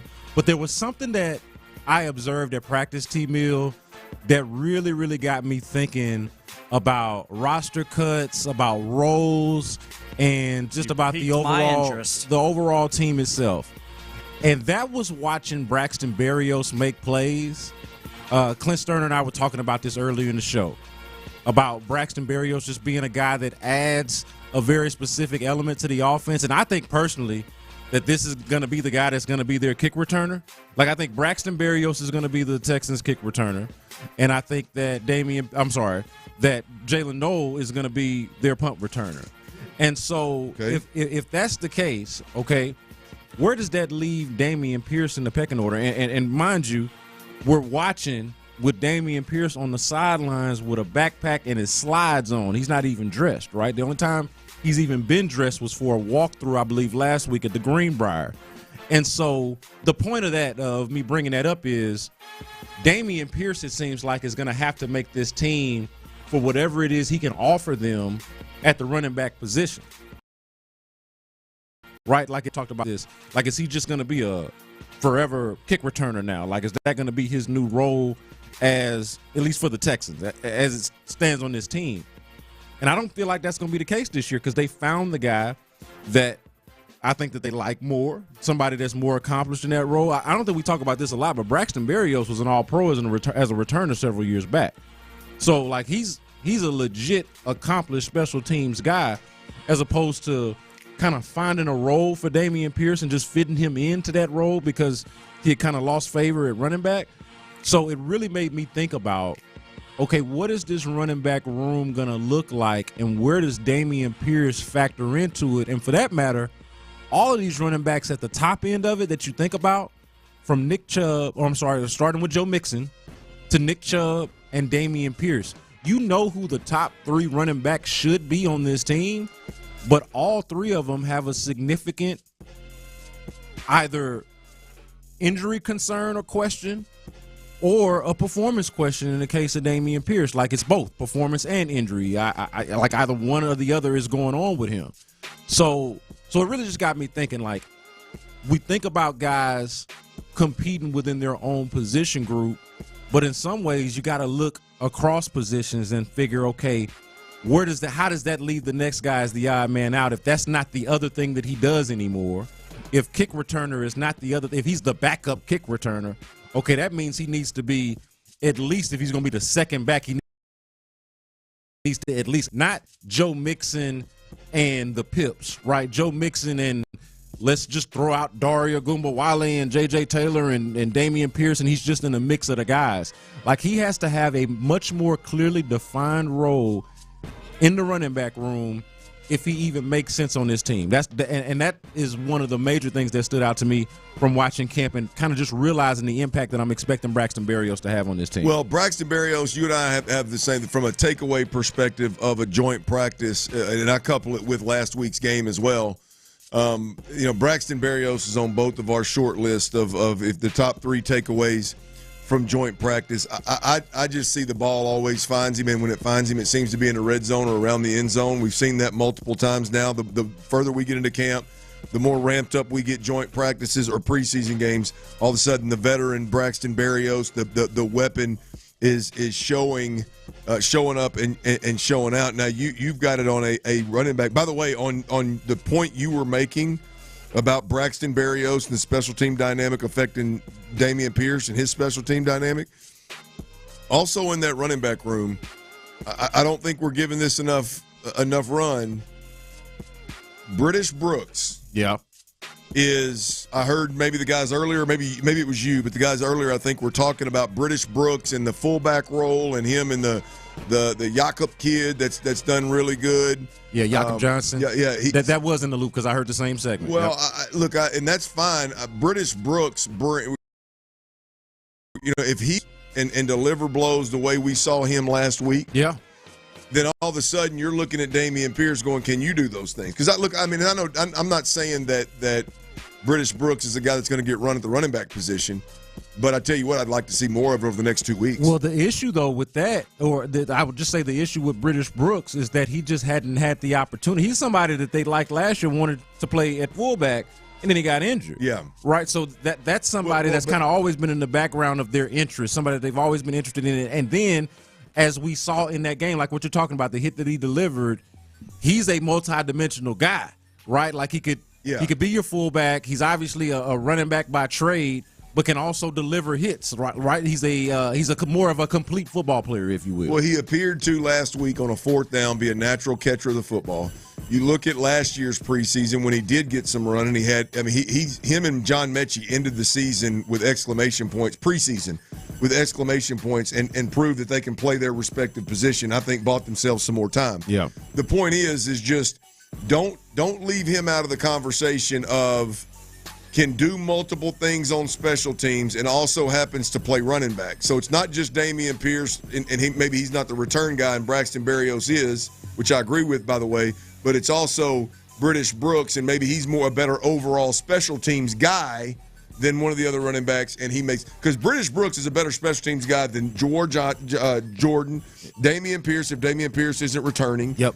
Definitely J.J. Taylor. Yep. So you get that's going to be and just from a bigger picture standpoint on the running back room, it's a weird place to be in when you're this far in the training camp, second game into the preseason, and you don't know who the locks are at the running back position outside of Joe Mixon, a guy that you haven't seen all offseason. Right. And Dare Ogunbowale, who you know is really more so there for his special teams prowess and overall reliability as a professional, but not so much as, hey, we love this guy at running back per se. Wait, I thought I heard this earlier, but now I know I heard it because you just said it again. You don't think Nick Chubb's a lock?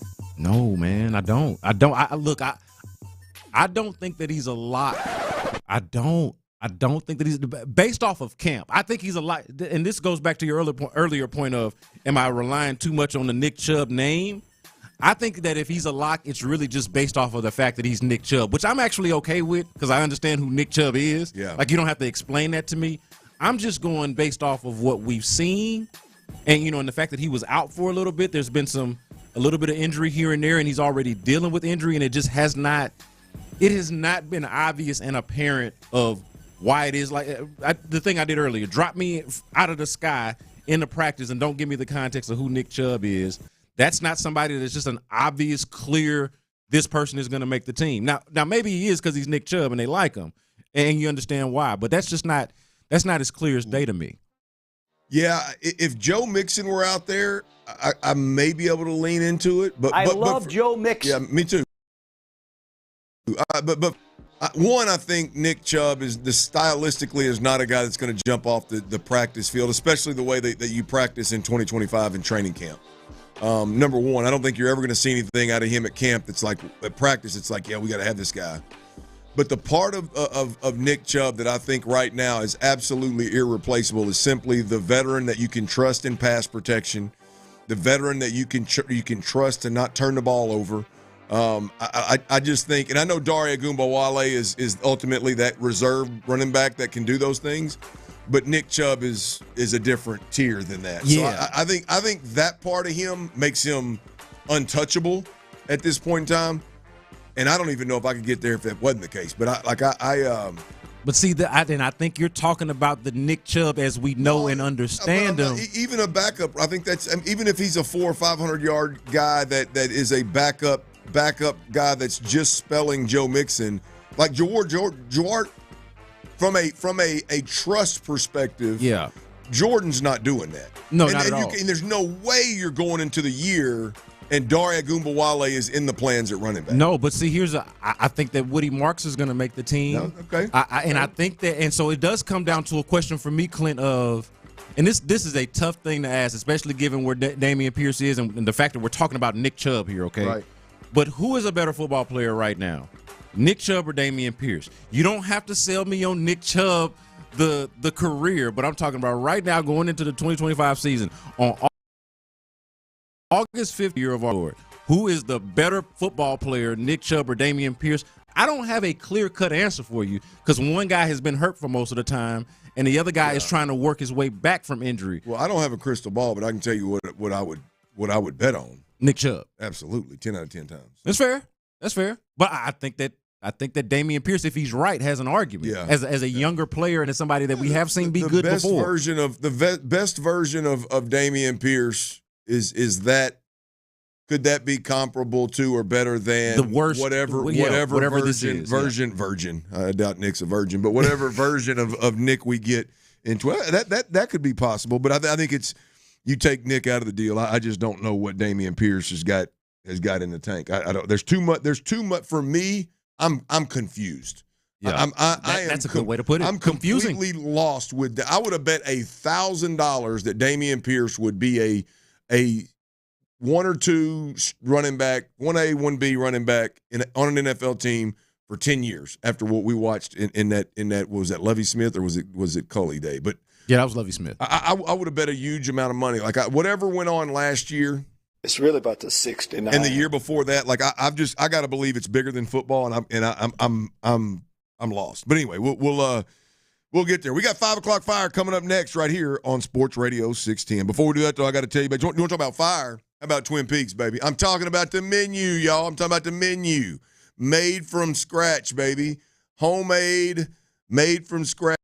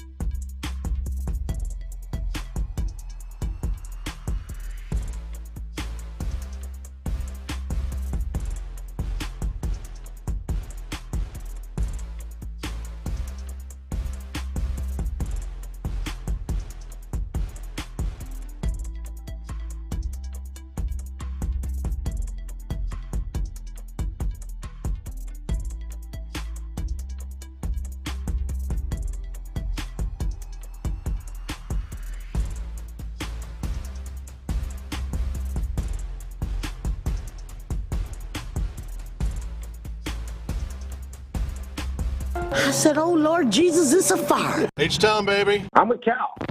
Sports Radio 610 presents The Drive with Stoerner and Hughley. It's the 5 o'clock fire.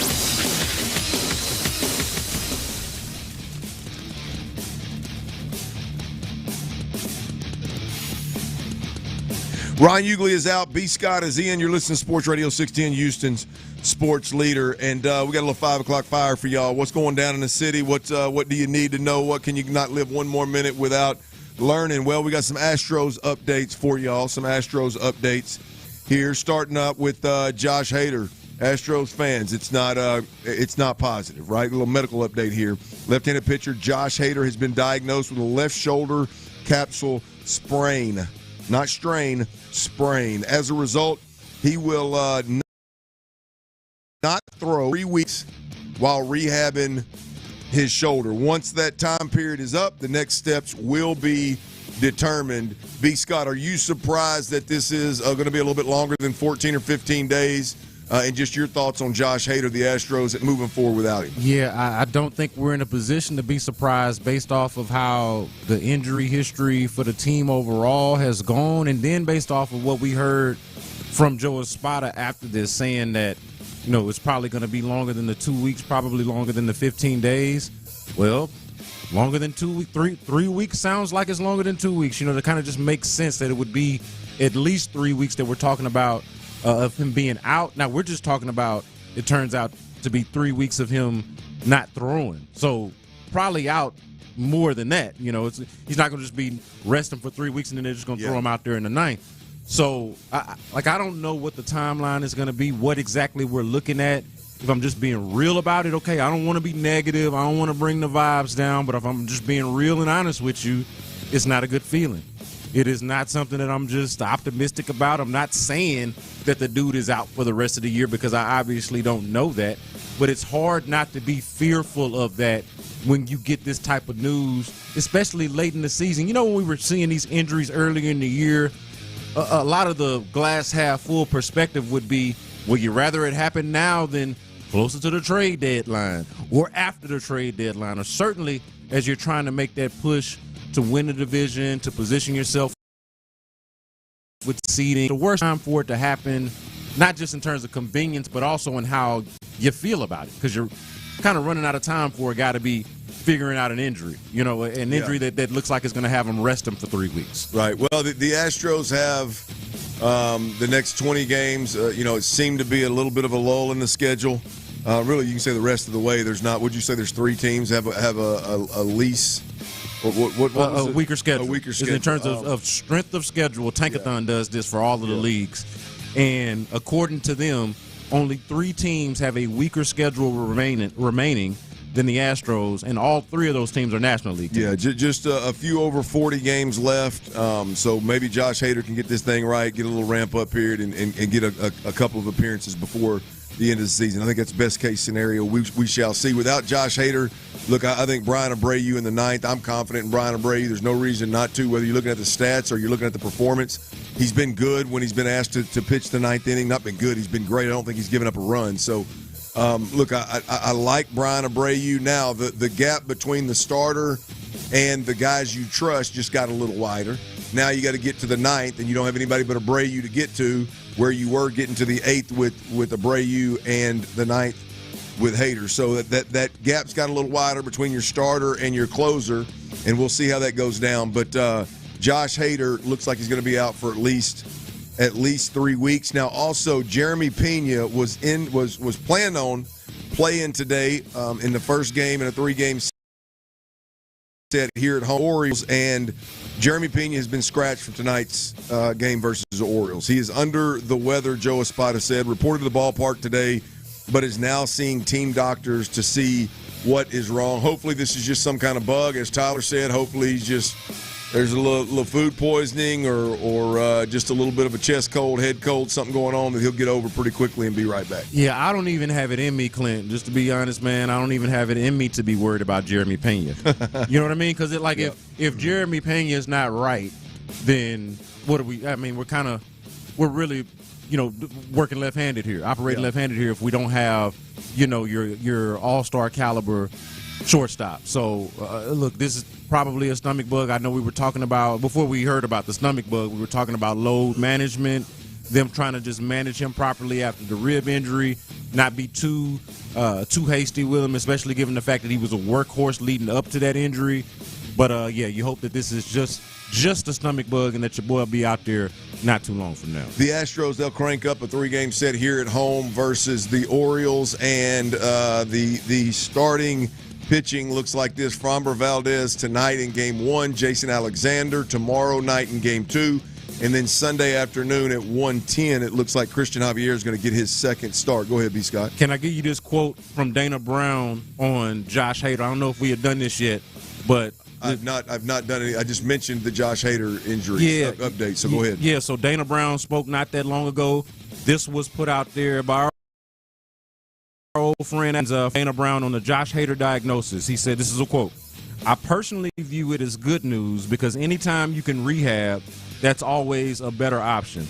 Hopefully in these 3 weeks, he'll feel better and we'll get him to throwing a baseball and life will be back to normal." So it sounds like he's just trying to have the glass half full view of it. Sure. That doesn't necessarily make me feel any better about it personally. But I guess from Dana Brown's standpoint, you got to put that positive spin on it one way or another. Because, I mean, if you're Dana Brown and you're seeing guys drop left and right, I mean, how do you keep yourself from going crazy? Well, I can't believe Dana Brown's still commenting, not just saying, hey, I ain't got nothing to add. I don't know what he's doing, but that's nor here nor there. I personally view it as good news. Yeah. Not me, Dana. Look, sorry, we're going to have to agree to disagree on that one. Yeah, Dana, the fact that you view it as good news makes me feel worse as an Astros fan, if I'm being completely honest.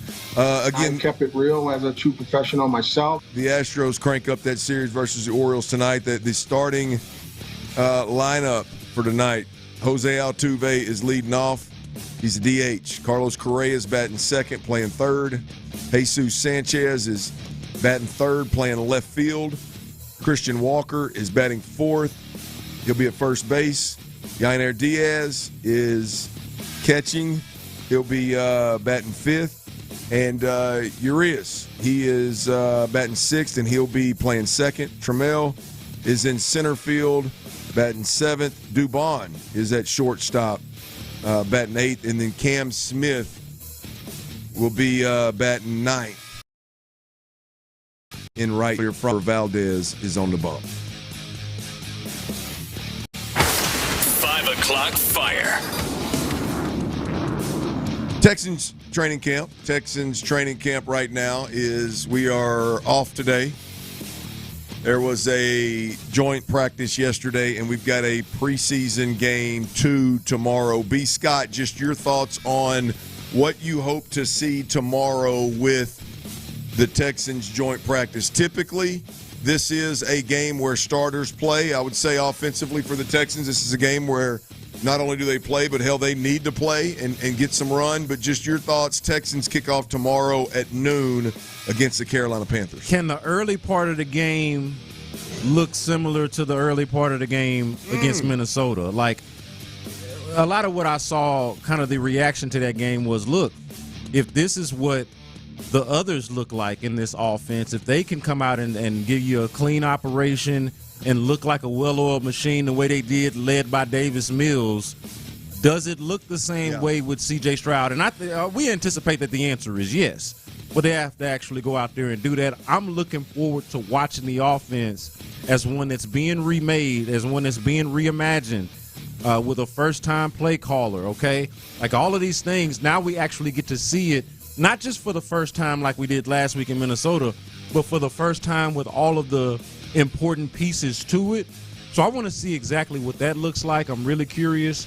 I didn't get to this earlier in our joint practice thoughts, but I did want to mention MJ Stewart and I'm only mentioning it because you got to feel that C.J. Gardner-Johnson role. I didn't realize as much until after that practice or after watching that practice how much they actually believe in MJ Stewart just as a guy in that locker room and as a next man up type. I don't know if any of us are fully comfortable with him being like a long-term solution or having to play multiple games. But in a pinch, obviously, early on in the season, as C.J. Gardner-Johnson deals with this knee injury and tries to work his way back, I don't know how long that's going to take. But MJ Stewart is somebody that I had an eye on at practice and will have an eye on in this game on Saturday, assuming obviously that he plays, and I think that he will. Well, I think in that secondary, you got guys that'll play, and I think when it comes to looking at, there's no Jimmy Ward, obviously, and there's no for the near future at least C.J. Gardner-Johnson. What are they going to do at that safety position? And I don't think DeMeco's going to completely show his cards, but you got Jalen Mills, who I looked over there yesterday, and the veteran that they recently signed was out there. You mentioned MJ Stewart.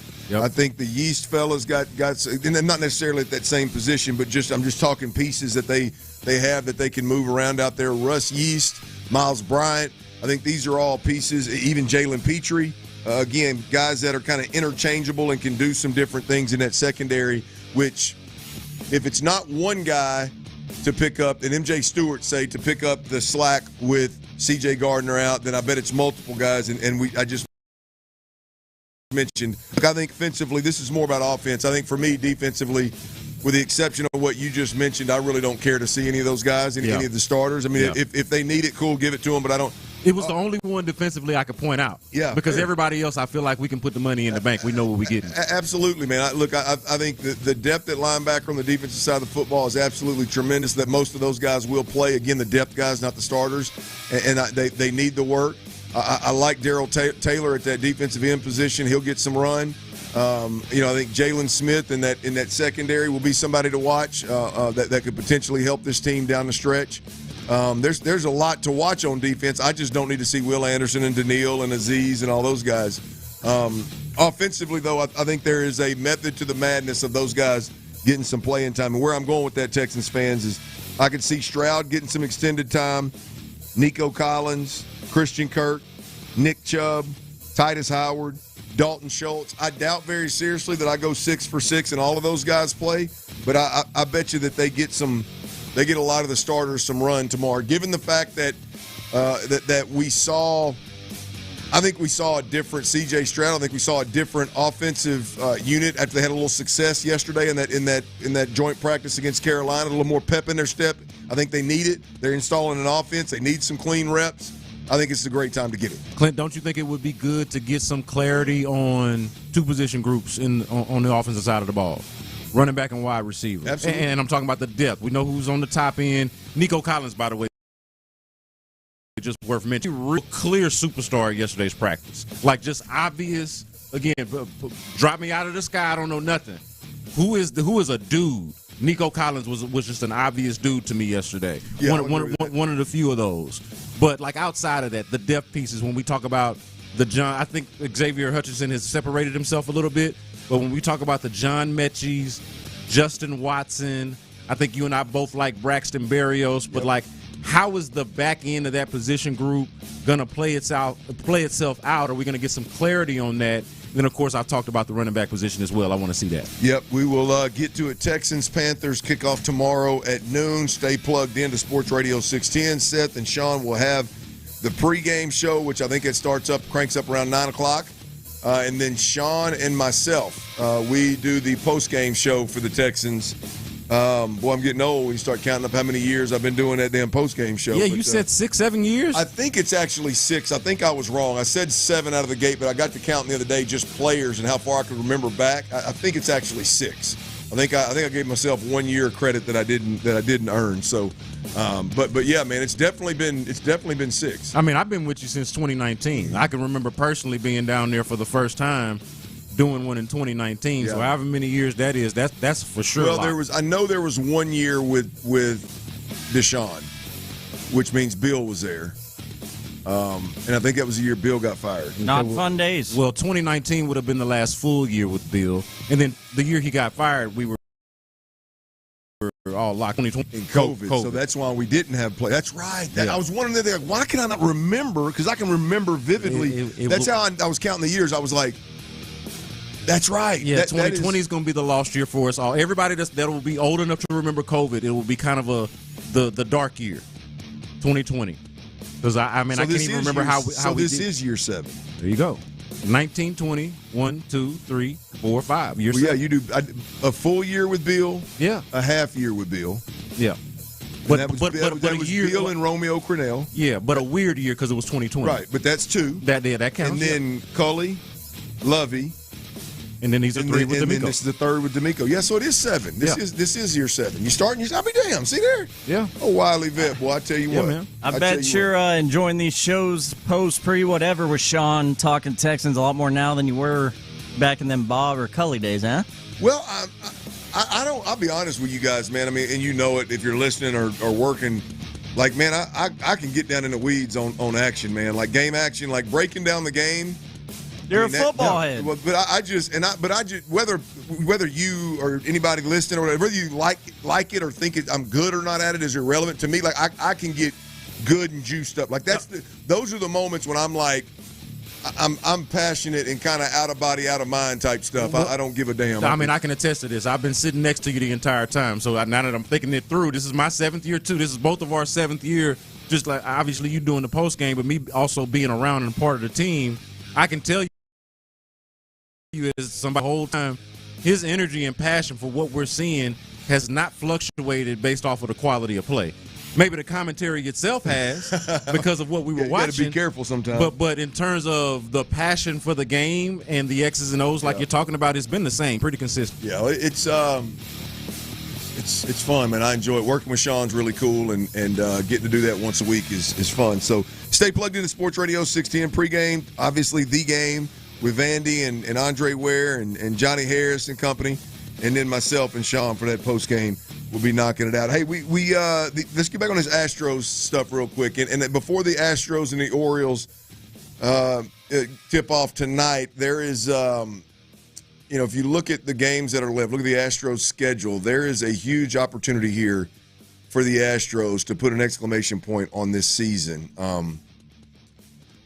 And I think it's a real one. We'll see what you think about it. We'll see what B. Scott thinks about it. We'll put it all out there. That's next right here on Sports Radio 610. Before we do that, though, I got to tell you about Mo Karam Injury Lawyers. Look, there is nothing worse than being injured in an accident on the road or at work, right? You're in a position where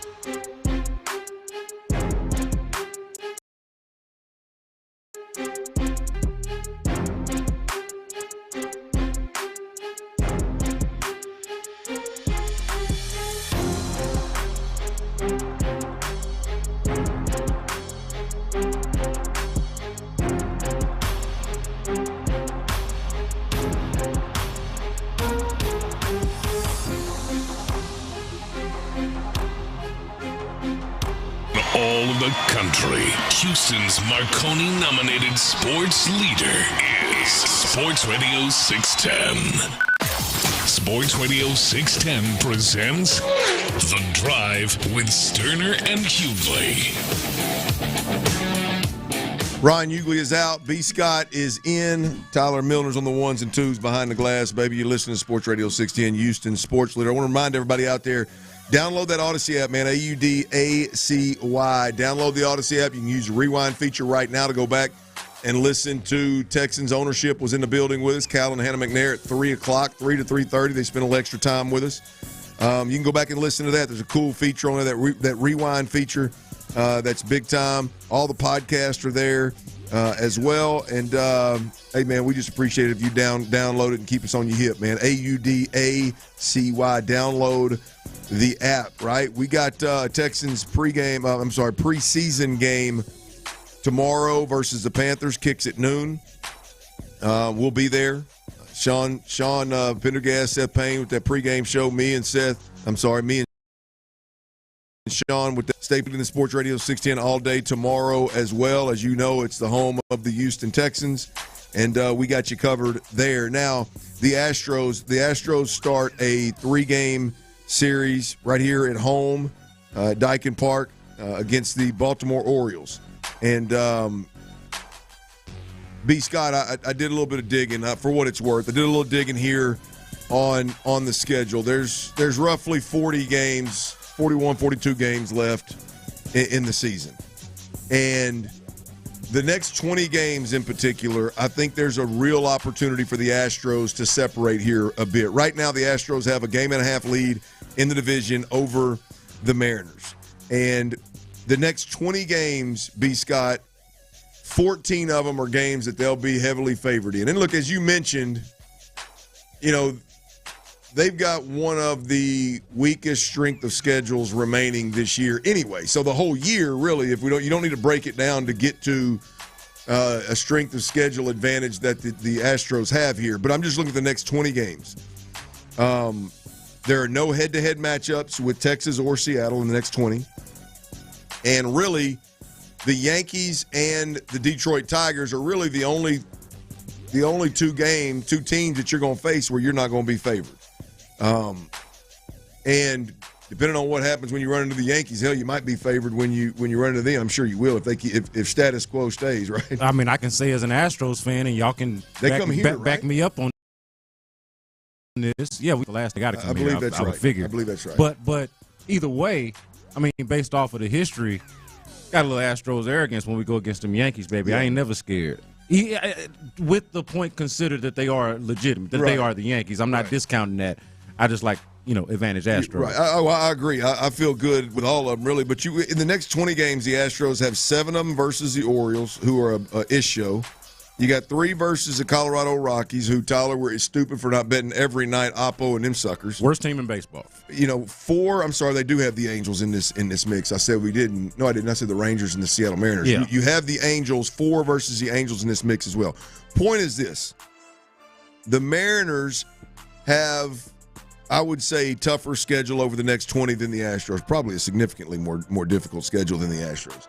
This is a real opportunity over the next 3 weeks of baseball for the Astros, B. Scott, to make a move. Again, it's a game and a half right now, the lead in the division.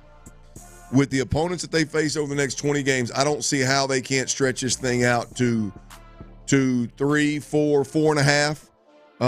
Now, the Mariners have been obviously ridiculously hot before this last series. Yeah. And that'd be tough to extend a lead on. But I just got to believe that as their schedule toughens up a bit and ours weakens up a bit, that we'll be able to make a move here, given that we got so many games that we should be able to handle up the opponent. So 3 opponents specifically that you mentioned that I got my eyes on, and I'm just going to declare this here right now, right? I need a clean sweep over these next 20 games against all of these opponents. Tally up however many games it is against these 3 opponents, but over the next 20 games, as you mentioned, you've got the Orioles starting tonight. Mm-hmm.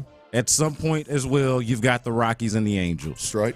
Orioles, Rockies, Angels, when we talk about the importance of these next 20 games, and they got the Angels again at the end of the season, So really, all of those, count those in the next 20 plus the end of the season against the Angels. I need every one of those. Well, you're talking 14 games in the next 20, which you name the opponents that I feel like they're going to be favored in heavily, and then the other 6 games in the next 20 are Detroit and the Yankees. So that's 14 games you mentioned. I need every one of them, Clint. Yeah. I mean, and you're not going to get every one of them. I'm saying that with a little bravado, with a little umph and emphasis here, but I mean certainly, like 9 to 10 of them, right? And I would take all of them. Right. Well, here's my overall point with the 20 game setup, right? And why the discussion needs to be 20 or 21, however you want to couch it.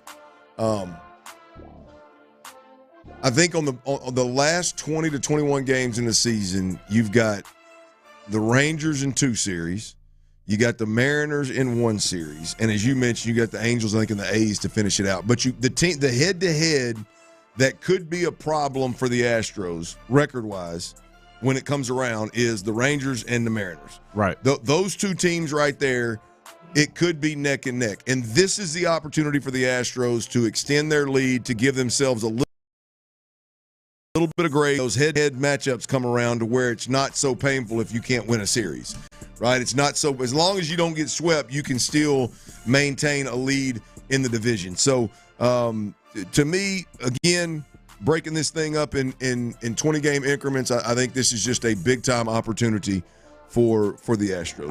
I want to point this out about those teams that we're talking about. Again, the Rockies, the Orioles starting tonight, and the Angels, okay?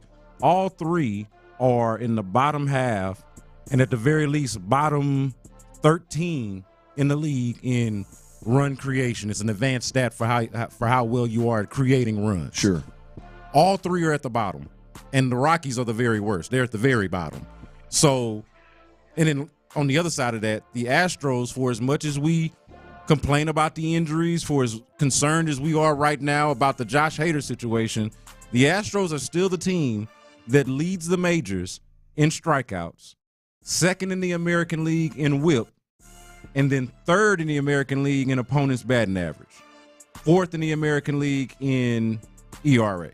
So, they are still clearly, and a lot of this I think is probably, got something to do with how well they pitched on the front end, some of that early Hunter Brown and Framber Valdez stuff that we were getting, because this is a season-long stat. Yeah. But it still goes to show you that as bad as it's been injury-wise, luck-wise, that they have pitched their tails off as a squad and as a unit, and now you're going up against teams that notoriously don't do it. So you got to handle business against those teams. Yeah, and this series against the Orioles, a 3-game set here, and you're going to get Framber tonight, Jason Alexander tomorrow, and then Christian Javier's second start from after returning from injury. So don't play with your food, baby. Right.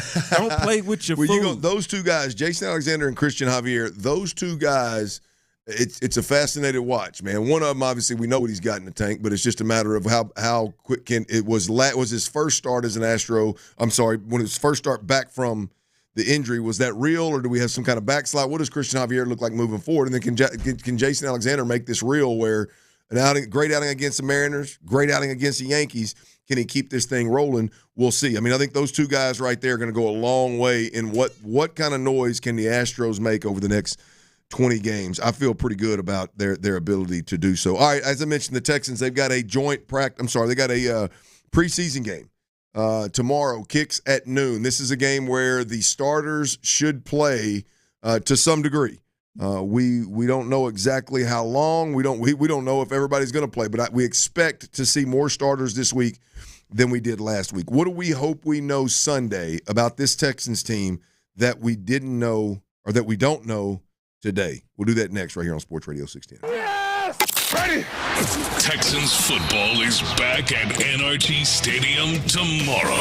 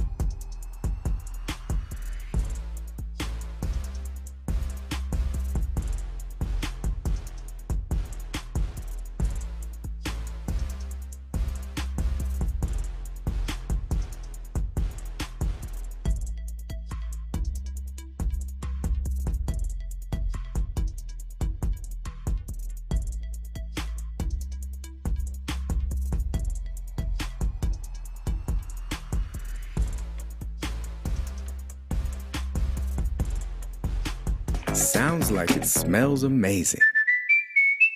It used to be called Reliant. H-Town, I'm back. Live from the Mokaram Injury Lawyers Studios, Sports Radio 610 presents The Drive with Stoerner and Hughley.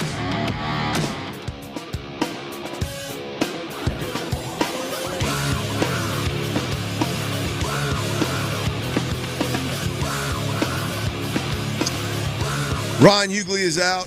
Brandon Scott is in. You listen to Sports Radio 610, baby. Houston sports leader. We appreciate every single one of y'all out there listening. Wouldn't be possible without you. If you watch it on YouTube and Twitch, we appreciate you there as well. AM, FM dial. Download that Odyssey app, AUDACY. Hey, man, we got our first preseason, albeit of the season this year. Texans Panthers tomorrow at noon.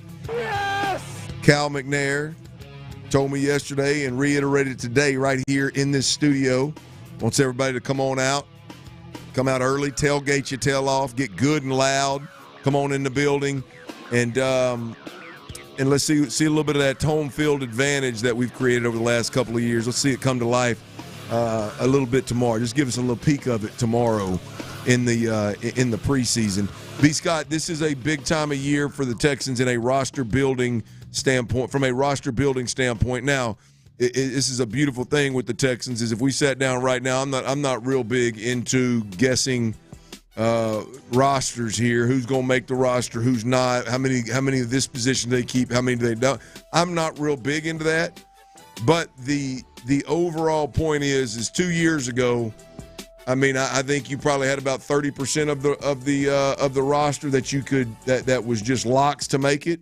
Right now, I bet you got 80 to 85%, maybe even more, of this roster, which points directly to just the health of the organization, to how stable the organization, the team, the roster is, and how well DeMeco and Nick have built this thing. There is no doubt. Whatever decisions they make, we pick them apart and we break bread and create content, and that's what we do here. Big picture, this roster is second to none. I mean, this roster through and through is second to none. If you take a couple of injuries out of the mix, if you got Joe Mixon on the offensive side of the football, if you keep Brevin Jordan healthy on the offensive side of the football, if you keep C.J. Gardner-Johnson healthy, and you've got Ward coming in there, and if you can get Christian Harris healthy, and you can get what's my man that was with the D tackle that was with the Titans that came over last year? DeMeco Autry. Yeah. You get DeMeco Autry healthy. You get some of those interior guys healthy. I mean, good gosh, this roster is stacked. I mean, it is. I bet it's closer to 95%. Yeah, that you can lock guys up. There's very little room for decisions and competition to make the minds up of this group, whether a guy makes a team or not. But with all that said, I do think we're going to see some quality play from particularly our depth guys this week, and there are some competitions going on. But the week 2 in the preseason, typically we see some starters play. So on that front, we've talked about competition, position battles, roster spots.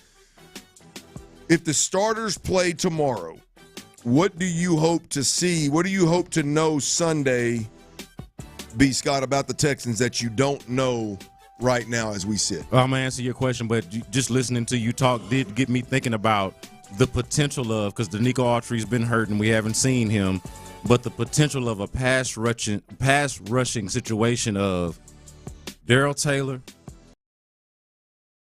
DeMeco, and then lining up Danielle Hunter and Will Anderson together on the other side.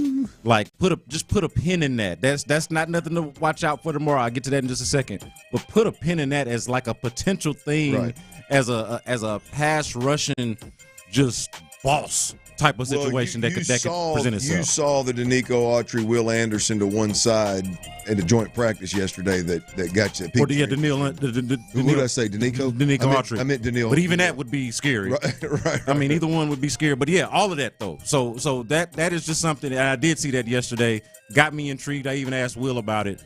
But just something to think about. As far as this game goes, to answer your question, I think it's pretty obvious, man. Like it's pretty obvious and clear of what the priority should be from a team watching, observing standpoint, and that is how does C.J. Stroud, and then also by extension as a part of that, how does C.J. Stroud and how does the, as close to as we can see it and view it, first string offensive line look in this new offense with C.J. Stroud, right? So we've seen the offense. We've seen it look fairly good on its first drive, okay, with Davis Mills in that first preseason game. So I feel like that gave people enough of a good feeling about the offense overall. But the thing that we haven't seen, to your question, what's something that you want to see and feel good about or learn that you don't know today or going into the game? We have not seen C.J. Stroud in this offense. You and I have seen it. We've watched practice. The fans have seen a practice version. Hell, the fans were out there yesterday for the joint practice. So we've seen a little bit of it. But what does it look like under the lights in a real game scenario? I know it's a game that doesn't count, but if they're going to play their first string, if they're going to play their starters, that means they're going to be really trying at least for that portion of the game. What does that look like? I think that's the big question for the Texans going into the season, and this is going to be our first taste of it. I would like to come away from the game feeling something and hopefully feeling good about how C.J. Stroud and, of course, this offensive line, the first-string offensive line, whatever is going to be tasked with protecting C.J. Stroud, how they look under this newly made offense under Nick Caley. Yeah, I got three things for you, B. Scott. I'm going to start one very similar to what you said, and I'm going to go specifically interior O-line play. Everybody that I'm going to mention right now, we've never seen play football in a Texans uniform, with the exception of last week if they played a little bit in the preseason, right? The interior offensive line, it looks like what we're looking at is Ed Ingram, Jake Andrews, and a Lakin Tomlinson interior offensive line. That's from right to left. From right to left, yes.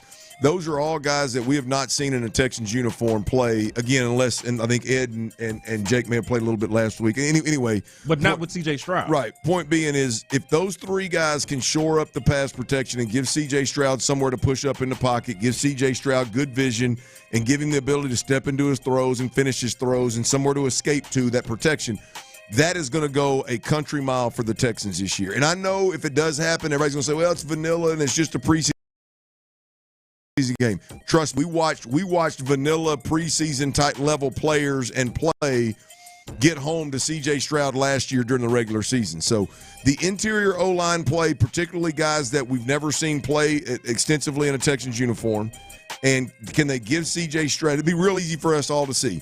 Is C.J. Stroud able to drop back and even if he's pressured, slide up into the pocket and even scramble, or slide up into pocket and make throws? Does he have room? And it all starts on the interior O-line play. Secondly, I'm going to go with the Iowa State wide receivers. We know these two guys are going to make the team. Xavier Hutchinson, I think, is going to make the team, but I'm not worried about him. The two rookies from Iowa State are the two guys that we have seen very little of in a game situation. And I want to see what these guys are made of. I want to see these guys go make plays. I've seen Jalen Noel make a bunch of plays in camp. I want to see if he can do it in a game. We've seen Higgins make big boy, big-time highlight reel plays in training camp and mini camp. Can he do it in a game? What are the Iowa State wide receivers all about? And then third for me is I've been on this kid's, I've been on his train for a while now. The kid out of USC, the corner out of USC. Oh, Jalen Smith. He's one that he got a little run last week, but I'm not looking for him to get run. I'm looking for him to make plays. Those three guys right there, those three areas or players specifically, are guys that could change the game for the Texans this week. And I want at least one or two of those come out knowing a little bit more about than I do right now. Man, it would be so huge if Jalen Smith could add to your cornerback depth. Game changer. Like it's the thing that I know we talk about quite a bit, but still maybe doesn't get enough attention, is how thin they are outside of those top end guys. That being Derek Stingley Jr. and Kamari Lassiter. Like after that, there are guys that you heard of and guys that have been around on the team before, Tremont Smith and D'Angelo Ross, and like they got guys that we've heard of. But how confident are you really in the depth of that position? If Jalen Smith can show you something, that would be huge. I think that interior offensive line, just to get specific on the offense, I know I mentioned them, but you did a great job there of like specifically pointing out where the holes have been, right? Like they have had procedural issues at tackle, but Laramie Tunsil was their best offensive lineman by a country mile. The issues, the talent issues, the communication issues, all of that seemed to rear its ugly head on the interior. That was the part going into the offseason we said that they needed to address and fix. Now, they did address it.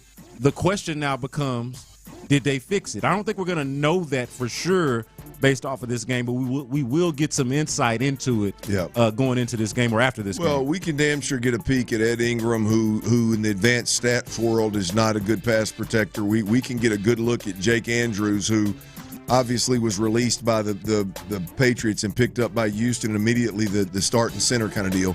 Like, those are all, hey, man, let's see it. Let's see rubber meet the road and see what these – I think in Tomlinson, if he does play, I think he's a guy that DeMeco knew exactly who the hell he was bringing in here. Yeah. And I want to see. I want to see what DeMeco saw in him to bring him in here and be the answer. So I think we can get some answers in a quarter of play or maybe even a half of play from the starters, and hopefully C.J. Stroud's involved in that. T-Mill, we got some best bets, baby. Let's wrap this. Let's put a bow on this thing on a beautiful Friday afternoon. Yes, sir, and we can do so in a pretty cool fashion, but it's going to take a lot.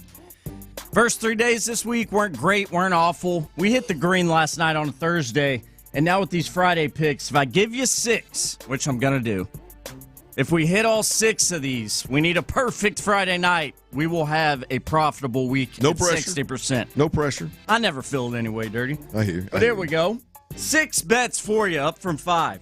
First, 3 of these are Astros related, by the way. First, Red Sox. First 5 money line. First 5 innings money line as they are hosting the Marlins. I got the odds at -145. Next, been betting a lot on this series and winning a lot on this series. Diamondbacks and Rockies. I believe this is their series finale. I am under, big number for first 5 innings, under 6.5 runs in the first 5 innings of this one. Now, they eclipsed that yesterday, but I don't think they'll do it twice in a row. Angels at A's. 2 just very piss-poor baseball squads you find in the AL West.